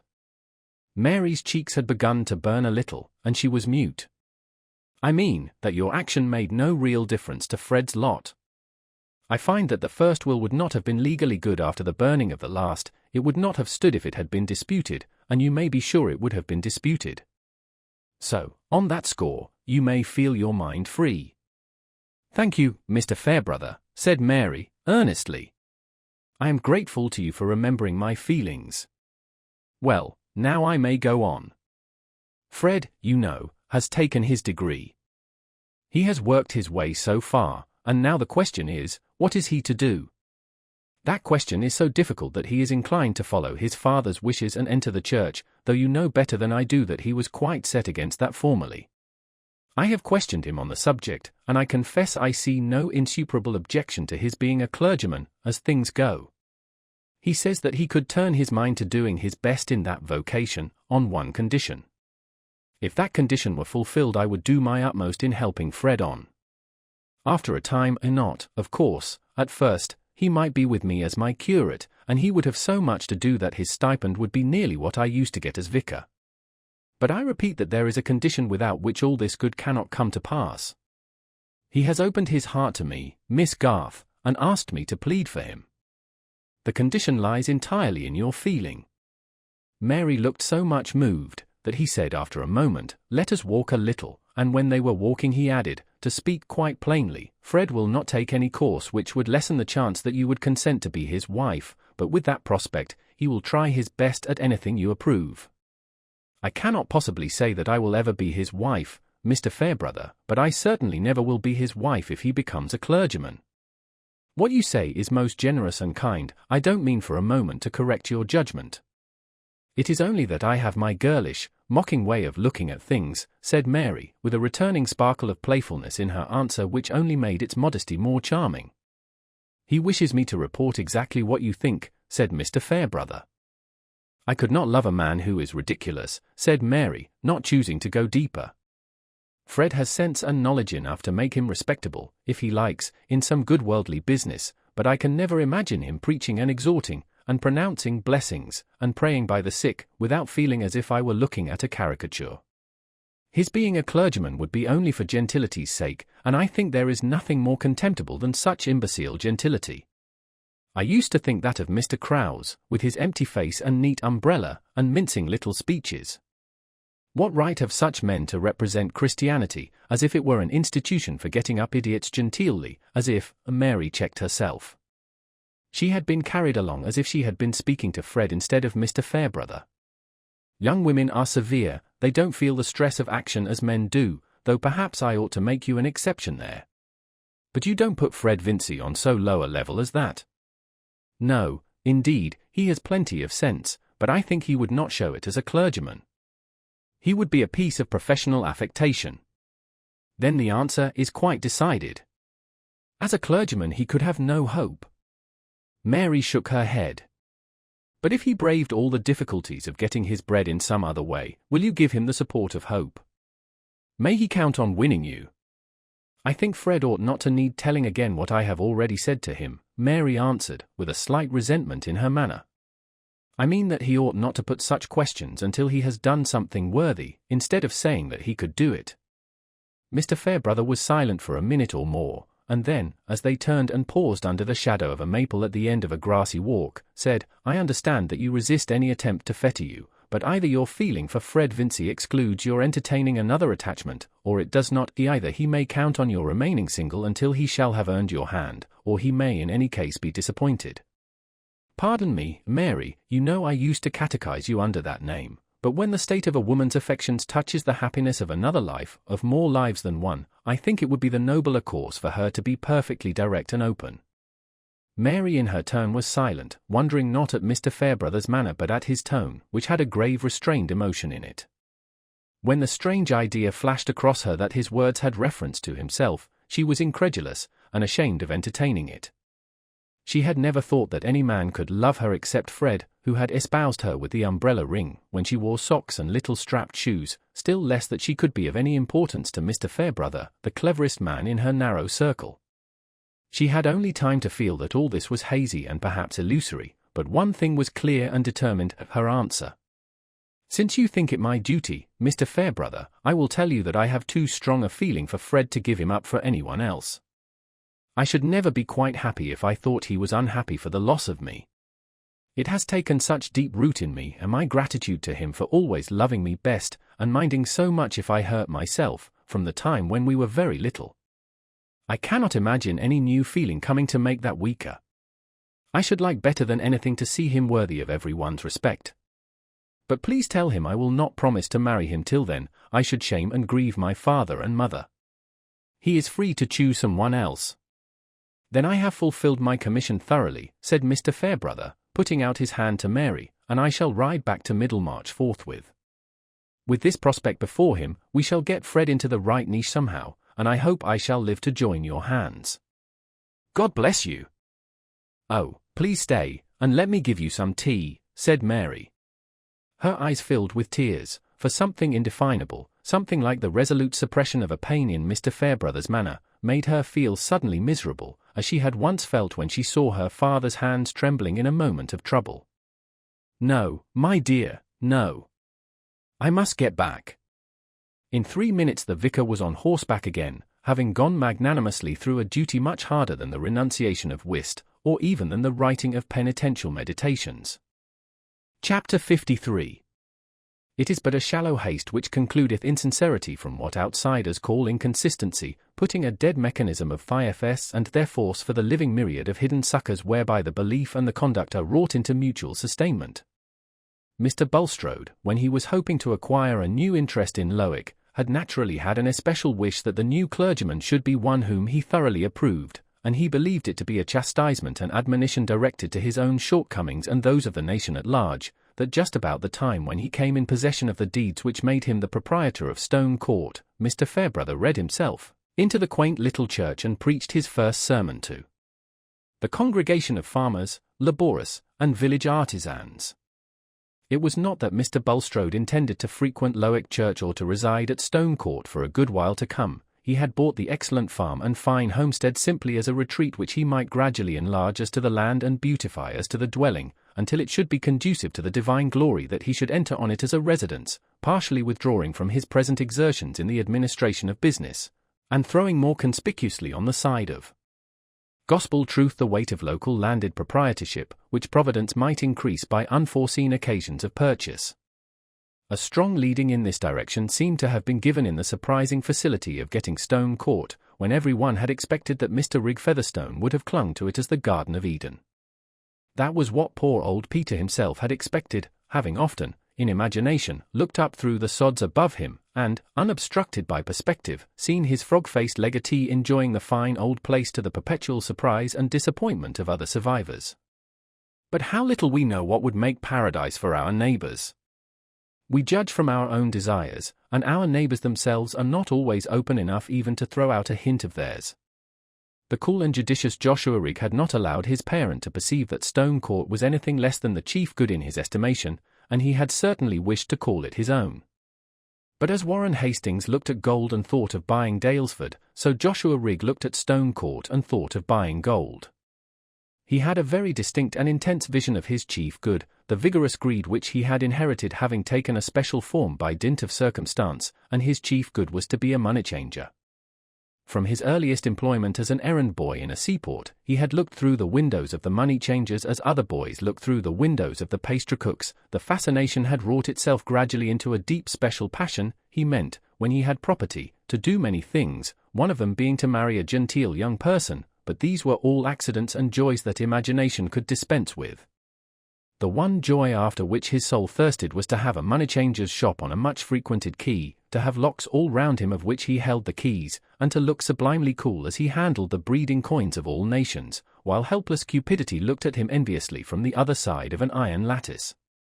The strength of that passion had been a power enabling him to master all the knowledge necessary to gratify it. And when others were thinking that he had settled at Stone Court for life, Joshua himself was thinking that the moment now was not far off when he should settle on the North Quay with the best appointments in safes and locks. Enough. We are concerned with looking at Joshua Rigg's sale of his land from Mr. Bulstrode's point of view, and he interpreted it as a cheering dispensation conveying perhaps a sanction to a purpose which he had for some time entertained without external encouragement. He interpreted it thus, but not too confidently, offering up his thanksgiving in guarded phraseology. His doubts did not arise from the possible relations of the event to Joshua Rigg's destiny, which belonged to the unmapped regions not taken under the providential government, except perhaps in an imperfect colonial way, but they arose from reflecting that this dispensation too might be a chastisement for himself, as Mr. Fairbrother's induction to the living clearly was. This was not what Mr. Bulstrode said to any man for the sake of deceiving him, it was what he said to himself. It was as genuinely his mode of explaining events as any theory of yours may be, if you happen to disagree with him. For the egoism which enters into our theories does not affect their sincerity, rather, the more our egoism is satisfied, the more robust is our belief. However, whether for sanction or for chastisement, Mr. Bulstrode, hardly 15 months after the death of Peter Featherstone, had become the proprietor of Stone Court, and what Peter would say, if he were worthy to know, had become an inexhaustible and consolatory subject of conversation to his disappointed relatives. The tables were now turned on that dear brother departed, and to contemplate the frustration of his cunning by the superior cunning of things in general was a cud of delight to Solomon. Mrs. Wall had a melancholy triumph in the proof that it did not answer to make false Featherstones and cut off the genuine, and Sister Martha, receiving the news in the chalky flat, said, "Dear, dear! Then the Almighty could have been none so pleased with the almshouses after all." Affectionate Mrs. Bulstrode was particularly glad of the advantage which her husband's health was likely to get from the purchase of Stone Court. Few days passed without his riding thither and looking over some part of the farm with the bailiff, and the evenings were delicious in that quiet spot, when the new hayricks lately set up were sending forth odours to mingle with the breath of the rich old garden. One evening, while the sun was still above the horizon and burning in golden lamps among the great walnut boughs, Mr. Bulstrode was pausing on horseback outside the front gate waiting for Caleb Garth, who had met him by appointment to give an opinion on a question of stable drainage, and was now advising the bailiff in the rickyard. Mr. Bulstrode was conscious of being in a good spiritual frame and more than usually serene, under the influence of his innocent recreation. He was doctrinally convinced that there was a total absence of merit in himself, but that doctrinal conviction may be held without pain when the sense of demerit does not take a distinct shape in memory and revive the tingling of shame or the pang of remorse. Nay, it may be held with intense satisfaction when the depth of our sinning is but a measure for the depth of forgiveness, and a clenching proof that we are peculiar instruments of the divine intention. The memory has as many moods as the temper, and shifts its scenery like a diorama. At this moment Mr. Bulstrode felt as if the sunshine were all one with that of far-off evenings when he was a very young man and used to go out preaching beyond Highbury. And he would willingly have had that service of exhortation in prospect now. The texts were there still, and so was his own facility in expounding them. His brief reverie was interrupted by the return of Caleb Garth, who also was on horseback, and was just shaking his bridle before starting, when he exclaimed, "Bless my heart! What's this fellow in black coming along the lane? He's like one of those men one sees about after the races." Mr. Bulstrode turned his horse and looked along the lane, but made no reply.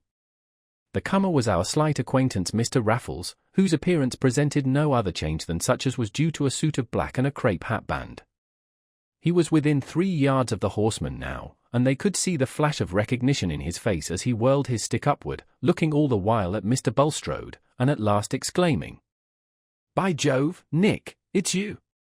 I couldn't be mistaken, though the 25 years have played old bogey with us both. How are you, eh? You didn't expect to see me here. Come, shake us by the hand." To say that Mr. Raffles' manner was rather excited would be only one mode of saying that it was evening. Caleb Garth could see that there was a moment of struggle and hesitation in Mr. Bulstrode, but it ended in his putting out his hand coldly to Raffles and saying, "I did not indeed expect to see you in this remote country place." "Well, it belongs to a stepson of mine," said Raffles, adjusting himself in a swaggering attitude. "I came to see him here before. I'm not so surprised at seeing you, old fellow, because I picked up a letter, what you may call a providential thing. It's uncommonly fortunate I met you, though, for I don't care about seeing my stepson, he's not affectionate, and his poor mother's gone now. To tell the truth, I came out of love to you, Nick. I came to get your address, for, look here." Raffles drew a crumpled paper from his pocket. Almost any other man than Caleb Garth might have been tempted to linger on the spot for the sake of hearing all he could about a man whose acquaintance with Bulstrode seemed to imply passages in the banker's life so unlike anything that was known of him in Middlemarch that they must have the nature of a secret to pique curiosity. But Caleb was peculiar. Certain human tendencies which are commonly strong were almost absent from his mind, and one of these was curiosity about personal affairs. Especially if there was anything discreditable to be found out concerning another man, Caleb preferred not to know it, and if he had to tell anybody under him that his evil doings were discovered, he was more embarrassed than the culprit. He now spurred his horse, and saying, "I wish you good evening, Mr. Bulstrode, I must be getting home," set off at a trot. "You didn't put your full address to this letter," Raffles continued. "That was not like the first-rate man of business you used to be. The Shrubs, they may be anywhere, you live near at hand, eh? Have cut the London concern altogether, perhaps turned country squire, have a rural mansion to invite me to. Lord, how many years it is ago! The old lady must have been dead a pretty long while, gone to glory without the pain of knowing how poor her daughter was, eh? But, by Jove! You're very pale and pasty, Nick. Come, if you're going home, I'll walk by your side." Mr. Bulstrode's usual paleness had in fact taken an almost deathly hue. 5 minutes before, the expanse of his life had been submerged in its evening sunshine which shone backward to its remembered morning, since seen to be a question of doctrine and inward penitence, humiliation and exercise of the closet, the bearing of his deeds a matter of private vision adjusted solely by spiritual relations and conceptions of the divine purposes. And now, as if by some hideous magic, this loud red figure had risen before him in unmanageable solidity, an incorporate past which had not entered into his imagination of chastisements. But Mr. Bulstrode's thought was busy, and he was not a man to act or speak rashly. "I was going home," he said, "but I can defer my ride a little." "And you can, if you please, rest here."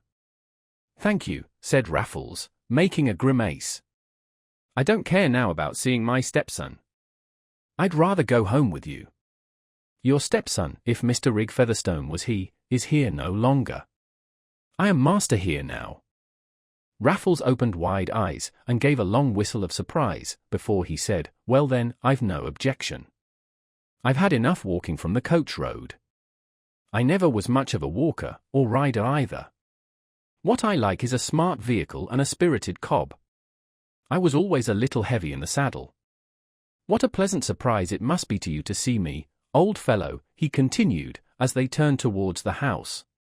"You don't say so, but you never took your luck heartily. You were always thinking of improving the occasion. You'd such a gift for improving your luck." Mr. Raffles seemed greatly to enjoy his own wit, and swung his leg in a swaggering manner which was rather too much for his companion's judicious patience.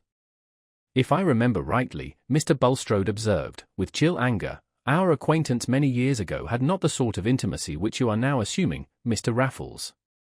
Any services you desire of me will be the more readily rendered if you will avoid a tone of familiarity which did not lie in our former intercourse, and can hardly be warranted by more than 20 years of separation. You don't like being called Nick? Why, I always called you Nick in my heart, and though lost to sight, to memory dear. By Jove! My feelings have ripened for you like fine old cognac. I hope you've got some in the house now. Josh filled my flask well the last time." Mr. Bulstrode had not yet fully learned that even the desire for cognac was not stronger in Raffles than the desire to torment, and that a hint of annoyance always served him as a fresh cue. But it was at least clear that further objection was useless, and Mr. Bulstrode, in giving orders to the housekeeper for the accommodation of the guest, had a resolute air of quietude. There was the comfort of thinking that this housekeeper had been in the service of Rigg also, and might accept the idea that Mr. Bulstrode entertained Raffles merely as a friend of her former master. When there was food and drink spread before his visitor in the wainscoted parlour, and no witness in the room, Mr. Bulstrode said, "Your habits and mine are so different, Mr. Raffles, that we can hardly enjoy each other's society. The wisest plan for both of us will therefore be to part as soon as possible. Since you say that you wish to meet me, you probably considered that you had some business to transact with me. But under the circumstances I will invite you to remain here for the night, and I will myself ride over here early tomorrow morning, before breakfast, in fact, when I can receive any communication you have to make to me."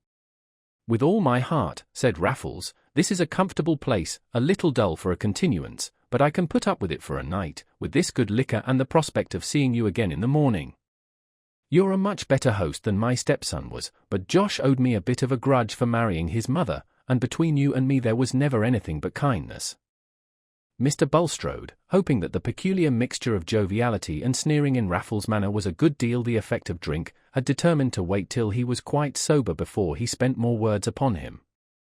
But he rode home with a terribly lucid vision of the difficulty there would be in arranging any result that could be permanently counted on with this man.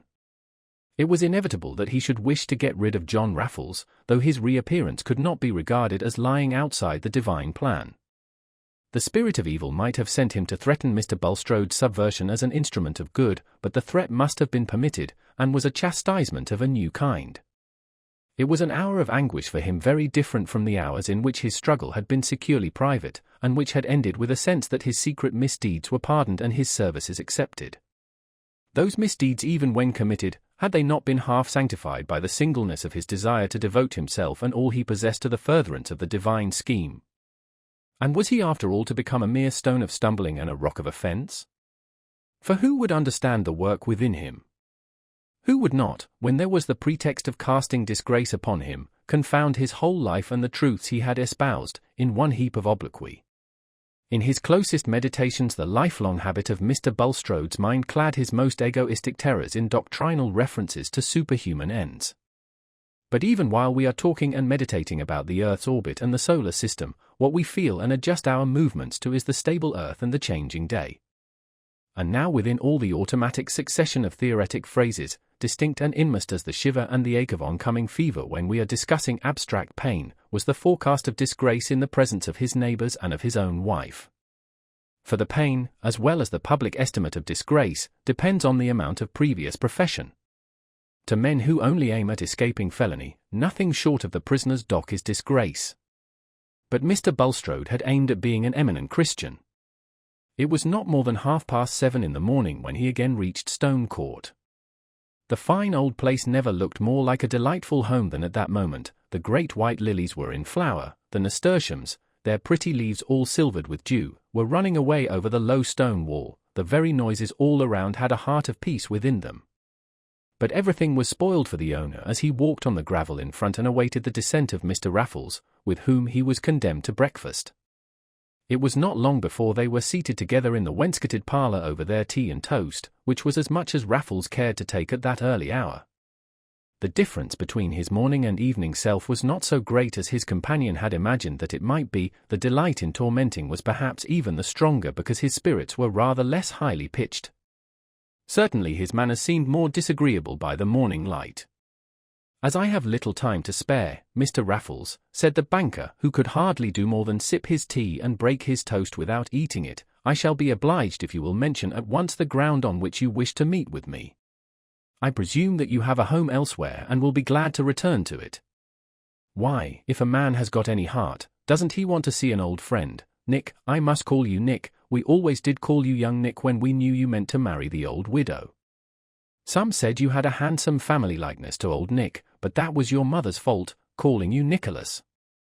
Aren't you glad to see me again? I expected an invite to stay with you at some pretty place. My own establishment is broken up now my wife's dead. I've no particular attachment to any spot, I would as soon settle hereabout as anywhere. May I ask why you returned from America? I considered that the strong wish you expressed to go there, when an adequate sum was furnished, was tantamount to an engagement that you would remain there for life. Never knew that a wish to go to a place was the same thing as a wish to stay. But I did stay a matter of 10 years, it didn't suit me to stay any longer. And I'm not going again, Nick." Here Mr. Raffles winked slowly as he looked at Mr. Bulstrode. "Do you wish to be settled in any business? What is your calling now?" "Thank you, my calling is to enjoy myself as much as I can. I don't care about working any more. If I did anything it would be a little travelling in the tobacco line, or something of that sort, which takes a man into agreeable company. But not without an independence to fall back upon. That's what I want. I'm not so strong as I was, Nick, though I've got more colour than you. I want an independence." "That could be supplied to you, if you would engage to keep at a distance," said Mr. Bulstrode, perhaps with a little too much eagerness in his undertone. "That must be as it suits my convenience," said Raffles coolly. "I see no reason why I shouldn't make a few acquaintances hereabout. I'm not ashamed of myself as company for anybody. I dropped my portmanteau at the turnpike when I got down, change of linen, genuine, honour bright, more than fronts and wristbands, and with this suit of mourning, straps and everything, I should do you credit among the nobs here." Mr. Raffles had pushed away his chair and looked down at himself, particularly at his straps. His chief intention was to annoy Bulstrode, but he really thought that his appearance now would produce a good effect, and that he was not only handsome and witty, but clad in a mourning style which implied solid connections. "If you intend to rely on me in any way, Mr. Raffles," said Bulstrode, after a moment's pause, "you will expect to meet my wishes." "Ah, to be sure," said Raffles, with a mocking cordiality. "Didn't I always do it? Lord, you made a pretty thing out of me, and I got but little. I've often thought since, I might have done better by telling the old woman that I'd found her daughter and her grandchild, it would have suited my feelings better, I've got a soft place in my heart. But you've buried the old lady by this time, I suppose, it's all one to her now. And you've got your fortune out of that profitable business which had such a blessing on it. You've taken to being a knob, buying land, being a country bashaw. Still in the dissenting line, eh? Still godly? Or taken to the church as more genteel?" This time Mr. Raffles' slow wink and slight protrusion of his tongue was worse than a nightmare, because it held the certitude that it was not a nightmare but a waking misery. Mr. Bulstrode felt a shuddering nausea, and did not speak, but was considering diligently whether he should not leave Raffles to do as he would, and simply defy him as a slanderer. The man would soon show himself disreputable enough to make people disbelieve him. "But not when he tells any ugly-looking truth about you," said discerning consciousness. And again, it seemed no wrong to keep Raffles at a distance, but Mr. Bulstrode shrank from the direct falsehood of denying true statements.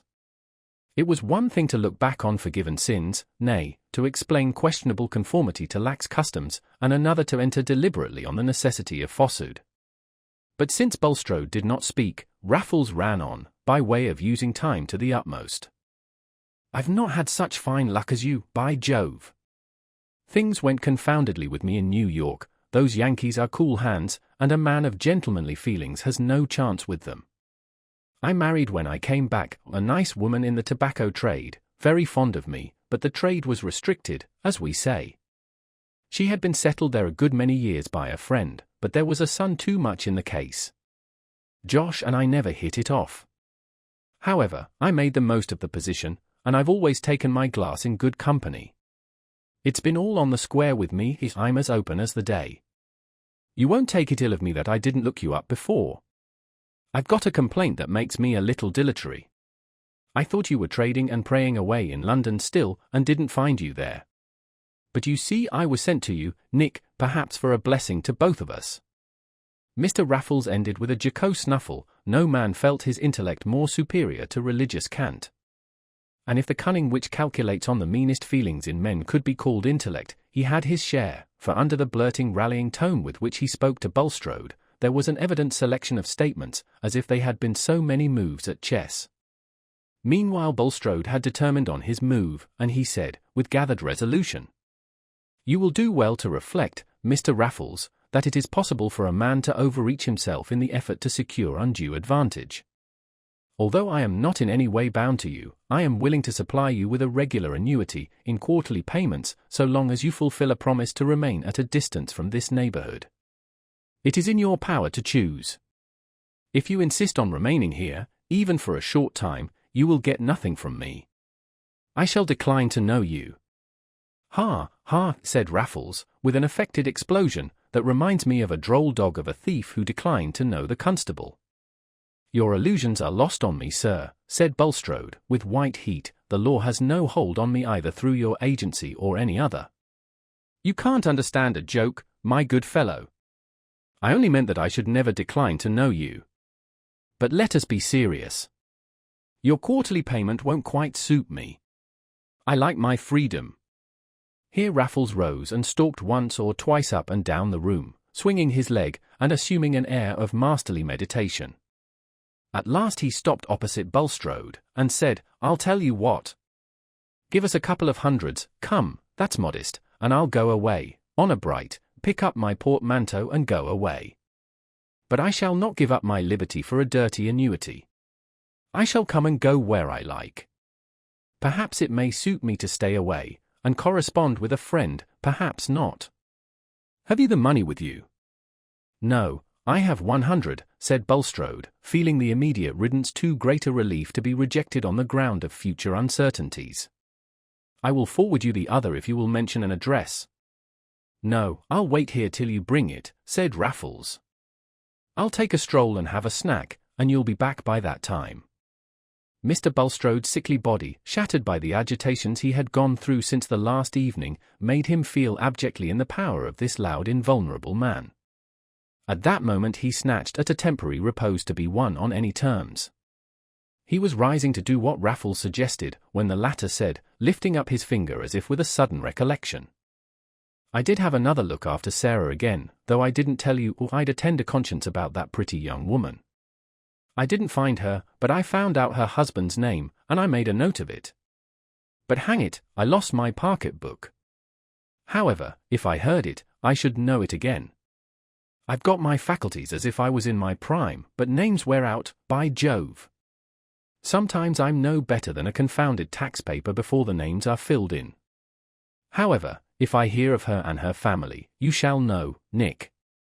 You'd like to do something for her, now she's your stepdaughter." "Doubtless," said Mr. Bulstrode, with the usual steady look of his light grey eyes, "though that might reduce my power of assisting you." As he walked out of the room, Raffles winked slowly at his back, and then turned towards the window to watch the banker riding away, virtually at his command. His lips first curled with a smile and then opened with a short triumphant laugh. "But what the deuce was the name?" he presently said, half aloud, scratching his head, and wrinkling his brows horizontally. He had not really cared or thought about this point of forgetfulness until it occurred to him in his invention of annoyances for Bulstrode. It began with L, it was almost all ls I fancy, he went on, with a sense that he was getting hold of the slippery name.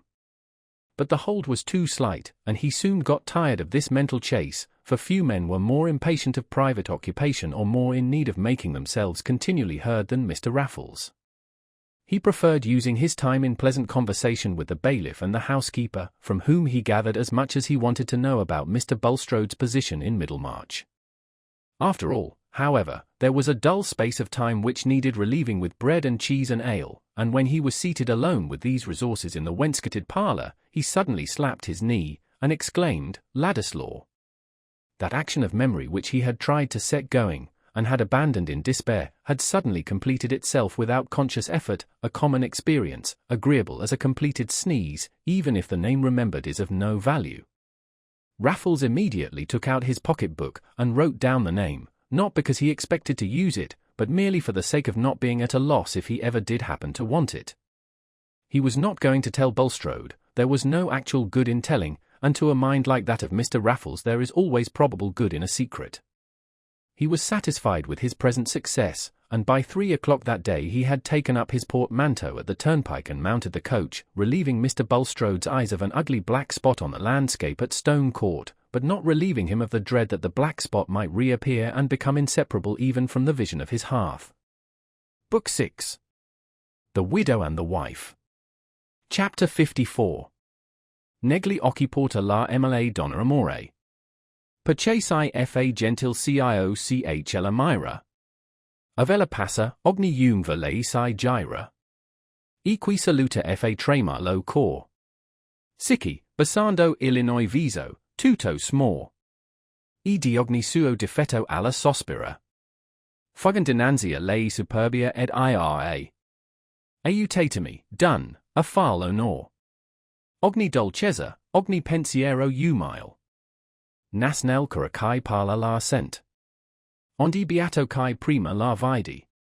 Quel chl par quando un poco sorride. Non si può disa, any tenera ment. Si e nuovo miracolo gentile. Dante, la vita nuova. By that delightful morning when the hayricks at Stone Court were scenting the air quite impartially, as if Mr. Raffles had been a guest worthy of finest incense, Dorothea had again taken up her abode at Lowick Manor. After 3 months fresh it had become rather oppressive, to sit like a model for St. Catherine looking rapturously at Celia's baby would not do for many hours in the day, and to remain in that momentous babe's presence with persistent disregard was a course that could not have been tolerated in a childless sister. Dorothea would have been capable of carrying baby joyfully for a mile if there had been need, and of loving it the more tenderly for that labour, but to an aunt who does not recognize her infant nephew as Bowdhar, and has nothing to do for him but to admire, his behavior is apt to appear monotonous, and the interest of watching him exhaustible.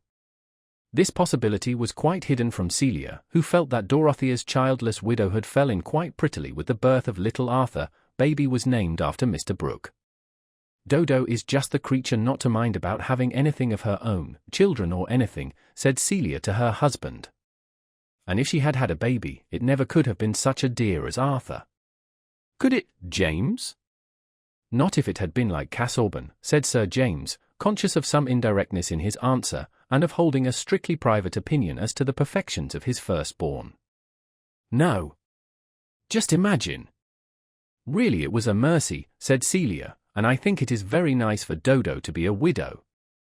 She can be just as fond of our baby as if it were her own, and she can have as many notions of her own as she likes. It is a pity she was not a queen, said the devout Sir James. But what should we have been then? We must have been something else, said Celia, objecting to so laborious a flight of imagination. I like her better as she is. Hence, when she found that Dorothea was making arrangements for her final departure to Lowick, Celia raised her eyebrows with disappointment, and in her quiet, unemphatic way shot a needle arrow of sarcasm. What will you do at Lowick, Dodo? You say yourself there is nothing to be done there, everybody is so clean and well off, it makes you quite melancholy. And here you have been so happy going all about Tipton with Mr. Garth into the worst backyards. And now uncle is abroad, you and Mr. Garth can have it all your own way, and I am sure James does everything you tell him. I shall often come here, and I shall see how baby grows all the better, said Dorothea. But you will never see him washed, said Celia, and that is quite the best part of the day. She was almost pouting. It did seem to her very hard in Dodo to go away from the baby when she might stay. Dear Kitty, I will come and stay all night on purpose, said Dorothea, but I want to be alone now, and in my own home. I wish to know the Fairbrothers better, and to talk to Mr. Fairbrother about what there is to be done in Middlemarch. Dorothea's native strength of will was no longer all converted into resolute submission. She had a great yearning to be at Lowick, and was simply determined to go, not feeling bound to tell all her reasons. But everyone around her disapproved. Sir James was much pained, and offered that they should all migrate to Cheltenham for a few months with the Sacred Ark, otherwise called a cradle. At that period a man could hardly know what to propose if Cheltenham were rejected. The Dowager Lady Cheetham, just returned from a visit to her daughter in town, wished, at least, that Mrs. Vigo should be written to, and invited to accept the office of companion to Mrs. Casaubon. It was not credible that Dorothea as a young widow would think of living alone in the house at Lowick. Mrs. Vigo had been reader and secretary to royal personages, and in point of knowledge and sentiment even Dorothea could have nothing to object to her. Mrs. Cadwallader said, privately, you will certainly go mad in that house alone, my dear. You will see visions. We have all got to exert ourselves a little to keep sane, and call things by the same names as other people call them by. To be sure, for younger sons and women who have no money, it is a sort of provision to go mad. They are taken care of then. But you must not run into that. I dare say you are a little bored here with our good dowager, but think what a bore you might become yourself to your fellow creatures if you were always playing tragedy queen and taking things sublimely. Sitting alone in that library at Lowick you may fancy yourself ruling the weather. You must get a few people round you who wouldn't believe you if you told them. That is a good lowering medicine. I never called everything by the same name that all the people about me did, said Dorothea, stoutly.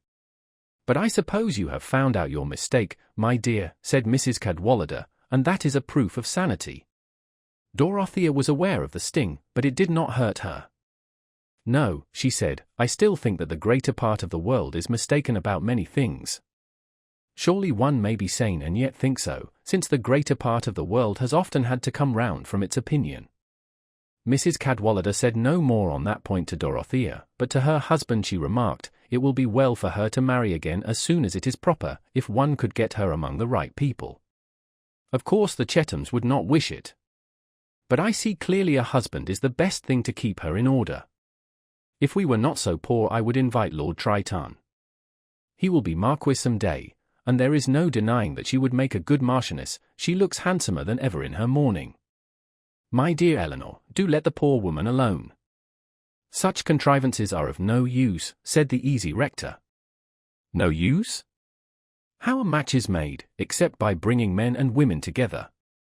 And it is a shame that her uncle should have run away and shut up the Grange just now. There ought to be plenty of eligible matches invited to Freshitt and the Grange.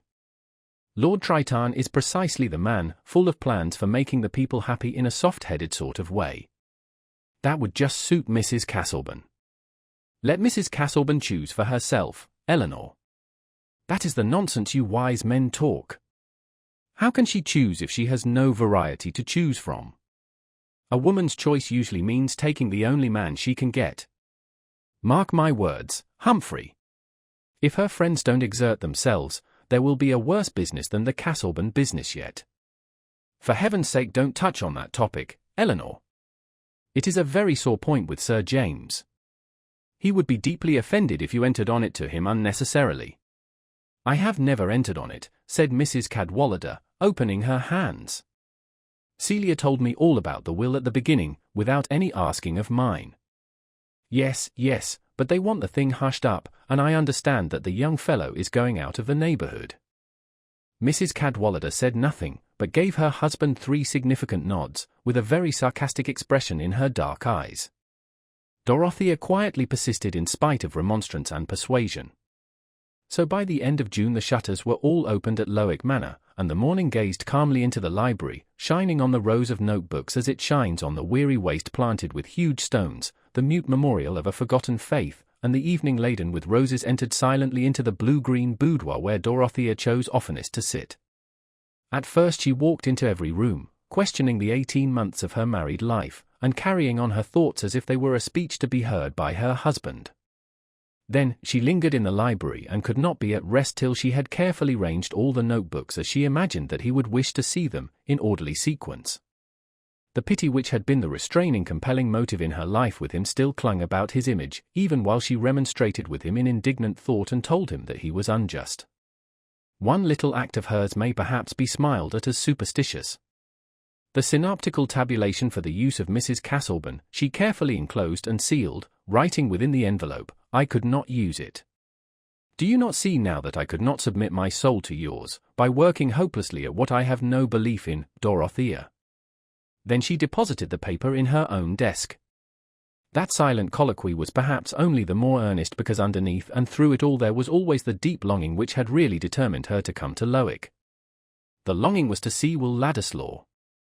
She did not know any good that could come of their meeting, she was helpless, her hands had been tied from making up to him for any unfairness in his lot. But her soul thirsted to see him. How could it be otherwise? If a princess in the days of enchantment had seen a four-footed creature from among those which live in herds come to her once and again with a human gaze which rested upon her with choice and beseeching, what would she think of in her journeying, what would she look for when the herds passed her? Surely for the gaze which had found her, and which she would know again. Life would be no better than candlelight tinsel and daylight rubbish if our spirits were not touched by what has been, to issues of longing and constancy. It was true that Dorothea wanted to know the Fairbrothers better, and especially to talk to the new rector, but also true that remembering what Lydgate had told her about Will Ladislaw and little Miss Noble, she counted on Will's coming to Lowick to see the Fairbrother family. The very first Sunday, before she entered the church, she saw him as she had seen him the last time she was there, alone in the clergyman's pew, but when she entered his figure was gone. In the weekdays when she went to see the ladies at the rectory, she listened in vain for some word that they might let fall about Will, but it seemed to her that Mrs. Fairbrother talked of everyone else in the neighbourhood and out of it. Probably some of Mr. Fairbrother's Middlemarch hearers may follow him to Lowick sometimes. "Do you not think so?" said Dorothea, rather despising herself for having a secret motive in asking the question. "If they are wise they will, Mrs. Castleburn," said the old lady. "I see that you set a right value on my son's preaching. His grandfather on my side was an excellent clergyman, but his father was in the law, most exemplary and honest nevertheless, which is a reason for our never being rich. They say fortune is a woman and capricious. But sometimes she is a good woman and gives to those who merit, which has been the case with you, Mrs. Castleburn, who have given a living to my son." Mrs. Fairbrother recurred to her knitting with a dignified satisfaction in her neat little effort at oratory, but this was not what Dorothea wanted to hear. Poor thing! She did not even know whether Will Ladislaw was still at Middlemarch, and there was no one whom she dared to ask, unless it were Lydgate. But just now she could not see Lydgate without sending for him or going to seek him. Perhaps Will Ladislaw, having heard of that strange ban against him left by Mr. Castleburn, had felt it better that he and she should not meet again, and perhaps she was wrong to wish for a meeting that others might find many good reasons against. Still, I do wish it came at the end of those wise reflections as naturally as a sob after holding the breath. And the meeting did happen, but in a formal way quite unexpected by her. One morning, about 11, Dorothea was seated in her boudoir with a map of the land attached to the manor and other papers before her, which were to help her in making an exact statement for herself of her income and affairs. She had not yet applied herself to her work, but was seated with her hands folded on her lap, looking out along the avenue of limes to the distant fields. Every leaf was at rest in the sunshine, the familiar scene was changeless, and seemed to represent the prospect of her life, full of motiveless ease, motiveless, if her own energy could not seek out reasons for ardent action. The widow's cap of those times made an oval frame for the face, and had a crown standing up. The dress was an experiment in the utmost laying on of crape, but this heavy solemnity of clothing made her face look all the younger, with its recovered bloom, and the sweet, inquiring candour of her eyes. Her reverie was broken by Tantripp, who came to say that Mr. Ladislaw was below, and begged permission to see Madam if it were not too early. "I will see him," said Dorothea, rising immediately.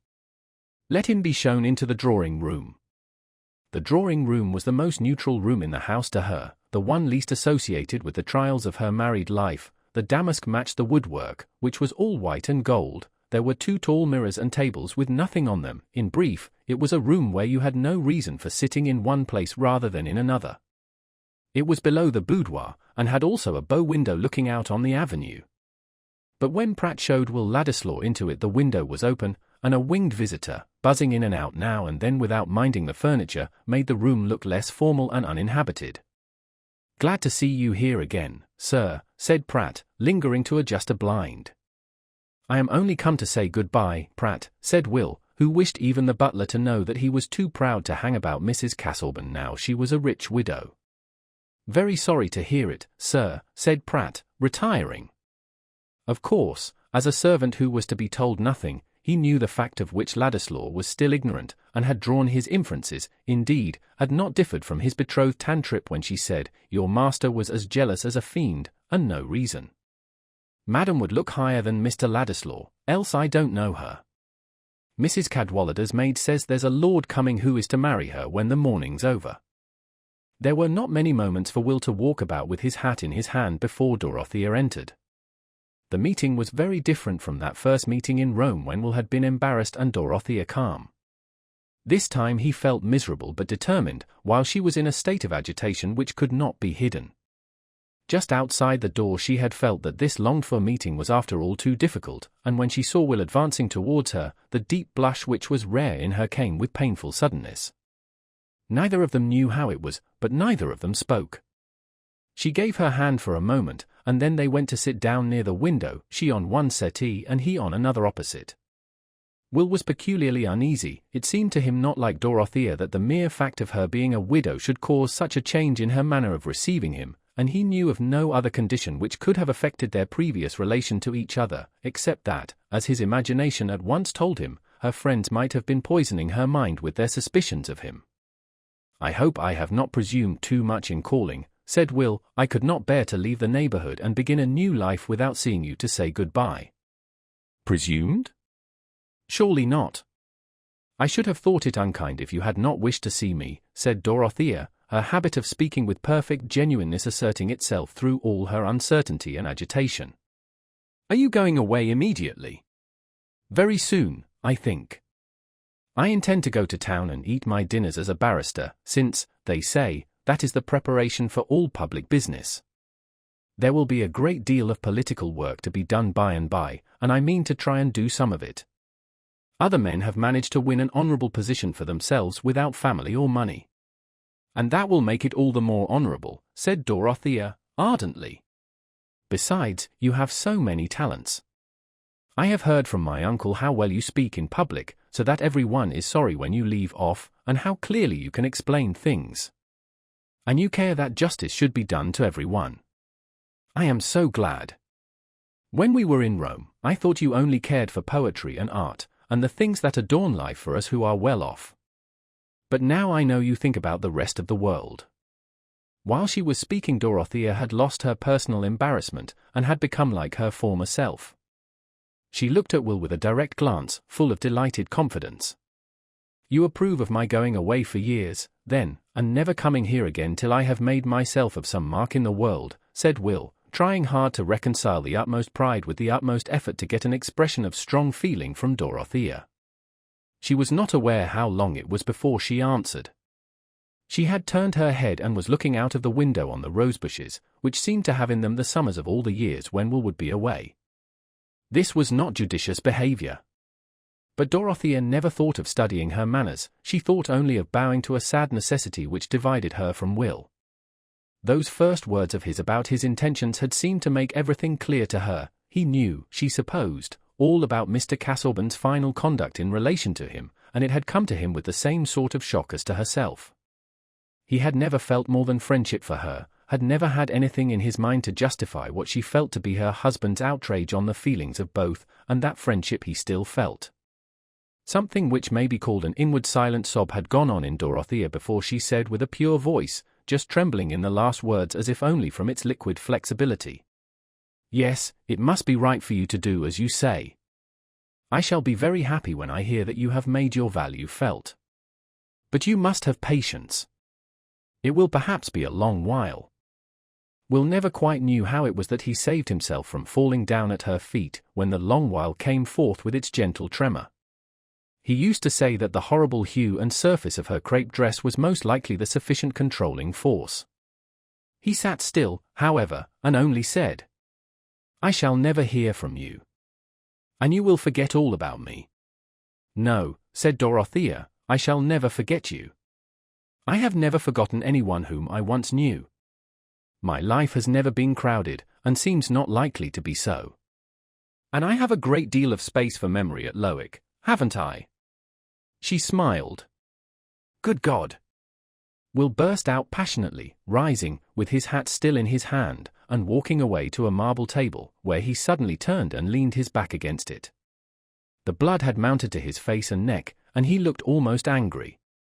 It had seemed to him as if they were like two creatures slowly turning to marble in each other's presence, while their hearts were conscious and their eyes were yearning. But there was no help for it. It should never be true of him that in this meeting to which he had come with bitter resolution he had ended by a confession which might be interpreted into asking for her fortune. Moreover, it was actually true that he was fearful of the effect which such confessions might have on Dorothea herself. She looked at him from that distance in some trouble, imagining that there might have been an offense in her words. But all the while there was a current of thought in her about his probable want of money, and the impossibility of her helping him. If her uncle had been at home, something might have been done through him. It was this preoccupation with the hardship of Will's wanting money, while she had what ought to have been his share, which led her to say, seeing that he remained silent and looked away from her, "I wonder whether you would like to have that miniature which hangs upstairs, I mean that beautiful miniature of your grandmother. I think it is not right for me to keep it if you would wish to have it. It is wonderfully like you." "You are very good," said Will, irritably. "No, I don't mind about it. It is not very consoling to have one's own likeness. It would be more consoling if others wanted to have it. I thought you would like to cherish her memory, I thought." Dorothea broke off an instant, her imagination suddenly warning her away from Aunt Julia's history. "You would surely like to have the miniature as a family memorial." "Why should I have that, when I have nothing else? A man with only a portmanteau for his stowage must keep his memorials in his head." Will spoke at random. He was merely venting his petulance. It was a little too exasperating to have his grandmother's portrait offered him at that moment. But to Dorothea's feeling his words had a peculiar sting. She rose and said with a touch of indignation as well as hauteur, "You are much the happier of us two, Mr. Ladislaw, to have nothing." Will was startled. Whatever the words might be, the tone seemed like a dismissal, and quitting his leaning posture, he walked a little way towards her. Their eyes met, but with a strange questioning gravity. Something was keeping their minds aloof, and each was left to conjecture what was in the other. Will had really never thought of himself as having a claim of inheritance on the property which was held by Dorothea, and would have required a narrative to make him understand her present feeling. "I never felt it a misfortune to have nothing till now," he said. "But poverty may be as bad as leprosy, if it divides us from what we most care for." The words cut Dorothea to the heart, and made her relent. She answered in a tone of sad fellowship, "Sorrow comes in so many ways. 2 years ago I had no notion of that, I mean of the unexpected way in which trouble comes, and ties our hands, and makes us silent when we long to speak. I used to despise women a little for not shaping their lives more, and doing better things. I was very fond of doing as I liked, but I have almost given it up," she ended, smiling playfully. "I have not given up doing as I like, but I can very seldom do it," said Will. He was standing 2 yards from her with his mind full of contradictory desires and resolves, desiring some unmistakable proof that she loved him, and yet dreading the position into which such a proof might bring him. The thing one most longs for may be surrounded with conditions that would be intolerable. At this moment Pratt entered and said, "Sir James Chettam is in the library, madam." "Ask Sir James to come in here," said Dorothea, immediately. It was as if the same electric shock had passed through her and Will. Each of them felt proudly resistant, and neither looked at the other, while they awaited Sir James's entrance. After shaking hands with Dorothea, he bowed as slightly as possible to Ladislaw, who repaid the slightness exactly, and then going towards Dorothea, said, "I must say good-bye, Mrs. Casaubon, and probably for a long while. Dorothea put out her hand and said her goodbye cordially. The sense that Sir James was depreciating Will and behaving rudely to him roused her resolution and dignity. There was no touch of confusion in her manner. And when Will had left the room, she looked with such calm self-possession at Sir James, saying, "How is Celia?" that he was obliged to behave as if nothing had annoyed him. And what would be the use of behaving otherwise? Indeed, Sir James shrank with so much dislike from the association even in thought of Dorothea with Ladislaw as her possible lover, that he would himself have wished to avoid an outward show of displeasure which would have recognized the disagreeable possibility. If anyone had asked him why he shrank in that way, I am not sure that he would at first have said anything fuller or more precise than that Ladislaw. Though on reflection he might have urged that Mr. Casaubon's codicil, barring Dorothea's marriage with Will, except under a penalty, was enough to cast unfitness over any relation at all between them. His aversion was all the stronger because he felt himself unable to interfere. But Sir James was a power in a way unguessed by himself. Entering at that moment, he was an incorporation of the strongest reasons through which Will's pride became a repellent force, keeping him asunder from Dorothea. Chapter 55. Hath she her faults? I would you had them too. They are the fruity must of soundest wine. Or say, they are regenerating fire. Such as hath turned the dense black element into a crystal pathway for the sun. If youth is the season of hope, it is often so only in the sense that our elders are hopeful about us, for no age is so apt as youth to think its emotions, partings, and resolves are the last of their kind. Each crisis seems final, simply because it is new. We are told that the oldest inhabitants in Peru do not cease to be agitated by the earthquakes, but they probably see beyond each shock, and reflect that there are plenty more to come. To Dorothea, still in that time of youth when the eyes with their long full lashes look out after their rain of tears unsoiled and unwearied as a freshly opened passion flower, that morning's parting with Will Ladislaw seemed to be the close of their personal relations. He was going away into the distance of unknown years, and if ever he came back he would be another man. The actual state of his mind, his proud resolve to give the lie beforehand to any suspicion that he would play the needy adventurer seeking a rich woman, lay quite out of her imagination, and she had interpreted all his behavior easily enough by her supposition that Mr. Casaubon's codicil seemed to him, as it did to her, a gross and cruel interdict on any active friendship between them. Their young delight in speaking to each other, and saying what no one else would care to hear, was forever ended, and become a treasure of the past. For this very reason she dwelt on it without inward check. That unique happiness too was dead, and in its shadowed silent chamber she might vent the passionate grief which she herself wondered at. For the first time she took down the miniature from the wall and kept it before her, liking to blend the woman who had been too hardly judged with the grandson whom her own heart and judgment defended. Can anyone who has rejoiced in woman's tenderness think it a reproach to her that she took the little oval picture in her palm and made a bed for it there, and leaned her cheek upon it, as if that would soothe the creatures who had suffered unjust condemnation? She did not know then that it was love who had come to her briefly, as in a dream before awaking, with the hues of morning on his wings, that it was love to whom she was sobbing her farewell as his image was banished by the blameless rigor of irresistible day.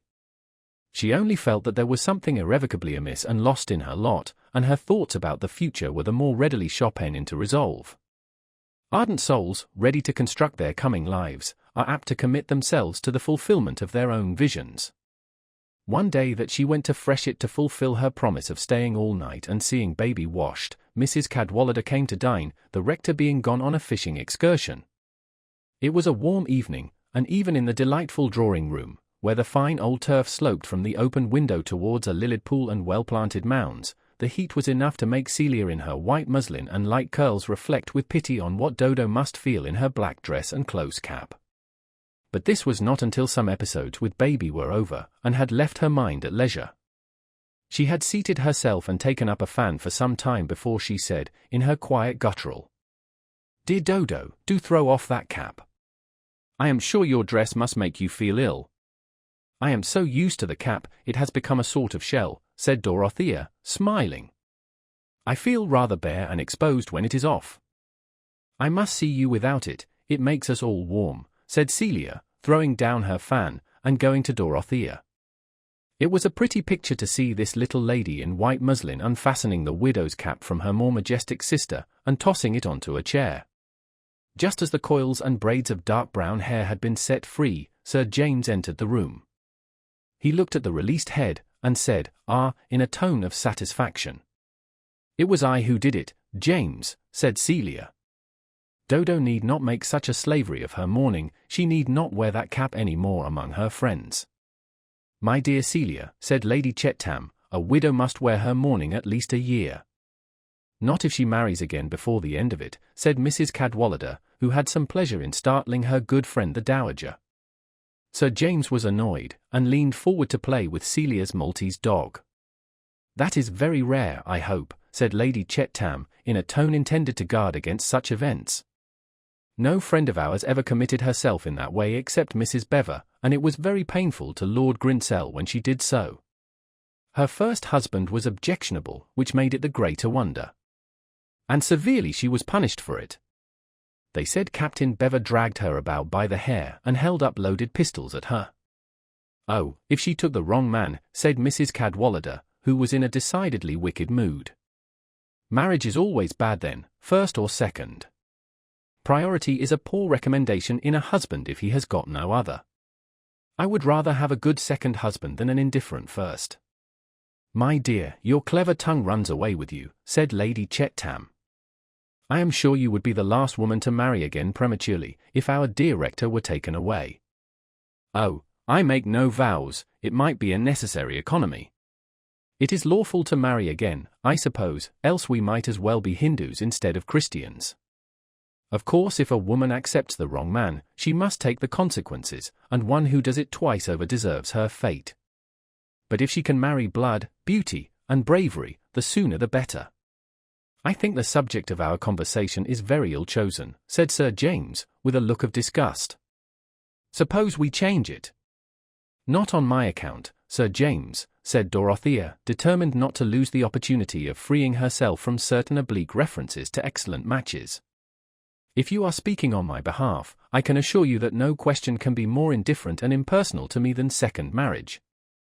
It is no more to me than if you talked of women going fox hunting. Whether it is admirable in them or not, I shall not follow them. Pray let Mrs. Cadwallader amuse herself on that subject as much as on any other." "My dear Mrs. Casaubon," said Lady Chettam, in her stateliest way, "you do not, I hope, think there was any allusion to you in my mentioning Mrs. Bever. It was only an instance that occurred to me. She was stepdaughter to Lord Grinsell, he married Mrs. Teveroy for his second wife. There could be no possible allusion to you." "Oh no," said Celia. "Nobody chose the subject, it all came out of Dodo's cap. Mrs. Cadwallader only said what was quite true. A woman could not be married in a widow's cap, James." "Hush, my dear," said Mrs. Cadwallader. "I will not offend again. I will not even refer to Dido or Zenobia. Only what are we to talk about? I, for my part, object to the discussion of human nature, because that is the nature of rectors' wives." Later in the evening, after Mrs. Cadwallader was gone, Celia said privately to Dorothea, "Really, Dodo, taking your cap off made you like yourself again in more ways than one. You spoke up just as you used to do, when anything was said to displease you. But I could hardly make out whether it was James that you thought wrong, or Mrs. Cadwallader." "Neither," said Dorothea. "James spoke out of delicacy to me, but he was mistaken in supposing that I minded what Mrs. Cadwallader said. I should only mind if there were a law obliging me to take any piece of blood and beauty that she or anybody else recommended. But you know, Dodo, if you ever did marry, it would be all the better to have blood and beauty," said Celia, reflecting that Mr. Casaubon had not been richly endowed with those gifts, and that it would be well to caution Dorothea in time. "Don't be anxious, Kitty, I have quite other thoughts about my life." "I shall never marry again," said Dorothea, touching her sister's chin, and looking at her with indulgent affection. Celia was nursing her baby, and Dorothea had come to say good night to her. "Really, quite," said Celia. "Not anybody at all, if he were very wonderful indeed." Dorothea shook her head slowly. "Not anybody at all. I have delightful plans. I should like to take a great deal of land, and drain it, and make a little colony, where everybody should work, and all the work should be done well. I should know every one of the people and be their friend. I am going to have great consultations with Mr. Garth. He can tell me almost everything I want to know. Then you will be happy, if you have a plan, Dodo, said Celia. Perhaps little Arthur will like plans when he grows up, and then he can help you. Sir James was informed that same night that Dorothea was really quite set against marrying anybody at all, and was going to take to all sorts of plans, just like what she used to have. Sir James made no remark. To his secret feeling there was something repulsive in a woman's second marriage, and no match would prevent him from feeling it a sort of desecration for Dorothea. He was aware that the world would regard such a sentiment as preposterous, especially in relation to a woman of 21, the practice of the world being to treat of a young widow's second marriage as certain and probably near, and to smile with meaning if the widow acts accordingly. But if Dorothea did choose to espouse her solitude, he felt that the resolution would well become her. Chapter 56. How happy is he born and taught? That serveth not another's will. Whose armour is his honest thought? And simple truth his only skill. This man is freed from servile bands. Of hope to rise or fear to fall. Lord of himself though not of lands. And having nothing yet athal. Sir Henry Wotton. Dorothea's confidence in Caleb Garth's knowledge, which had begun on her hearing that he approved of her cottages, had grown fast during her stay at Freshitt, Sir James having induced her to take rides over the 2 estates in company with himself and Caleb, who quite returned her admiration, and told his wife that Mrs. Casaubon had a head for business most uncommon in a woman. It must be remembered that by business Caleb never meant money transactions, but the skillful application of labour. Most uncommon, repeated Caleb. She said a thing I often used to think myself when I was a lad, Mr. Garth. I should like to feel, if I lived to be old, that I had improved a great piece of land and built a great many good cottages, because the work is of a healthy kind while it is being done, and after it is done, men are the better for it. Those were the very words. She sees into things in that way. But womanly, I hope, said Mrs. Garth, half suspecting that Mrs. Casaubon might not hold the true principle of subordination. Oh, you can't think, said Caleb, shaking his head. You would like to hear her speak, Susan. She speaks in such plain words, and a voice like music. Bless me! It reminds me of bits in thy Messiah, and straightway there appeared a multitude of the heavenly host, praising God and saying, it has a tone with it that satisfies your ear. Caleb was very fond of music, and when he could afford it went to hear an oratorio that came within his reach, returning from it with a profound reverence for this mighty structure of tones, which made him sit meditatively, looking on the floor and throwing much unutterable language into his outstretched hands. With this good understanding between them, it was natural that Dorothea asked Mr. Garth to undertake any business connected with the 3 farms and the numerous tenements attached to Lowick Manor. Indeed, his expectation of getting work for 2 was being fast fulfilled. As he said, business breeds. And one form of business which was beginning to breed just then was the construction of railways. A projected line was to run through Lowick parish where the cattle had hitherto grazed in a peace unbroken by astonishment, and thus it happened that the infant struggles of the railway system entered into the affairs of Caleb Garth, and determined the course of this history with regard to 2 persons who were dear to him. The submarine railway may have its difficulties, but the bed of the sea is not divided among various landed proprietors with claims for damages not only measurable but sentimental. In the hundred to which Middlemarch belonged railways were as exciting a topic as the Reform Bill or the imminent horrors of cholera, and those who held the most decided views on the subject were women and landholders. Women both old and young regarded travelling by steam as presumptuous and dangerous, and argued against it by saying that nothing should induce them to get into a railway carriage, while proprietors, differing from each other in their arguments as much as Mr. Solomon Featherstone differed from Lord Medlicote, were yet unanimous in the opinion that in selling land, whether to the enemy of mankind or to a company obliged to purchase, these pernicious agencies must be made to pay a very high price to landowners for permission to injure mankind. But the slower wits, such as Mr. Solomon and Mrs. Wall, who both occupied land of their own, took a long time to arrive at this conclusion, their minds halting at the vivid conception of what it would be to cut the big pasture in 2, and turn it into 3-cornered bits, which would be the know-how, while accommodation bridges and high payments were remote and incredible. The cows will all cast their calves, brother, said Mrs. Wall, in a tone of deep melancholy, if the railway comes across the near close, and I shouldn't wonder at the mare too, if she was in foal. It's a poor tale if a widow's property is to be spaded away, and the law say nothing to it. What's to hinder them from cutting right and left if they begin?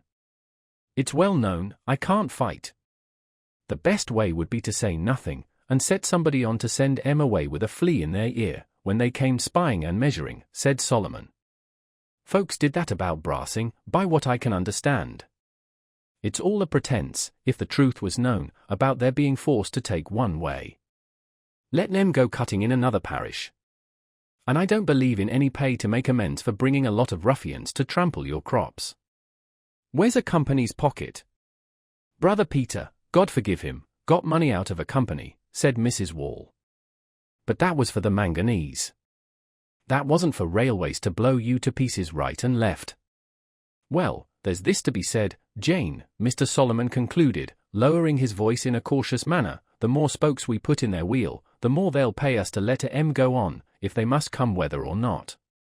This reasoning of Mr. Solomon's was perhaps less thorough than he imagined, his cunning bearing about the same relation to the course of railways as the cunning of a diplomatist bears to the general chill or catarrh of the solar system.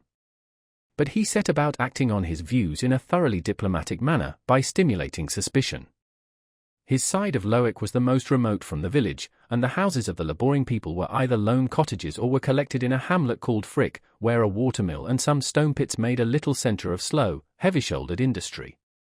In the absence of any precise idea as to what railways were, public opinion in Frick was against them, for the human mind in that grassy corner had not the proverbial tendency to admire the unknown, holding rather that it was likely to be against the poor man, and that suspicion was the only wise attitude with regard to it. Even the rumour of reform had not yet excited any millennial expectations in Frick, there being no definite promise in it, as of gratuitous grains to fatten Hiram Ford's pig, or of a publican at the weights and scales who would brew beer for nothing, or of an offer on the part of the 3 neighbouring farmers to raise wages during winter. And without distinct good of this kind in its promises, reform seemed on a footing with the bragging of pedlars, which was a hint for distrust to every knowing person. The men of Frick were not ill-fed, and were less given to fanaticism than to a strong muscular suspicion, less inclined to believe that they were peculiarly cared for by heaven, than to regard heaven itself as rather disposed to take them in, a disposition observable in the weather. Thus the mind of Frick was exactly of the sort for Mr. Solomon Featherstone to work upon, he having more plenteous ideas of the same order, with a suspicion of heaven and earth which was better fed and more entirely at leisure. Solomon was overseer of the roads at that time, and on his slow-paced cob often took his rounds by Frick to look at the workmen getting the stones there, pausing with a mysterious deliberation, which might have misled you into supposing that he had some other reason for staying than the mere want of impulse to move.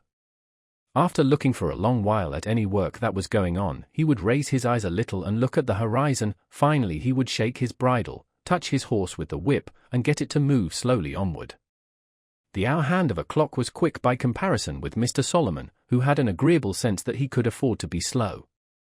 He was in the habit of pausing for a cautious, vaguely designing chat with every hedger or ditcher on his way, and was especially willing to listen even to news which he had heard before, feeling himself at an advantage over all narrators in partially disbelieving them. One day, however, he got into a dialogue with Hiram Ford, a waggoner, in which he himself contributed information. He wished to know whether Hiram had seen fellows with staves and instruments spying about. They called themselves railroad people, but there was no telling what they were or what they meant to do. The least they pretended was that they were going to cut Lowick parish into 6s and 7s. Why, there'll be no stirring from one place to another, said Hiram, thinking of his waggon and horses. Not a bit, said Mr. Solomon. And cutting up fine land such as this parish. Let them go into Tipton, say I. But there's no knowing what there is at the bottom of it. Traffic is what they put forward, but it's to do harm to the land and the poor man in the long run. Why, they're Lunnon chaps, I reckon, said Hiram, who had a dim notion of London as a centre of hostility to the country. To be sure. And in some parts against brassing, by what I've heard say, the folks fell on them when they were spying, and broke their peepholes as they carry, and drove them away, so as they knew better than come again. It wore good foon, I'd be bound, said Hiram, whose fun was much restricted by circumstances. "Well, I wouldn't meddle with them myself," said Solomon. "But some say this country's seen its best days, and the sign is, as it's being overrun with these fellows trampling right and left, and wanting to cut it up into railways, and all for the big traffic to swallow up the little, so as there shan't be a team left on the land, nor a whip to crack." "I'll crack my whip about their afore they bring it to that, though," said Hiram, while Mr. Solomon, shaking his bridle, moved onward. Nettleseed needs no digging. The ruin of this countryside by railroads was discussed, not only at the weights and scales, but in the hayfield, where the muster of working hands gave opportunities for talk such as were rarely had through the rural year. One morning, not long after that interview between Mr. Fairbrother and Mary Garth, in which she confessed to him her feeling for Fred Vincey, it happened that her father had some business which took him to Yodrell's farm in the direction of Frick. It was to measure and value an outlying piece of land belonging to Lowick Manor, which Caleb expected to dispose of advantageously for Dorothea. It must be confessed that his bias was towards getting the best possible terms from railroad companies. He put up his gig at Yodrell's, and in walking with his assistant and measuring chain to the scene of his work, he encountered the party of the company's agents, who were adjusting their spirit level. After a little chat he left them, observing that by and by they would reach him again where he was going to measure. It was one of those grey mornings after light rains, which become delicious about 12 o'clock, when the clouds part a little, and the scent of the earth is sweet along the lanes and by the hedgerows. The scent would have been sweeter to Fred Vincey, who was coming along the lanes on horseback, if his mind had not been worried by unsuccessful efforts to imagine what he was to do, with his father on one side expecting him straightway to enter the church, with Mary on the other threatening to forsake him if he did enter it, and with the working-day world showing no eager need whatever of a young gentleman without capital and generally unskilled. It was the harder to Fred's disposition because his father, satisfied that he was no longer rebellious, was in good humour with him, and had sent him on this pleasant ride to see after some greyhounds. Even when he had fixed on what he should do, there would be the task of telling his father. But it must be admitted that the fixing, which had to come first, was the more difficult task. What secular avocation on earth was there for a young man, whose friends could not get him an appointment, which was at once gentlemanly, lucrative, and to be followed without special knowledge? Riding along the lanes by Frick in this mood, and slackening his pace while he reflected whether he should venture to go round by Lowick Parsonage to call on Mary, he could see over the hedges from one field to another. Suddenly a noise roused his attention, and on the far side of a field on his left hand he could see 6 or 7 men in smock frocks with hay forks in their hands making an offensive approach towards the 4 railway agents who were facing them, while Caleb Garth and his assistant were hastening across the field to join the threatened group. Fred, delayed a few moments by having to find the gate, could not gallop up to the spot before the party in smock frocks, whose work of turning the hay had not been too pressing after swallowing their midday beer, were driving the men in coats before them with their hay forks, while Caleb Garth's assistant, a lad of 17, who had snatched up the spirit level at Caleb's order, had been knocked down and seemed to be lying helpless. The coated men had the advantage as runners, and Fred covered their retreat by getting in front of the smock frocks and charging them suddenly enough to throw their chase into confusion. "What do you confounded fools mean?" shouted Fred, pursuing the divided group in a zigzag, and cutting right and left with his whip. "I'll swear to every one of you before the magistrate. You've knocked the lad down and killed him, for what I know. You'll every one of you be hanged at the next assizes, if you don't mind," said Fred, who afterwards laughed heartily as he remembered his own phrases. The Labors had been driven through the gateway into their hay field, and Fred had checked his horse, when Hiram Ford, observing himself at a safe challenging distance, turned back and shouted a defiance which he did not know to be Homeric. "Yo re coward, yo are. Yo git off your horse, young meester, and I'll have a round wie, I will. Yo daredn't come on wi out your hossen or whip. I'd soon knock the breath out on ye, I would. Wait a minute, and I'll come back presently, and have a round with you all in turn, if you like," said Fred, who felt confidence in his power of boxing with his dearly beloved brethren. But just now he wanted to hasten back to Caleb and the prostrate youth. The lad's ankle was strained, and he was in much pain from it, but he was no further hurt, and Fred placed him on the horse that he might ride to Yodrell's and be taken care of there. "Let them put the horse in the stable, and tell the surveyors they can come back for their traps," said Fred. "The ground is clear now. No, no, said Caleb, here's a breakage. They'll have to give up for today, and it will be as well. Here, take the things before you on the horse, Tom. They'll see you coming, and they'll turn back. I'm glad I happened to be here at the right moment, Mr. Garth, said Fred, as Tom rode away. No knowing what might have happened if the cavalry had not come up in time. It was lucky, said Caleb, speaking rather absently, and looking towards the spot where he had been at work at the moment of interruption. But, deuce take it, this is what comes of men being fools, I'm hindered of my day's work. I can't get along without somebody to help me with the measuring chain.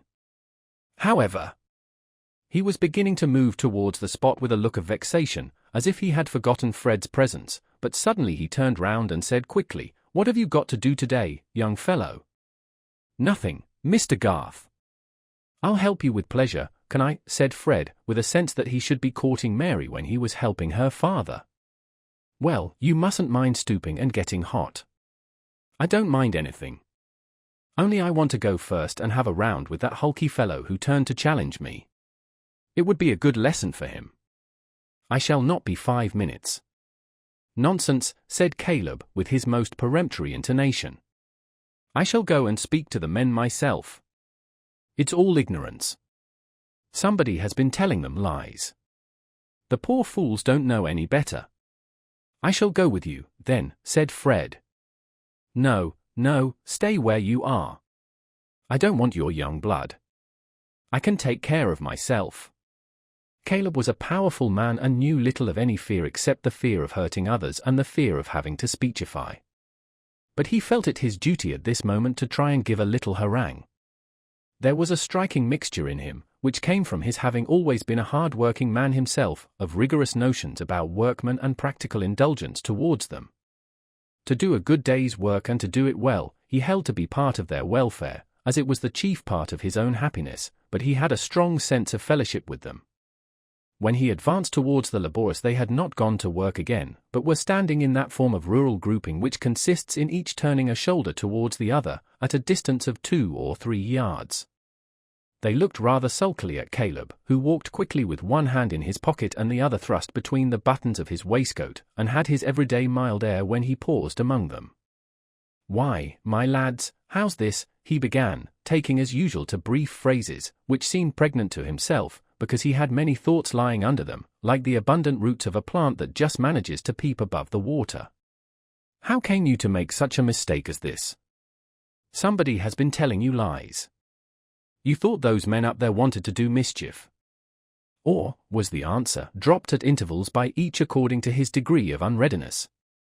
"Nonsense. No such thing. They're looking out to see which way the railroad is to take. Now, my lads, you can't hinder the railroad, it will be made whether you like it or not. And if you go fighting against it, you'll get yourselves into trouble. The law gives those men leave to come here on the land. The owner has nothing to say against it, and if you meddle with them you'll have to do with the constable and Justice Blakesley, and with the handcuffs and Middlemarch jail. And you might be in for it now, if anybody informed against you."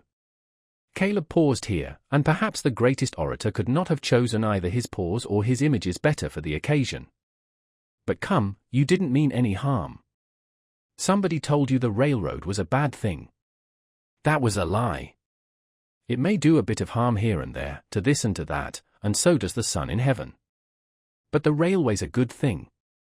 "Or good for the big folks to make money out on," said old Timothy Cooper, who had stayed behind turning his hay while the others had been gone on their spree. "I seen lots o' things turn up since I wore a young UN, the war and the peace, and the canals, and the old King George, and the Reagan, and the new King George, and the new UN as has got a new NEAME, and it's been all aloik to the poor Monday.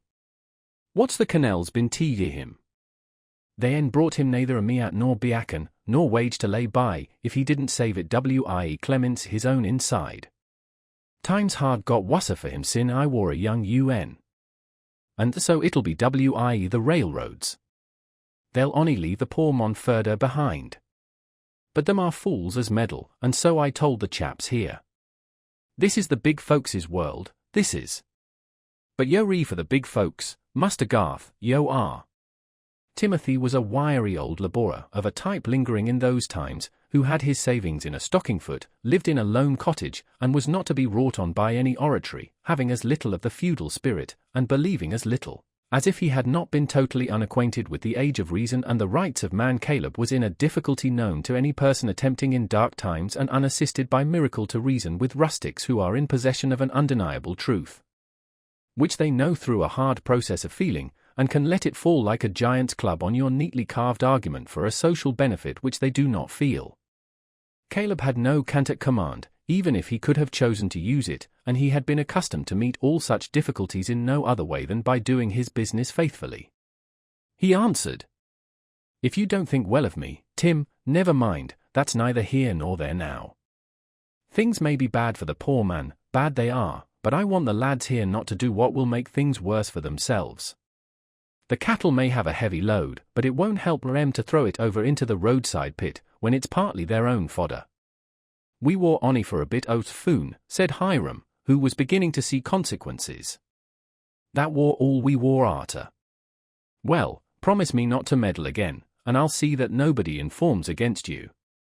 "I en ne'er meddled, and I en no call to promise," said Timothy. "No, but the rest. Come, I'm as hard at work as any of you today, and I can't spare much time.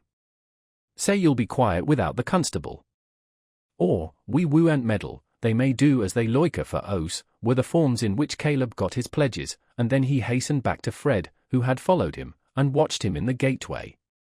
They went to work, and Fred helped vigorously. His spirits had risen, and he heartily enjoyed a good slip in the moist earth under the hedgerow, which soiled his perfect summer trousers. Was it his successful onset which had elated him, or the satisfaction of helping Mary's father? Something more. The accidents of the morning had helped his frustrated imagination to shape an employment for himself which had several attractions. I am not sure that certain fibres in Mr. Garth's mind had not resumed their old vibration towards the very end which now revealed itself to Fred. For the effective accident is but the touch of fire where there is oil and tow, and it always appeared to Fred that the railway brought the needed touch. But they went on in silence except when their business demanded speech. At last, when they had finished and were walking away, Mr. Garth said, "A young fellow needn't be a B.A. to do this sort of work, Fred?" "I wish I had taken to it before I had thought of being a B.A., said Fred. He paused a moment, and then added, more hesitatingly, "Do you think I am too old to learn your business, Mr. Garth?" "My business is of many sorts, my boy," said Mr. Garth, smiling. "A good deal of what I know can only come from experience. You can't learn it off as you learn things out of a book. But you are young enough to lay a foundation yet." Caleb pronounced the last sentence emphatically, but paused in some uncertainty. He had been under the impression lately that Fred had made up his mind to enter the church. "You do think I could do some good at it, if I were to try?" said Fred, more eagerly. "That depends," said Caleb, turning his head on one side and lowering his voice, with the air of a man who felt himself to be saying something deeply religious. "You must be sure of two things: you must love your work, and not be always looking over the edge of it, wanting your play to begin. And the other is, you must not be ashamed of your work, and think it would be more honourable to you to be doing something else. You must have a pride in your own work and in learning to do it well, and not be always saying, 'There's this and there's that, if I had this or that to do, I might make something of it.' No matter what a man is, I wouldn't give tuppence for him." Here Caleb's mouth looked bitter, and he snapped his fingers, whether he was the Prime Minister or the Rick Thatcher, if he didn't do well what he undertook to do. "I can never feel that I should do that in being a clergyman," said Fred, meaning to take a step in argument. "Then let it alone, my boy," said Caleb, abruptly, "else you'll never be easy. Or, if you are easy, you'll be a poor stick." "That is very nearly what Mary thinks about it," said Fred, colouring. "I think you must know what I feel for Mary, Mr. Garth. I hope it does not displease you that I have always loved her better than anyone else, and that I shall never love anyone as I love her." The expression of Caleb's face was visibly softening while Fred spoke. But he swung his head with a solemn slowness, and said, "That makes things more serious, Fred, if you want to take Mary's happiness into your keeping." "I know that, Mr. Garth," said Fred, eagerly, "and I would do anything for her." She says she will never have me if I go into the church, and I shall be the most miserable devil in the world if I lose all hope of Mary. Really, if I could get some other profession, business, anything that I am at all fit for, I would work hard, I would deserve your good opinion. I should like to have to do with outdoor things. I know a good deal about land and cattle already. I used to believe, you know, though you will think me rather foolish for it, that I should have land of my own. I am sure knowledge of that sort would come easily to me, especially if I could be under you in any way. Softly, my boy, said Caleb, having the image of Susan before his eyes. What have you said to your father about all this? Nothing, yet, but I must tell him. I am only waiting to know what I can do instead of entering the church. I am very sorry to disappoint him, but a man ought to be allowed to judge for himself when he is 24. How could I know when I was 15 what it would be right for me to do now? My education was a mistake. But hearken to this, Fred, said Caleb. Are you sure Mary is fond of you, or would ever have you? I asked Mr. Fairbrother to talk to her, because she had forbidden me, I didn't know what else to do, said Fred, apologetically. And he says that I have every reason to hope, if I can put myself in an honourable position, I mean, out of the church. I dare say you think it unwarrantable in me, Mr. Garth, to be troubling you and obtruding my own wishes about Mary, before I have done anything at all for myself. Of course I have not the least claim, indeed, I have already a debt to you which will never be discharged, even when I have been able to pay it in the shape of money. Yes, my boy, you have a claim, said Caleb, with much feeling in his voice. The young ones have always a claim on the old to help them forward. I was young myself once and had to do without much help, but help would have been welcome to me, if it had been only for the fellow feeling's sake. But I must consider. Come to me tomorrow at the office, at 9 o'clock. At the office, mind. Mr. Garth would take no important step without consulting Susan, but it must be confessed that before he reached home he had taken his resolution. With regard to a large number of matters about which other men are decided or obstinate, he was the most easily manageable man in the world. He never knew what meat he would choose, and if Susan had said that they ought to live in a four-roomed cottage, in order to save, he would have said, "Let us go," without inquiring into details. But where Caleb's feeling and judgment strongly pronounced, he was a ruler, and in spite of his mildness and timidity in reproving, every one about him knew that on the exceptional occasions when he chose, he was absolute. He never, indeed, chose to be absolute except on some one else's behalf. On 99 points Mrs. Garth decided, but on the 100th she was often aware that she would have to perform the singularly difficult task of carrying out her own principle, and to make herself subordinate. "It is come round as I thought, Susan," said Caleb, when they were seated alone in the evening. He had already narrated the adventure which had brought about Fred's sharing in his work, but had kept back the further result. "The children are fond of each other, I mean, Fred and Mary." Mrs. Garth laid her work on her knee, and fixed her penetrating eyes anxiously on her husband. "After we'd done our work, Fred poured it all out to me. He can't bear to be a clergyman, and Mary says she won't have him if he is one, and the lad would like to be under me and give his mind to business. And I determined to take him and make a man of him." "Caleb," said Mrs. Garth, in a deep contralto, expressive of resigned astonishment. "It's a fine thing to do," said Mr. Garth, settling himself firmly against the back of his chair, and grasping the elbows. "I shall have trouble with him, but I think I shall carry it through. The lad loves Mary, and a true love for a good woman is a great thing, Susan. It shapes many a rough fellow." "Has Mary spoken to you on the subject?" said Mrs. Garth, secretly a little hurt that she had to be informed on it herself. "Not a word. I asked her about Fred once, I gave her a bit of a warning. But she assured me she would never marry an idle self-indulgent man, nothing since. But it seems Fred set on Mr. Fairbrother to talk to her, because she had forbidden him to speak himself, and Mr. Fairbrother has found out that she is fond of Fred, but says he must not be a clergyman. Fred's heart is fixed on Mary, that I can see, it gives me a good opinion of the lad, and we always liked him, Susan." "It is a pity for Mary, I think," said Mrs. Garth. "Why a pity?" "Because, Caleb, she might have had a man who is worth 20 Fred Vinces." "Ah," said Caleb, with surprise. I firmly believe that Mr. Fairbrother is attached to her, and meant to make her an offer, but of course, now that Fred has used him as an envoy, there is an end to that better prospect." There was a severe precision in Mrs. Garth's utterance. She was vexed and disappointed, but she was bent on abstaining from useless words. Caleb was silent a few moments under a conflict of feelings. He looked at the floor and moved his head and hands in accompaniment to some inward argumentation. At last he said, "That would have made me very proud and happy, Susan, and I should have been glad for your sake. I've always felt that your belongings have never been on a level with you. But you took me, though I was a plain man." "I took the best and cleverest man I had ever known," said Mrs. Garth, convinced that she would never have loved anyone who came short of that mark. "Well, perhaps others thought you might have done better. But it would have been worse for me. And that is what touches me close about Fred.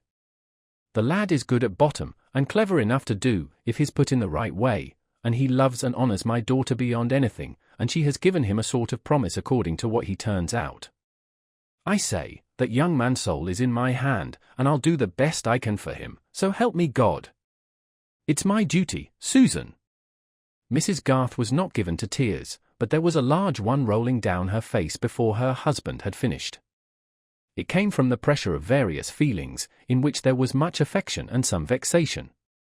She wiped it away quickly, saying, "Few men besides you would think it a duty to add to their anxieties in that way, Caleb.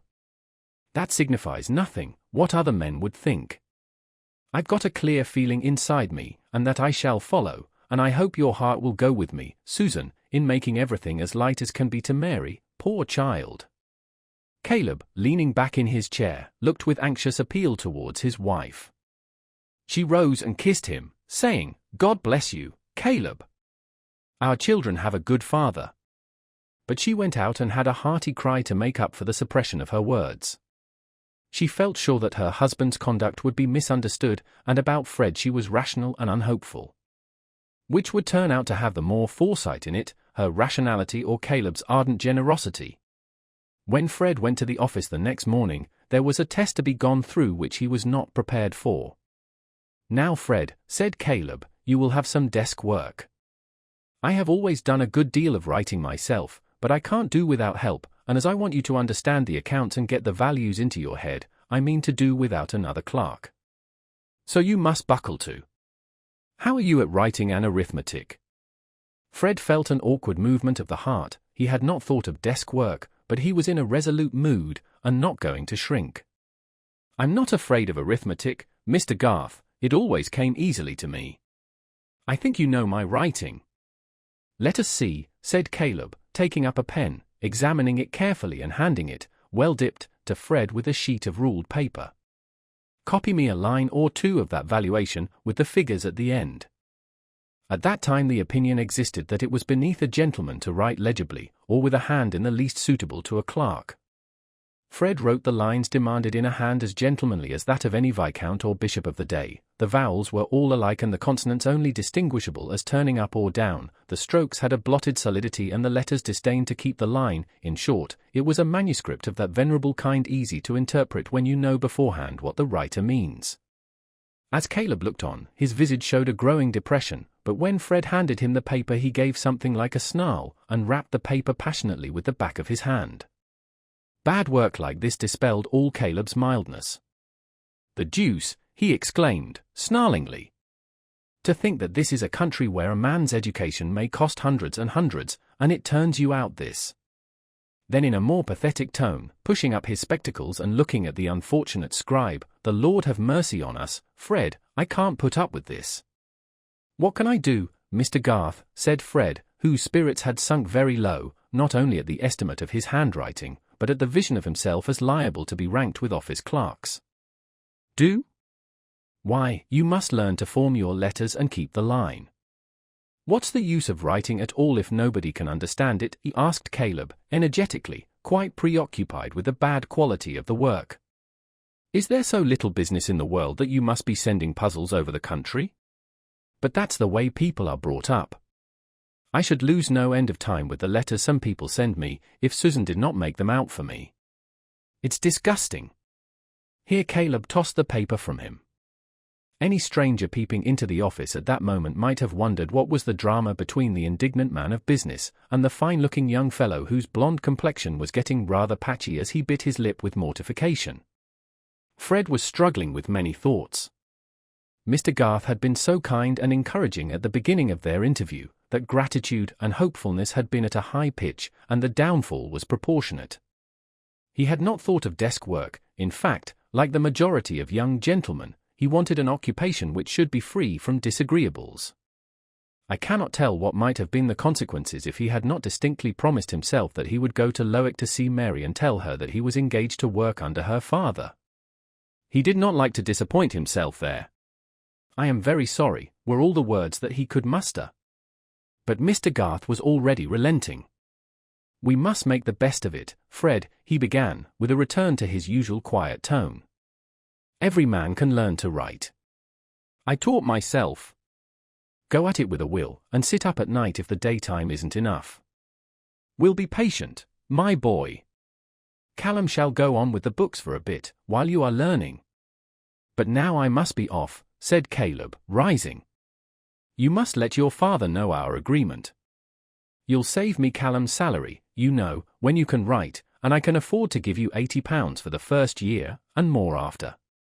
When Fred made the necessary disclosure to his parents, the relative effect on the two was a surprise which entered very deeply into his memory. He went straight from Mr. Garth's office to the warehouse, rightly feeling that the most respectful way in which he could behave to his father was to make the painful communication as gravely and formally as possible. Moreover, the decision would be more certainly understood to be final if the interview took place in his father's gravest hours, which were always those spent in his private room at the warehouse.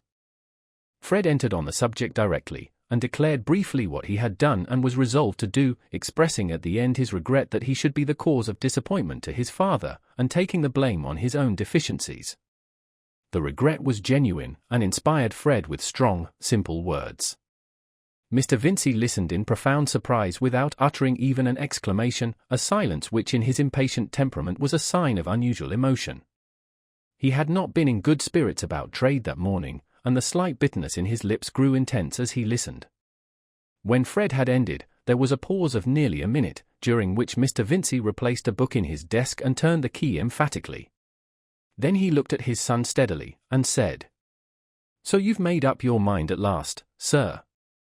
"Yes, father." "Very well, stick to it. I've no more to say. You've thrown away your education, and gone down a step in life, when I had given you the means of rising, that's all. I am very sorry that we differ, father. I think I can be quite as much of a gentleman at the work I have undertaken, as if I had been a curate. But I am grateful to you for wishing to do the best for me. Very well, I have no more to say. I wash my hands of you. I only hope, when you have a son of your own, he will make a better return for the pains you spend on him." This was very cutting to Fred. His father was using that unfair advantage possessed by us all when we are in a pathetic situation and see our own past as if it were simply part of the pathos. In reality, Mr. Vincey's wishes about his son had had a great deal of pride, inconsiderateness, and egoistic folly in them. But still the disappointed father held a strong lever, and Fred felt as if he were being banished with a malediction. "I hope you will not object to my remaining at home, sir," he said, after rising to go. "I shall have a sufficient salary to pay for my board, as of course I should wish to do." "Board be hanged," said Mr. Vincey, recovering himself in his disgust at the notion that Fred's keep would be missed at his table. "Of course your mother will want you to stay. But I shall keep no horse for you, you understand, and you will pay your own tailor. You will do with a suit or two less, I fancy, when you have to pay for em." Fred lingered. There was still something to be said. At last it came. "I hope you will shake hands with me, father, and forgive me the vexation I have caused you." Mr. Vincey from his chair threw a quick glance upward at his son, who had advanced near to him, and then gave his hand, saying hurriedly, "Yes, yes, let us say no more." Fred went through much more narrative and explanation with his mother, but she was inconsolable, having before her eyes what perhaps her husband had never thought of, the certainty that Fred would marry Mary Garth, that her life would henceforth be spoiled by a perpetual infusion of Garths and their ways, and that her darling boy, with his beautiful face and stylish air beyond anybody else's son in Middlemarch, would be sure to get like that family in plainness of appearance and carelessness about his clothes. To her it seemed that there was a Garth conspiracy to get possession of the desirable Fred, but she dared not enlarge on this opinion, because a slight hint of it had made him fly out at her as he had never done before. Her temper was too sweet for her to show any anger, but she felt that her happiness had received a bruise, and for several days merely to look at Fred made her cry a little as if he were the subject of some baleful prophecy. Perhaps she was the slower to recover her usual cheerfulness because Fred had warned her that she must not reopen the sore question with his father, who had accepted his decision and forgiven him. If her husband had been vehement against Fred, she would have been urged into defense of her darling. It was the end of the 4th day when Mr. Vincey said to her, "Come, Lucy, my dear, don't be so downhearted. You always have spoiled the boy, and you must go on spoiling him." "Nothing ever did cut me so before, Vincey," said the wife, her fair throat and chin beginning to tremble again, "only his illness." "Pooh, pooh, never mind. We must expect to have trouble with our children. Don't make it worse by letting me see you out of spirits." "Well, I won't," said Mrs. Vincey, roused by this appeal and adjusting herself with a little shake as of a bird which lays down its ruffled plumage. "It won't do to begin making a fuss about one," said Mr. Vincey, wishing to combine a little grumbling with domestic cheerfulness. "There's Rosamond as well as Fred." "Yes, poor thing. I'm sure I felt for her being disappointed of her baby, but she got over it nicely." "Baby, pooh. I can see Lidgate is making a mess of his practice, and getting into debt too, by what I hear. I shall have Rosamond coming to me with a pretty tale one of these days. But they'll get no money from me, I know. Let his family help him. I never did like that marriage. But it's no use talking. Ring the bell for lemons, and don't look dull any more, Lucy. I'll drive you and Louisa to River's Tun tomorrow." Chapter 57. They numbered scarce 8 summers when a name rose on their souls and stirred such motions there as thrill the buds and shape their hidden frame. At penetration of the quickening air, his name who told of loyal Evan Dhu, of quaint Bradwardine, and Vich Ian Vore, making the little world their childhood knew, large with a land of mountain, lake and score, and larger yet with wonder, love, belief, toward Walter Scott who living far away, sent them this wealth of joy and noble grief. The book and they must part, but day by day, in lines that thwart like portly spiders ran, they wrote the tale, from Tully Veolan.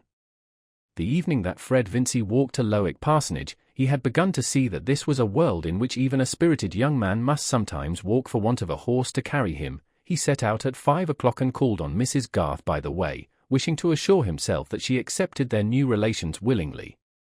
He found the family group, dogs and cats included, under the great apple tree in the orchard. It was a festival with Mrs. Garth, for her eldest son, Christy, her peculiar joy and pride, had come home for a short holiday. Christy, who held it the most desirable thing in the world to be a tutor, to study all literatures and be a regenerate parson, and who was an incorporate criticism on poor Fred, a sort of object lesson given to him by the educational mother. Christy himself, a square-browed, broad-shouldered masculine edition of his mother not much higher than Fred's shoulder, which made it the harder that he should be held superior, was always as simple as possible, and thought no more of Fred's disinclination to scholarship than of a giraffe's, wishing that he himself were more of the same height. He was lying on the ground now by his mother's chair, with his straw hat laid flat over his eyes, while Jim on the other side was reading aloud from that beloved writer who has made a chief part in the happiness of many young lives. The volume was Ivanhoe, and Jim was in the great archery scene at the tournament, but suffered much interruption from Ben, who had fetched his own old bow and arrows, and was making himself dreadfully disagreeable, Letty thought, by begging all present to observe his random shots, which no one wished to do except Brownie, the active-minded but probably shallow mongrel, while the grizzled Newfoundland lying in the sun looked on with the dull-eyed neutrality of extreme old age. Letty herself, showing as to her mouth and pinafore some slight signs that she had been assisting at the gathering of the cherries which stood in a coral heap on the tea-table, was now seated on the grass, listening open-eyed to the reading. But the centre of interest was changed for all by the arrival of Fred Vincy. When, seating himself on a garden stool, he said that he was on his way to Lowick Parsonage, Ben, who had thrown down his bow, and snatched up a reluctant half-grown kitten instead, strode across Fred's outstretched leg, and said, "Take me." "Oh, and me too," said Letty. "You can't keep up with Fred and me," said Ben. "Yes, I can." "Mother, please say that I am to go," urged Letty, whose life was much checkered by resistance to her depreciation as a girl. "I shall stay with Christie," observed Jim, as much as to say that he had the advantage of those simpletons, whereupon Letty put her hand up to her head and looked with jealous indecision from the one to the other. "Let us all go and see Mary," said Christie, opening his arms. "No, my dear child, we must not go in a swarm to the parsonage. And that old Glasgow suit of yours would never do. Besides, your father will come home. We must let Fred go alone. He can tell Mary that you are here, and she will come back tomorrow." Christie glanced at his own threadbare knees, and then at Fred's beautiful white trousers. Certainly Fred's tailoring suggested the advantages of an English university, and he had a graceful way even of looking warm and of pushing his hair back with his handkerchief. "Children, run away," said Mrs. Garth, "it is too warm to hang about your friends. Take your brother and show him the rabbits." The eldest understood, and led off the children immediately. Fred felt that Mrs. Garth wished to give him an opportunity of saying anything he had to say, but he could only begin by observing, "How glad you must be to have Christie here." "Yes, he has come sooner than I expected. He got down from the coach at 9 o'clock, just after his father went out. I am longing for Caleb to come and hear what wonderful progress Christie is making.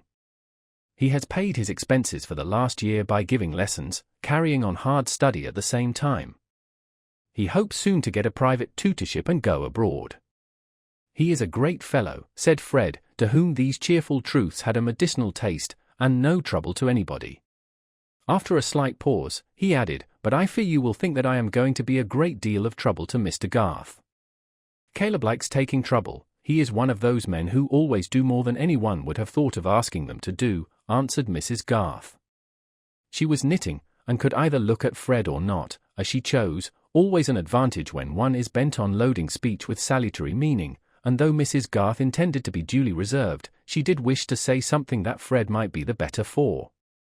"I know you think me very undeserving, Mrs. Garth, and with good reason," said Fred, his spirit rising a little at the perception of something like a disposition to lecture him. "I happen to have behaved just the worst to the people I can't help wishing for the most from. But while two men like Mr. Garth and Mr. Fairbrother have not given me up, I don't see why I should give myself up." Fred thought it might be well to suggest these masculine examples to Mrs. Garth. "Assuredly," said she, with gathering emphasis.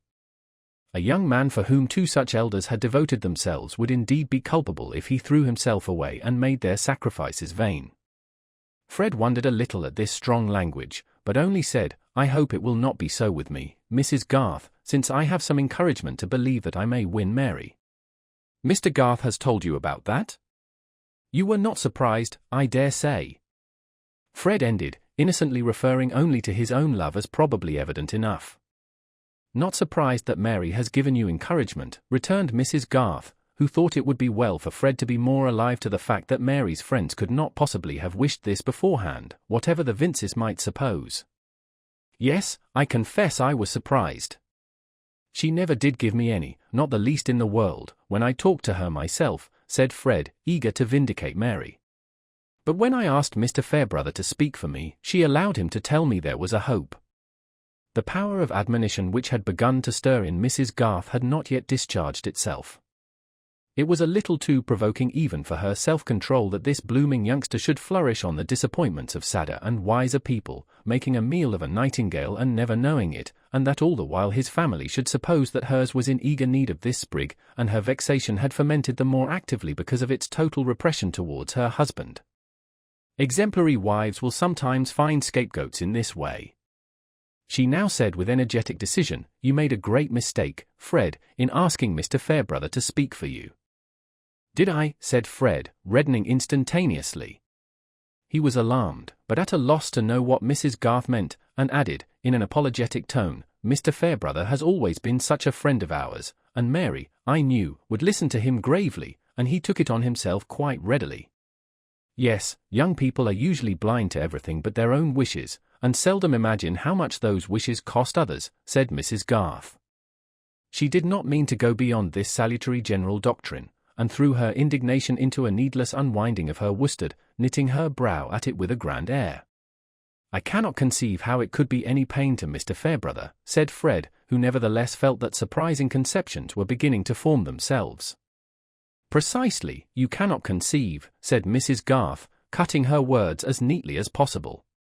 For a moment Fred looked at the horizon with a dismayed anxiety, and then turning with a quick movement said almost sharply, "Do you mean to say, Mrs. Garth, that Mr. Fairbrother is in love with Mary?" "And if it were so, Fred, I think you are the last person who ought to be surprised," returned Mrs. Garth, laying her knitting down beside her and folding her arms. It was an unwonted sign of emotion in her that she should put her work out of her hands. In fact, her feelings were divided between the satisfaction of giving Fred his discipline and the sense of having gone a little too far. Fred took his hat and stick and rose quickly. "Then you think I am standing in his way, and in Mary's too," he said, in a tone which seemed to demand an answer. Mrs. Garth could not speak immediately. She had brought herself into the unpleasant position of being called on to say what she really felt, yet what she knew there were strong reasons for concealing.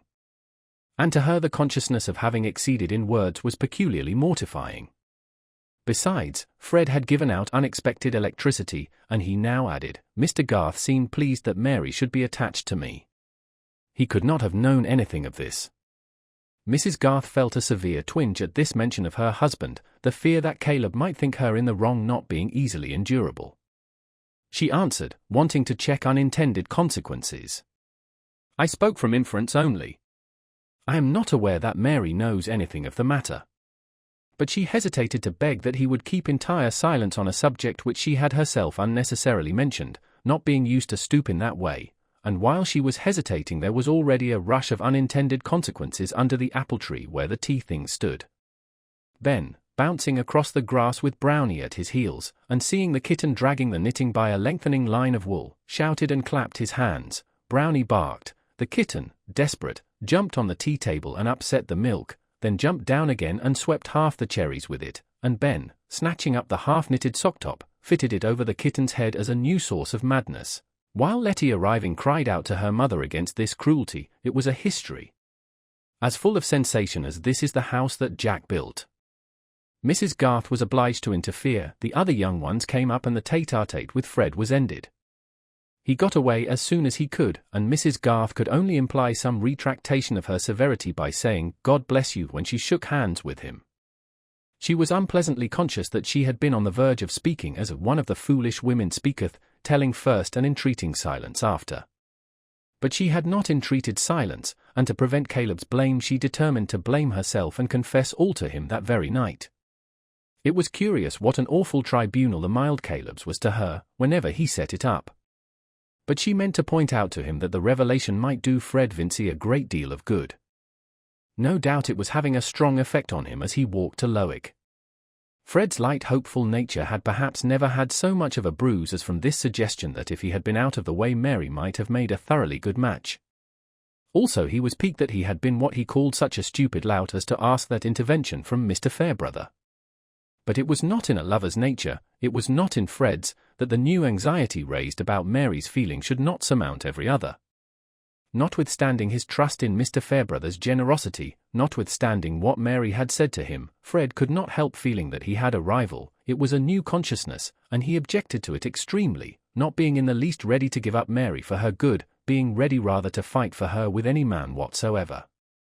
But the fighting with Mr. Fairbrother must be of a metaphorical kind, which was much more difficult to Fred than the muscular.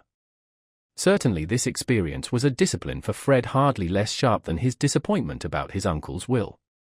The iron had not entered into his soul, but he had begun to imagine what the sharp edge would be. It did not once occur to Fred that Mrs. Garth might be mistaken about Mr. Fairbrother, but he suspected that she might be wrong about Mary. Mary had been staying at the parsonage lately, and her mother might know very little of what had been passing in her mind. He did not feel easier when he found her looking cheerful with the three ladies in the drawing room. They were in animated discussion on some subject which was dropped when he entered, and Mary was copying the labels from a heap of shallow cabinet drawers, in a minute handwriting which she was skilled in.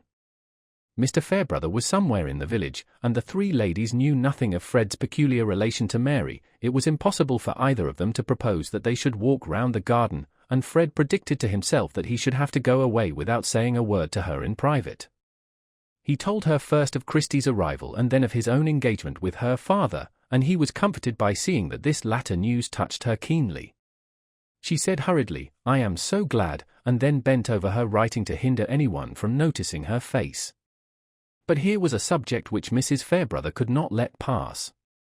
"You don't mean, my dear Miss Garth, that you are glad to hear of a young man giving up the church for which he was educated. You only mean that things being so, you are glad that he should be under an excellent man like your father." "No, really, Mrs. Fairbrother, I am glad of both, I fear," said Mary, cleverly getting rid of one rebellious tear. "I have a dreadfully secular mind. I never liked any clergyman except the Vicar of Wakefield and Mr. Fairbrother." "Now why, my dear," said Mrs. Fairbrother, pausing on her large wooden knitting needles and looking at Mary. "You have always a good reason for your opinions, but this astonishes me. Of course I put out of the question those who preach new doctrine. But why should you dislike clergymen?" "Oh dear," said Mary, her face breaking into merriment as she seemed to consider a moment, "I don't like their neckcloths." "Why, you don't like Camden's, then," said Miss Winifred, in some anxiety. "Yes, I do," said Mary. "I don't like the other clergymen's neckcloths, because it is they who wear them." "How very puzzling," said Miss Noble, feeling that her own intellect was probably deficient. "My dear, you are joking." "You would have better reasons than these for slighting so respectable a class of men," said Mrs. Fairbrother, majestically. "Miss Garth has such severe notions of what people should be that it is difficult to satisfy her," said Fred. "Well, I am glad at least that she makes an exception in favor of my son," said the old lady. Mary was wondering at Fred's piqued tone when Mr. Fairbrother came in and had to hear the news about the engagement under Mr. Garth. At the end he said with quiet satisfaction, "That is right," and then bent to look at Mary's labels and praise her handwriting. Fred felt horribly jealous, was glad, of course, that Mr. Fairbrother was so estimable, but wished that he had been ugly and fat as men at 40 sometimes are. It was clear what the end would be, since Mary openly placed Fairbrother above everybody, and these women were all evidently encouraging the affair. He was feeling sure that he should have no chance of speaking to Mary, when Mr. Fairbrother said, "Fred, help me to carry these drawers back into my study. You have never seen my fine new study. Pray come too, Miss Garth.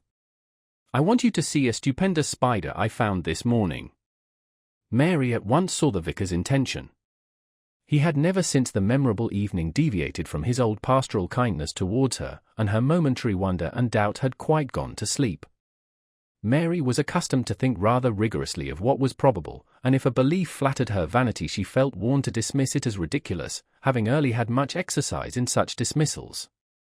It was as she had foreseen, when Fred had been asked to admire the fittings of the study, and she had been asked to admire the spider. Mr. Fairbrother said, "Wait here a minute or two. I am going to look out an engraving which Fred is tall enough to hang for me. I shall be back in a few minutes." And then he went out. Nevertheless, the first word Fred said to Mary was, "It is of no use, whatever I do, Mary. You are sure to marry Fairbrother at last." There was some rage in his tone. "What do you mean, Fred?" Mary exclaimed indignantly, blushing deeply, and surprised out of all her readiness in reply. "It is impossible that you should not see it all clearly enough, you who see everything. I only see that you are behaving very ill, Fred, in speaking so of Mr. Fairbrother after he has pleaded your cause in every way. How can you have taken up such an idea?" Fred was rather deep, in spite of his irritation. If Mary had really been unsuspicious, there was no good in telling her what Mrs. Garth had said. "It follows as a matter of course," he replied. "When you are continually seeing a man who beats me in everything, and whom you set up above everybody, I can have no fair chance." "You are very ungrateful, Fred," said Mary. I wish I had never told Mr. Fairbrother that I cared for you in the least. No, I am not ungrateful. I should be the happiest fellow in the world if it were not for this. I told your father everything, and he was very kind. He treated me as if I were his son. I could go at the work with a will, writing, and everything, if it were not for this. For this? For what? Said Mary, imagining now that something specific must have been said or done. This dreadful certainty that I shall be bowled out by Fairbrother. Mary was appeased by her inclination to laugh. Fred, she said, peeping round to catch his eyes, which were sulkily turned away from her, you are too delightfully ridiculous. If you were not such a charming simpleton, what a temptation this would be to play the wicked coquette, and let you suppose that somebody besides you has made love to me. Do you really like me best, Mary? Said Fred, turning eyes full of affection on her, and trying to take her hand. I don't like you at all at this moment, said Mary, retreating, and putting her hands behind her. I only said that no mortal ever made love to me besides you. And that is no argument that a very wise man ever will, she ended, merrily. I wish you would tell me that you could not possibly ever think of him, said Fred. Never dare to mention this any more to me, Fred, said Mary, getting serious again. I don't know whether it is more stupid or ungenerous in you not to see that Mr. Fairbrother has left us together on purpose that we might speak freely. I am disappointed that you should be so blind to his delicate feeling. There was no time to say any more before Mr. Fairbrother came back with the engraving, and Fred had to return to the drawing-room still with a jealous dread in his heart, but yet with comforting arguments from Mary's words and manner. The result of the conversation was on the whole more painful to Mary. Inevitably her attention had taken a new attitude, and she saw the possibility of new interpretations. She was in a position in which she seemed to herself to be slighting Mr. Fairbrother, and this, in relation to a man who is much honored, is always dangerous to the firmness of a grateful woman. To have a reason for going home the next day was a relief, for Mary earnestly desired to be always clear that she loved Fred best. When a tender affection has been storing itself in us through many of our years, the idea that we could accept any exchange for it seems to be a cheapening of our lives. And we can set a watch over our affections and our constancy as we can over other treasures. Fred has lost all his other expectations, he must keep this, Mary said to herself, with a smile curling her lips. It was impossible to help fleeting visions of another kind, new dignities and an acknowledged value of which she had often felt the absence. But these things with Fred outside them, Fred forsaken and looking sad for the want of her, could never tempt her deliberate thought. Chapter 58. For there can live no hatred in thine eye. Therefore in that I cannot know thy change. In menace looks the false heart's history. Is writ in moods and frowns and wrinkles strange. But heaven in thy creation did decree that in thy face sweet love should ever dwell. Whate'er thy thoughts or thy heart's workings be, thy looks should nothing thence but sweetness tell. Shakespeare, Sonnets. At the time when Mr. Vincey uttered that presentiment about Rosamond, she herself had never had the idea that she should be driven to make the sort of appeal which he foresaw. She had not yet had any anxiety about ways and means, although her domestic life had been expensive as well as eventful. Her baby had been born prematurely, and all the embroidered robes and caps had to be laid by in darkness. This misfortune was attributed entirely to her having persisted in going out on horseback one day when her husband had desired her not to do so, but it must not be supposed that she had shown temper on the occasion, or rudely told him that she would do as she liked. What led her particularly to desire horse exercise was a visit from Captain Lidgate, the baronet's third son, who, I am sorry to say, was detested by our Tertius of that name as a vapid fop, parting his hair from brow to nape in a despicable fashion, not followed by Tertius himself, and showing an ignorant security that he knew the proper thing to say on every topic. Lidgate inwardly cursed his own folly that he had drawn down this visit by consenting to go to his uncle's on the wedding tour, and he made himself rather disagreeable to Rosamond by saying so in private. For to Rosamond this visit was a source of unprecedented but gracefully concealed exultation. She was so intensely conscious of having a cousin who was a baronet's son staying in the house, that she imagined the knowledge of what was implied by his presence to be diffused through all other minds, and when she introduced Captain Lidgate to her guests, she had a placid sense that his rank penetrated them as if it had been an odour. the satisfaction was enough for the time to melt away some disappointment in the conditions of marriage with a medical man even of good birth. It seemed now that her marriage was visibly as well as ideally floating her above the Middlemarch level, and the future looked bright with letters and visits to and from Quallingham, and vague advancement in consequence for Tertius. Especially as, probably at the captain's suggestion, his married sister, Mrs. Mengan, had come with her maid, and stayed 2 nights on her way from town. Hence it was clearly worthwhile for Rosamond to take pains with her music and the careful selection of her lace. As to Captain Lidgate himself, his low brow, his aquiline nose bent on one side, and his rather heavy utterance, might have been disadvantageous in any young gentleman who had not a military bearing and moustache to give him what is doted on by some flower-like blonde heads as style. He had, moreover, that sort of high breeding which consists in being free from the petty solicitudes of middle-class gentility, and he was a great critic of feminine charms. Rosamond delighted in his admiration now even more than she had done at Quallingham, and he found it easy to spend several hours of the day in flirting with her. The visit altogether was one of the pleasantest larks he had ever had, not the less so perhaps because he suspected that his queer cousin Tertius wished him away, though Lidgate, who would rather, hyperbolically speaking, have died than have failed in polite hospitality, suppressed his dislike, and only pretended generally not to hear what the gallant officer said, consigning the task of answering him to Rosamond. For he was not at all a jealous husband, and preferred leaving a feather-headed young gentleman alone with his wife to bearing him company.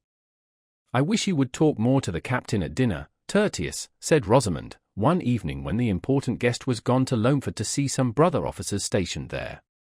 "You really look so absent sometimes, you seem to be seeing through his head into something behind it, instead of looking at him." "My dear Rosie, you don't expect me to talk much to such a conceited ass as that, I hope," said Lidgate, brusquely. "If he got his head broken, I might look at it with interest, not before." "I cannot conceive why you should speak of your cousin so contemptuously," said Rosamond, her fingers moving at her work while she spoke with a mild gravity which had a touch of disdain in it. "Ask Ladislaw if he doesn't think your captain the greatest bore he ever met with. Ladislaw has almost forsaken the house since he came." Rosamond thought she knew perfectly well why Mr. Ladislaw disliked the captain. He was jealous, and she liked his being jealous. "It is impossible to say what will suit eccentric persons," she answered, "but in my opinion Captain Lidgate is a thorough gentleman, and I think you ought not, out of respect to Sir Godwin, to treat him with neglect." "No, dear, but we have had dinners for him. And he comes in and goes out as he likes. He doesn't want me. Still, when he is in the room, you might show him more attention. He may not be a phoenix of cleverness in your sense, his profession is different, but it would be all the better for you to talk a little on his subjects. I think his conversation is quite agreeable. And he is anything but an unprincipled man. The fact is, you would wish me to be a little more like him, Rosie," said Lidgate, in a sort of resigned murmur, with a smile which was not exactly tender, and certainly not merry. Rosamond was silent and did not smile again, but the lovely curves of her face looked good-tempered enough without smiling. Those words of Lidgate's were like a sad milestone marking how far he had travelled from his old dreamland, in which Rosamond Vincy appeared to be that perfect piece of womanhood who would reverence her husband's mind after the fashion of an accomplished mermaid, using her comb and looking-glass and singing her song for the relaxation of his adored wisdom alone. He had begun to distinguish between that imagined adoration and the attraction towards a man's talent because it gives him prestige, and is like an order in his buttonhole or an honourable before his name. It might have been supposed that Rosamond had travelled too, since she had found the pointless conversation of Mr. Ned Plymdale perfectly wearisome, but to most mortals there is a stupidity which is unendurable and a stupidity which is altogether acceptable, else, indeed, what would become of social bonds? Captain Lidgate's stupidity was delicately scented, carried itself with style, talked with a good accent, and was closely related to Sir Godwin. Rosamond found it quite agreeable and caught many of its phrases. Therefore, since Rosamond, as we know, was fond of horseback, there were plenty of reasons why she should be tempted to resume her riding when Captain Lidgate, who had ordered his man with 2 horses to follow him and put up at the Green Dragon, begged her to go out on the grey which he warranted to be gentle and trained to carry a lady. Indeed, he had bought it for his sister, and was taking it to Quallingham. Rosamond went out the first time without telling her husband, and came back before his return, but the ride had been so thorough a success, and she declared herself so much the better in consequence, that he was informed of it with full reliance on his consent that she should go riding again. On the contrary, Lidgate was more than hurt. He was utterly confounded that she had risked herself on a strange horse without referring the matter to his wish. After the first almost thundering exclamations of astonishment, which sufficiently warned Rosamond of what was coming, he was silent for some moments. "However, you have come back safely," he said, at last, in a decisive tone. "You will not go again, Rosie, that is understood. If it were the quietest, most familiar horse in the world, there would always be the chance of accident. And you know very well that I wished you to give up riding the roan on that account. But there is the chance of accident indoors, Tertius." "My darling, don't talk nonsense," said Lidgate, in an imploring tone. "Surely I am the person to judge for you. I think it is enough that I say you are not to go again." Rosamond was arranging her hair before dinner, and the reflection of her head in the glass showed no change in its loveliness except a little turning aside of the long neck. Lidgate had been moving about with his hands in his pockets, and now paused near her, as if he awaited some assurance. "I wish you would fasten up my plaits, dear," said Rosamond, letting her arms fall with a little sigh, so as to make her husband ashamed of standing there like a brute. Lidgate had often fastened the plaits before, being among the deftest of men with his large finely formed fingers. He swept up the soft festoons of plaits and fastened in the tall comb. To such uses do men come, and what could he do then but kiss the exquisite nape which was shown in all its delicate curves? But when we do what we have done before, it is often with a difference. Lidgate was still angry, and had not forgotten his point. "I shall tell the captain that he ought to have known better than offer you his horse," he said, as he moved away. "I beg you will not do anything of the kind, Tertius," said Rosamond, looking at him with something more marked than usual in her speech. "It will be treating me as if I were a child. Promise that you will leave the subject to me." There did seem to be some truth in her objection. Lidgate said, "Very well," with a surly obedience, and thus the discussion ended with his promising Rosamond, and not with her promising him. In fact, she had been determined not to promise. Rosamond had that victorious obstinacy which never wastes its energy in impetuous resistance. What she liked to do was to her the right thing, and all her cleverness was directed to getting the means of doing it. She meant to go out riding again on the grey, and she did go on the next opportunity of her husband's absence, not intending that he should know until it was late enough not to signify to her. The temptation was certainly great. She was very fond of the exercise, and the gratification of riding on a fine horse, with Captain Lidgate, Sir Godwin's son, on another fine horse by her side, and of being met in this position by any one but her husband, was something as good as her dreams before marriage. Moreover, she was riveting the connection with the family at Quallingham, which must be a wise thing to do. But the gentle grey, unprepared for the crash of a tree that was being felled on the edge of Halsell Wood, took fright, and caused a worse fright to Rosamond, leading finally to the loss of her baby. Lidgate could not show his anger towards her, but he was rather bearish to the captain, whose visit naturally soon came to an end. In all future conversations on the subject, Rosamond was mildly certain that the ride had made no difference, and that if she had stayed at home the same symptoms would have come on and would have ended in the same way, because she had felt something like them before. Lidgate could only say, "Poor, poor darling." But he secretly wondered over the terrible tenacity of this mild creature. There was gathering within him an amazed sense of his powerlessness over Rosamond. His superior knowledge and mental force, instead of being, as he had imagined, a shrine to consult on all occasions, was simply set aside on every practical question. He had regarded Rosamond's cleverness as precisely of the receptive kind which became a woman. He was now beginning to find out what that cleverness was, what was the shape into which it had run as into a close network, aloof and independent. No one quicker than Rosamond to see causes and effects which lay within the track of her own tastes and interests. She had seen clearly Lidgate's preeminence in Middlemarch society, and could go on imaginatively tracing still more agreeable social effects when his talent should have advanced him, but for her, his professional and scientific ambition had no other relation to these desirable effects than if they had been the fortunate discovery of an ill-smelling oil. And that oil apart, with which she had nothing to do, of course she believed in her own opinion more than she did in his. Lidgate was astounded to find in numberless trifling matters, as well as in this last serious case of the riding, that affection did not make her compliant. He had no doubt that the affection was there, and had no presentiment that he had done anything to repel it. For his own part, he said to himself that he loved her as tenderly as ever, and could make up his mind to her negations, but, well. Lidgate was much worried, and conscious of new elements in his life as noxious to him as an inlet of mud to a creature that has been used to breathe and bathe and dart after its illuminated prey in the clearest of waters. Rosamond was soon looking lovelier than ever at her work-table, enjoying drives in her father's phaeton and thinking it likely that she might be invited to Quallingham. She knew that she was a much more exquisite ornament to the drawing-room there than any daughter of the family, and in reflecting that the gentlemen were aware of that, did not perhaps sufficiently consider whether the ladies would be eager to see themselves surpassed. Lidgate, relieved from anxiety about her, relapsed into what she inwardly called his moodiness, a name which to her covered his thoughtful preoccupation with other subjects than herself, as well as that uneasy look of the brow and distaste for all ordinary things as if they were mixed with bitter herbs, which really made a sort of weather-glass to his vexation and foreboding. These latter states of mind had one cause amongst others, which he had generously but mistakenly avoided mentioning to Rosamond, lest it should affect her health and spirits. Between him and her indeed there was that total missing of each other's mental track, which is too evidently possible even between persons who are continually thinking of each other.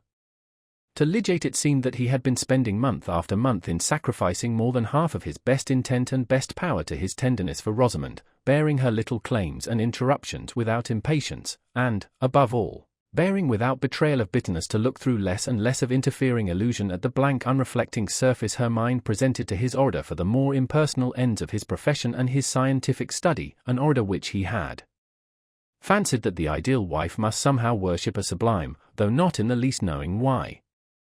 But his endurance was mingled with a self-discontent which, if we know how to be candid, we shall confess to make more than half our bitterness under grievances, wife or husband included. It always remains true that if we had been greater, circumstance would have been less strong against us. Lidgate was aware that his concessions to Rosamond were often little more than the lapse of slackening resolution, the creeping paralysis apt to seize an enthusiasm which is out of adjustment to a constant portion of our lives. And on Lidgate's enthusiasm there was constantly pressing not a simple weight of sorrow, but the biting presence of a petty degrading care, such as casts the blight of irony over all higher effort. This was the care which he had hitherto abstained from mentioning to Rosamond, and he believed, with some wonder, that it had never entered her mind, though certainly no difficulty could be less mysterious. It was an inference with a conspicuous handle to it, and had been easily drawn by indifferent observers, that Lidgate was in debt, and he could not succeed in keeping out of his mind for long together that he was every day getting deeper into that swamp, which tempts men towards it with such a pretty covering of flowers and verdure. It is wonderful how soon a man gets up to his chin there, in a condition in which, in spite of himself, he is forced to think chiefly of release, though he had a scheme of the universe in his soul. 18 months ago Lidgate was poor, but had never known the eager want of small sums, and felt rather a burning contempt for any one who descended a step in order to gain them. He was now experiencing something worse than a simple deficit. He was assailed by the vulgar hateful trials of a man who has bought and used a great many things which might have been done without, and which he is unable to pay for, though the demand for payment has become pressing. How this came about may be easily seen without much arithmetic or knowledge of prices. When a man in setting up a house and preparing for marriage finds that his furniture and other initial expenses come to between £400 and £500 more than he has capital to pay for, when at the end of a year it appears that his household expenses, horses and etceteras, amount to nearly 1,000, while the proceeds of the practice reckoned from the old books to be worth 800 per annum have sunk like a summer pond and make hardly 500, chiefly in unpaid entries. The plain inference is that, whether he minds it or not, he is in debt. Those were less expensive times than our own, and provincial life was comparatively modest, but the ease with which a medical man who had lately bought a practice, who thought that he was obliged to keep 2 horses, whose table was supplied without stint, and who paid an insurance on his life and a high rent for house and garden, might find his expenses doubling his receipts, can be conceived by any one who does not think these details beneath his consideration. Rosamond, accustomed from her childhood to an extravagant household, thought that good housekeeping consisted simply in ordering the best of everything, nothing else answered, and Lidgate supposed that if things were done at all, they must be done properly. He did not see how they were to live otherwise. If each head of household expenditure had been mentioned to him beforehand, he would have probably observed that it could hardly come to much, and if any one had suggested a saving on a particular article, for example, the substitution of cheap fish for deer, it would have appeared to him simply a penny-wise, mean notion. Rosamond, even without such an occasion as Captain Lygate's visit, was fond of giving invitations, and Lydgate, though he often thought the guests tiresome, did not interfere. This sociability seemed a necessary part of professional prudence, and the entertainment must be suitable. It is true Lydgate was constantly visiting the homes of the poor and adjusting his prescriptions of diet to their small means, but, dear me! Has it not by this time ceased to be remarkable, is it not rather that we expect in men, that they should have numerous strands of experience lying side by side and never compare them with each other? Expenditure, like ugliness and errors, becomes a totally new thing when we attach our own personality to it, and measure it by that wide difference which is manifest, in our own sensations, between ourselves and others. Lydgate believed himself to be careless about his dress, and he despised a man who calculated the effects of his costume. It seemed to him only a matter of course that he had abundance of fresh garments, such things were naturally ordered in sheaves. It must be remembered that he had never hitherto felt the check of importunate debt, and he walked by habit, not by self-criticism. But the check had come. Its novelty made it the more irritating. He was amazed, disgusted that condition so foreign to all his purposes, so hatefully disconnected with the objects he cared to occupy himself with, should have lain in ambush and clutched him when he was unaware. And there was not only the actual debt, there was the certainty that in his present position he must go on deepening it. 2 furnishing tradesmen at Brassing, whose bills had been incurred before his marriage, and whom uncalculated current expenses had ever since prevented him from paying, had repeatedly sent him unpleasant letters which had forced themselves on his attention. This could hardly have been more galling to any disposition than to Lydgate's, with his intense pride, his dislike of asking a favour or being under an obligation to anyone. He had scorned even to form conjectures about Mr. Vince's intentions on money matters, and nothing but extremity could have induced him to apply to his father-in-law, even if he had not been made aware in various indirect ways since his marriage that Mr. Vince's own affairs were not flourishing, and that the expectation of help from him would be resented. Some men easily trust in the readiness of friends. It had never in the former part of his life occurred to Lydgate that he should need to do so. He had never thought what borrowing would be to him, but now that the idea had entered his mind, he felt that he would rather incur any other hardship. In the meantime he had no money or prospects of money, and his practice was not getting more lucrative. No wonder that Lydgate had been unable to suppress all signs of inward trouble during the last few months, and now that Rosamond was regaining brilliant health, he meditated taking her entirely into confidence on his difficulties. New conversance with tradesmen's bills had forced his reasoning into a new channel of comparison. He had begun to consider from a new point of view what was necessary and unnecessary in goods ordered, and to see that there must be some change of habits. How could such a change be made without Rosamond's concurrence? The immediate occasion of opening the disagreeable fact to her was forced upon him. Having no money, and having privately sought advice as to what security could possibly be given by a man in his position, Lydgate had offered the one good security in his power to the less peremptory creditor, who was a silversmith and jeweller, and who consented to take on himself the upholsterer's credit also, accepting interest for a given term. The security necessary was a bill of sale on the furniture of his house, which might make a creditor easy for a reasonable time about a debt amounting to less than £400, and the silversmith, Mr. Dover, was willing to reduce it by taking back a portion of the plate and any other article which was as good as new. Any other article was a phrase delicately implying jewellery, and more particularly some purple amethysts costing £30, which Lydgate had bought as a bridal present. Opinions may be divided as to his wisdom in making this present. Some may think that it was a graceful attention to be expected from a man like Lydgate, and that the fault of any troublesome consequences lay in the pinched narrowness of provincial life at that time, which offered no conveniences for professional people whose fortune was not proportioned to their tastes, also in Lydgate's ridiculous fastidiousness about asking his friends for money.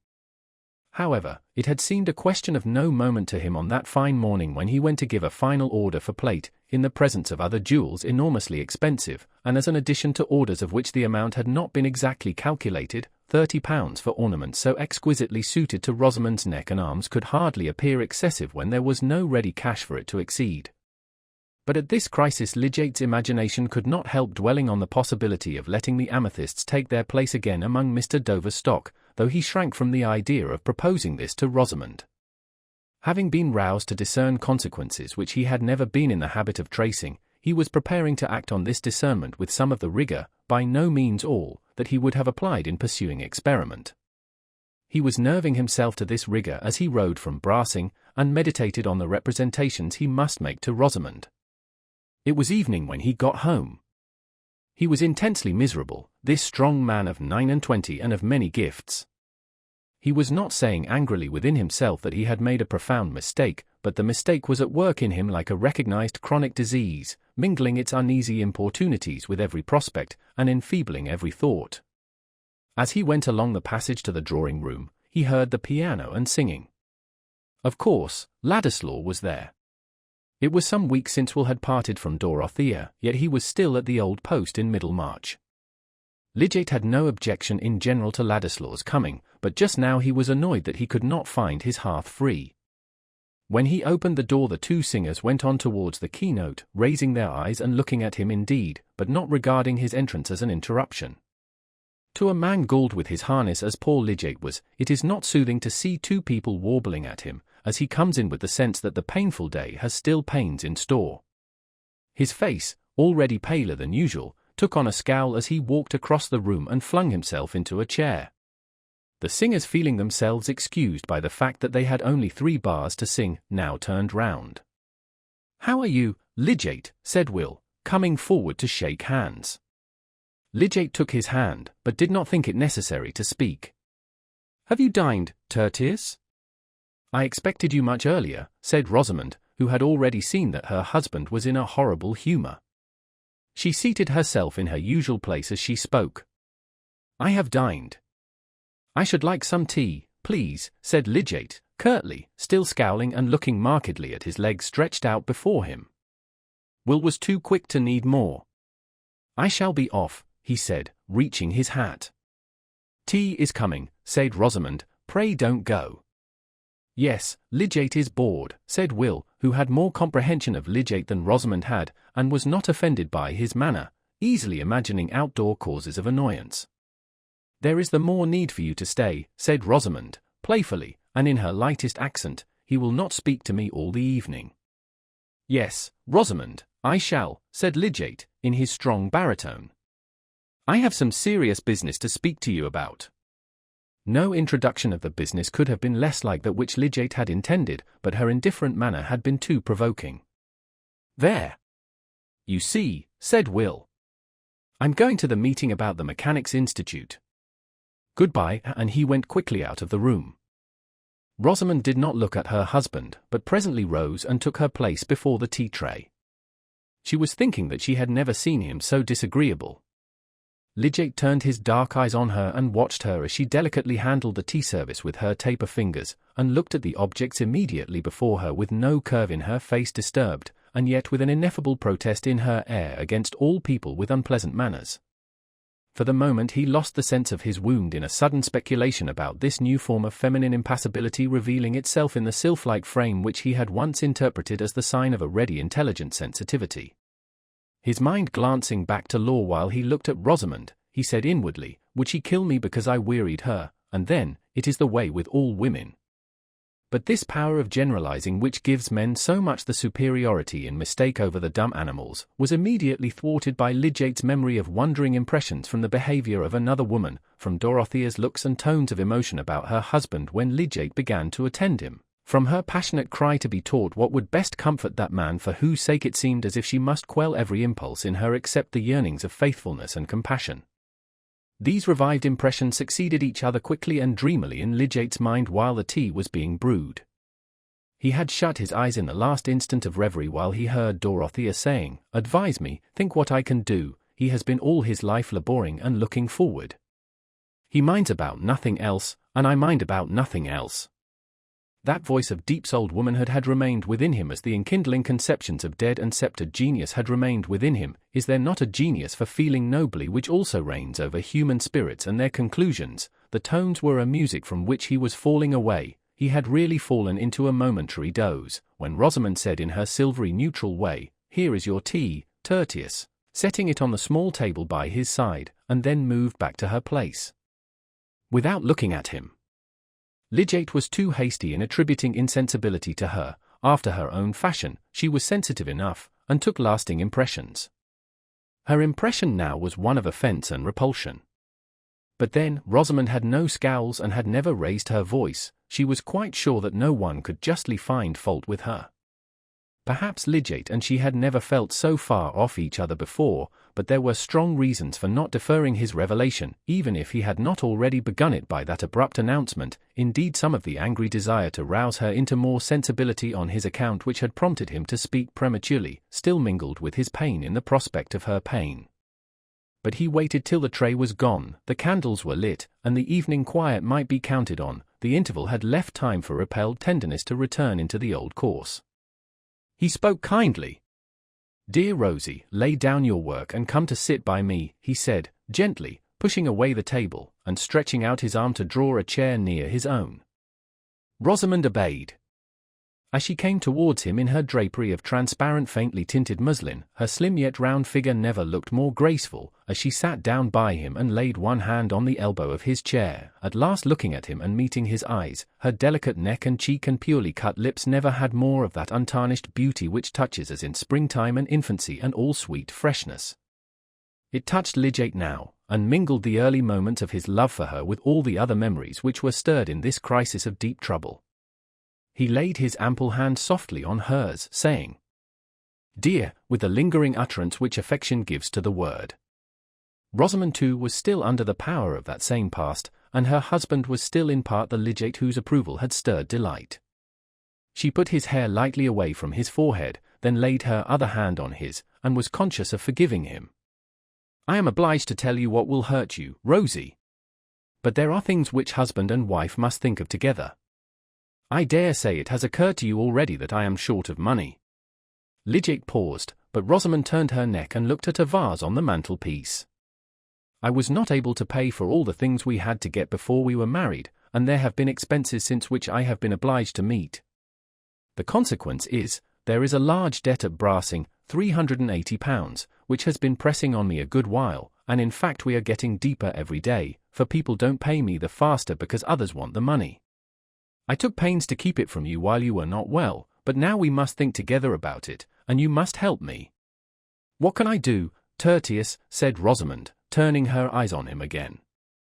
That little speech of 4 words, like so many others in all languages, is capable by varied vocal inflections of expressing all states of mind from helpless dimness to exhaustive argumentative perception, from the completest self-devoting fellowship to the most neutral aloofness.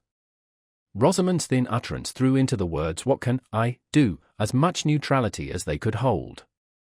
They fell like a mortal chill on Lidgate's roused tenderness. He did not storm in indignation, he felt too sad a sinking of the heart. And when he spoke again it was more in the tone of a man who forces himself to fulfill a task. "It is necessary for you to know, because I have to give security for a time, and a man must come to make an inventory of the furniture." Rosamond coloured deeply. "Have you not asked Papa for money?" she said, as soon as she could speak. "No." "Then I must ask him," she said, releasing her hands from Lidgate's, and rising to stand at 2 yards' distance from him. "No, Rosie," said Lidgate, decisively. "It is too late to do that. The inventory will be begun tomorrow. Remember, it is a mere security, it will make no difference, it is a temporary affair. I insist upon it that your father shall not know, unless I choose to tell him," added Lidgate, with a more peremptory emphasis. This certainly was unkind, but Rosamond had thrown him back on evil expectation as to what she would do in the way of quiet steady disobedience.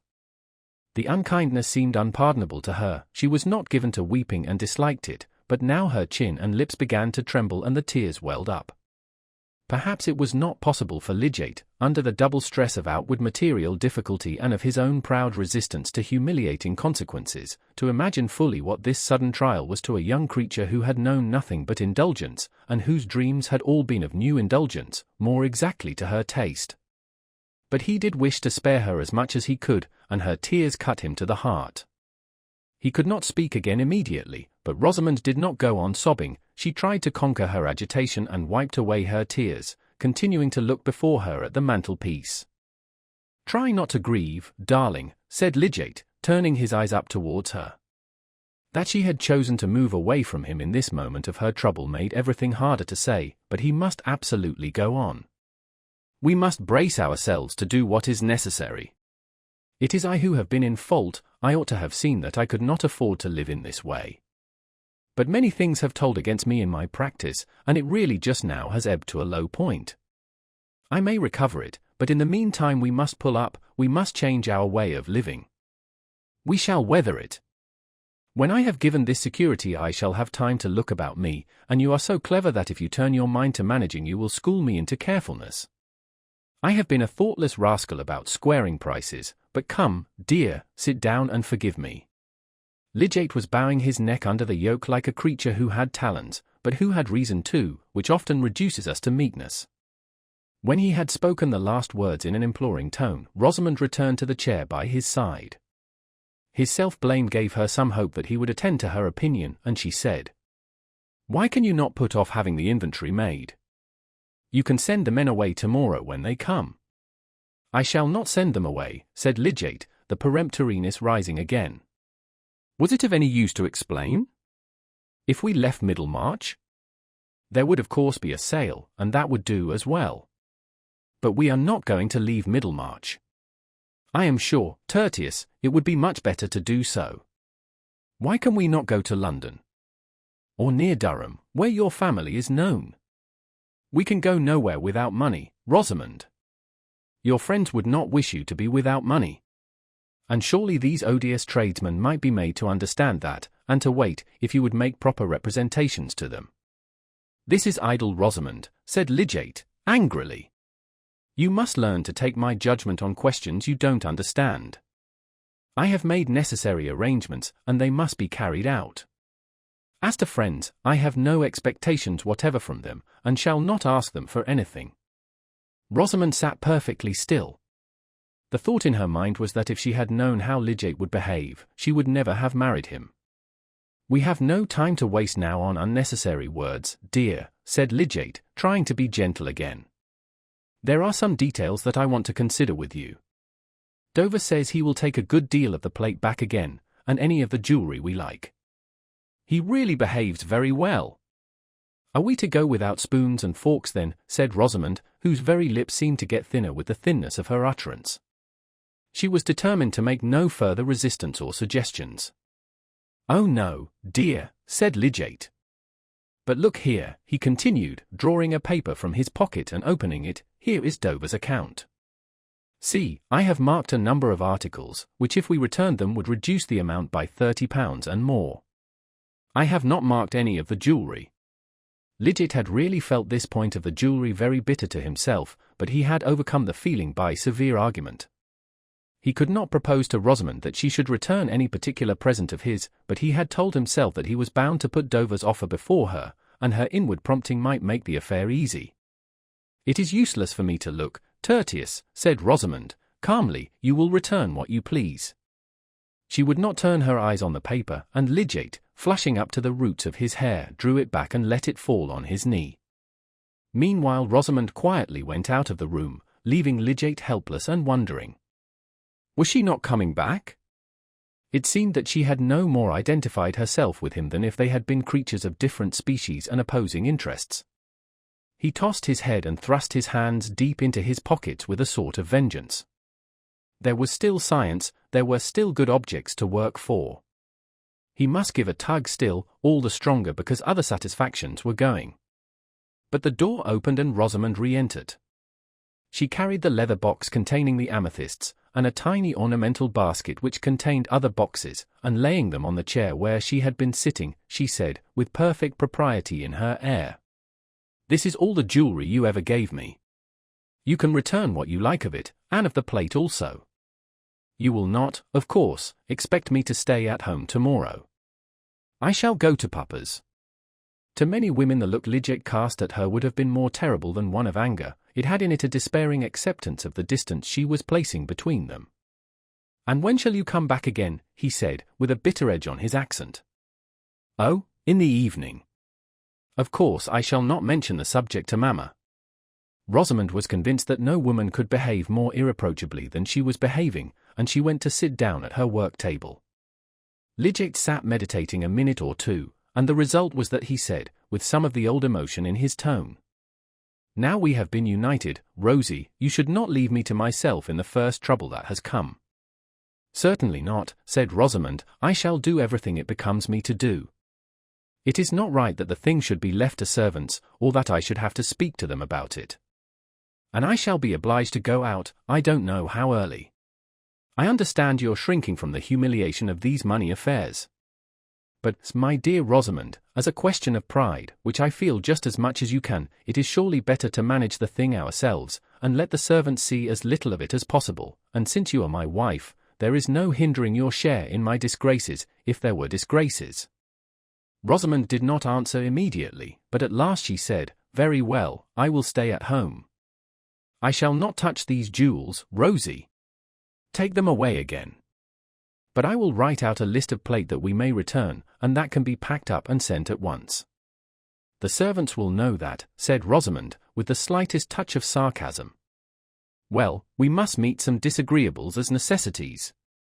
Where is the ink, I wonder?" said Lidgate, rising, and throwing the account on the larger table where he meant to write. Rosamond went to reach the inkstand, and after setting it on the table was going to turn away, when Lidgate, who was standing close by, put his arm round her and drew her towards him, saying, "Come, darling, let us make the best of things. It will only be for a time, I hope, that we shall have to be stingy and particular. Kiss me." His native warm-heartedness took a great deal of quenching, and it is a part of manliness for a husband to feel keenly the fact that an inexperienced girl has got into trouble by marrying him. She received his kiss and returned it faintly, and in this way an appearance of accord was recovered for the time. But Lidgate could not help looking forward with dread to the inevitable future discussions about expenditure and the necessity for a complete change in their way of living. Chapter 59. They said of old the soul had human shape, but smaller, subtler than the fleshly self. So wandered forth for airing when it pleased. And see! Beside her cherub face there floats a pale-lipped form aerial whispering its promptings in that little shell her ear. News is often dispersed as thoughtlessly and effectively as that pollen which the bees carry off, having no idea how powdery they are, when they are buzzing in search of their particular nectar. This fine comparison has reference to Fred Vincey, who on that evening at Lowick Parsonage heard a lively discussion among the ladies on the news which their old servant had got from Tantripp concerning Mr. Casaubon's strange mention of Mr. Ladislaw in a codicil to his will made not long before his death. Miss Winifred was astounded to find that her brother had known the fact before, and observed that Camden was the most wonderful man for knowing things and not telling them, whereupon Mary Garth said that the codicil had perhaps got mixed up with the habits of spiders, which Miss Winifred never would listen to. Mrs. Fairbrother considered that the news had something to do with their having only once seen Mr. Ladislaw at Lowick, and Miss Noble made many small compassionate mewings. Fred knew little and cared less about Ladislaw and the Casaubons, and his mind never recurred to that discussion till one day, calling on Rosamond at his mother's request to deliver a message as he passed, he happened to see Ladislaw going away. Fred and Rosamond had little to say to each other now that marriage had removed her from collision with the unpleasantness of brothers, and especially now that he had taken what she held the stupid and even reprehensible step of giving up the church to take to such a business as Mr. Garth's. Hence Fred talked by preference of what he considered indifferent news, and apropos of that young Ladislaw mentioned what he had heard at Lowick Parsonage.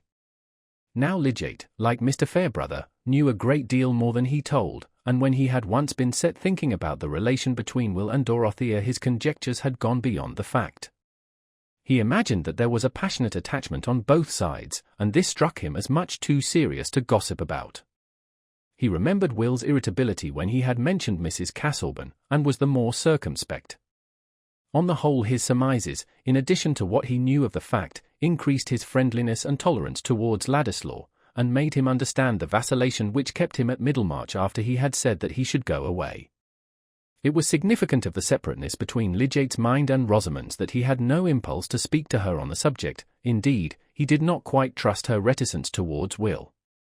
And he was right there, though he had no vision of the way in which her mind would act in urging her to speak. When she repeated Fred's news to Lidgate, he said, "Take care you don't drop the faintest hint to Ladislaw, Rosie. He is likely to fly out as if you insulted him." Of course it is a painful affair. Rosamond turned her neck and patted her hair, looking the image of placid indifference. But the next time Will came when Lydgate was away. She spoke archly about his not going to London as he had threatened. "I know all about it. I have a confidential little bird," said she, showing very pretty airs of her head over the bit of work held high between her active fingers. "There is a powerful magnet in this neighbourhood." "To be sure there is." "Nobody knows that better than you," said Will, with light gallantry, but inwardly prepared to be angry. "It is really the most charming romance." Mr. Casaubon, jealous, and foreseeing that there was no one else whom Mrs. Casaubon would so much like to marry, and no one who would so much like to marry her as a certain gentleman, and then laying a plan to spoil all by making her forfeit her property if she did marry that gentleman, and then, oh, I have no doubt the end will be thoroughly romantic. "Great God! What do you mean?" said Will, flushing over face and ears, his features seeming to change as if he had had a violent shake. "Don't joke, tell me what you mean." "You don't really know," said Rosamond, no longer playful, and desiring nothing better than to tell in order that she might evoke effects. "No," he returned, impatiently. "Don't know that Mr. Casaubon has left it in his will that if Mrs. Casaubon marries you she is to forfeit all her property." "How do you know that it is true?" said Will eagerly. "My brother Fred heard it from the Fairbrothers."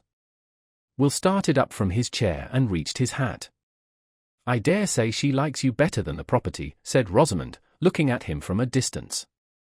"Pray don't say any more about it," said Will, in a hoarse undertone extremely unlike his usual light voice. "It is a foul insult to her and to me." Then he sat down absently, looking before him, but seeing nothing. "Now you are angry with me," said Rosamond. "It is too bad to bear me malice. You ought to be obliged to me for telling you." "So I am," said Will, abruptly, speaking with that kind of double soul which belongs to dreamers who answer questions. "I expect to hear of the marriage," said Rosamond, playfully. "Never. You will never hear of the marriage." With those words uttered impetuously, Will rose, put out his hand to Rosamond, still with the air of a somnambulist, and went away. When he was gone, Rosamond left her chair and walked to the other end of the room, leaning when she got there against a chiffonier, and looking out of the window wearily. She was oppressed by ennui, and by that dissatisfaction which in women's minds is continually turning into a trivial jealousy, referring to no real claims, springing from no deeper passion than the vague exactingness of egoism, and yet capable of impelling action as well as speech. "There really is nothing to care for much," said poor Rosamond inwardly, thinking of the family at Quallingham, who did not write to her, and that perhaps Tertius when he came home would tease her about expenses.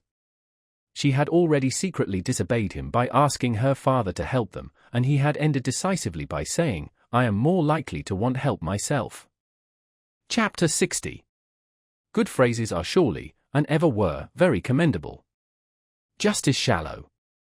A few days afterwards, it was already the end of August, there was an occasion which caused some excitement in Middlemarch. The public, if it chose, was to have the advantage of buying, under the distinguished auspices of Mr. Borthrop Trumbull, the furniture, books, and pictures which anybody might see by the handbills to be the best in every kind, belonging to Edwin Larcher, Esquire. This was not one of the sales indicating the depression of trade. On the contrary, it was due to Mr. Larcher's great success in the carrying business, which warranted his purchase of a mansion near River's Tun already furnished in high style by an illustrious spa physician, furnished indeed with such large framefuls of expensive flesh painting in the dining room, that Mrs. Larcher was nervous until reassured by finding the subjects to be scriptural.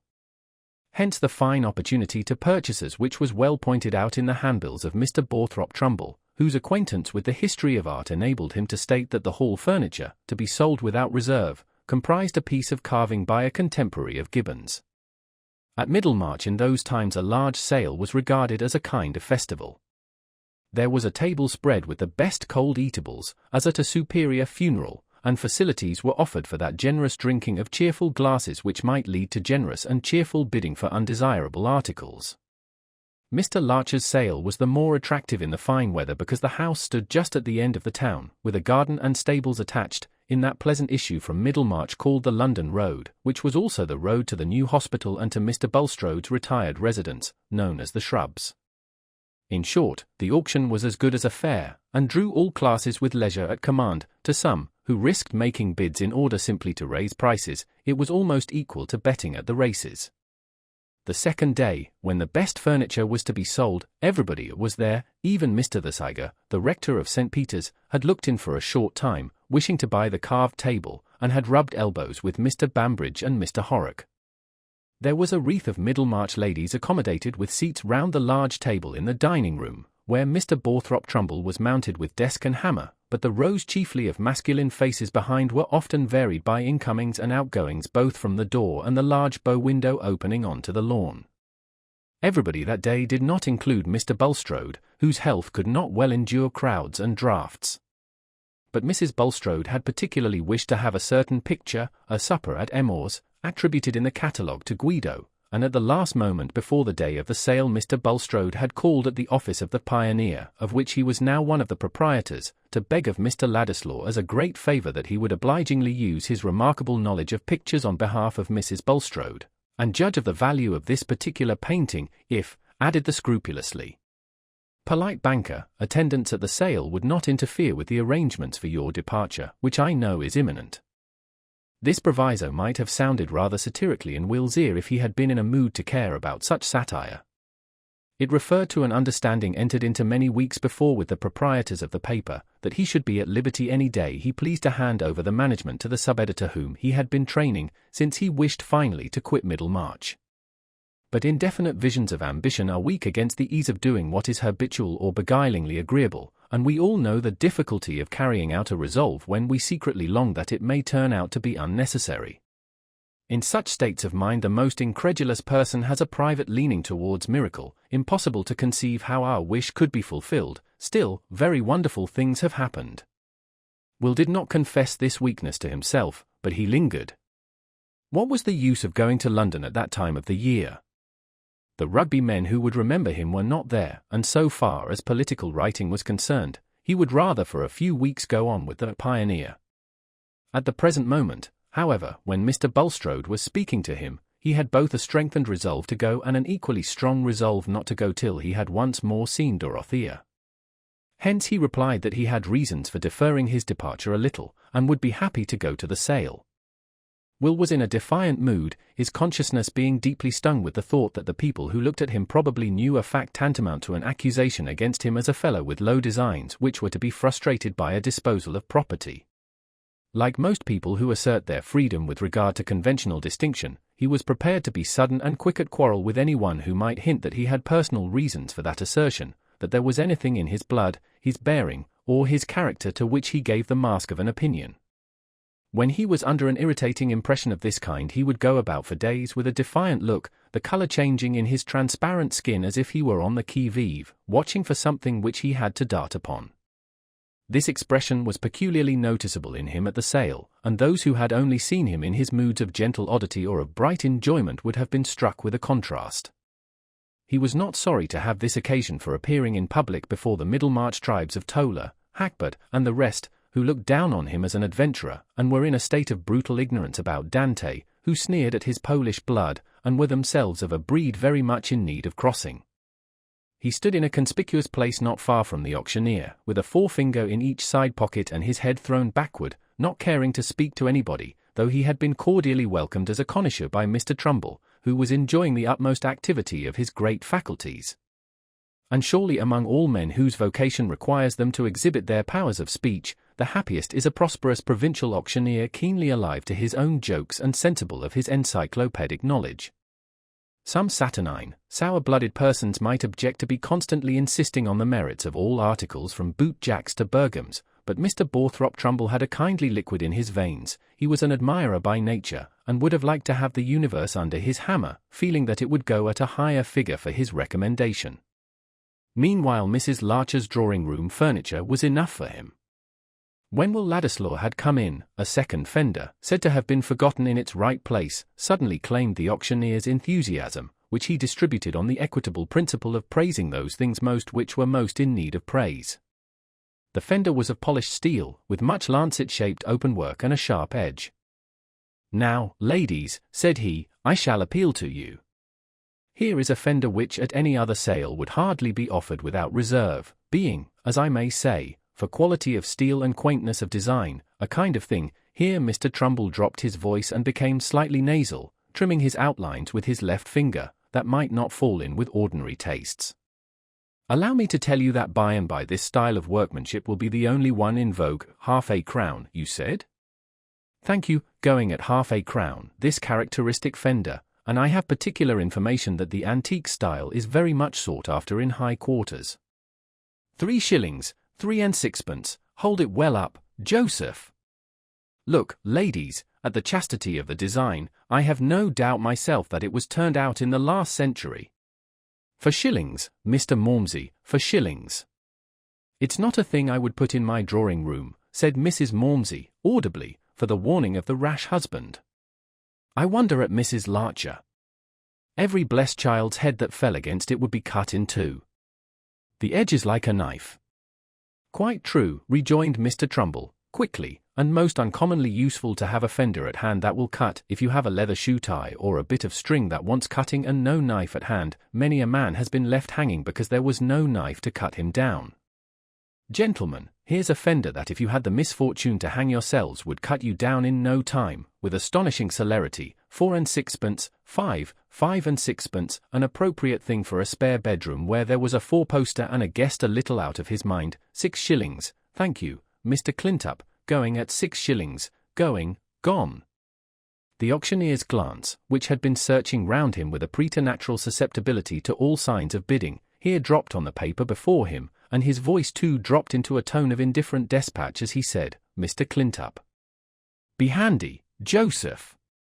"It was worth 6 shillings to have a fender you could always tell that joke on," said Mr. Clintup, laughing low and apologetically to his next neighbour. He was a diffident though distinguished nurseryman, and feared that the audience might regard his bid as a foolish one. Meanwhile Joseph had brought a trayful of small articles.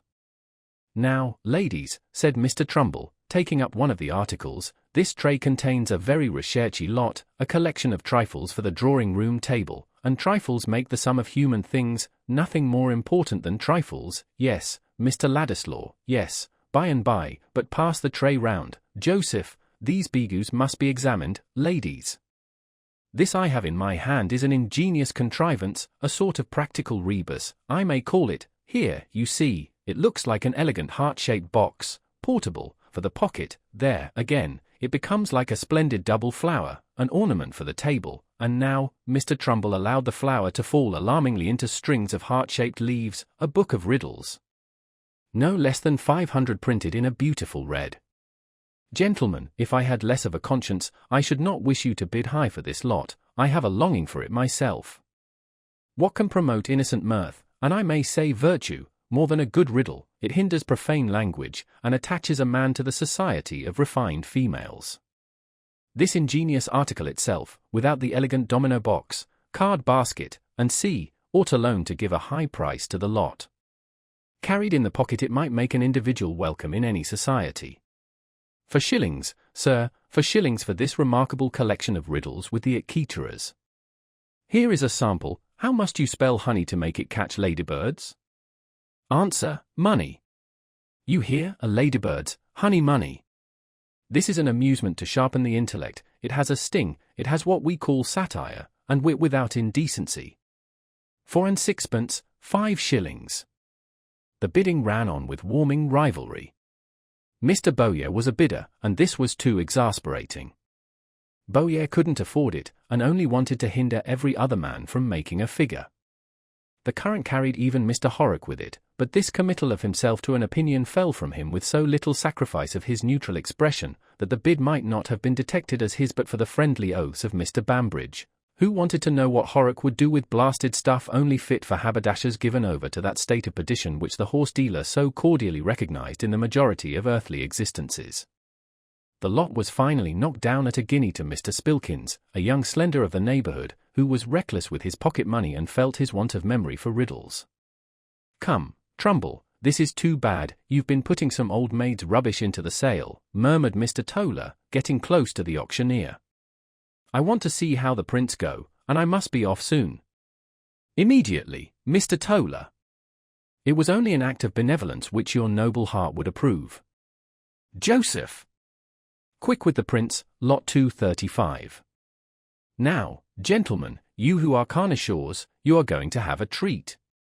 Here is an engraving of the Duke of Wellington surrounded by his staff on the field of Waterloo, and notwithstanding recent events which have, as it were, enveloped our great hero in a cloud, I will be bold to say, for a man in my line must not be blown about by political winds, that a finer subject of the modern order, belonging to our own time and epoch, the understanding of man could hardly conceive. Angels might, perhaps, but not men, sirs, not men. Who painted it? Said Mr. Powderell, much impressed. It is a proof before the letter, Mr. Powderell. The painter is not known, answered Trumbull, with a certain gaspingness in his last words, after which he pursed up his lips and stared round him. I'll bid £1, said Mr. Powderell, in a tone of resolved emotion, as of a man ready to put himself in the breach. Whether from awe or pity, nobody raised the price on him. Next came 2 Dutch prints which Mr. Toller had been eager for, and after he had secured them he went away. Other prints, and afterwards some paintings, were sold to leading Middlemarchers who had come with a special desire for them, and there was a more active movement of the audience in and out, some, who had bought what they wanted, going away, others coming in either quite newly or from a temporary visit to the refreshments which were spread under the marquee on the lawn.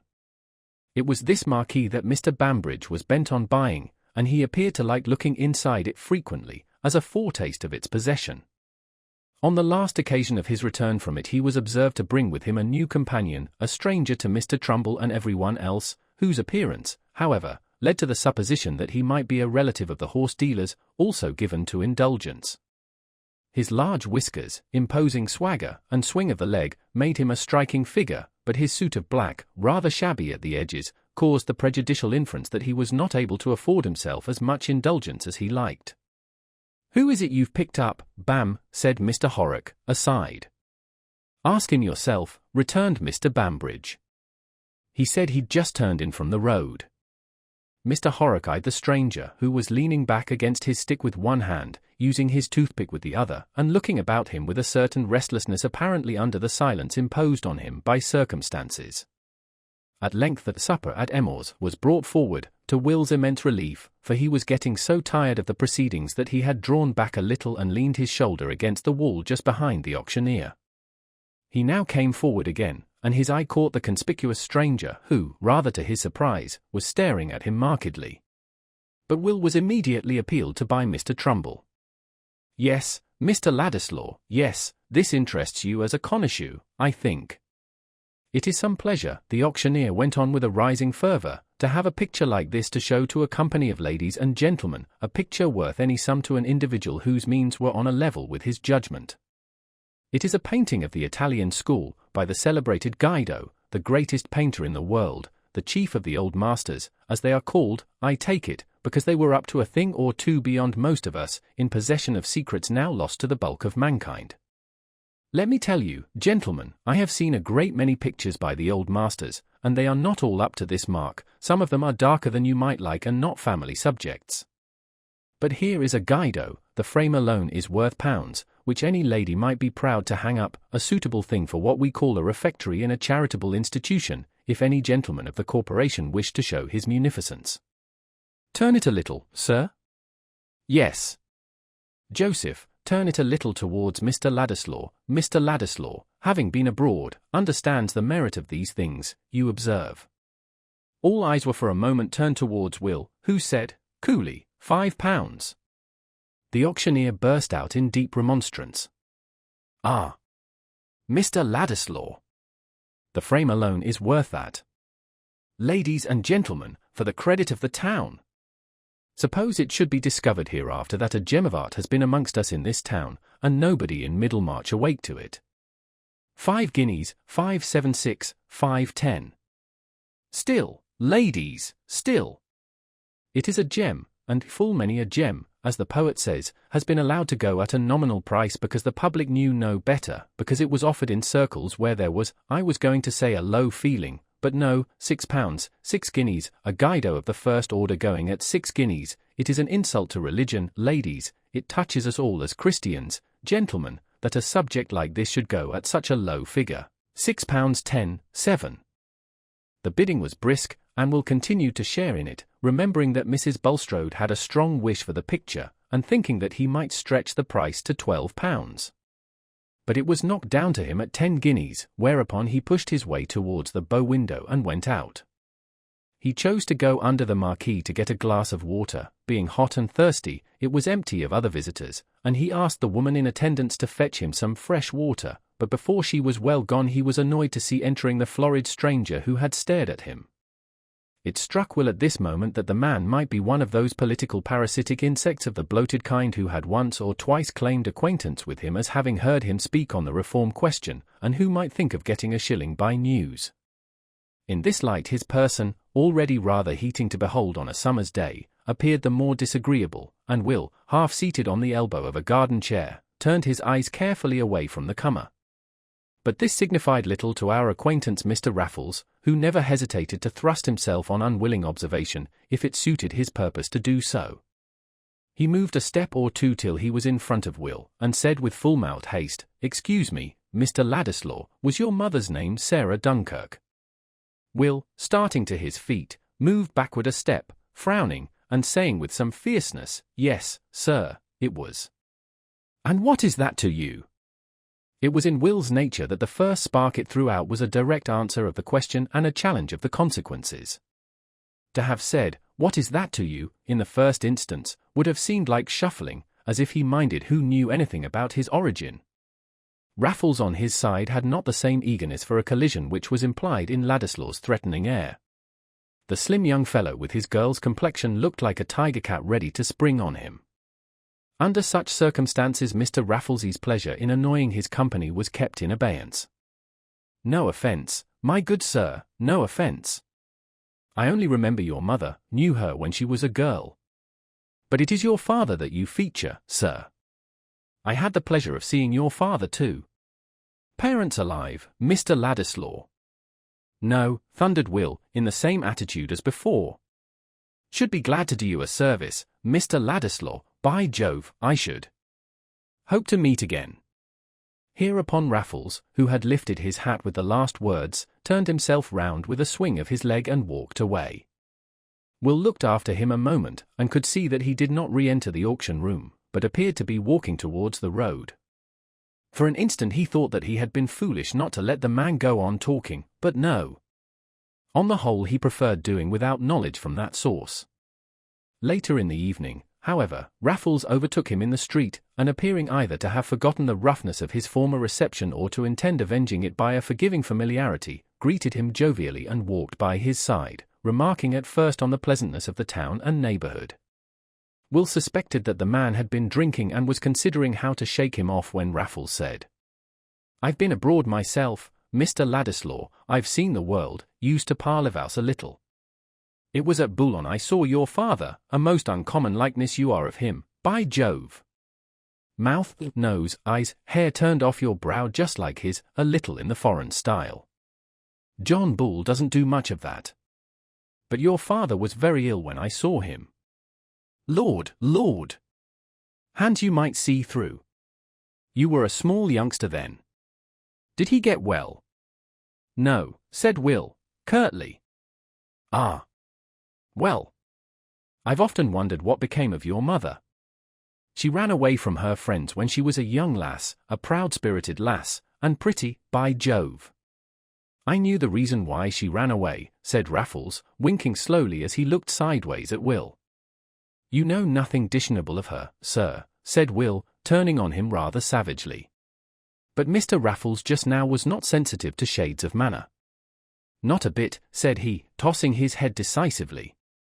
"She was a little too honourable to like her friends, that was it." Here Raffles again winked slowly. "Lord bless you, I knew all about the little in what you may call the respectable thieving line, the high style of receiving house, none of your holes and corners, first rate. Slap up shop, high profits and no mistake. But Lord! Sarah would have known nothing about it, a dashing young lady she was, fine boarding school, fit for a lord's wife, only Archie Duncan threw it at her out of spite, because she would have nothing to do with him. And so she ran away from the whole concern. I travelled for sir, in a gentlemanly way, at a high salary. They didn't mind her running away at first, godly folks, sir, very godly, and she was for the stage. The son was alive then, and the daughter was at a discount. Hello! Here we are at the Blue Bull. What do you say, Mr. Ladislaw, shall we turn in and have a glass?